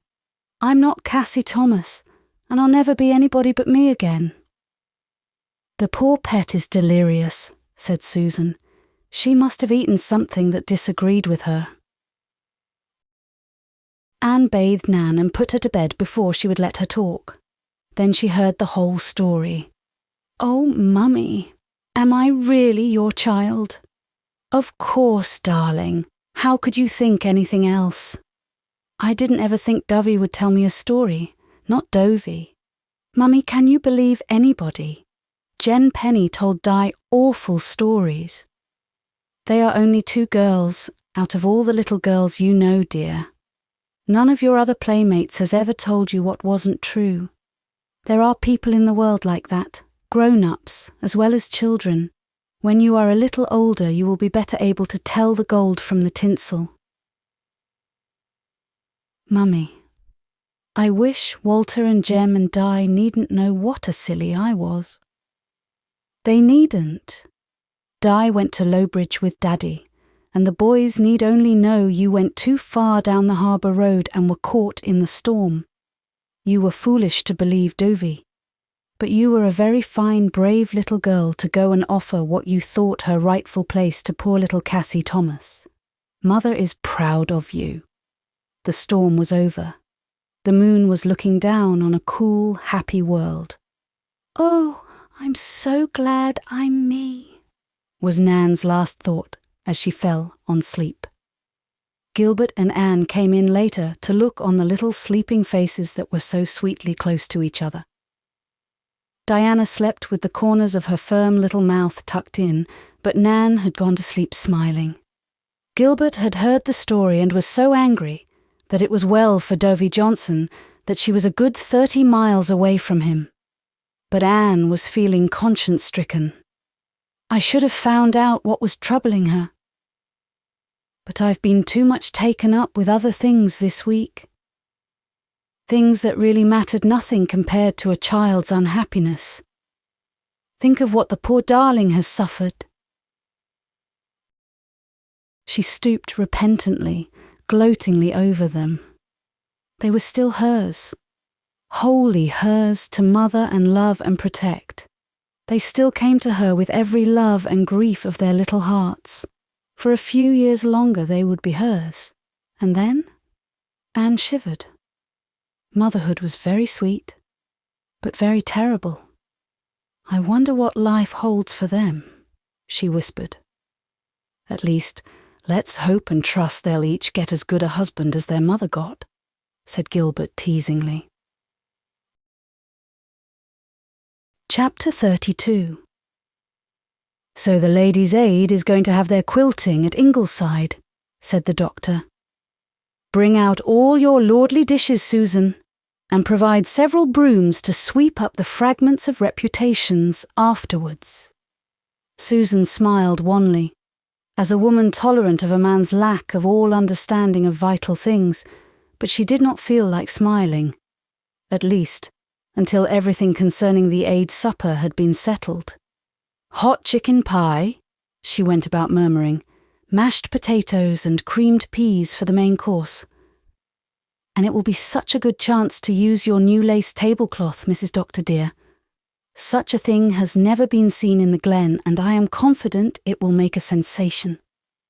I am looking forward to Annabel Clow's face when she sees it. And will you be using your blue and silver basket for the flowers? Yes, full of pansies and yellow-green ferns from the maple grove, and I want you to put those 3 magnificent pink geraniums of yours somewhere around.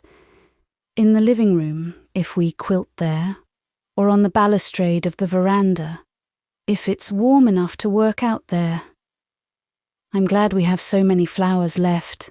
The garden has never been so beautiful as it has been this summer, Susan.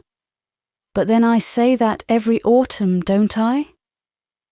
There were many things to be settled. Who should sit by whom? It would never do, for instance, to have Mrs. Simon Millison sit beside Mrs. William McCreary, for they never spoke to each other because of some obscure old feud dating back to school days.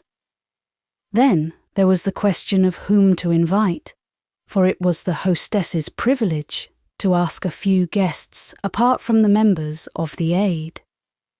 I'm going to have Mrs. Best and Mrs. Campbell, said Anne. Susan looked doubtful. They are newcomers, Mrs. Doctor dear. Much as she might have said, they are crocodiles. The doctor and I were newcomers once, Susan. But the doctor's uncle was here for years before that. Nobody knows anything about these Bests and Campbells. But it is your house, Mrs. Doctor dear, and whom am I to object to anyone you wish to have? I remember one quilting at Mrs. Carter Flagg's many years ago, when Mrs. Flagg invited a strange woman. She came in wincey. Mrs. Doctor dear said she didn't think a lady's aid worth dressing up for. At least there will be no fear of that with Mrs. Campbell. She is very dressy. Though I could never see myself wearing hydrangea blue to church. Anne could not either, but she dared not smile. I thought that dress was lovely with Mrs. Campbell's silver hair, Susan, and by the way, she wants your recipe for spiced gooseberry relish. She says she had some of it at the Harvest Home supper and it was delicious. Oh well, Mrs. Doctor dear, it is not everyone who can make spiced gooseberry. And no more disapproval was expressed of hydrangea blue dresses. Mrs. Campbell might henceforth appear in the costume of a Fiji Islander if she chose, and Susan would find excuses for it. The young months had grown old, but autumn was still remembering summer, and the quilting day was more like June than October. Every member of the Ladies' Aid who could possibly come came, looking forward pleasurably to a good dish of gossip and an Ingleside supper, besides, possibly, seeing some sweet new thing in fashions since the doctor's wife had recently been to town. Susan, unbowed by the culinary cares that were heaped upon her, stalked about, showing the ladies to the guest room, serene in the knowledge that not one of them possessed an apron trimmed with crochet lace, 5 inches deep, made from 100 thread. Susan had captured first prize at the Charlottetown exhibition the week before with that lace. She and Rebecca Dew had trysted there and made a day of it, and Susan had come home that night the proudest woman in Prince Edward Island. Susan's face was perfectly controlled, but her thoughts were her own, sometimes spiced with a trifle of mild malice. Celia Reese is here, looking for something to laugh at as usual. Well, she will not find it at our supper table, and that you may tie to. Myra Murray in red velvet, a little too sumptuous for a quilting in my opinion, but I am not denying she looks well in it. At least it is not wincey. Agatha Drew, and her glasses tied on with a string as usual. Sarah Taylor, it may be her last quilting. She has got a terrible heart, the doctor says, but the spirit of her. Mrs. Donald Reese, thank the good Lord she didn't bring Mary Anna with her, but no doubt we will hear plenty. Jane Burr from the Upper Glen. She isn't a member of the Aid. Well, I shall count the spoons after supper, and that you may tie to. That family were all light-fingered. Candace Crawford. She doesn't often trouble in aid meeting, but a quilting is a good place to show off her pretty hands and her diamond ring. Emma Pollock, with her petticoat showing below her dress, of course. A pretty woman, but flimsy-minded like all that tribe. Tilly McAllister, don't you go and upset the jelly on the tablecloth like you did at Mrs. Palmer's quilting. Martha Crothers, you will have a decent meal for once. It is too bad your husband could not have come too. I hear he has to live on nuts or something like that. Mrs. Elder Baxter, I hear the elder has scared Harold Reese away from Mina at last. Harold always had a wishbone in place of a backbone and faint heart, never won fair lady as the good book says. Well, we have enough for 2 quilts and some over to thread needles. The quilts were set up on the broad veranda, and everyone was busy with fingers and tongues. Anne and Susan were deep in preparations for supper in the kitchen, and Walter, who had been kept home from school that day because of a slight sore throat, was squatted on the veranda steps, screened from view of the quilters by a curtain of vines. He always liked to listen to older people talking. They said such surprising, mysterious things you could think over afterwards and weave into the very stuff of drama, things that reflected the colours and shadows, the comedies and tragedies, the jests and the sorrows of every Four Winds clan. Of all the women present, Walter liked Mrs. Myra Murray best, with her easy, infectious laugh and the jolly little wrinkles round her eyes. She could tell the simplest story and make it seem dramatic and vital. She gladdened life wherever she went. And she did look so pretty in her cherry-red velvet, with the smooth ripples in her black hair and the little red drops in her ears. Mrs. Tom Chubb, who was thin as a needle, he liked least, perhaps because he had once heard her calling him a sickly child. He thought Mrs. Allan Milgrave looked just like a sleek grey hen, and that Mrs. Grant Clow was like nothing so much as a barrel on legs. Young Mrs. David Ransom, with her taffy-coloured hair, was very handsome, too handsome for a farm, Susan had said when Dave married her. The young bride, Mrs. Morton McDougall, looked like a sleepy white poppy. Edith Bailey, the Glen dressmaker, with her misty silvery curls and humorous black eyes, didn't look as if she should be an old maid. He liked Mrs. Mead, the oldest woman there, who had gentle, tolerant eyes and listened far more than she talked, and he did not like Celia Reese, with her sly, amused look, as if she were laughing at everybody. The quilters had not really started talking yet. They were discussing the weather and deciding whether to quilt in fans or diamonds, so Walter was thinking of the beauty of the ripened day, the big lawn with its magnificent trees, and the world that looked as if some great kind being had put golden arms about it.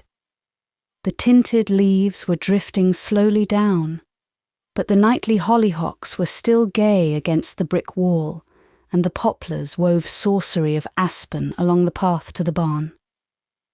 Walter was so absorbed in the loveliness around him that the quilting conversation was in full swing before he was recalled to consciousness of it by Mrs. Simon Millison's pronouncement. That clan were noted for their sensational funerals. Will any of you who were there ever forget what happened at Peter Kirk's funeral? Walter pricked up his ears. This sounded interesting, but much to his disappointment, Mrs. Simon did not go on to tell what had happened. Everybody must either have been at the funeral or heard the story. But why are they all looking so uncomfortable about it? There is no doubt that everything Clara Wilson said about Peter was true. But he is in his grave, poor man, so let us leave him there, said Mrs. Tom Chubb self-righteously, as if somebody had proposed exhuming him. "Mariana is always saying such clever things," said Mrs. Donald Rees. "Do you know what she said the other day when we were starting to Margaret Hollister's funeral?" "Ma," she said, "will there be any ice cream at the funeral?" A few women exchanged furtive, amused smiles. Most of them ignored Mrs. Donald. It was really the only thing to do when she began dragging Mariana into the conversation, as she invariably did, in season and out of season. If you gave her the least encouragement, she was maddening. "Do you know what Mariana said?" was a standing catchword in the glen. "Talking of funerals," said Celia Rees, "there was a queer one in Mowbray Narrows when I was a girl. Stanton Lane had gone out west, and word came back that he had died. His folks wired to have the body sent home, so it was. But Wallace McAllister, the undertaker, advised them against opening the casket. The funeral had just got off to a good start when in walked Stanton Lane himself, hale and hearty. It was never found out who the corpse really was." "What did they do with him?" queried Agatha Drew. "Oh, they buried him. Wallace said it couldn't be put off. But you couldn't rightly call it a funeral with everyone so happy over Stanton's return. Mr. Dawson changed the last hymn from Take Comfort Christians to Sometimes a Light Surprises, but most people thought he'd better have left well enough alone. Do you know what Mary Anna said to me the other day? She said, 'Ma, do the ministers know everything?'" "Mr. Dawson always lost his head in a crisis," said Jane Burr. "The Upper Glen was part of his charge then, and I remember one Sunday he dismissed the congregation and then remembered that the collection hadn't been taken up. So what does he do but grab a collection plate and run round the yard with it? To be sure," added Jane, "people gave that day who never gave before or after. They didn't like to refuse the minister, but it was hardly dignified of him." "What I had against Mr. Dawson," said Miss Cornelia, "was the unmerciful length of his prayers at a funeral. It actually came to such a pass that people said they envied the corpse. He surpassed himself at Letty Grant's funeral. I saw her mother was on the point of fainting, so I gave him a good poke in the back with my umbrella and told him he'd prayed long enough. He buried my poor Jarvis," said Mrs. George Carr, tears dropping down. She always cried when she spoke of her husband, although he had been dead for 20 years. "His brother was a minister too," said Christine Marsh. "He was in the Glen when I was a girl. We had a concert in the hall one night, and as he was one of the speakers, he was sitting on the platform. He was as nervous as his brother, and he kept fidgeting his chair further and further back, and all at once he went, chair and all, clean over the edge on the bank of flowers and houseplants we had arranged around the base. All that could be seen of him was his feet sticking up above the platform. Somehow, it always spoiled his preaching for me after that. His feet were so big." "The Lane funeral might have been a disappointment," said Emma Pollock. "But at least it was better than not having any funeral at all. You remember the Cromwell mix-up?" There was a chorus of reminiscent laughter. "Let us hear the story," said Mrs. Campbell. "Remember, Mrs. Pollock, I'm a stranger here, and all the family sagas are quite unknown to me." Emma didn't know what sagas meant, but she loved to tell a story. Abner Cromwell lived over near Lowbridge on one of the biggest farms in that district, and he was a member of provincial parliament in those days. He was one of the biggest frogs in the Tory puddle, and acquainted with everybody of any importance on the island. He was married to Julie Flagg, whose mother was a Rees and her grandmother was a Clow, so they were connected with almost every family in Four Winds as well.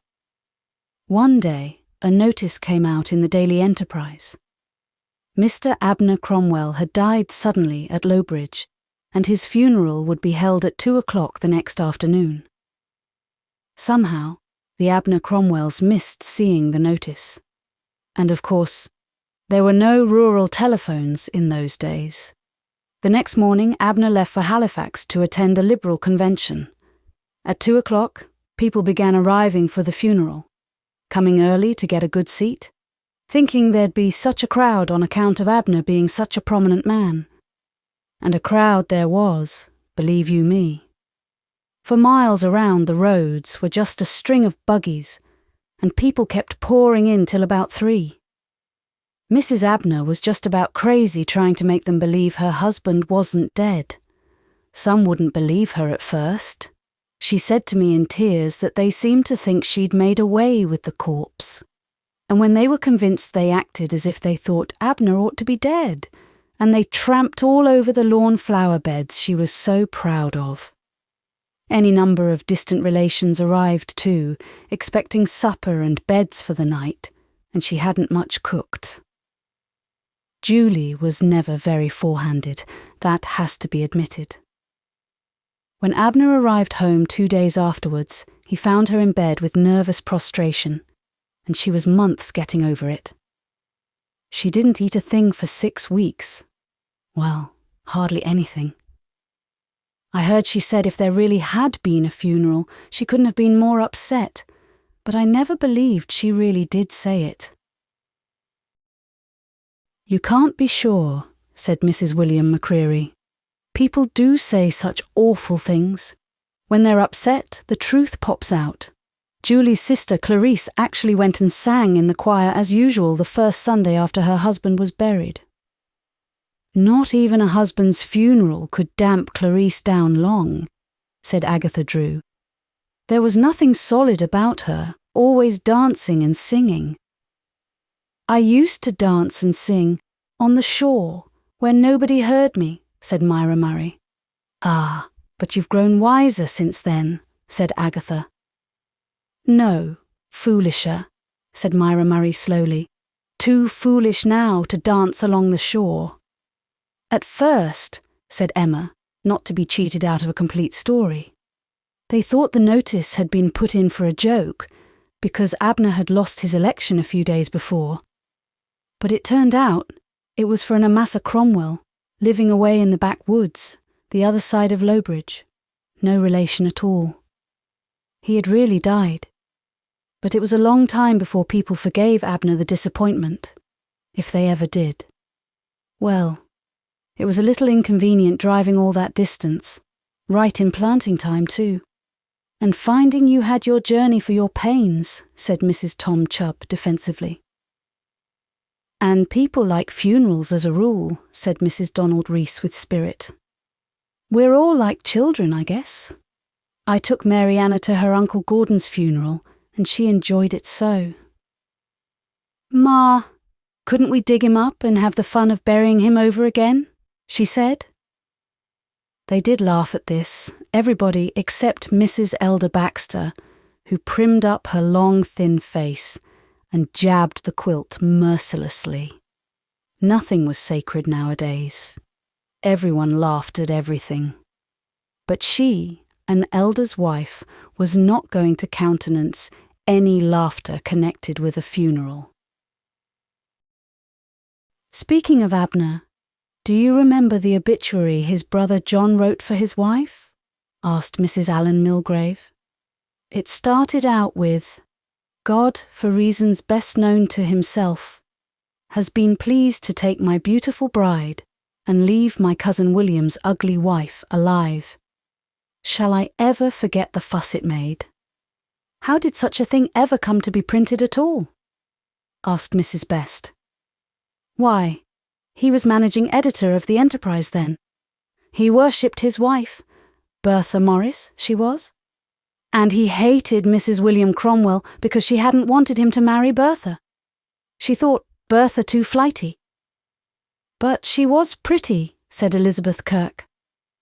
"The prettiest thing I ever saw in my life," agreed Mrs. Milgrave. "Good looks ran in the Morrises, but fickle. Fickle as a breeze. Nobody ever knew how she came to stay in one mind long enough to marry John. They say her mother kept her up to the notch. Bertha was in love with Fred Reese, but he was notorious for flirting. "A bird in the hand is worth two in the bush," Mrs. Morris told her. "I've heard that proverb all my life," said Myra Murray, "and I wonder if it's true. Perhaps the birds in the bush could sing, and the one in the hand couldn't." Nobody knew just what to say, but Mrs. Tom Chubb said it anyhow. "You're always so whimsical, Myra." "Do you know what Mary Anna said to me the other day?" said Mrs. Donald. "She said, 'Ma, what will I do if nobody ever asks me to marry him?'" "Us old maids could answer that, couldn't we?" asked Celia Reese, giving Edith Bailey a nudge with her elbow. Celia disliked Edith, because Edith was still rather pretty and not entirely out of the running. "Gertrude Cromwell was ugly," said Mrs. Grant Clow. "She had a figure like a slat, but a great housekeeper. She washed every curtain she owned every month, and if Bertha washed hers once a year, it was as much as ever, and her window shades were always crooked. Gertrude said it just gave her the shivers to drive past John Cromwell's house. And yet John Cromwell worshipped Bertha, and William just put up with Gertrude. Men are strange. They say William overslept on his wedding morning and dressed in such a tearing hurry he got to the church with old shoes and odd socks on." "Well, that was better than Oliver Random," giggled Mrs. George Carr. "He forgot to have a wedding suit made, and his old Sunday suit was simply impossible. It had been patched. So he borrowed his brother's best suit. It only fitted him here and there." "And at least William and Gertrude did get married," said Mrs. Simon. Her sister Caroline didn't. She and Ronnie Drew quarrelled over what minister they'd have marry them, and never got married at all. Ronnie was so mad he went and married Edna Stone before he'd time to cool off. Caroline went to the wedding. She held her head high, but her face was like death. "But she held her tongue at least," said Sarah Taylor. "Philippa Abbey didn't.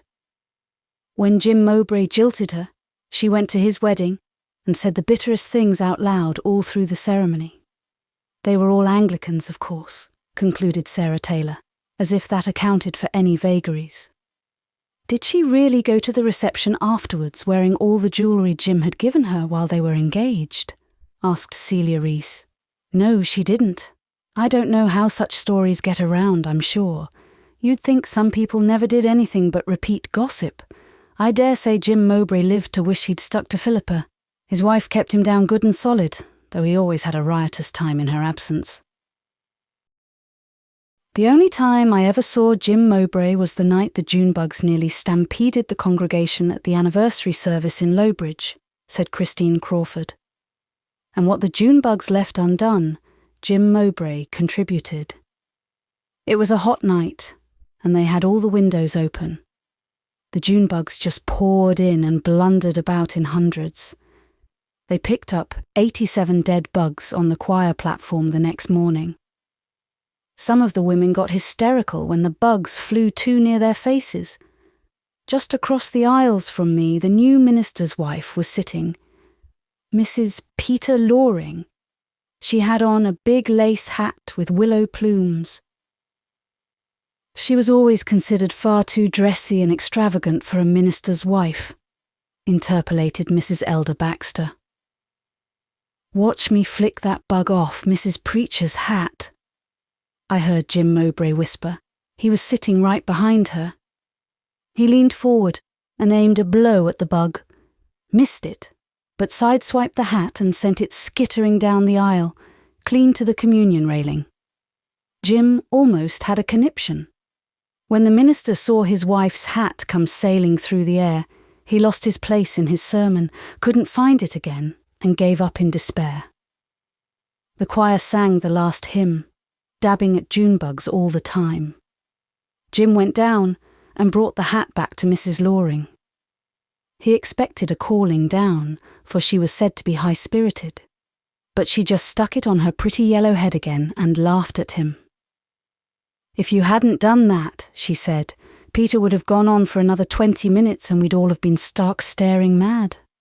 Of course, it was nice of her not to be angry, but people thought it wasn't just the thing for her to say of her husband.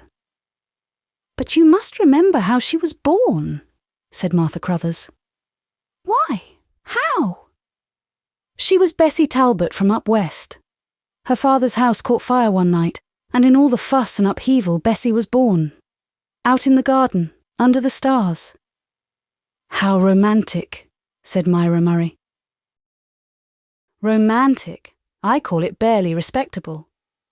"But think of being born under the stars," said Myra dreamily. "Why, she ought to have been a child of the stars, sparkling, beautiful, brave, true, with a twinkle in her eyes." "She was all that," said Martha, "whether the stars were accountable for it or not. And a hard time she had in Lowbridge, where they thought a minister's wife should be all prunes and prisms. Why, one of the elders caught her dancing around her baby's cradle one day, and he told her she ought not to rejoice over her son until she found out if he was elected or not. Talking of babies, do you know what Mary Anna said the other day? 'Ma,' she said, 'do queens have babies?'" "That must have been Alexander Wilson," said Mrs. Allen, "a born crab if ever there was one. He wouldn't allow his family to speak a word at mealtimes, I've heard. As for laughing, there never was any done in his house." "Think of a house without laughter," said Myra. "Why, it's sacrilegious. Alexander used to take spells when he wouldn't speak to his wife for 3 days at a time," continued Mrs. Allen. "It was such a relief to her," she added. "Alexander Wilson was a good, honest businessman at least," said Mrs. Grant Clow stiffly. The said Alexander was her 4th cousin, and the Wilsons were clannish. He left $40,000 when he died. "Such a pity he had to leave it," said Celia Reese. "His brother Geoffrey didn't leave a cent," said Mrs. Clow. "He was the ne'er-do-well of that family, I must admit. Goodness knows he did enough laughing. Spent everything he earned, hail fellow well met with everyone, and died penniless. What did he get out of life with all his flinging about and laughing?" "Not much, perhaps," said Myra, "but think of all he put into it. He was always giving cheer, sympathy, friendliness, even money. He was rich in friends at least, and Alexander never had a friend in his life." "Jeff's friends didn't bury him," retorted Mrs. Allen. "Alexander had to do that, and put up a real fine tombstone for him too. It cost $100. But when Jeff asked him for a loan of $100 to pay for an operation that might have saved his life, didn't Alexander refuse it?" asked Celia Drew. Come, we're getting too uncharitable," protested Mrs. Carr. "After all, we don't live in a world of forget-me-nots and daisies, and everyone has some faults." "Lem Anderson is marrying Dorothy Clark today," said Mrs. Millison, thinking it was high time the conversation took a more cheerful line. "And it isn't a year since he swore he would blow out his brains if Jane Elliott wouldn't marry him." "Young men do say such odd things," said Mrs. Chubb. "They've kept it very close. It never leaked out till 3 weeks ago that they were engaged. I was talking to his mother last week, and she never hinted at a wedding so soon. I am not sure that I care much for a woman who can be such a sphinx." "I am surprised at Dorothy Clark taking him," said Agatha Drew. "I thought last spring that she and Frank Clow were going to make a match of it." "I heard Dorothy say that Frank was the best match, but she really couldn't abide the thought of seeing that nose sticking out over the sheet every morning when she woke up." Mrs. Elder Baxter gave a spinsterish shudder and refused to join in the laughter. "You shouldn't say such things before a young girl like Edith," said Celia, winking around the quilt. "Is Ada Clark engaged yet?" asked Emma Pollock. "No, not exactly," said Mrs. Millison. "Just hopeful. But she'll land him yet. Those girls all have a knack of picking husbands. Her sister Pauline married the best farmer over the harbour. Pauline is pretty, but she's full of silly notions as ever, said Mrs. Milgrave. Sometimes I think she'll never learn any sense. Oh yes, she will, said Myra Murray. Some day she will have children of her own and she will learn wisdom from them, as you and I did. Where are Lem and Dorothy going to live? Asked Mrs. Mead. Oh, Lem has bought a farm at the Upper Glen, the old Carey place, you know, where poor Mrs. Roger Carey murdered her husband. Murdered her husband? Oh, I'm not saying he didn't deserve it, but everybody thought she went a little too far. Yes, weed killer in his teacup, or was it his soup? Everybody knew it, but nothing was ever done about it. The spool, please, Celia. But do you mean to say, Mrs. Millison, that she was never tried or punished? Gasped Mrs. Campbell. Well, nobody wanted to get a neighbour into a scrape like that. The Careys were well connected in the Upper Glen. Besides, she was driven to desperation. Of course nobody approves of murder as a habit, but if ever a man deserved to be murdered, Roger Carey did. She went to the States and married again. She's been dead for years. Her second husband outlived her. It all happened when I was a girl. They used to say Roger Carey's ghost walked. Surely nobody believes in ghosts in this enlightened age, said Mrs. Baxter. Why aren't we to believe in ghosts? Demanded Tilly McAllister. Ghosts are interesting. I know a man who was haunted by a ghost that always laughed at him, sneering like. It used to make him so mad. The scissors, please, Mrs. McDougall.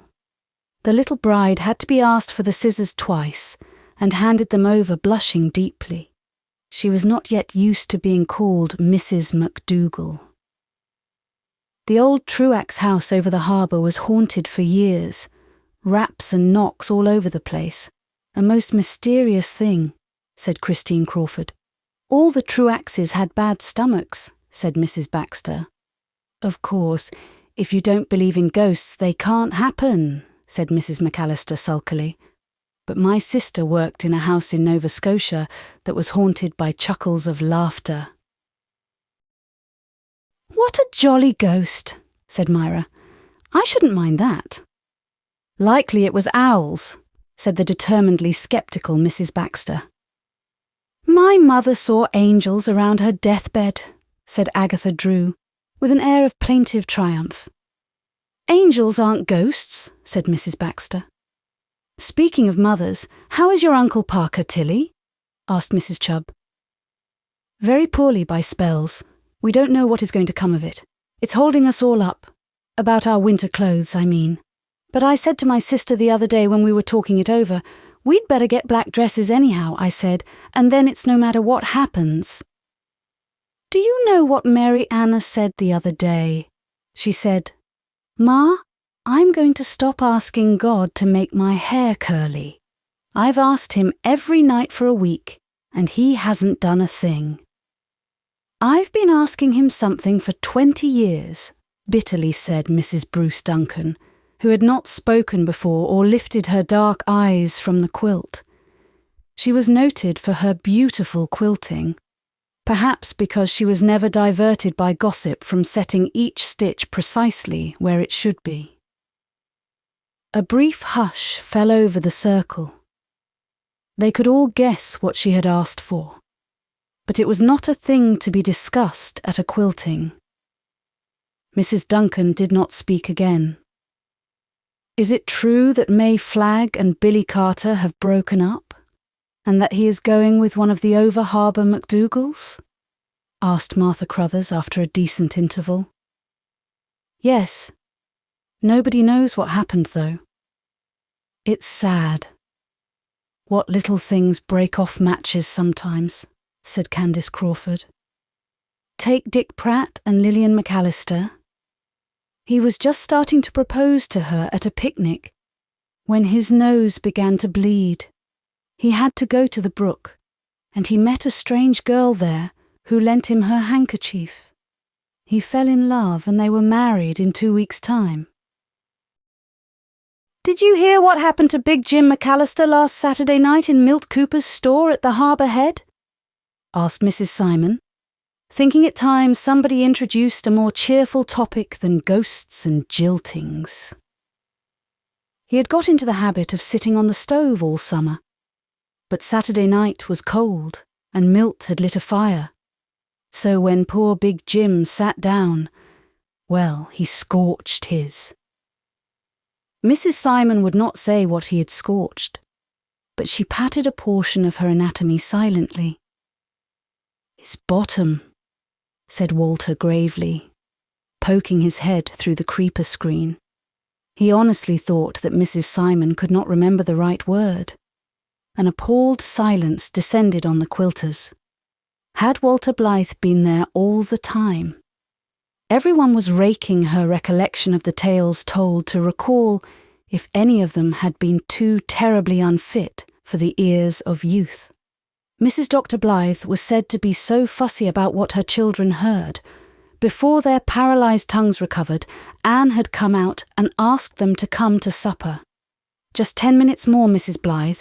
We'll have both quilts finished then," said Elizabeth Kirk. The quilts were finished, taken out, shaken, held up, and admired. "I wonder who will sleep under them," said Myra Murray. "Perhaps a new mother will hold her first baby under one of them," said Anne. "Or little children cuddle under them on a cold prairie night," said Miss Cornelia unexpectedly. "Or some poor old rheumatic body be cosier for them," said Mrs. Meade. "I hope nobody dies under them," said Mrs. Baxter sadly. "Do you know what Mary Anna said before I came?" said Mrs. Donald, as they filed into the dining room. "She said, 'Ma, don't forget, you must eat everything on your plate.'" Whereupon they all sat down and ate and drank to the glory of God, for they had done a good afternoon's work, and there was very little malice in most of them after all. After supper, they went home. Jane Burr walked as far as the village with Mrs. Simon Millison. "I must remember all the fixings to tell Ma," said Jane wistfully, not knowing that Susan was counting the spoons. "She never gets out since she's bedridden, but she loves to hear about things. That table will be a real treat to her." "It was just like a picture you'd seen in a magazine," agreed Mrs. Simon with a sigh. "I can cook as good a supper as anyone if I do say it, but I can't fix up a table with a single prestige of style. As for that young Walter, I could spank his bottom with a relish, such a turn as he gave me. And I suppose Ingleside is strewn with dead characters," the doctor was saying. "I wasn't quilting," said Anne, "so I didn't hear what was said." "You never do, dearie," said Miss Cornelia, who had lingered to help Susan bind the quilts. "When you are at the quilt, they never let themselves go. They think you don't approve of gossip." "It all depends on the kind," said Anne. "Well, nobody really said anything too terrible today. Most of the people they talked about were dead, or ought to be," said Miss Cornelia, recalling the story of Abner Cromwell's abortive funeral with a grin. Only Mrs. Millison had to drag in that gruesome old murder story again about Madge Carey and her husband. I remember it all. There wasn't a vestige of proof that Madge did it, except that a cat died after eating some of the soup. The animal had been sick for a week. If you ask me, Roger Carey died of appendicitis, though of course nobody knew they had appendixes then. "And indeed I think it is a great pity they ever found out," said Susan. "The spoons are all intact, Mrs. Doctor dear, and nothing happened to the tablecloth." "Well, I must be getting home," said Miss Cornelia. "I'll send you up some spare ribs next week when Marshall kills the pig." Walter was again sitting on the steps with eyes full of dreams. Dusk had fallen. Where, he wondered, had it fallen from? Did some great spirit with bat-like wings pour it all over the world from a purple jar? The moon was rising, and 3 wind-twisted old spruces looked like 3 lean, hump-backed old witches hobbling up a hill against it. Was that a little fawn with furry ears crouching in the shadows? Suppose he opened the door in the brick wall now, wouldn't he step, not into the well-known garden, but into some strange land of fairy where princesses were waking from enchanted sleeps, where perhaps he might find and follow Echo as he so often longed to do? One dared not speak. Something would vanish if one did. "Darling," said Mother, coming out, "you mustn't sit here any longer. It is getting cold. Remember your throat." The spoken word had broken the spell. Some magic light had gone. The lawn was still a beautiful place, but it was no longer fairyland. Walter got up. "Mother, will you tell me what happened at Peter Kirk's funeral?" Anne thought for a moment, then shivered. "Not now, dear. Perhaps sometime." Chapter 33. Anne, alone in her room, for Gilbert had been called out, sat down at her window for a few minutes of communion with the tenderness of the night and of enjoyment of the eerie charm of her moonlit room. Say what you will, thought Anne. There is always something a little strange about a moonlit room. Its whole personality is changed. It is not so friendly, so human. It is remote and aloof and wrapped up in itself.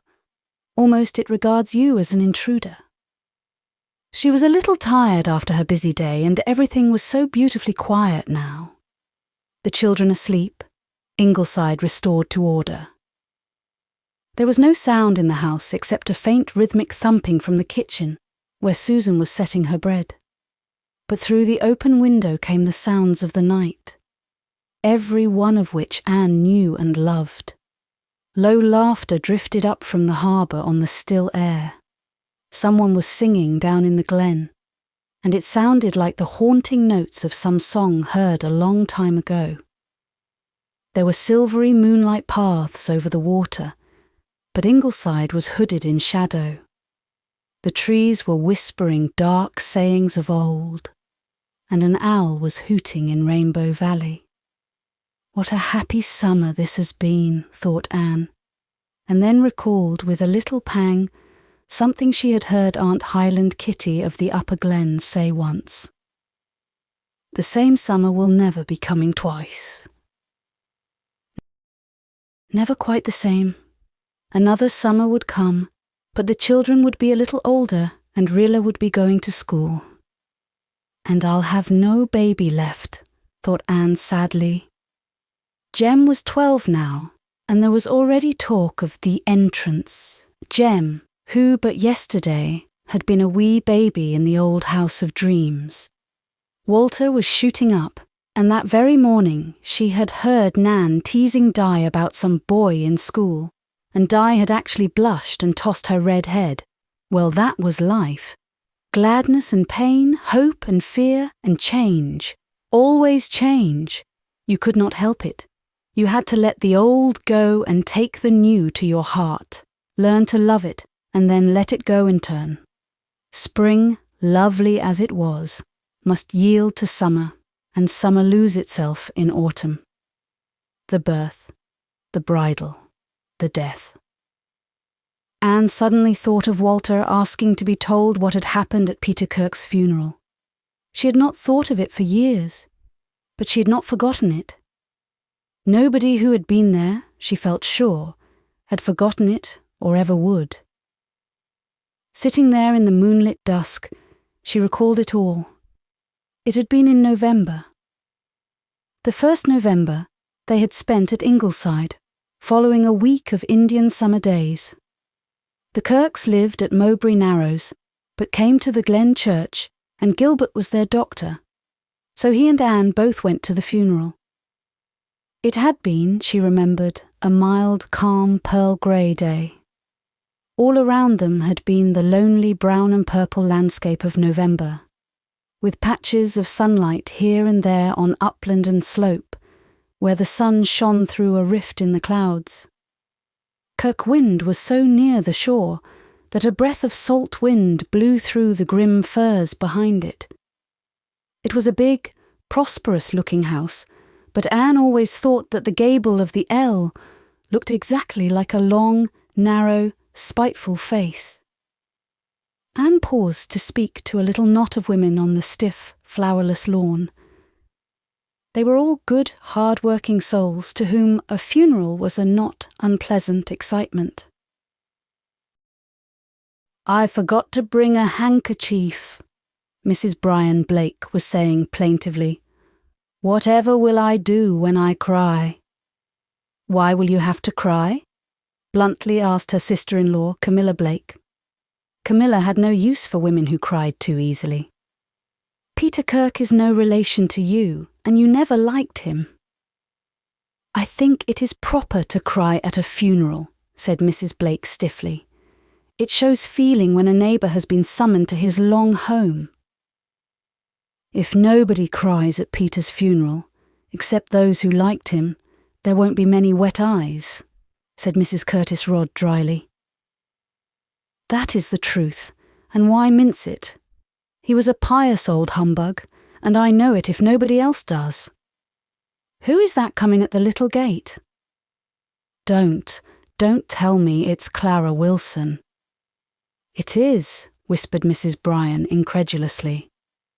"Well, you know, after Peter's first wife died, she told him she would never enter his house again until she came to his funeral, and she's kept her word," said Camilla Blake. "She's a sister of Peter's first wife." In an explanatory aside to Anne, who looked curiously at Clara Wilson as she swept past them, unseeing, her smouldering topaz eyes staring straight ahead.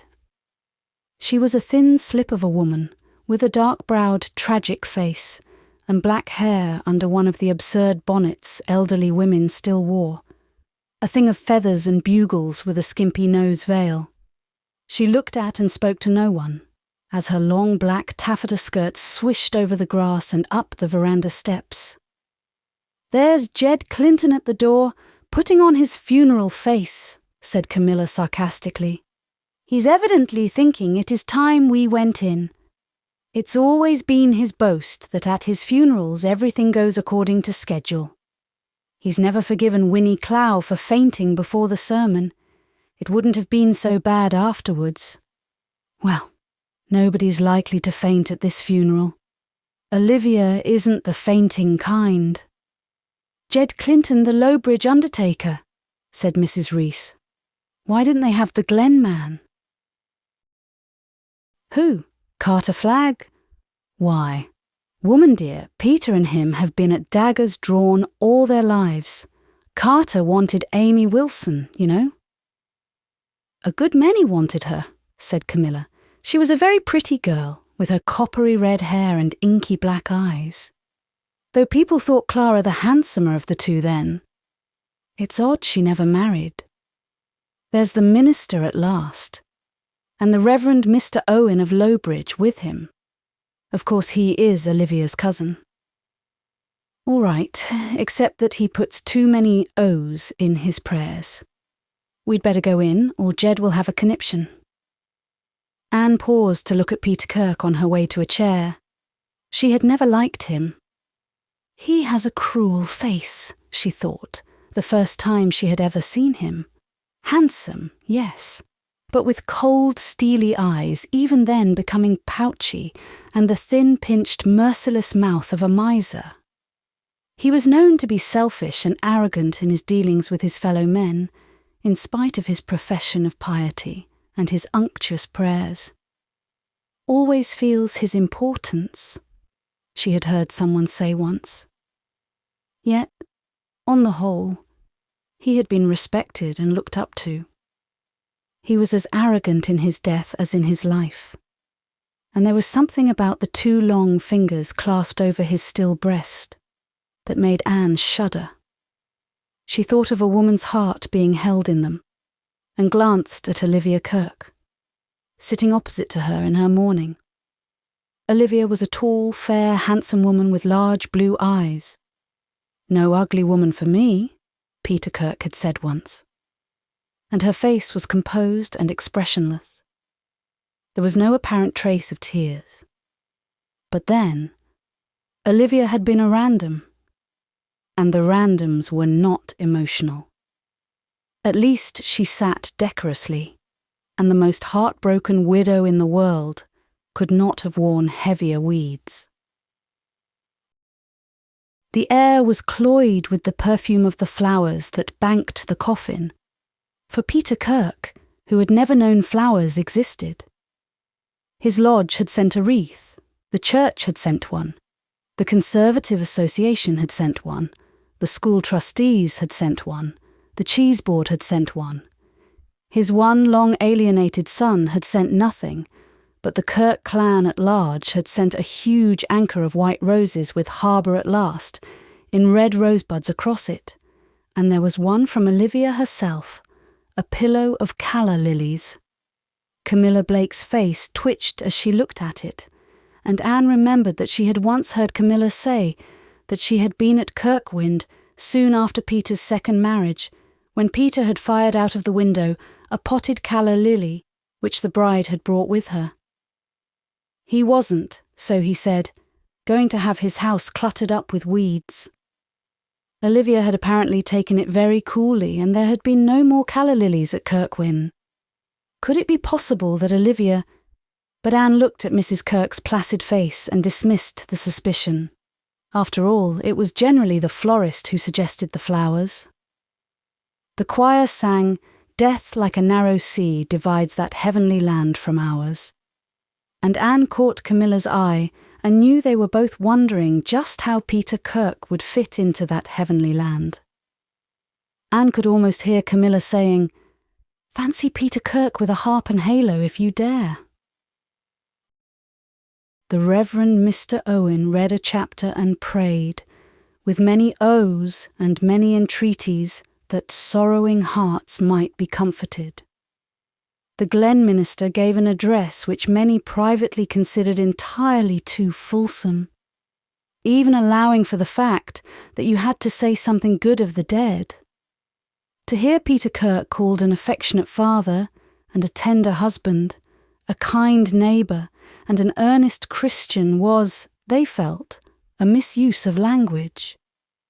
Camilla took refuge behind her handkerchief, not to shed tears, and Stephen MacDonald cleared his throat once or twice. Mrs. Bryan must have borrowed a handkerchief from someone, for she was weeping into it, but Olivia's down-dropped blue eyes remained tearless. Jed Clinton drew a breath of relief. All had gone beautifully. Another hymn, the customary parade for a last look at the remains, and another successful funeral would be added to his long list. There was a slight disturbance in a corner of the large room, and Clara Wilson made her way through the maze of chairs to the table beside the casket. She turned there and faced the assembly. Her absurd bonnet had slipped a trifle to one side, and a loose end of heavy black hair had escaped from its coil and hung down on her shoulder. But nobody thought Clara Wilson looked absurd. Her long, sallow face was flushed, her haunted, tragic eyes were flaming. She was a woman possessed. Bitterness, like some gnawing, incurable disease, seemed to pervade her being. "You have listened to a pack of lies, you people who have come here to pay your respects, or glut your curiosity, whichever it was. Now I shall tell you the truth about Peter Kirk. I am no hypocrite. I never feared him living, and I do not fear him now that he is dead. Nobody has ever dared to tell the truth about him to his face. But it is going to be told now, here at his funeral, where he has been called a good husband and a kind neighbour. A good husband. He married my sister Amy, my beautiful sister Amy. You all know how sweet and lovely she was. He made her life a misery. He tortured and humiliated her. He liked to do it. Oh, he went to church regularly, and made long prayers, and paid his debts. But he was a tyrant and a bully. His very dog ran when he heard him coming. I told Amy she would repent marrying him. I helped her make her wedding dress. I'd rather have made her shroud.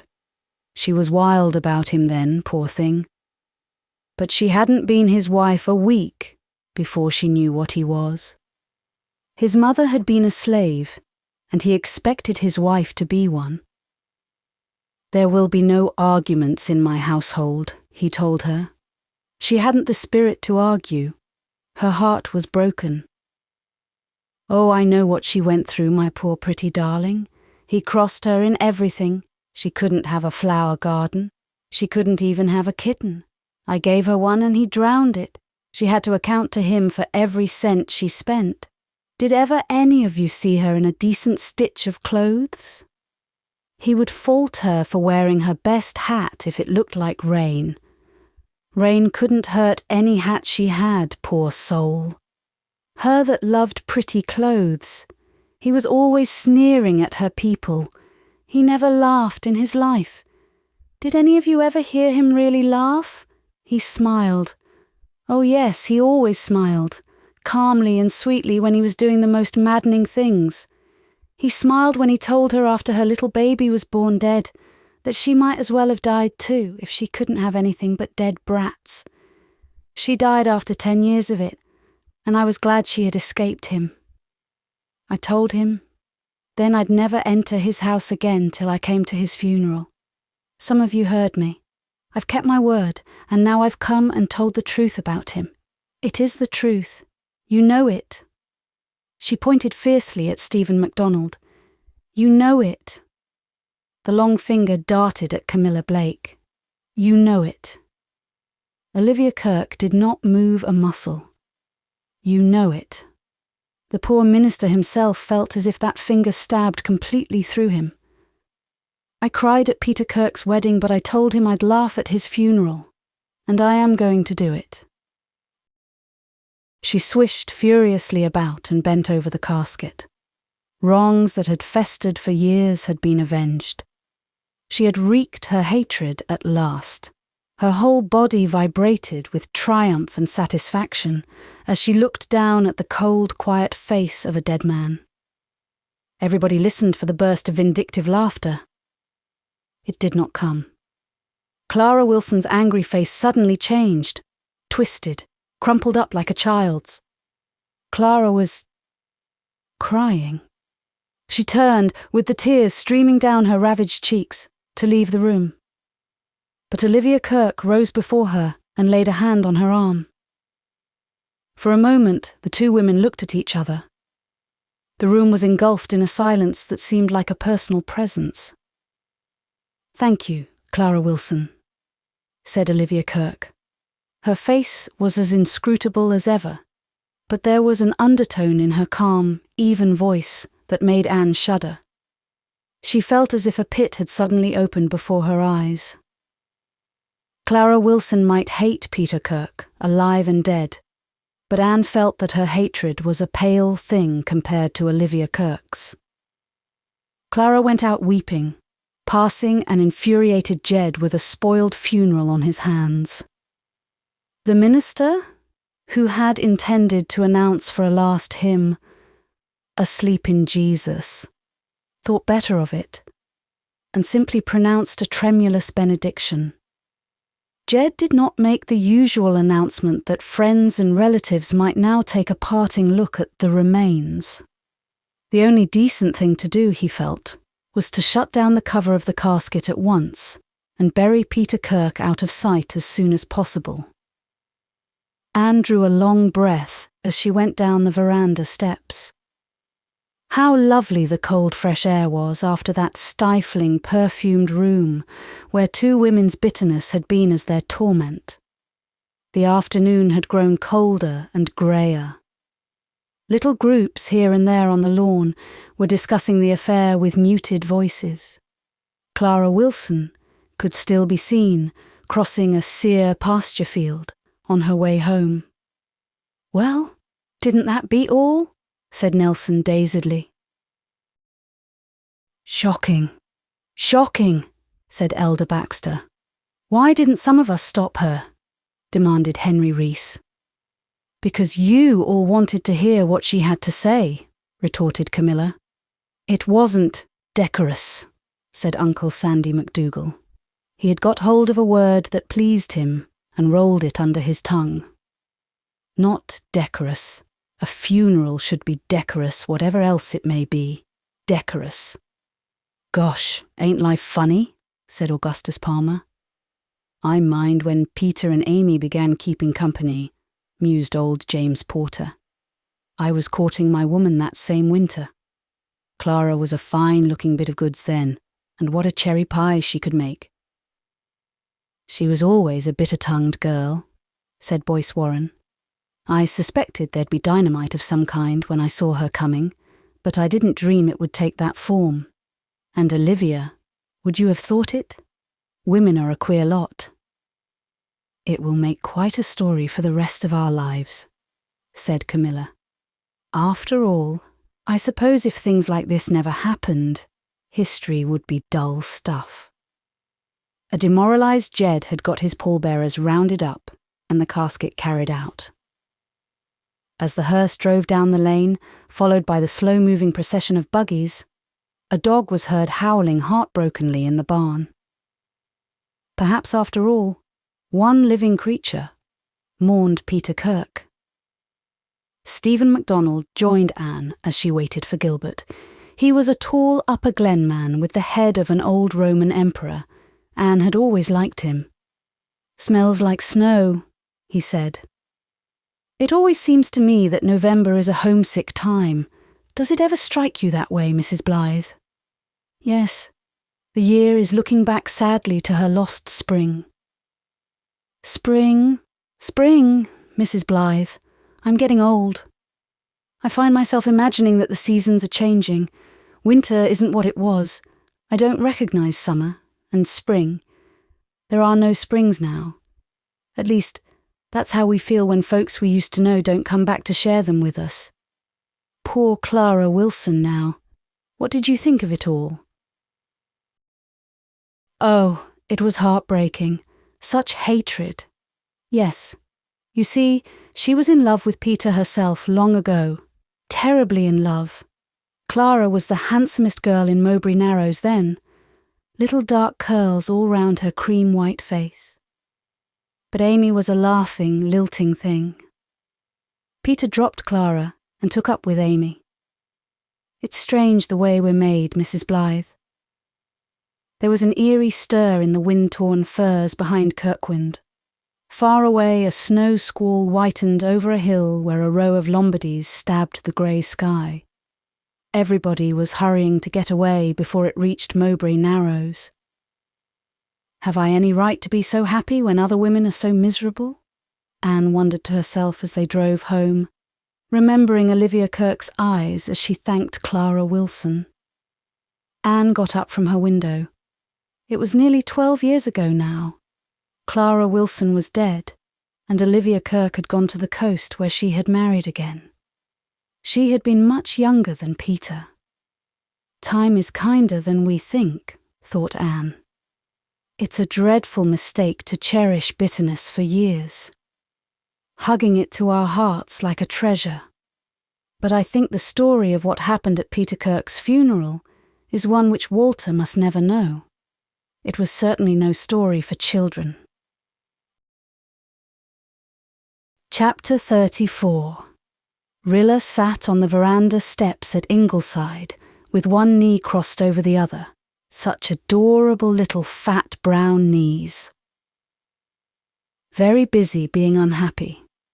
And if anyone asks why a petted little puss should be unhappy, that inquirer must have forgotten her own childhood, when things that were the merest trifles to grown-ups were dark and dreadful tragedies to her. Rilla was lost in deeps of despair, because Susan had told her she was going to bake one of her silver and gold cakes for the orphanage social that evening, and she, Rilla, must carry it to the church in the afternoon. Don't ask me why Rilla felt she would rather die than carry a cake through the village to the Glen St. Mary Presbyterian Church. Tots get odd notions into their little pads at times, and somehow Rilla had got it into hers that it was a shameful and humiliating thing to be seen carrying a cake anywhere. Perhaps it was because, one day when she was only 5, she had met old Tilly Pake carrying a cake down the street with all the little village boys yelping at her heels and making fun of her. Old Tilly lived down at the harbour mouth and was a very dirty, ragged old woman. "Old Tilly Pake up and stole a cake, and it give her stomachache," chanted the boys. To be classed with Tilly Pake was something Rilla just could not bear. The idea had become lodged in her mind that you just couldn't be a lady and carry cakes about. So this was why she sat disconsolately on the steps, and the dear little mouth, with one front tooth missing, was without its usual smile. Instead of looking as if she understood what daffodils were thinking about, or as if she shared with the golden rose a secret they alone knew, she looked like one crushed forever. Even her big hazel eyes that almost shut up when she laughed were mournful and tormented, instead of being the usual pools of allurement. "It's the fairies that have touched your eyes," Aunt Kitty McAllister told her once. Her father vowed she was born a charmer, and had smiled at Dr. Parker half an hour after she was born. Rilla could, as yet, talk better with her eyes than her tongue, for she had a decided lisp. But she would grow out of that. She was growing fast. Last year, Daddy had measured her by a rosebush. This year it was the phlox. Soon it would be the hollyhocks, and she would be going to school. Rilla had been very happy and very well contented with herself until this terrible announcement of Susan's.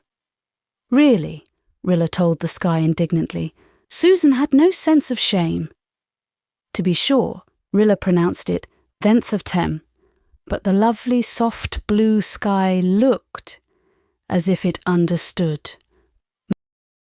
Mummy and Daddy had gone to Charlottetown that morning and all the other children were in school, so Rilla and Susan were alone at Ingleside.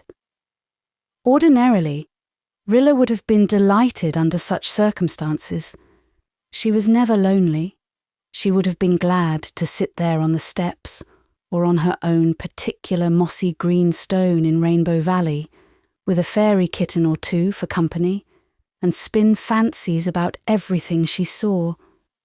The corner of the lawn that looked like a merry little land of butterflies. The poppies floating over the garden. That great fluffy cloud all alone in the sky. The big bumblebees booming over the nasturtiums. The honeysuckle that hung down to touch her red-brown curls with a yellow finger. The wind that blew. Where did it blow to? Cock Robin, who was back again and was strutting importantly along the railing of the veranda, wondering why Rilla would not play with him, Rilla who could think of nothing but the terrible fact that she must carry a cake, through the village to the church for the old social they were getting up for the orphans. Rilla was dimly aware that the orphanage was at Lowbridge, and that poor little children lived there who had no fathers or mothers. She felt terribly sorry for them. But not even for the orphanest of orphans was small Rilla Blythe willing to be seen in public carrying a cake. Perhaps if it rained, she wouldn't have to go. It didn't look like rain, but Rilla clasped her hands together. There was a dimple at the root of every finger, and said earnestly, "Please, dear God, make it rain hard, make it rain pitchforks, or else." Rilla thought of another saving possibility. Make the Susan cake burn to a crisp. Alas, when dinner time came, the cake, done to a turn, filled and iced, was sitting triumphantly on the kitchen table.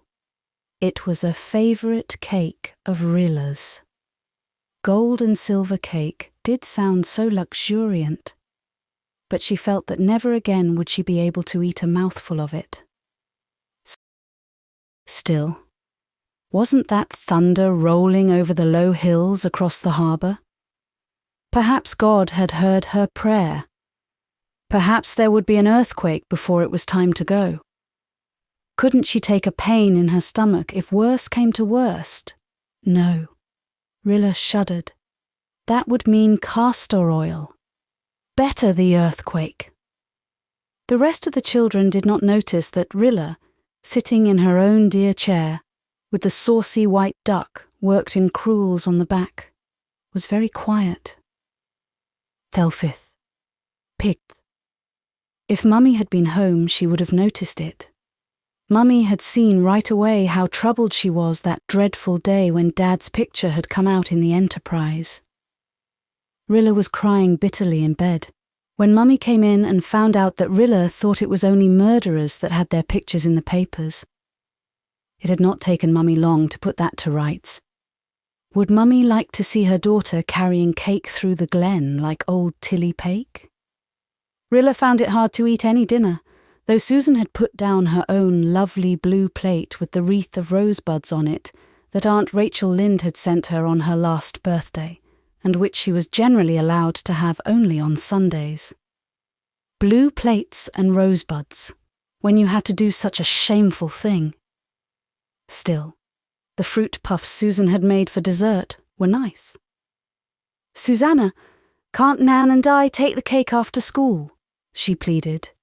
"Di is going home from school with Jessie Reese, and Nan has a bone in her leg," said Susan, under the impression that she was being jokey. "Besides, it would be too late. The committee wants all the cakes in by 3 so they can cut them up and arrange the tables before they go home to have their suppers. Why in the world don't you want to go, roly-poly? You always think it is such fun to go for the mail." Rilla was a bit of a roly-poly, but she hated to be called that. "I don't want to hurt my feelings," she explained stiffly. Susan laughed. Rilla was beginning to say things that made the family laugh. She never could understand why they laughed, because she was always in earnest. Only Mummy never laughed. She hadn't laughed even when she found out that Rilla thought Daddy was a murderer. "The social is to make money for poor little boys and girls who haven't any kind fathers or mothers," explained Susan, as if she was a baby who didn't understand. "I'm next thing to an orphan," said Rilla. "I've only got one father and mother." Susan just laughed again. Nobody understood. "You know your mother promised the committee that cake, pet. I have not time to take it myself and it must go. So put on your blue gingham and toddle off." "My doll has been taken ill," said Rilla desperately. "I must put her to bed and stay with her. Maybe it's pneumonia." "Your doll will do very well till you get back. You can go and come in half an hour," was Susan's heartless response. There was no hope. Even God had failed her. There wasn't a sign of rain. Rilla, too near tears to protest any further, went up and put on her new smocked organdy and her Sunday hat, trimmed with daisies. Perhaps if she looked respectable, people wouldn't think she was like old Tilly Pake. "I think my father is clean, if you will kindly look behind my ear," she told Susan with great stateliness. She was afraid Susan might scold her for putting on her best dress and hat.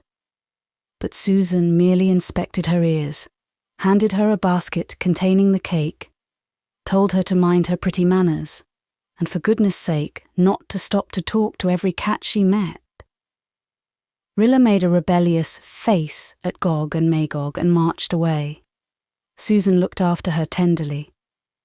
"Fancy our baby being old enough to carry a cake all alone to the church," she thought, half proudly, half sorrowfully, as she went back to work, blissfully unaware of the torture she was inflicting on a small mite she would have given her life for. Rilla had not felt so mortified since the time she had fallen asleep in church and tumbled off the seat. Ordinarily, she loved going down to the village. There were so many interesting things to see. But today, Mrs. Carter Flagg's fascinating clothesline, with all those lovely quilts on it, did not win a glance from Rilla, and the new cast-iron deer Mr. Augustus Palmer had set up in his yard left her cold. She had never passed it before, without wishing they could have one like it on the lawn at Ingleside. But what were cast-iron deer now? Hot sunshine poured along the street like a river, and everybody was out. 2 girls went by, whispering to each other. Was it about her? She imagined what they might be saying. A man driving along the road stared at her. He was really wondering if that could be the Blythe baby, and by George, what a little beauty she was. But Rilla felt that his eyes pierced the basket and saw the cake. And when Annie Drew drove by with her father, Rilla was sure she was laughing at her. Annie Drew was 10, and a very big girl in Rilla's eyes. Then there was a whole crowd of boys and girls on Russell's Corner. She had to walk past them. It was dreadful to feel that their eyes were all looking at her and then at each other. She marched by, so proudly desperate that they all thought she was stuck up and had to be brought down a peg or two. They'd show that kitten face thing, a regular hoity-toity like all those Ingleside girls, just because they lived up at the big house. Millie Flagg strutted along behind her, imitating her walk and scuffing up clouds of dust over them both. "Where's the basket going with the child?" shouted Slicky Drew. "There's a smudge on your nose, jam face," jeered Bill Palmer. "Cat got your tongue," said Sarah Warren. "Snip it," sneered Beanie Bentley. "Keep on your side of the road or I'll make you eat a June bug." Big Sam Flagg stopped gnawing a raw carrot long enough to say. "Look at her blushing," giggled Mamie Taylor. "Bet you're taking a cake to the Presbyterian church," said Charlie Warren, half dough like all Susan Baker's cakes. Pride would not let Rilla cry, but there was a limit to what one could bear. After all, an Ingleside cake. "The next time any of you are thick, I'll tell my father not to give you any medicine," she said defiantly. Then she stared in dismay. That couldn't be Kenneth Ford coming around the corner of the harbour road. It couldn't be. It was. It was not to be borne. Ken and Walter were pals, and Rilla thought in her small heart that Ken was the nicest, handsomest boy in the whole world. He seldom took much notice of her, though once he had given her a chocolate duck. And one unforgettable day he had sat down beside her on a mossy stone in Rainbow Valley and told her the story of the 3 bears and the little house in the wood.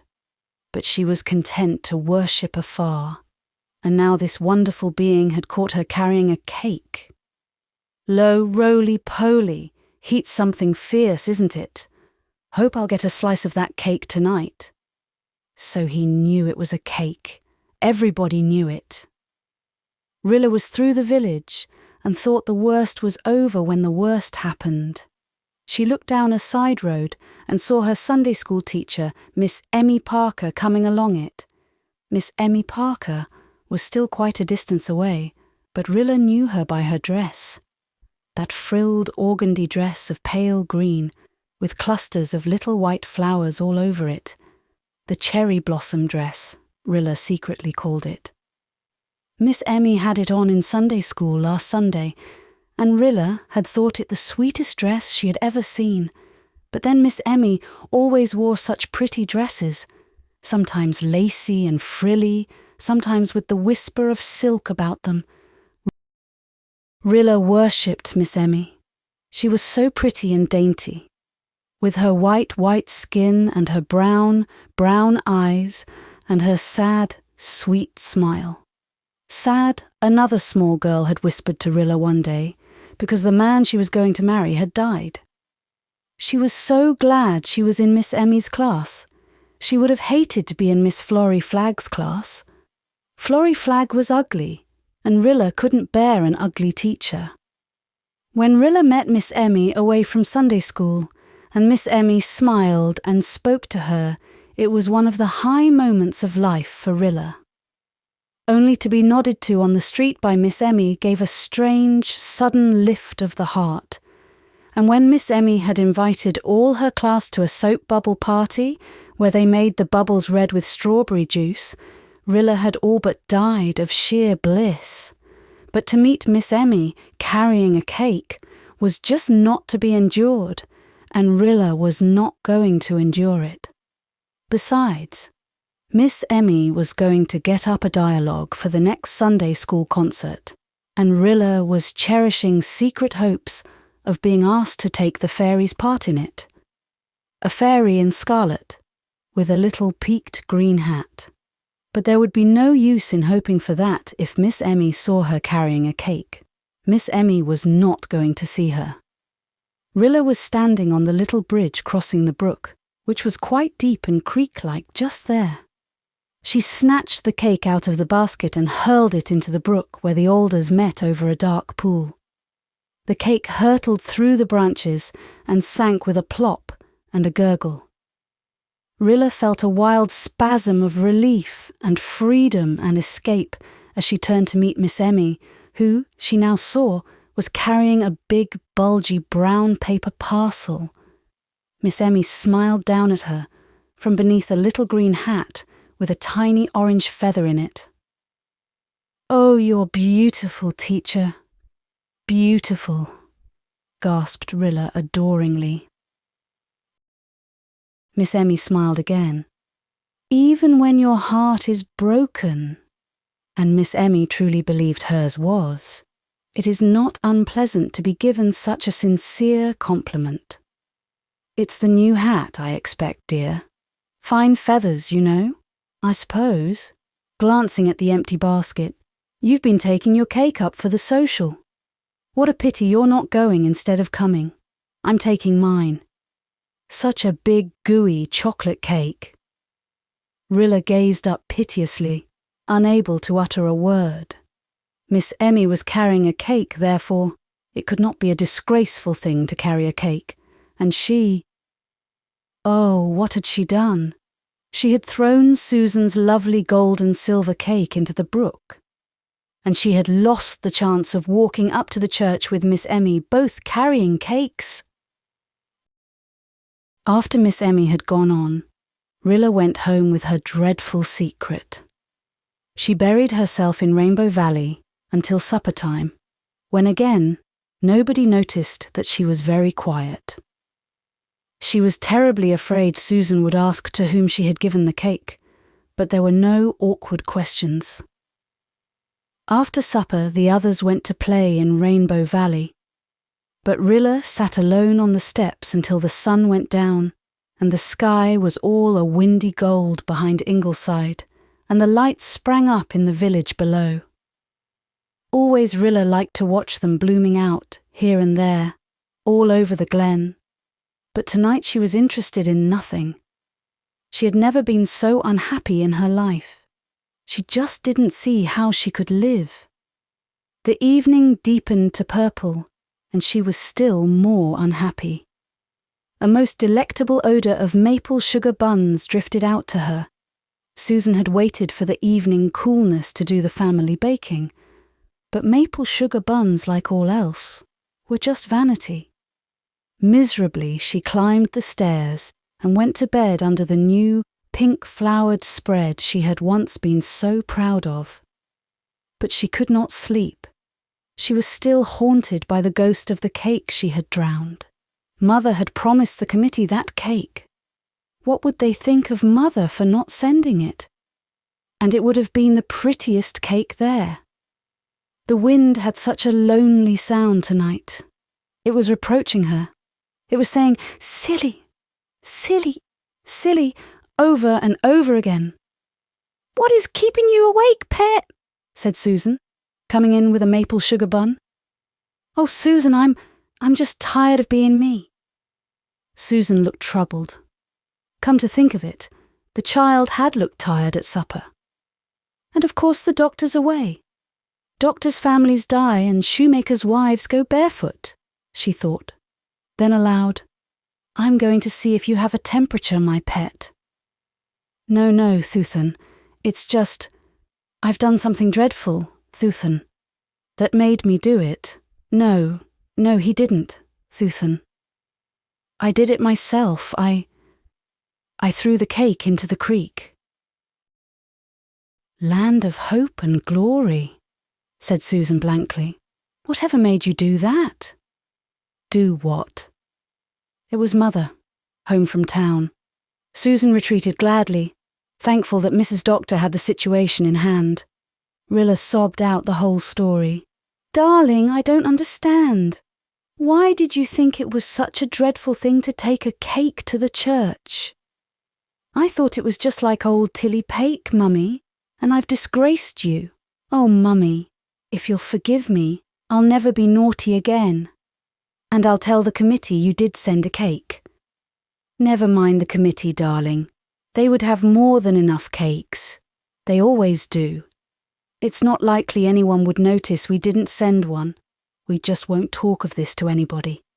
But always after this, Bertha Marilla Blythe, remember the fact that neither Susan nor Mother would ever ask you to do anything disgraceful.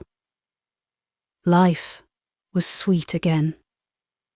Daddy came to the door to say, Good night, Kittenkin, and Susan slipped in to say they were going to have a chicken pie for dinner tomorrow. With lots of gravy, XXIII. Lashings of it. And may I have a brown egg for breakfast, XXIII? I don't deserve it. You shall have 2 brown eggs if you want them. And now you must eat your bun and go to sleep, little pet. Rilla ate her bun, but before she went to sleep she slipped out of bed and knelt down.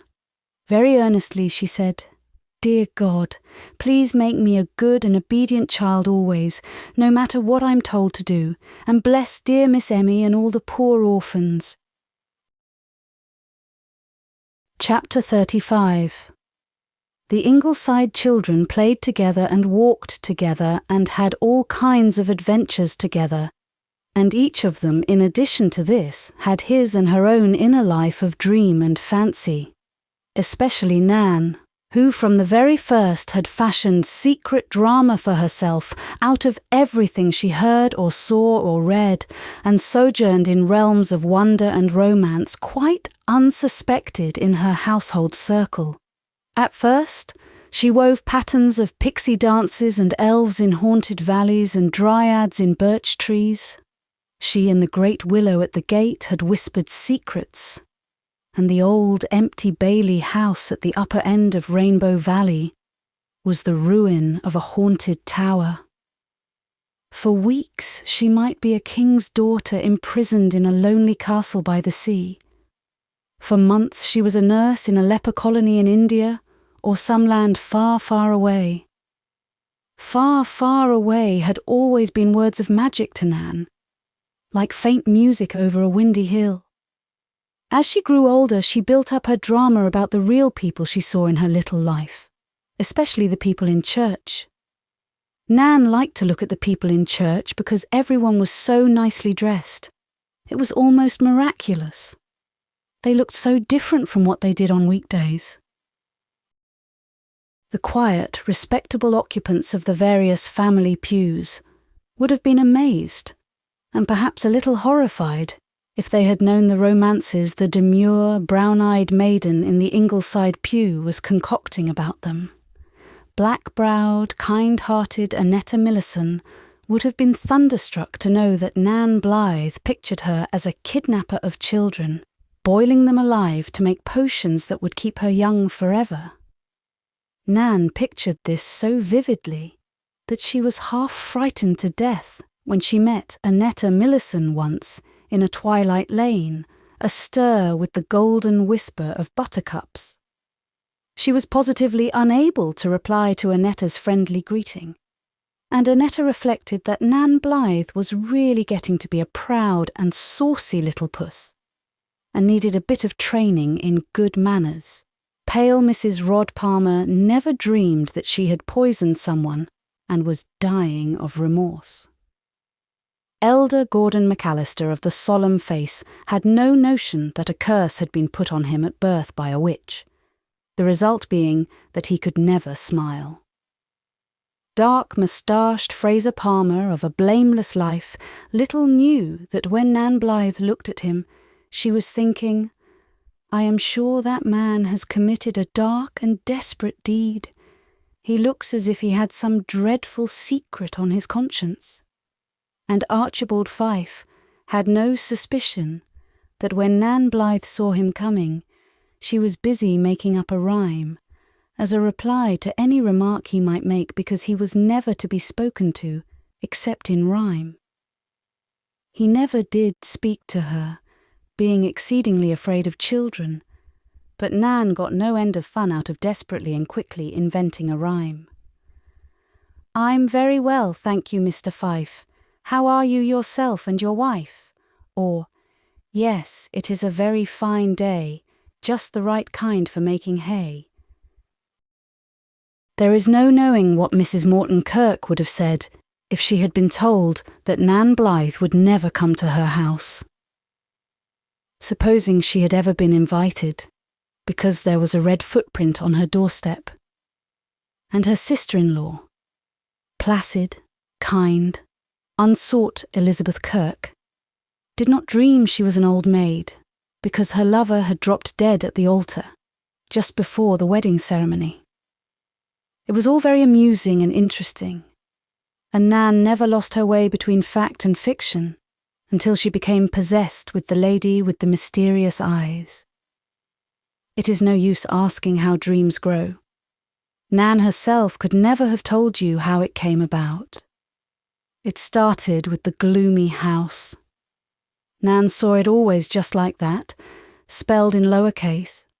She liked to spin her romances about places as well as people, and the gloomy house was the only place around, except the Old Bailey house, which lent itself to romance. Nan had never seen the house itself. She only knew that it was there, behind a thick dark spruce on the Lowbridge side road, and had been vacant from time immemorial, so Susan said. Nan didn't know what time immemorial was, but it was a most fascinating phrase, just suited to gloomy houses.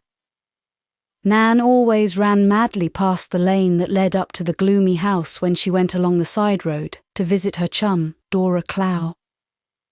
It was a long, dark, tree-arched lane, with thick grass growing between its ruts and ferns, waist-high under the spruces. There was a long grey maple bough near the tumble-down gate that looked exactly like a crooked old arm reaching down to encircle her. Nan never knew when it might reach a wee bit further and grab her. It gave her such a thrill to escape it. One day, Nan, to her astonishment, heard Susan saying that Thomasine Fair had come to live in the gloomy house. Or, as Susan unromantically phrased it, the old McAllister place. "She will find it rather lonely, I should imagine," Mother had said. "It's so out of the way." "She will not mind that," said Susan. "She never goes anywhere, not even to church, has not gone anywhere for years, though they say she walks in her garden at night. Well, well, to think what she has come to, her that was so handsome and such a terrible flirt. The hearts she broke in her day, and look at her now. Well, it is a warning, and that you may tie to." Just to whom it was a warning, Susan did not explain, and nothing more was said, for nobody at Ingleside was very much interested in Thomasine Fair. But Nan, who had grown a little tired of all her old dream lives and was agog for something new, seized on Thomasine Fair in the gloomy house. Bit by bit, day after day, night after night, one could believe anything at night. She built up a legend about her, until the whole thing flowered out, unrecognisably, and became a dearer dream to Nan than any she had hitherto known. Nothing before had ever seemed so entrancing, so real, as this vision of the lady with the mysterious eyes. Great black velvet eyes, hollow eyes, haunted eyes, filled with remorse for the hearts she had broken. Wicked eyes. Anyone who broke hearts and never went to church must be wicked. Wicked people were so interesting. The lady was burying herself from the world as a penance for her crimes. Could she be a princess? No, princesses were too scarce in Prince Edward Island. But she was tall, slim, remote, icily beautiful like a princess, with long jet-black hair in 2 thick braids over her shoulders, right to her feet. She would have a clear-cut ivory face, a beautiful Grecian nose, like the nose of Mother's Artemis of the silver bow, and white, lovely hands, which she would wring as she walked in the garden at night, waiting for the one true lover she had disdained and learned too late to love. You perceive how the legend was growing, while her long black velvet skirts trailed over the grass. She would wear a golden girdle and great pearl earrings in her ears, and she must live her life of shadow and mystery until the lover came to set her free. Then she would repent of her old wickedness and heartlessness, and hold out her beautiful hands to him, and bend her proud head in submission at last. They would sit by the fountain. There was a fountain by this time, and pledge their vows anew, and she would follow him. Over the hills and far away, beyond their utmost purple rim. Just as the sleeping princess did in the poem Mother read to her one night, from the old volume of Tennyson Father had given her long, long ago. But the lover of the mysterious-eyed gave her jewels beyond all compare. The gloomy house would be beautifully furnished, of course, and there would be secret rooms and staircases, and the lady with the mysterious eyes would sleep on a bed made of mother of pearl under a canopy of purple velvet. She would be attended by a greyhound, a brace of them, a whole retinue of them, and she would always be listening, listening, listening, for the music of a very far-off harp. But she could not hear it as long as she was wicked, until her lover came and forgave her, and there you were. Of course it sounds very foolish. Dreams do sound so foolish when they are put into cold, brutal words. 10-year-old Nan never put hers into words. She only lived them. This dream of the wicked lady with the mysterious eyes became as real to her as the life that went on around her. It took possession of her. For 2 years now it had been part of her. She had somehow come, in some strange way, to believe it.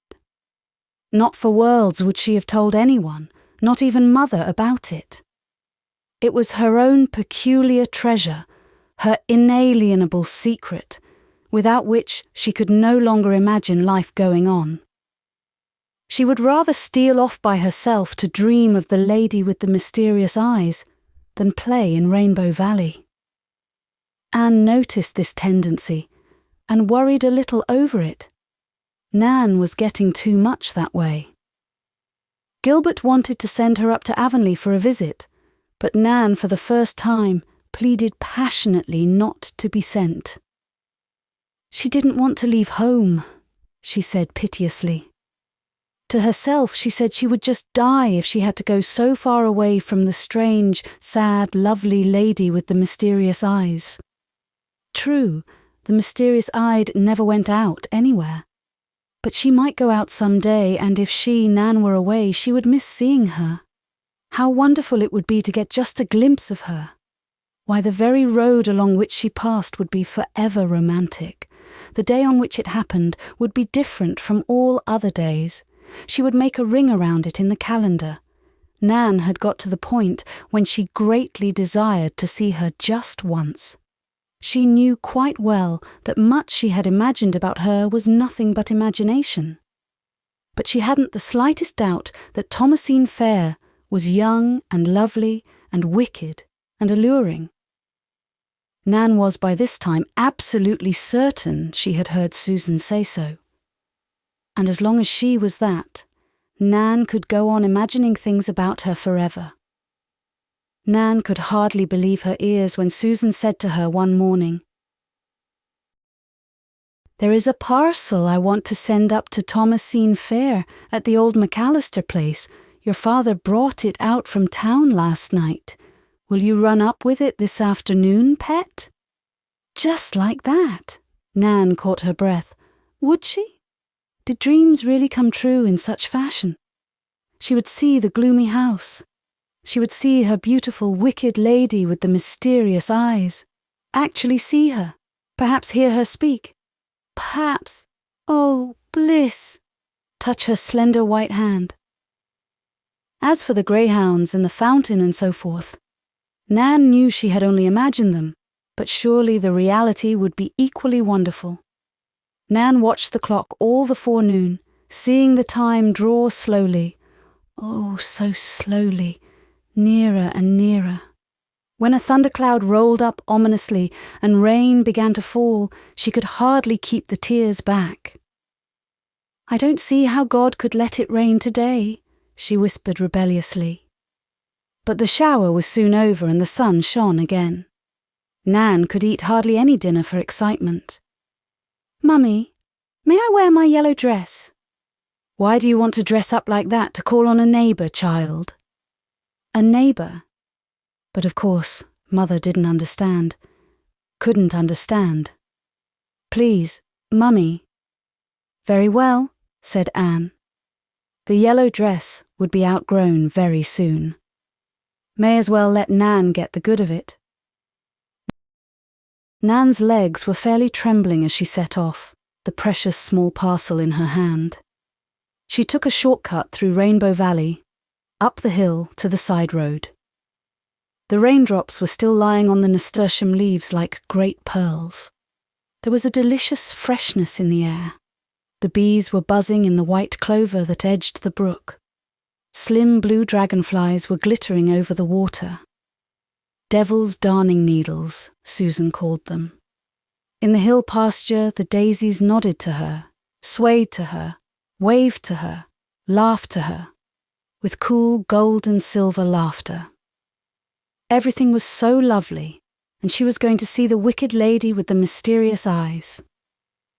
What would the lady say to her? And was it quite safe to go to see her? Suppose you stayed a few minutes with her and found that 100 years had gone by, as in the story she and Walter had read last week? Chapter 36. Nan felt a queer tickly sensation in her spine as she turned into the lane. Did the dead maple bough move? No, she had escaped it. She was past. Aha, old witch, you didn't catch me. She was walking up the lane of which the mud and the ruts had no power to blight her anticipation. Just a few steps more. The gloomy house was before her, amid and behind those dark dripping trees. She was going to see it at last. She shivered a little, and did not know that it was because of a secret, unadmitted fear of losing her dream, which is always for youth or maturity or age a catastrophe. She pushed her way through a gap in a wild growth of young spruces that was choking up the end of the lane. Her eyes were shut. Could she dare to open them? For a moment, sheer terror possessed her, and for 2 pins she would have turned and run. After all, the lady was wicked. Who knew what she might do to you? She might even be a witch. How was it that it had never occurred to her before that the wicked lady might be a witch? Then she resolutely opened her eyes and stared piteously. Was this the gloomy house? The dark, stately, towered and turreted mansion of her dreams? This. It was a big house, once white, now a muddy grey. Here and there, broken shutters, once green, were swinging loose. The front steps were broken. A forlorn glassed-in porch had most of its panes shattered. The scrolled trimming around the veranda was broken. Why, it was only a tired old house worn out with living. Nan looked about desperately. There was no fountain, no garden. Well, nothing you could really call a garden. The space in front of the house, surrounded by a ragged paling, was full of weeds and knee-high tangled grass. A lank pig rooted beyond the paling. Burdocks grew along the mid-walk. Straggly clumps of golden glow were in the corners, but there was one splendid clump of militant tiger lilies, and just by the worn steps, a gay bed of marigolds. Nan went slowly up the walk to the marigold bed. The gloomy house was gone forever, but the lady with the mysterious eyes remained. Surely she was real. She must be. What had Susan really said about her so long ago? "Laws a mercy, you nearly scared the liver out of me," said a rather mumbly though friendly voice. Nan looked at the figure that had suddenly risen up from beside the marigold bed. Who was it? It could not be. Nan refused to believe that this was Thomasine Fair. It would be just too terrible. Why, thought Nan, heartsick with disappointment. She's old. Thomasine Fair, if Thomasine Fair it was, and she knew now it was Thomasine Fair, was certainly old and fat. She looked like the feather bed with the string tied round its middle, to which angular Susan was always comparing stout ladies. She was barefooted, wore a green dress that had faded yellowish, and a man's old felt hat on her sparse sandy grey hair. Her face was round as an O, ruddy and wrinkled, with a snub nose. Her eyes were a faded blue, surrounded by great jolly-looking crow's feet. "Oh, my lady, my charming wicked lady with the mysterious eyes, where are you? What has become of you? You did exist." "Well now, and what nice little girl are you?" asked Thomasine Fair. Nan clutched after her manners. I'm Nan Blythe. I came up to bring you this." Thomasine pounced on the parcel joyfully. "Well, if I am not glad to get my specs back," she said. "I've missed them terrible for reading the almanac on Sundays. And you're one of the Blythe girls. What pretty hair you've got. I've always wanted to see some of you. I've heard your ma was bringing you up scientific. Do you like it?" "Like what?" "Oh, wicked charming lady, you did not read the almanac on Sundays, nor did you talk of Mars. Why being brought up scientific?" "I like the way I'm being brought up," said Nan, trying to smile and barely succeeding. "Well, your ma is a real fine woman. She's holding her own. I declare the first time I saw her at Libby Taylor's funeral, I thought she was a bride. She looked so happy. I always think when I see your ma come into a room that everyone perks up as if they expected something to happen. The new fashions suit her too. Most of us just ain't made to wear them. But come in and sit a while. I'm glad to see someone. It gets kind of lonesome by spells. I can't afford a telephone. Flowers are company. Did you ever see finer marigolds? And I've got a cat." Nan wanted to flee to the uttermost parts of the earth, but she felt it would never do to hurt the old lady's feelings by refusing to go in. Thomasine, her petticoat showing below her skirt, led the way up the sagging steps into a room which was evidently kitchen and living room combined. It was scrupulously clean and gay with thrifty houseplants. The air was full of the pleasant fragrance of newly cooked bread. "Sit here," said Thomasine kindly, pushing forward a rocker with a gay, patched cushion. "I'll move that calla lily out of your way. Wait till I get my lower plate in. I look funny with it out, don't I? But it hurts me a mite. There, I'll talk clearer now." A spotted cat, uttering all kinds of fancy meows, came forward to greet them. Oh, for the greyhounds of a vanished dream.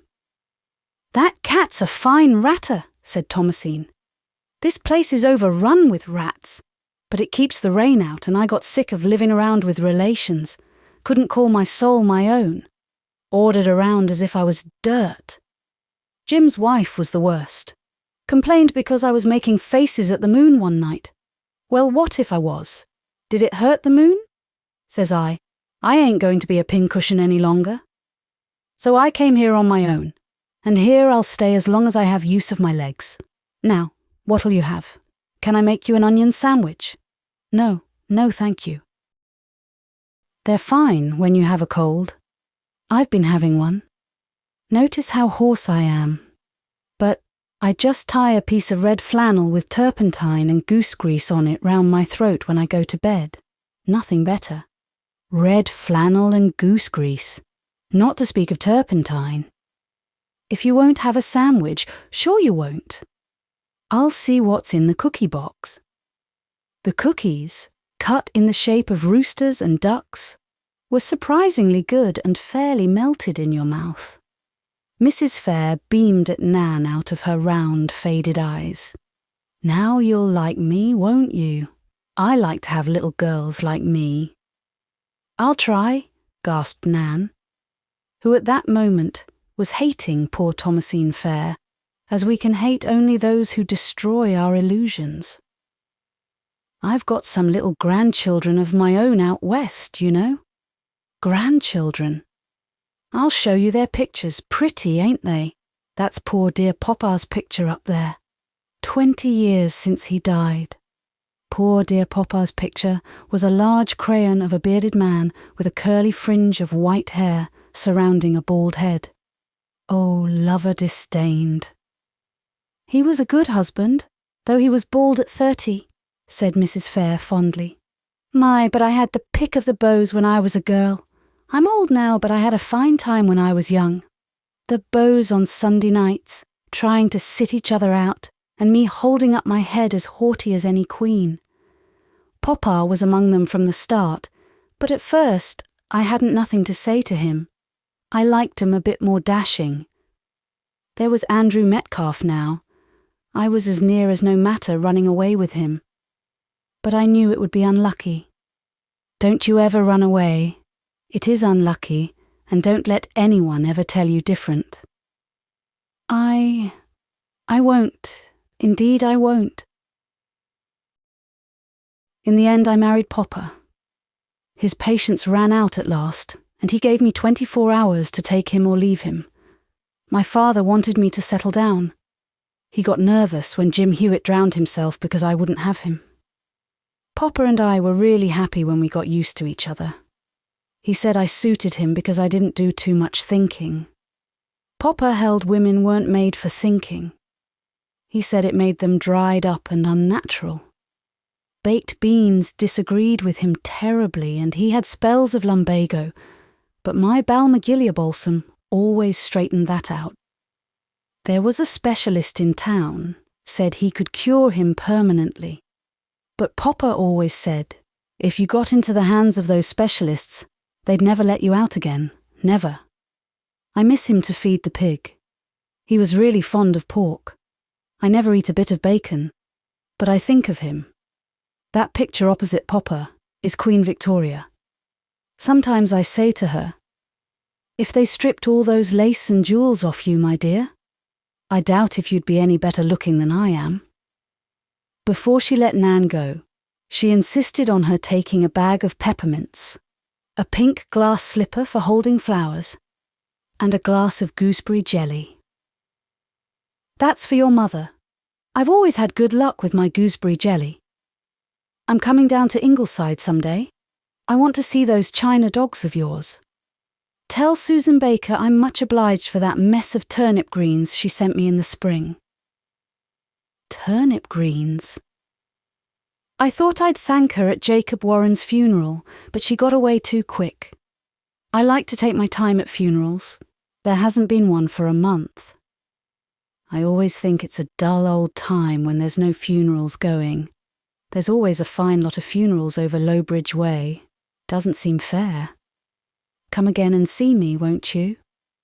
You've got something about you.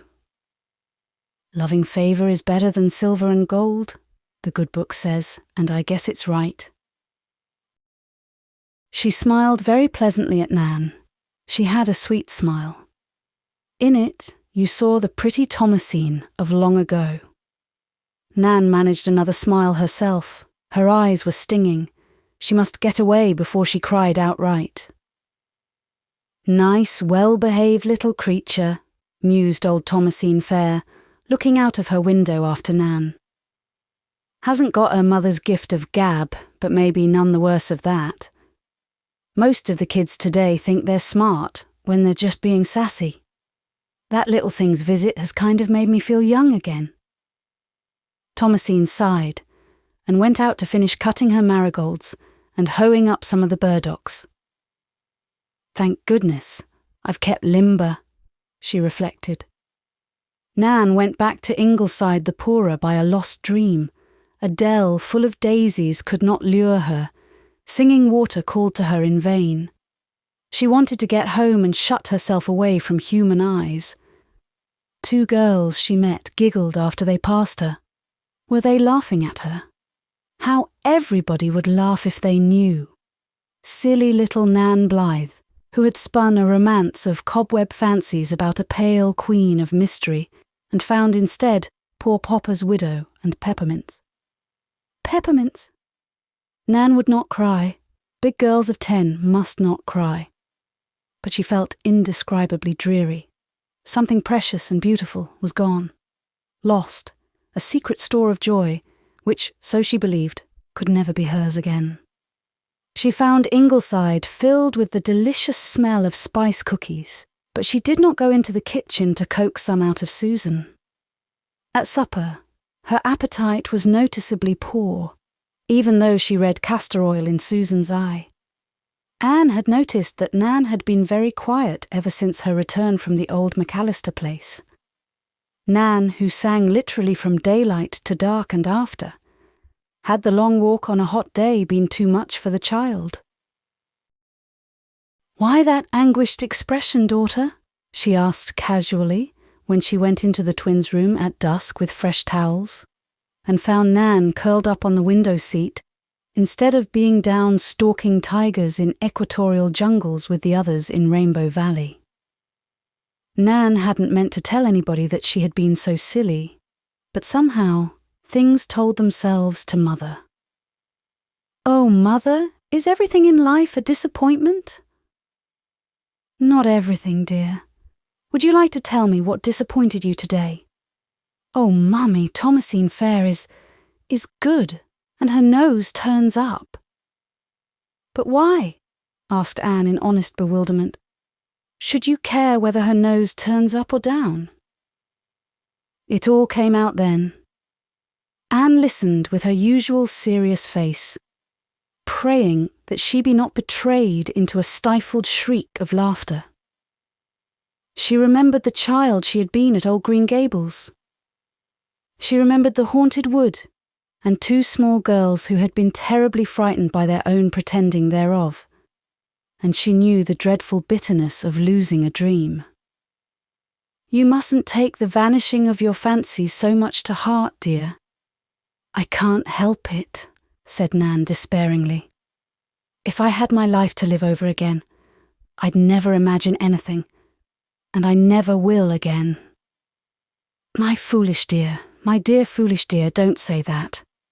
An imagination is a wonderful thing to have. But like every gift, we must possess it, and not let it possess us. You take your imaginings a wee bit too seriously. Oh, it's delightful. I know that rapture.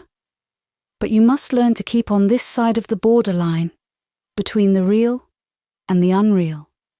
Then, the power to escape at will, into a beautiful world of your own, will help you amazingly through the hard places of life. I can always solve a problem more easily after I've had a voyage or 2 to the islands of enchantment." Nan felt her self-respect coming back to her with these words of comfort and wisdom. Mother did not think it so silly after all. And no doubt there was somewhere in the world a wicked, beautiful lady with mysterious eyes, even if she did not live in the gloomy house. Which, now that Nan came to think of it, was not such a bad place after all. with its orange marigolds and its friendly spotted cat, and its geraniums, and poor dear Popper's picture. It was really rather a jolly place, and perhaps someday she would go and see Thomasine Fair again and get some more of those nice cookies. She did not hate Thomasine any longer. "What a nice mother you are," she sighed, in the shelter and sanctuary of those beloved arms. A violet grey dusk was coming over the hill. The summer night darkened about them. A night of velvet and whispers. A star came out over the big apple tree. When Mrs. Marshall Elliott came and Mother had to go down, Nan was happy again. Mother had said she was going to repaper their room with a lovely buttercup yellow paper and get a new cedar chest for her and Di to keep things in. Only it would not be a cedar chest. It would be an enchanted treasure chest, which could not be opened unless certain mystic words were pronounced. One word the Witch of the Snow might whisper to you, the cold and lovely White Witch of the Snow. A wind might tell you another, as it passed you, a sad grey wind that mourned. Sooner or later, you would find all the words and open the chest, to find it filled with pearls and rubies and diamonds galore. Wasn't galore a nice word? Oh, the old magic had not gone. The world was still full of it. Chapter 37. "Can I be your dearest friend this year?" asked Delilah Green during that afternoon recess. Delilah had very round, dark blue eyes, sleek sugar-brown curls, a small rosy mouth, and a thrilling voice with a little quaver in it. Diana Blythe responded to the charm of that voice instantly. It was known in the Glen School that Diana Blythe was rather at loose ends for a chum. For 2 years, she and Pauline Reese had been cronies, but Pauline's family had moved away, and Diana felt very lonely. Pauline had been a good sort. To be sure, she was quite lacking in the mystic charm that the now almost forgotten Jenny Penny had possessed. But she was practical, full of fun, sensible. That last was Susan's adjective, and was the highest praise Susan could bestow. She had been entirely satisfied with Pauline as a friend for Diana. Diana looked at Delilah doubtfully, then glanced across the playground at Laura Carr, who was also a new girl. Laura and she had spent the forenoon recess together and had found each other very agreeable. But Laura was rather plain, with freckles and unmanageable sandy hair. She had none of Delilah Green's beauty, and not a spark of her allure. Delilah understood Diana's look, and a hurt expression crept over her face. Her blue eyes seemed ready to brim with tears. "If you love her, you can't love me. Choose between us," said Delilah, holding out her hands dramatically. Her voice was more thrilling than ever. It positively sent a creep along Diana's spine. She put her hands in Delilah's, and they looked at each other solemnly, feeling dedicated and sealed. At least, Diana felt that way. "You'll love me forever, won't you?" asked Delilah passionately. "Forever," vowed Diana with equal passion. Delilah slipped her arms around Diana's waist, and they walked down to the brook together. The rest of the 4th class understood that an alliance had been concluded. Laura Carr gave a tiny sigh. She had liked Diana Blythe very much, but she knew she could not compete with Delilah. "I'm so glad you're going to let me love you," Delilah was saying. "I'm so very affectionate. I just can't help loving people. Please be kind to me, Diana. I am a child of sorrow. I was put under a curse at birth. Nobody loves me." Delilah somehow contrived to put ages of loneliness and loveliness into that nobody. Diana tightened her clasp. "You'll never have to say that after this, Delilah. I will always love you." World without end? World without end, answered Diana. They kissed each other, as in a rite. Two boys on the fence whooped derisively, but who cared? You'll like me ever so much better than Laura Carr, said Delilah. Now that we're dear friends, I can tell you what I wouldn't have dreamed of telling you if you had picked her. She is deceitful, dreadfully deceitful. She pretends to be your friend to your face, and behind your back, she makes fun of you and says the meanest things. A girl I know went to school with her at Mowbray's Narrows, and she told me, "You've had a narrow escape." I'm so different from that. I am as true as gold, Diana. I'm sure you are. But what did you mean by saying you were a child of sorrow, Delilah? Delilah's eyes seemed to expand until they were absolutely enormous. I have a stepmother, she whispered. A stepmother? When your mother dies and your father marries again, she is a stepmother, said Delilah with still more thrills in her voice. Now you know it all, Diana. If you knew the way I am treated. But I never complain. I suffer in silence. If Delilah really suffered in silence, it might be wondered where Diana got all the information she showered on the Ingleside folks during the next few weeks. She was in the throes of a wild passion of adoration and sympathy for and with sorrow-laden, persecuted Delilah, and she had to talk about her to anyone who would listen. I suppose this new infatuation will run its course in due time, said Anne. Who is this Delilah, Susan? I don't want the children to be little snobs. But after our experience with Jenny Penny... The Greens are very respectable, Mrs. Doctor dear. They are well known at Lowbridge. They moved into the old Hunter place this summer. Mrs. Green is the second wife and has 2 children of her own. I do not know much about her, but she seems to have a slow, kind, easy way with her. I can hardly believe she uses Delilah as Di says. Don't put too much credence in everything Delilah tells you, Anne warned Diana. She may be prone to exaggerate a little. Remember Jenny Penny? Why, Mother, Delilah isn't a single bit like Jenny Penny, said Di indignantly. Not one bit. She is scrupulously truthful. If you only saw her, Mother, you'd know she couldn't tell a lie.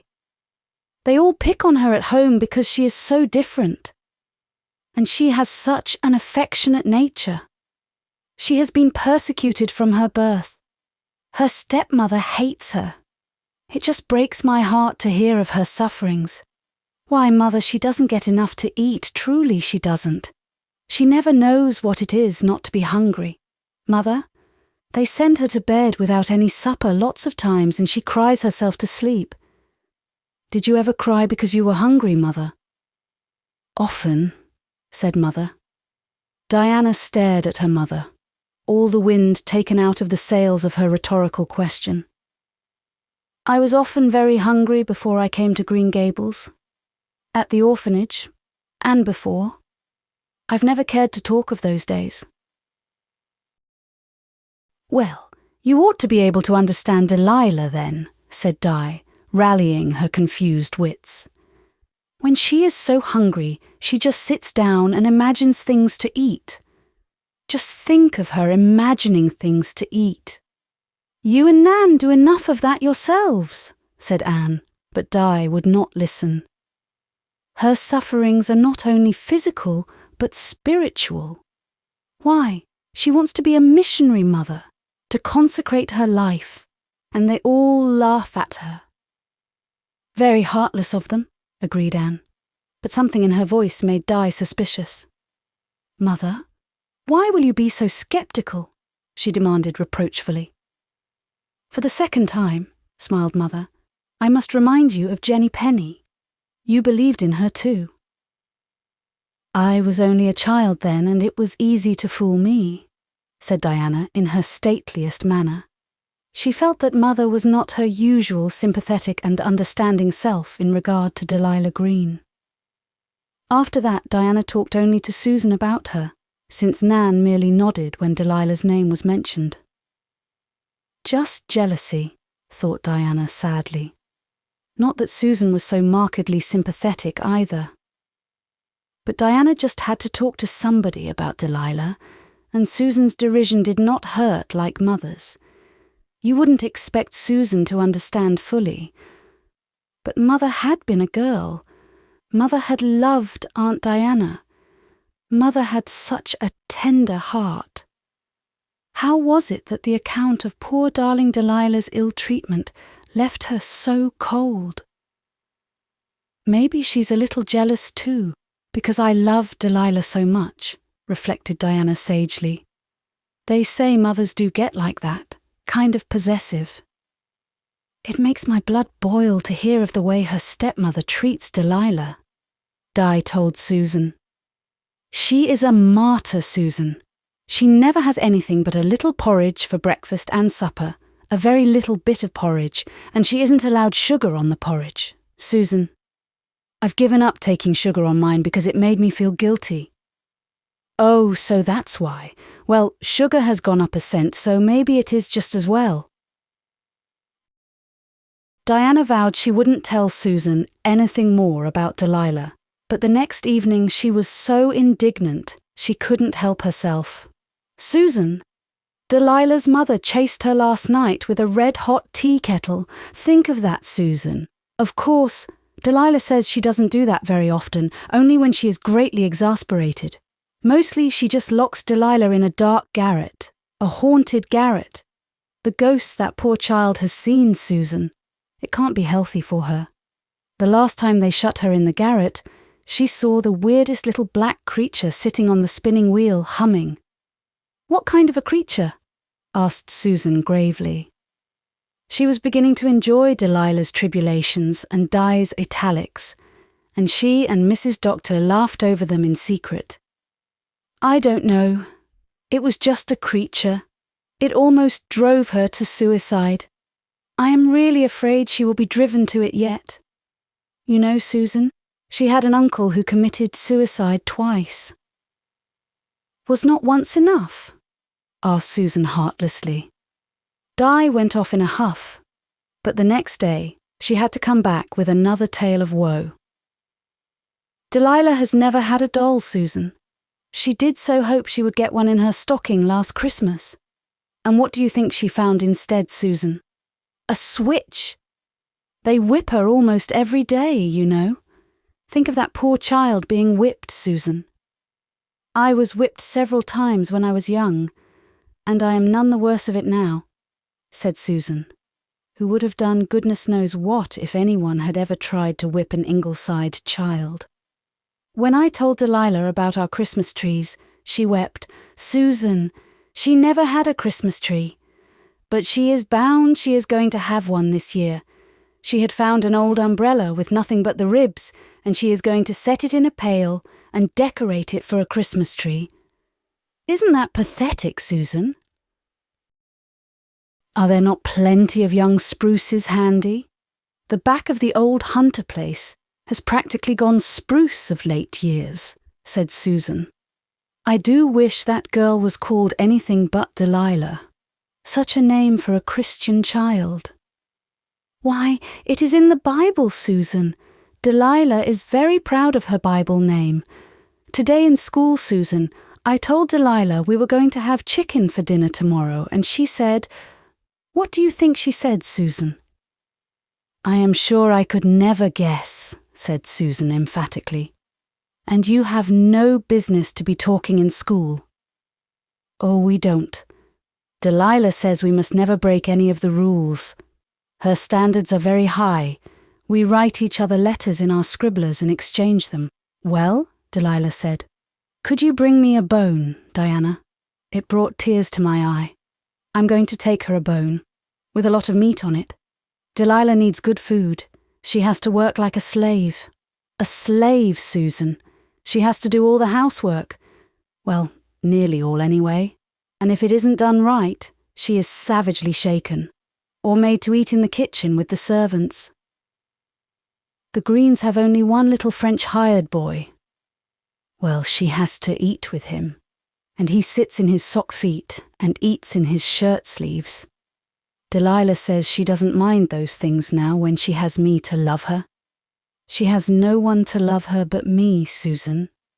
"Awful," said Susan, with great gravity of countenance. "Delilah says if she had $1 million, she'd give it all to me, Susan. Of course I wouldn't take it, but it shows how good her heart is." "It is as easy to give away $1 million as 100 if you have not got either," was as far as Susan would go. Chapter 38. Diana was overjoyed. After all, Mother wasn't jealous. Mother wasn't possessive. Mother did understand. Mother and Father were going up to Avonlea for the weekend, and Mother had told her she could ask Delilah Green to spend Saturday and Saturday night at Ingleside. "I saw Delilah at the Sunday school picnic," Anne told Susan. "She is a pretty, ladylike little thing, though of course she must exaggerate. Perhaps her stepmother is a little hard on her. And I've heard her father is rather dour and strict. She probably has some grievances and likes to dramatize them by way of getting sympathy." Susan was a bit dubious. "But at least anyone living in Laura Green's house will be clean," she reflected. Fine-tooth combs did not enter into this question. Diana was full of plans for Delilah's entertainment. "Can we have a roast chicken, Susan, with lots of stuffing and pie? You don't know how that poor child longs to taste pie. They never have pies. Her stepmother is too mean." Susan was very nice about it. Jem and Nan had gone to Avonlea, and Walter was down at the House of Dreams with Kenneth Ford. There was nothing to cast a shadow on Delilah's visit, and it certainly seemed to go off very well. Delilah arrived Saturday morning, very nicely dressed in pink muslin. At least, the stepmother seemed to do her well in the matter of clothes. And she had, as Susan saw at a glance, irreproachable ears and nails. "This is the day of my life," she said solemnly to Diana. "My, what a grand house this is. And those are the china dogs. Oh, they're wonderful." Everything was wonderful. Delilah worked the poor word to death. She helped Diana set the table for dinner and picked the little glass basket full of pink sweet peas for a centerpiece. "Oh, you don't know how I love to do something just because I like to do it," she told Diana. "Isn't there anything else I can do, please?" "You can crack the nuts for the cake I'm going to make this afternoon," said Susan, who was herself falling under the spell of Delilah's beauty and voice. After all, perhaps Laura Green was a tartar. You couldn't always go by what people seemed like in public. Delilah's plate was heaped with chicken and stuffing and gravy, and she got a second piece of pie without hinting for it. "I've often wondered what it would be like to have all you could eat for once. It is a wonderful sensation," she told Diana as they left the table. They had a gay afternoon. Susan had given Diana a box of candy, and Diana shared it with Delilah. Delilah admired one of Di's dolls, and Di gave it to her. They cleaned out the pansy bed and dug up a few stray dandelions that had invaded the lawn. They helped Susan polish the silver and assisted her to get supper. Delilah was so efficient and tidy that Susan capitulated completely. Only 2 things marred the afternoon. Delilah contrived to spatter her dress with ink, and she lost her pearl bead necklace. But Susan took the ink out nicely, some of the colour coming out too, with salts of lemon, and Delilah said it didn't matter about the necklace. Nothing mattered, except that she was at Ingleside with her dearest Diana. "Aren't we going to sleep in the spare room bed?" asked Diana when bedtime came. "We always put company in the spare room, Susan."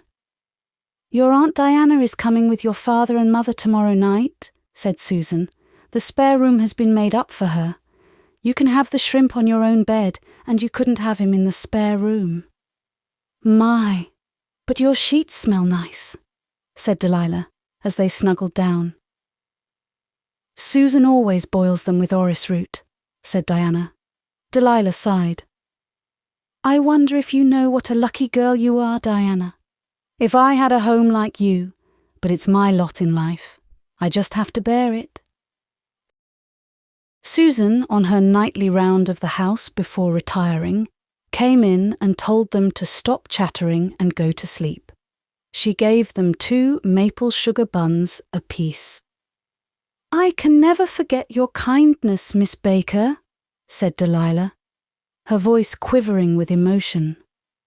Susan went to her bed reflecting that a nicer-mannered, more appealing little girl she had never seen. Certainly she had misjudged Delilah Green, though at that moment it occurred to Susan that, for a child who never got enough to eat, the bones of the said Delilah Green were very well covered. Delilah went home the next afternoon, and Mother and Father and Aunt Diana came at night. On Monday, the bolt fell from the proverbial blue. Diana, returning to school at the noon hour, caught her own name as she entered the school porch. Inside the schoolroom, Delilah Green was the centre of a group of curious girls. I was so disappointed in Ingleside. After the way Di has bragged about her house, I expected a mansion. Of course it's big enough, but some of the furniture is shabby. The chairs want to be recovered the worst way. Did you see the china dogs? Asked Bessie Palmer. They're nothing wonderful. They haven't even got hair. I told Diana right on the spot I was disappointed. Diana was standing rooted to the ground, or at least to the porch floor. She did not think about eavesdropping. She was simply too dumbfounded to move. I'm sorry for Diana, went on Delilah. The way her parents neglect their family is something scandalous.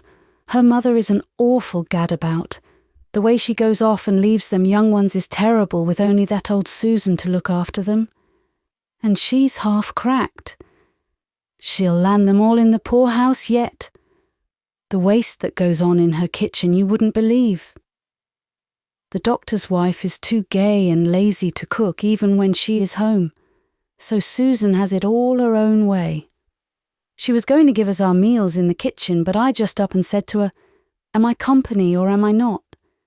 Susan said if I gave her any sass, she'd shut me up in the back closet. I said, you don't dare to, and she didn't. You can overcrow the Ingleside children, Susan Baker, but you can't overcrow me, I said to her. Oh, I tell you, I stood up to Susan. I wouldn't let her give Rilla soothing syrup. Don't you know it's poison to children? I said. She took it out on me at meals, though. The mean little helpings she gives you. There was chicken, but I only got the Pope's nose, and nobody even asked me to take the second piece of pie. But Susan would have let me sleep in the spare room, though, and Di wouldn't hear to it. Just out of pure meanness. She's so jealous. But still, I'm sorry for her. She told me Nan pinches her something scandalous. Her arms are black and blue. We slept in her room, and a mangy old tomcat was lying on the foot of the bed all night. It wasn't hygienic, and I told Di so. And my pearl necklace disappeared. Of course, I'm not saying Susan took it. I believe she's honest. But it's funny. And Shirley threw an ink bottle at me. It ruined my dress, but I don't care. Ma will have to get me a new one. Well, anyhow, I dug all the dandelions out of their lawn for them and polished up the silver. You should have seen it. I don't know when it has been cleaned before. I tell you, Susan takes it easy when the doctor's wife's away. I let her see I saw through her. Why don't you ever wash the potato pot, Susan? I asked her. You should have seen her face. Look at my new ring, girls. A boy I know at Lowbridge gave it to me.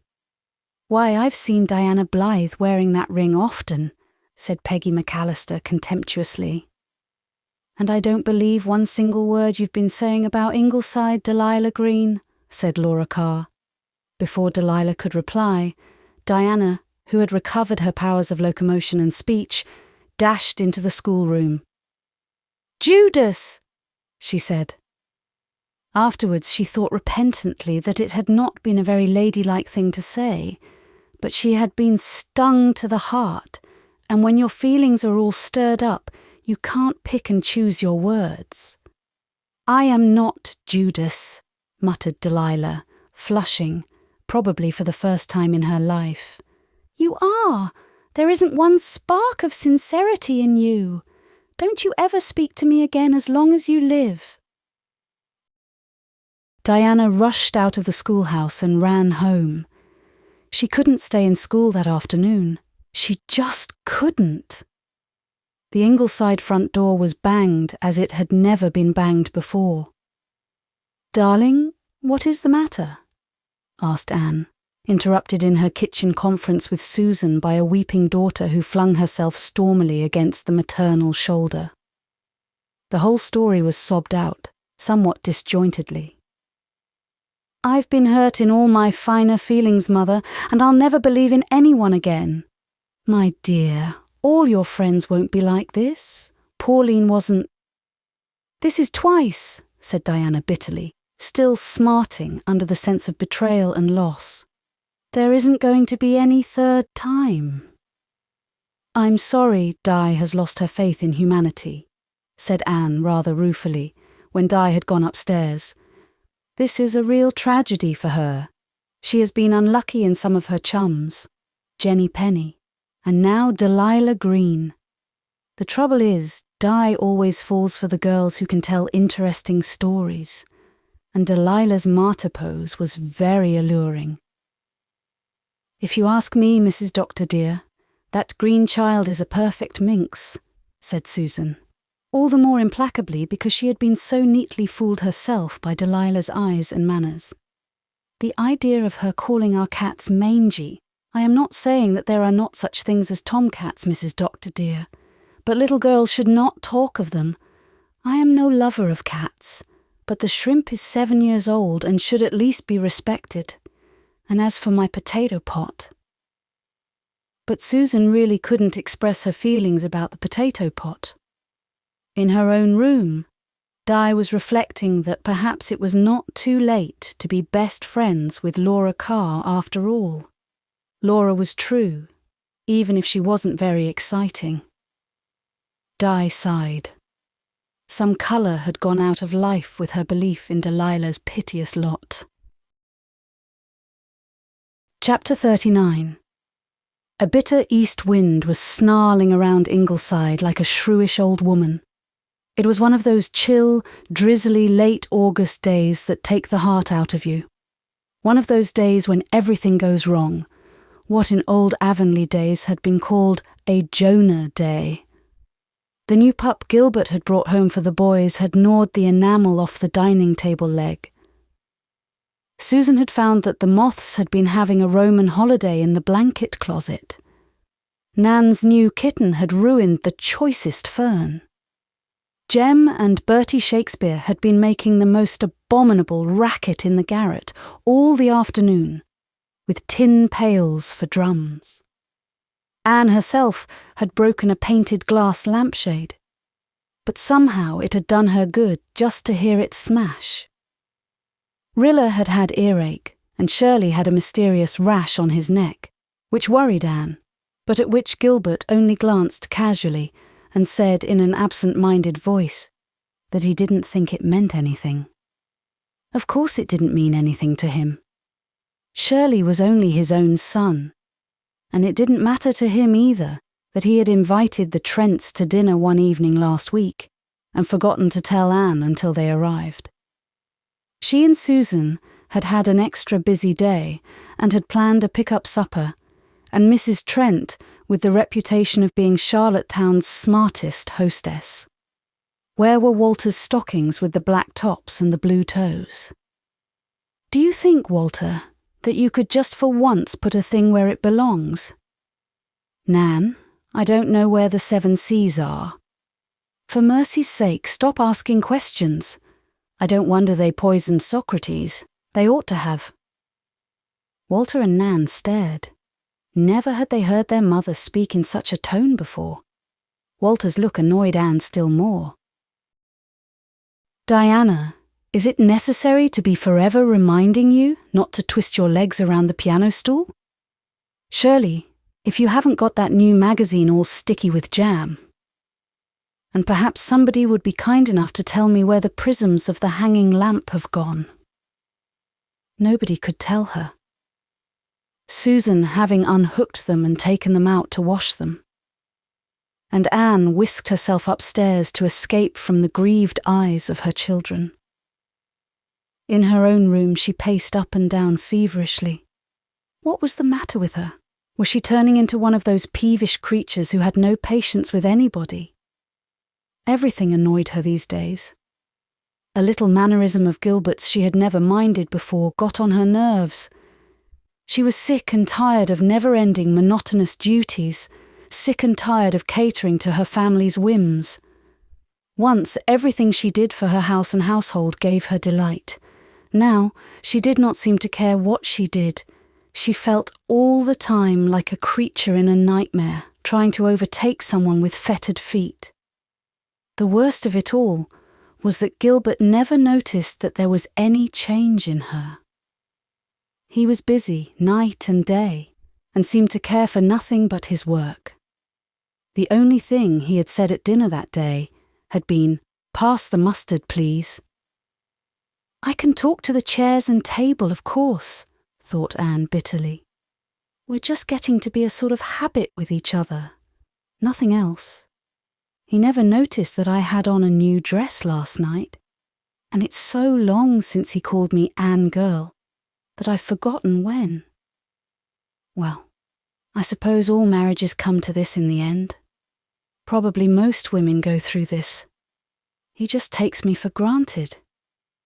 His work is the only thing that means anything to him now. Where is my handkerchief?" Anne got her handkerchief and sat down in her chair to torture herself luxuriantly. Gilbert didn't love her any more. When he kissed her absently, just habit. All the glamour was gone. Old jokes they had laughed together over came up in recollection, charged with tragedy now. How could she ever have thought them funny? Monty Turner, who kissed his wife systematically once a week, made a memorandum to remind him. Would any wife want such kisses?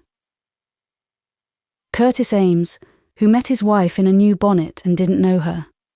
Mrs. Clancy Dare, who had said, "I don't care an awful lot about my husband, but I'd miss him if he wasn't around." I suppose Gilbert would miss me if I weren't around. Has it come to that with us? Nat Elliott, who told his wife after 10 years of marriage, "If you must know, I'm just tired of being married." And we've been married 15 years. Well, perhaps all men were like that. Probably Miss Cornelia would say that they were. After a time, they were hard to hold. If my husband has to be held, I don't want to hold him. But there was Mrs. Theodore Clow, who had said proudly at a Ladies' Aid, "We've been married 20 years, and my husband loves me as much as he did on our wedding day." But perhaps she was deceiving herself, or only keeping face. And she looked every day of her age and more. "I wonder if I'm beginning to look old." For the first time her years felt like a weight. She went to the mirror and looked at herself critically. There were some tiny crow's feet around her eyes, but they were only visible in a strong light. Her chin lines were yet unblurred. She had always been pale. Her hair was thick and wavy without a grey thread. But did anybody really like red hair? Her nose was still definitely good. Anne patted it as a friend, recalling certain moments of life when her nose was all that carried her through. But Gilbert just took her nose for granted now. It might be crooked or pug for all it mattered to him. Likely he had forgotten that she had a nose. Like Mrs. Dare, he might miss it if it wasn't there. Well, I must go and see to Rilla and Shirley, thought Anne drearily. At least they need me still, poor darlings. What made me so snappish with them? Oh, I suppose they're all saying behind my back, 'How cranky poor mother is getting.'" It continued to rain, and the wind continued to wail. The fantasia of tin pans in the garret had stopped, but the ceaseless chirping of a solitary cricket in the living room nearly drove her mad. The noon mail brought her 2 letters. One was from Marilla, but Anne sighed as she folded it up. Marilla's handwriting was getting so frail and shaky. The other letter was from Mrs. Barrett Fowler of Charlottetown, whom Anne knew very slightly, and Mrs. Barrett Fowler wanted Dr. and Mrs. Blythe to dine with her next Tuesday night at 7 o'clock. "To meet your old friend, Mrs. Andrew Dawson of Winnipeg, née Christine Stewart." Anne dropped the letter. A flood of old memories poured over her, some of them decidedly unpleasant.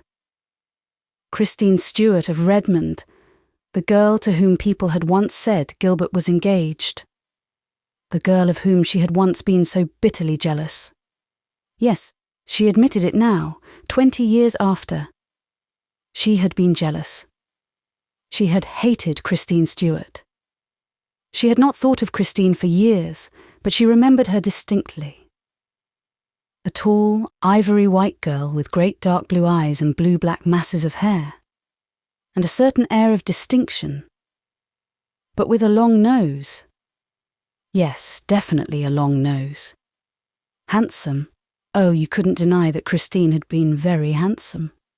She remembered hearing many years ago that Christine had married well and gone west. Gilbert came in for a hurried bite of supper. There was an epidemic of measles in the Upper Glen. And Anne silently handed him Mrs. Fowler's letter.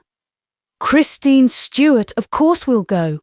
I'd like to see her for old sake's sake," he said, with the first appearance of admiration he had shown for weeks. "Poor girl, she has had her own troubles. She lost her husband 4 years ago, you know." Anne didn't know. And how came Gilbert to know? Why had he never told her?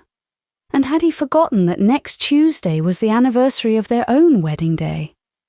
A day on which they had never accepted any invitation but went off on a little bat of their own. Well, she wouldn't remind him. He could see his Christine if he wanted to. What had a girl at Redmond once said to her darkly? "There was a good deal more between Gilbert and Christine than you ever knew, Anne." She had merely laughed at it at the time. Claire Hallett was a spiteful thing. But perhaps there had been something in it.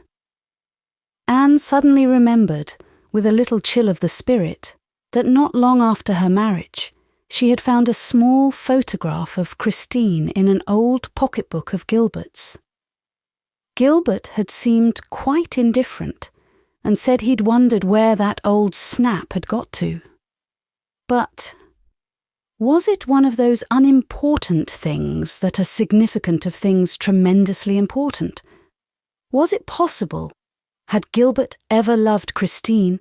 Was she, Anne, only a second choice, the consolation prize? "Surely I'm not jealous," thought Anne, trying to laugh. It was all very ridiculous. What more natural than that Gilbert should like the idea of meeting an old Redmond friend?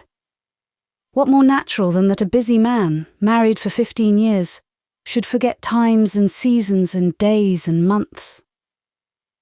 Anne wrote to Mrs. Fowler, accepting her invitation, and then put in the 3 days before Tuesday, hoping desperately that somebody in the Upper Glen would start having a baby on Tuesday afternoon, about 5:30. Chapter 40. The hoped-for baby arrived too soon. Gilbert was sent for at 9 Monday night. Anne wept herself to sleep and wakened at 3. It used to be delicious to wake in the night, to lie and look out of her window at the night's enfolding loveliness, to hear Gilbert's regular breathing beside her, to think of the children across the hall and the beautiful new day that was coming. But now Anne was still awake when the dawn, clear and green as fluorspar, was in the eastern sky, and Gilbert came home at last. "Twins," he said hollowly as he flung himself into bed and was asleep in a minute. "Twins indeed! The dawn of the 15th anniversary of your wedding day, and all your husband could say to you was twins." He didn't even remember it was an anniversary. Gilbert apparently didn't remember it any better when he came down at 11. For the first time, he did not mention it. For the first time, he had no gift for her. Very well. He shouldn't get his gift either. She had had ready for weeks a silver-handled pocket-knife with the date on one side and his initials on the other. Of course he must buy it from her with a cent, lest it cut their love. But since he had forgotten, she would forget too, with a vengeance. Gilbert seemed in a sort of daze all day. He hardly spoke to anyone and moped about the library. Was he lost in glamorous anticipation of seeing his Christine again? Probably he had been hankering after her all these years in the back of his mind. Anne knew quite well this idea was absolutely unreasonable, but when was jealousy ever reasonable? It was no use trying to be philosophical. Philosophy had no effect on her mood. They were going to town on the 5 o'clock train. "Can we come in and watch you dress, Mummy?" asked Rilla. "Oh, if you want to," said Anne, then pulled herself up sharply. Why, her voice was getting querulous. "Come along, darling," she added repentantly. Rilla had no greater delight than watching Mummy dress, but even Rilla thought Mummy was not getting much fun out of it that night. Anne took some thought as to what dress she should wear. Not that it mattered, she told herself bitterly, what she put on. Gilbert never noticed now. The mirror was no longer her friend. She looked pale and tired and unwanted. But she must not look too countrified and passé before Christine. I won't have her sorry for me. Was it to be her new apple-green net over a slip with rosebuds in it? Or her cream silk gauze with its Eton jacket of Cluny lace? She tried both of them on and decided on the net. She experimented with several hairdos and concluded that the new drooping pompadour was very becoming. "Oh, Mummy, you look beautiful," gasped Rilla in round-eyed admiration. Well, children and fools were supposed to tell the truth. Had not Rebecca Dew once told her that she was comparatively beautiful?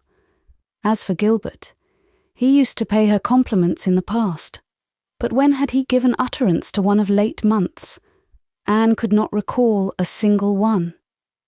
Gilbert passed through on his way to his dressing closet and said not a word about her new dress. Anne stood for a moment burning with resentment. Then she petulantly tore off the dress and flung it on the bed. She would wear her old black. A thin affair that was considered extremely smart in Four Winds circles, but which Gilbert had never liked. What should she wear on her neck? Gems beads, though treasured for years, had long since crumbled. She really hadn't a decent necklace. Well, she got out the little box containing the pink enamel heart Gilbert had given her at Redmond. She seldom wore it now. After all, pink didn't go well with her red hair. But she would put it on tonight. Would Gilbert notice it? There, she was ready. Why wasn't Gilbert? What was keeping him? Oh, no doubt he was shaving very carefully. She tapped sharply on the door. "Gilbert, we're going to miss the train if you don't hurry." "You sound school-teacherish," said Gilbert, coming out. "Anything wrong with your metatarsals?" Oh, he could make a joke of it, could he? She would not let herself think how well he looked in his tails. After all, the modern fashions of men's clothes were really ridiculous, entirely lacking in glamour. How gorgeous it must have been in the spacious days of Great Elizabeth, when men could wear white satin doublets and cloaks of crimson velvet and lace ruffs. Yet they were not effeminate. They were the most wonderful and adventurous men the world had ever seen. "Well, come along if you're in such a hurry," said Gilbert absently. He was always absent now when he spoke to her. She was just a part of the furniture. Yes, just a piece of furniture. Jem drove them to the station. Susan and Miss Cornelia, who had come up to ask Susan if they could depend on her as usual for scalloped potatoes for the church supper, looked after them admiringly. "Anne is holding her own," said Miss Cornelia. "She is," agreed Susan, "though I have sometimes thought these past few weeks that her liver needed stirring up a bit. But she keeps her looks, and the doctor has got the same nice flat stomach he always had." "An ideal couple," said Miss Cornelia. The ideal couple said nothing in particular very beautifully all the way to town. Of course, Gilbert was too profoundly stirred over the prospect of seeing his old love to talk to his wife. Anne sneezed. She began to be afraid she was taking a cold in the head. How ghastly it would be to sniffle all through dinner under the eyes of Mrs. Andrew Dawson, née Christine Stuart. A spot on her lip stung. Probably a horrible cold sore was coming on it. Did Juliet ever sneeze? Fancy Portia with chilblains? Or Argive Helen hiccoughing? Or Cleopatra with corns? When Anne came downstairs in the Barrett Fowler residence, she stumbled over the bear's head on the rug in the hall, staggered through the drawing-room door, and across the wilderness of overstuffed furniture and gilt fandangos Mrs. Barrett Fowler called her drawing-room, and fell on the Chesterfield, fortunately landing right side up. She looked about in dismay for Christine, then thankfully realised that Christine had not yet put in an appearance. How awful it would have been had she been sitting there amusedly watching Gilbert Blythe's wife make such a drunken entrance. Gilbert hadn't even asked if she were hurt. He was already deep in conversation with Dr. Fowler and some unknown Dr. Murray, who hailed from New Brunswick and was the author of a notable monograph on tropical diseases which was making a stir in medical circles. But Anne noticed that when Christine came downstairs, heralded by a sniff of heliotrope, the monograph was promptly forgotten. Gilbert stood up with a very evident light of interest in his eyes. Christine stood for an impressive moment in the doorway. No falling over bears' heads for her. Christine, Anne remembered, had of old that habit of pausing in the doorway to show herself off, and no doubt she regarded this as an excellent chance to show Gilbert what he had lost. She wore a gown of purple velvet with long flowing sleeves, lined with gold, and a fishtail train lined with gold lace. A gold bandeau encircled the still dark wings of her hair. A long, thin gold chain, starred with diamonds, hung from her neck. Anne instantly felt frumpy, provincial, unfinished, dowdy, and 6 months behind the fashion. She wished she had not put on that silly enamel heart. There was no question that Christine was as handsome as ever. A bit too sleek and well-preserved, perhaps. Yes, considerably stouter. Her nose had assuredly not grown any shorter, and her chin was definitely middle-aged. Standing in the doorway like that, you saw that her feet were substantial. And wasn't her air of distinction getting a little shop-worn?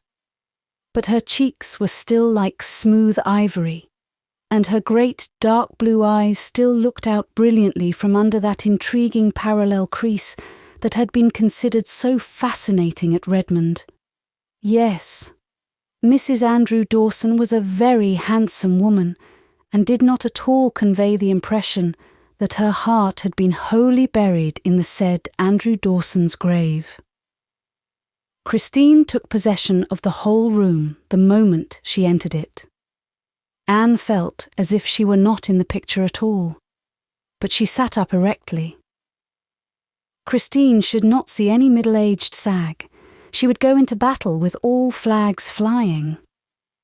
Her grey eyes turned exceedingly green, and a faint flush coloured her oval cheek. "Remember, you have a nose." Dr. Murray, who had not noticed her particularly before, thought in some surprise that Blythe had a very uncommon-looking wife. That posturing Mrs. Dawson looked positively commonplace beside her. "Why, Gilbert Blythe, you're as handsome as ever," Christine was saying archly. "Christine Arch." "It's so nice to find you haven't changed. She talks with the same old drawl. How I always hated that velvet voice of hers." "When I look at you," said Gilbert, "time ceases to have any meaning at all. Where did you learn the secret of immortal youth?" Christine laughed. Isn't her laughter a little tinny? "You could always pay a pretty compliment, Gilbert. You know?" With an arch glance around the circle. "Dr. Blythe was an old flame of mine in those days he is pretending to think were of yesterday. And Anne Shirley. You haven't changed as much as I've been told. Though I don't think I'd have known you if we'd just happened to meet on the street. Your hair is a little darker than it used to be, isn't it? Isn't it divine to meet again like this? I was so afraid your lumbago wouldn't let you come." "My lumbago? Why, yes! Aren't you subject to it? I thought you were—" "I must have got things twisted," said Mrs. Fowler apologetically. "Somebody told me you were down with a very severe attack of lumbago." "That is Mrs. Dr. Parker of Lowbridge. I have never had lumbago in my life," said Anne in a flat voice. "How very nice that you haven't got it," said Christine, with something faintly insolent in her tone. "It's such a wretched thing. I have an aunt who is a perfect martyr to it." Her air seemed to relegate Anne to the generation of aunts. Anne managed a smile with her lips, not her eyes. If she could only think of something clever to say.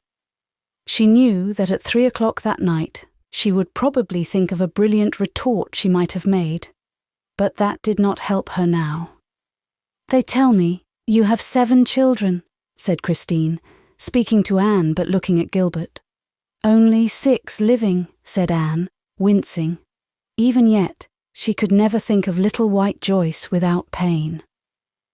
"What a family," said Christine. Instantly it seemed a disgraceful and absurd thing to have a large family. "You, I think, have none," said Anne. "I never cared for children, you know." Christine shrugged her remarkably fine shoulders, but her voice was a little hard. "I'm afraid I'm not the maternal type. I really never thought that it was a woman's sole mission to bring children into an already overcrowded world." They went in to dinner then.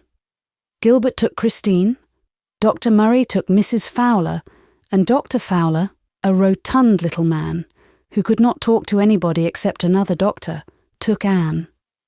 Anne felt that the room was rather stifling. There was a mysterious sickly scent in it. Probably Mrs. Fowler had been burning incense.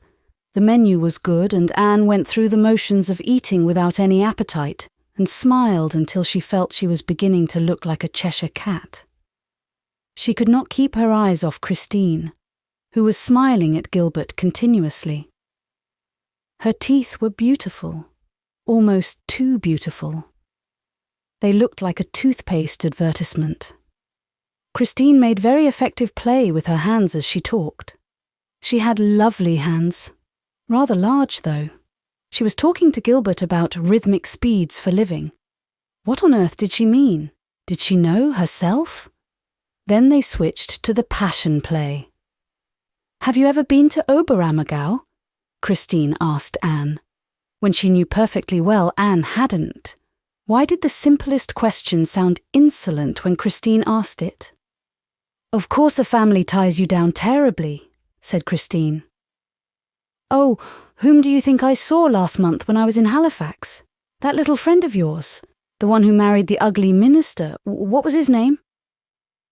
"Jonas Blake," said Anne. "Philippa Gordon married him. And I never thought he was ugly. Didn't you? Of course tastes differ. Well, anyway, I met them. Poor Philippa. Christine's use of poor was very effective. Why poor? Asked Anne. I think she and Jonas have been very happy. Happy? My dear, if you could see the place they live in, a wretched little fishing village where it was an excitement if the pigs broke into the garden. I was told that the Jonas man had had a good church in Kingsport and had given it up because he thought it his duty to go to the fishermen who needed him. I have no use for such fanatics. How can you live in such an isolated, out-of-the-way place as this? I asked Philippa. Do you know what she said? Christine threw out her beringed hands expressively. Perhaps what I would say of Glen St. Mary, said Anne, that it was the only place in the world to live in. Fancy you being contented there, smiled Christine. That terrible mouthful of teeth. Do you really never feel that you want a broader life? You used to be quite ambitious, if I remember aright. Didn't you write some rather clever little things when you were at Redmond? A bit fantastic and whimsical, of course. But still. I wrote them for the people who still believe in fairyland. There is a surprising lot of them, you know, and they like to get news from that country. And you've quite given it up? Not altogether, but I'm writing living epistles now, said Anne, thinking of Jem and Company. Christine stared, not recognising the quotation. What did Anne Shirley mean? But then, of course, she had been noted at Redmond for her mysterious speeches. She had kept her looks astonishingly, but probably she was one of those women who got married and stopped thinking. Poor Gilbert. She had hooked him before he came to Redmond. He had never had the least chance to escape her.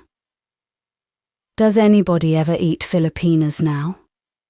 Asked Dr. Murray, who had just cracked a twin almond. Christine turned to Gilbert.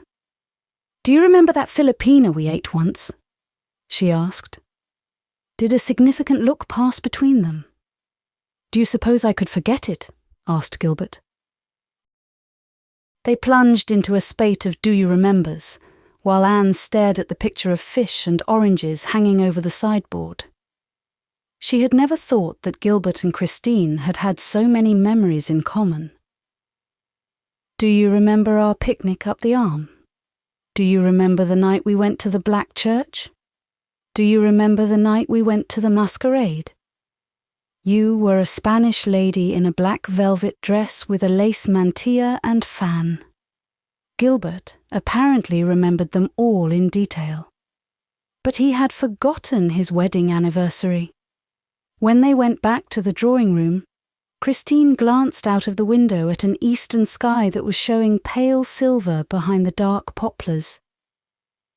Gilbert, let us take a stroll in the garden. I want to learn again the meaning of moonrise in September. Does moonrise mean anything in September that it doesn't mean in any other month? And what does she mean by again? Did she ever learn it before? With him? Out they went. Anne felt that she had been very neatly and sweetly brushed aside. She sat down on a chair that commanded a view of the garden, though she would not admit even to herself that she selected it for that reason. She could see Christine and Gilbert walking down the path. What were they saying to each other? Christine seemed to be doing most of the talking. Perhaps Gilbert was too dumb with emotion to speak. Was he smiling out there in the moonrise over memories in which she had no share? She recalled nights she and Gilbert had walked in moonlit gardens of Avonlea. Had he forgotten? Christine was looking up at the sky. Of course she knew she was showing off that fine, full white throat of hers when she lifted her face like that. Did ever a moon take so long in rising? Other guests were dropping in when they finally came back. There was talk, laughter, Music? Christine sang. Very well. She had always been musical. She sang at Gilbert. The dear dead days beyond recall. Gilbert leaned back in an easy chair and was uncommonly silent.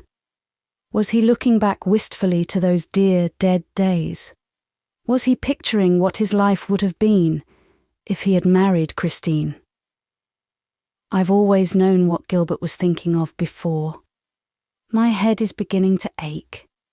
If we don't get away soon, I'll be throwing up my head and howling. Thank heaven our train leaves early. When Anne came downstairs, Christine was standing on the porch with Gilbert. She reached up and picked a leaf from his shoulder. The gesture was like a caress. "Are you really well, Gilbert? You look frightfully tired. I know you're overdoing it." A wave of horror swept over Annie. Gilbert did look tired, frightfully tired, and she hadn't seen it until Christine pointed it out. Never would she forget the humiliation of that moment. I've been taking Gilbert too much for granted and blaming him for doing the same thing. Christine turned to her. "It's been so nice to meet you again, Anne. Quite like old times." "Quite," said Anne. "But I've just been telling Gilbert he looked a little tired. You ought to take better care of him, Anne. There was a time, you know, when I really had quite a fancy for this husband of yours. I believe he really was the nicest beau I ever had. But you must forgive me, since I didn't take him from you." Anne froze up again. "Perhaps he is pitying himself that you didn't," she said, with a certain queenishness not unknown to Christine in Redmond days, as she stepped into Dr. Fowler's carriage for the drive to the station. "You dear funny thing," said Christine, with a shrug of her beautiful shoulders. She was looking after them as if something amused her hugely. Chapter 41. "Had a nice evening?" asked Gilbert, more absently than ever as he helped her on the train. "Oh, lovely," said Anne, who felt that she had, in Jane Welsh Carlyle's splendid phrase, spent the evening under a harrow. "What made you do your hair that way?" said Gilbert, still absently. "It's the new fashion." "Well, it doesn't suit you. It may be all right for some hair, but not for yours." "Oh, it is too bad my hair is red," said Anne icily. Gilbert thought he was wise in dropping a dangerous subject. Anne, he reflected, had always been a bit sensitive about her hair. He was too tired to talk anyway. He leaned his head back on the car seat and shut his eyes. For the first time, Anne noticed little glints of grey in the hair above his ears. But she hardened her heart. They walked silently home from the Glen station by the shortcut to Ingleside. The air was filled with the breath of spruce and spice fern. The moon was shining over dew-wet fields. They passed an old deserted house with sad and broken windows that had once danced with light. Just like my life, thought Anne. Everything seemed to have for her some dreary meaning now. The dim white moth that fluttered past them on the lawn was, she thought sadly, like a ghost of faded love. Then she caught her foot in a croquet hoop and nearly fell headlong into a clump of phlox. What on earth did the children mean by leaving it there? She would tell them what she thought about it tomorrow. Gilbert only said, ups, and steadied her with a hand. Would he have been so casual about it if it had been Christine who had tripped while they were puzzling out the meaning of moonrises? Gilbert rushed off to his office the moment they were inside the house, and Anne went silently up to their room, where the moonlight was lying on the floor, still and silver and cold. She went to the open window and looked out. It was evidently the Carter Flagg's dog's night to howl, and he was putting his heart into it. The Lombardy leaves glistened like silver in the moonlight. The house about her seemed whispering tonight, whispering sinisterly, as if it were no longer her friend. Anne felt sick and cold and empty. The gold of life had turned to withered leaves. Nothing had any meaning any longer.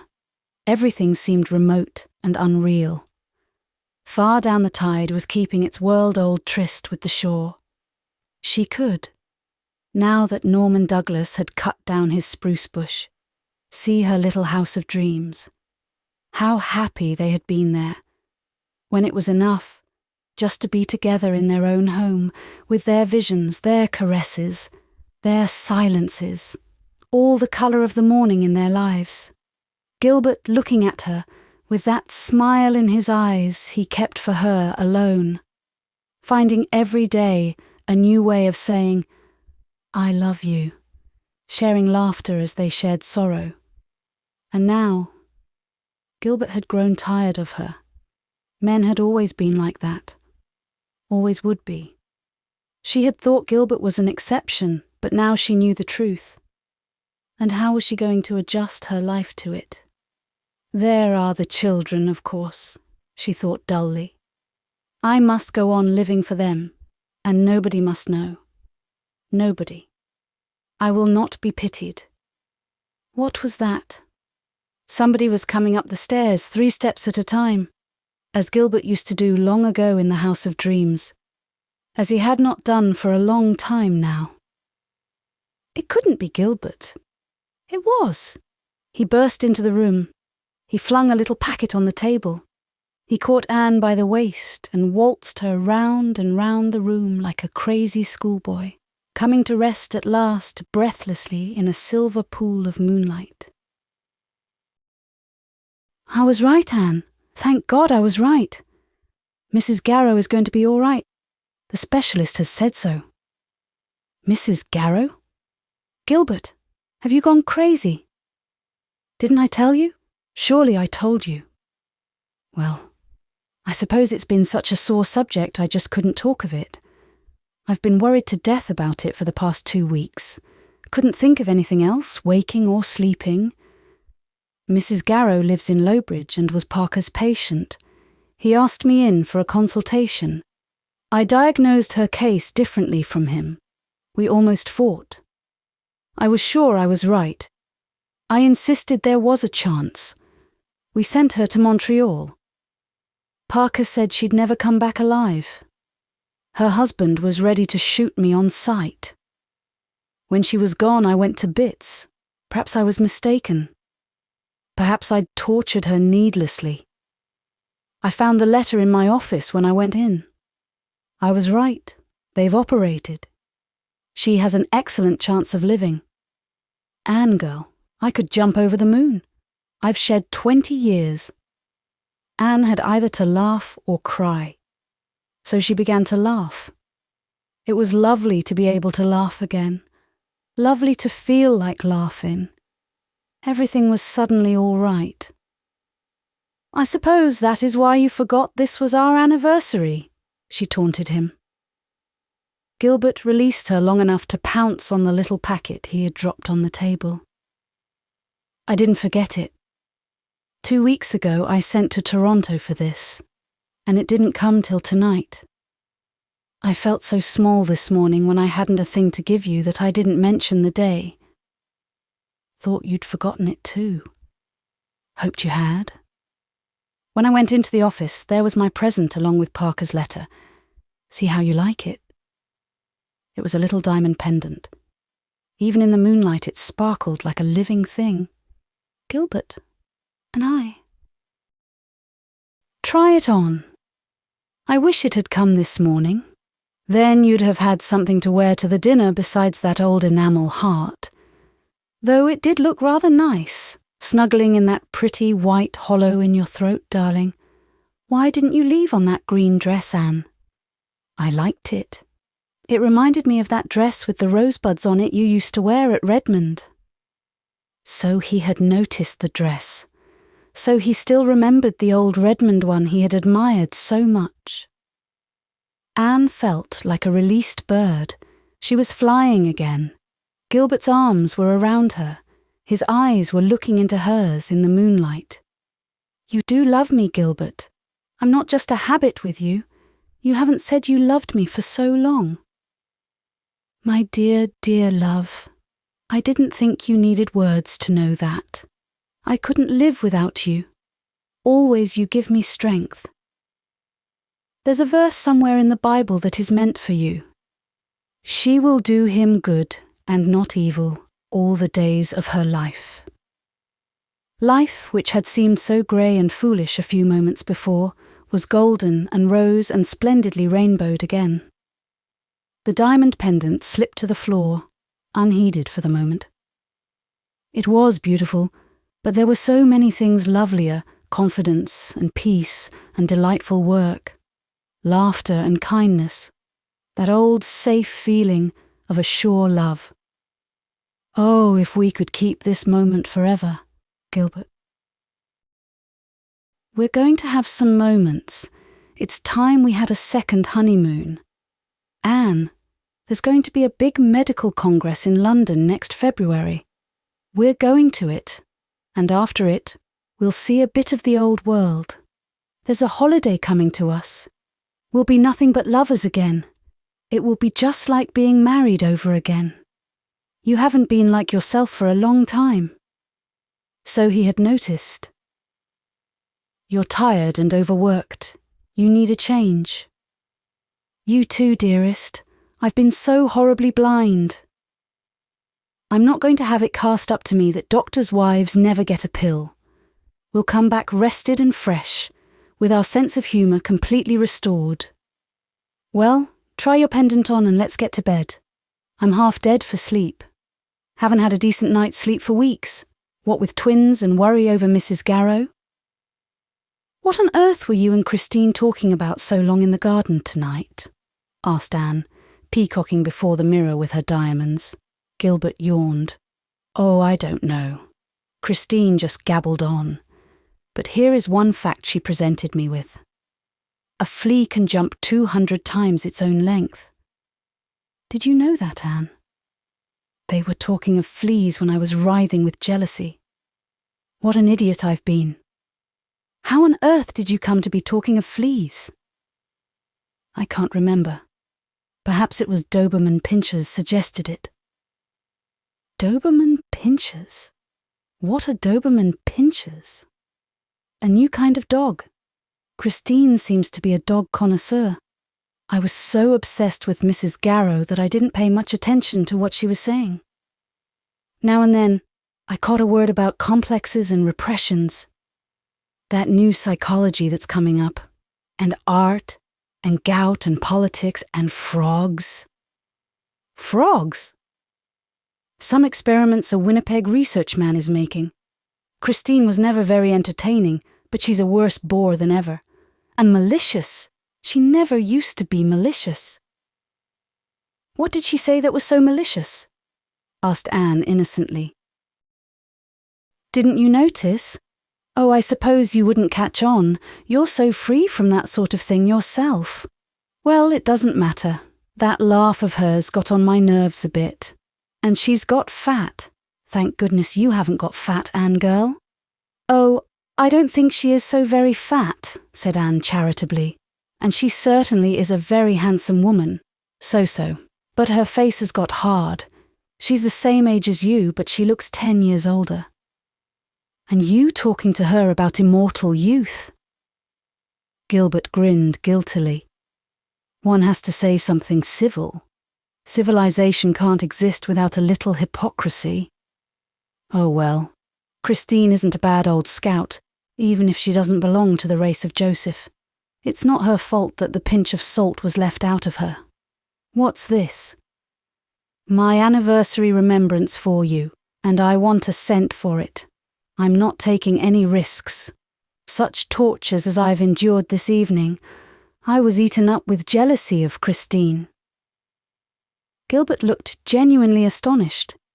It had never occurred to him that Anne could be jealous of anybody. "Why, Anne girl, I never thought you had it in you." "Oh, but I have. Why, years ago I was madly jealous of your correspondence with Ruby Gillis." "Did I ever correspond with Ruby Gillis? I'd forgotten. Poor Ruby. But what about Roy Gardner? The pot mustn't call the kettle black." "Roy Gardner?" "Philippa wrote me not long ago that she had seen him and he'd got positively corpulent." Gilbert: "Dr. Murray may be a very eminent man in his profession, but he looks just like a lath and Dr. Fowler looked like a donut. You looked so handsome, and finished beside them." "Oh, thanks, thanks. That's something like a wife should say. By way of returning the compliment, I thought you looked unusually well tonight, Anne. In spite of that dress, you had a little colour and your eyes were gorgeous. Ah, that's good. No place like bed when you're all in. There's another verse in the Bible. Queer how those old verses you learn in Sunday school come back to you through life. I will lay me down in peace and sleep. In peace and sleep. Good night." Gilbert was asleep almost before he finished the word. Dearest, tired Gilbert. Babies might come and babies might go, but none should disturb his rest that night. The telephone might ring its head off. Anne was not sleepy. She was too happy to sleep just yet. She moved softly about the room, putting things away, braiding her hair, looking like a beloved woman. Finally, she slipped on a negligée and went across the hall to the boys' room. Walter and Jem in their bed, and Shirley in his cot were all sound asleep. The shrimp, who had outlived generations of pert kittens and become a family habit, was curled up at Shirley's feet. Jem had fallen asleep while reading The Life Book of Captain Jim. It was open on the spread. Why, how long Jem looked lying under the bedclothes. He would soon be grown up. What a sturdy, reliable little chap he was. Walter was smiling in his sleep as someone who knew a charming secret. The moon was shining on his pillow through the bars of the leaded window, casting the shadow of a clearly defined cross on the wall above his head. In long after years, Annie was to remember that and wonder if it were an omen of courcelette, of a cross-marked grave somewhere in France. But tonight it was only a shadow, nothing more. The rash had quite gone from Shirley's neck. Gilbert had been right. He was always right. Nan and Diana and Rilla were in the next room. Diana with darling little damp red curls all over her head and one little sunburned hand under her cheek, and Nan with long fans of lashes brushing hers. The eyes behind those blue-veined lids were hazel like her father's, and Rilla was sleeping on her stomach. Anne turned her right side up, but her buttoned eyes never opened. They were all growing so fast. In just a few short years they would be all young men and women, youth tiptoe, expectant, a star with its sweet, wild dreams, little ships sailing out of safe harbour to unknown ports. The boys would go away to their life work, and the girls, the mist-veiled forms of beautiful brides might be seen coming down the old stairs at Ingleside. But they would be still hers for a few years yet. Hers to love and guide, to sing the songs that so many mothers had sung. Hers and Gilbert's. She went out and down the hall to the oriel window. All her suspicions and jealousies and resentments had gone where old moons go. She felt confident and gay and blithe. "Blythe, I feel blithe," she said, laughing at the foolish little pun. "I feel exactly as I did that morning Pacifique told me Gilbert had got to turn." Below her was the mystery and loveliness of a garden at night. The faraway hills dusted with moonlight were a poem. Before many months she would be seeing moonlight on the far dim hills of Scotland. Over Melrose, over ruined Kenilworth, over the church by the Avon where Shakespeare slept, perhaps even over the Colosseum. over the Acropolis, over sorrowful rivers flowing by dead empires. The night was cool. Soon the sharper, cooler nights of autumn would come. Then the deep snow, the deep white snow, the deep cold snow of winter, nights wild with wind and storm. But who would care? There would be the magic of firelight in gracious rooms. Hadn't Gilbert spoken not long ago of apple logs he was getting to burn in the fireplace? They would glorify the grey days that were bound to come. What would matter drifted snow and biting wind when love burned clear and bright, with spring beyond, and all the little sweetnesses of life sprinkling the road. She turned away from the window. In her white gown, with her hair in its 2 long braids, she looked like the Anne of Green Gables days, of Redmond days, of the House of Dreams days. That inward glow was still shining through her. Through the open doorway came the soft sound of children breathing. Gilbert, who seldom snored, was indubitably snoring now. Anne grinned. She thought of something Christine had said. Poor childless Christine, shooting her little arrows of mockery. "What a family!" Anne repeated exultantly. Thank you for listening to this story. We hope you enjoyed it. If you'd like to hear more, hit subscribe, give us a thumbs up, and share your thoughts in the comments. Your support really motivates us to keep creating more audiobooks. See you soon.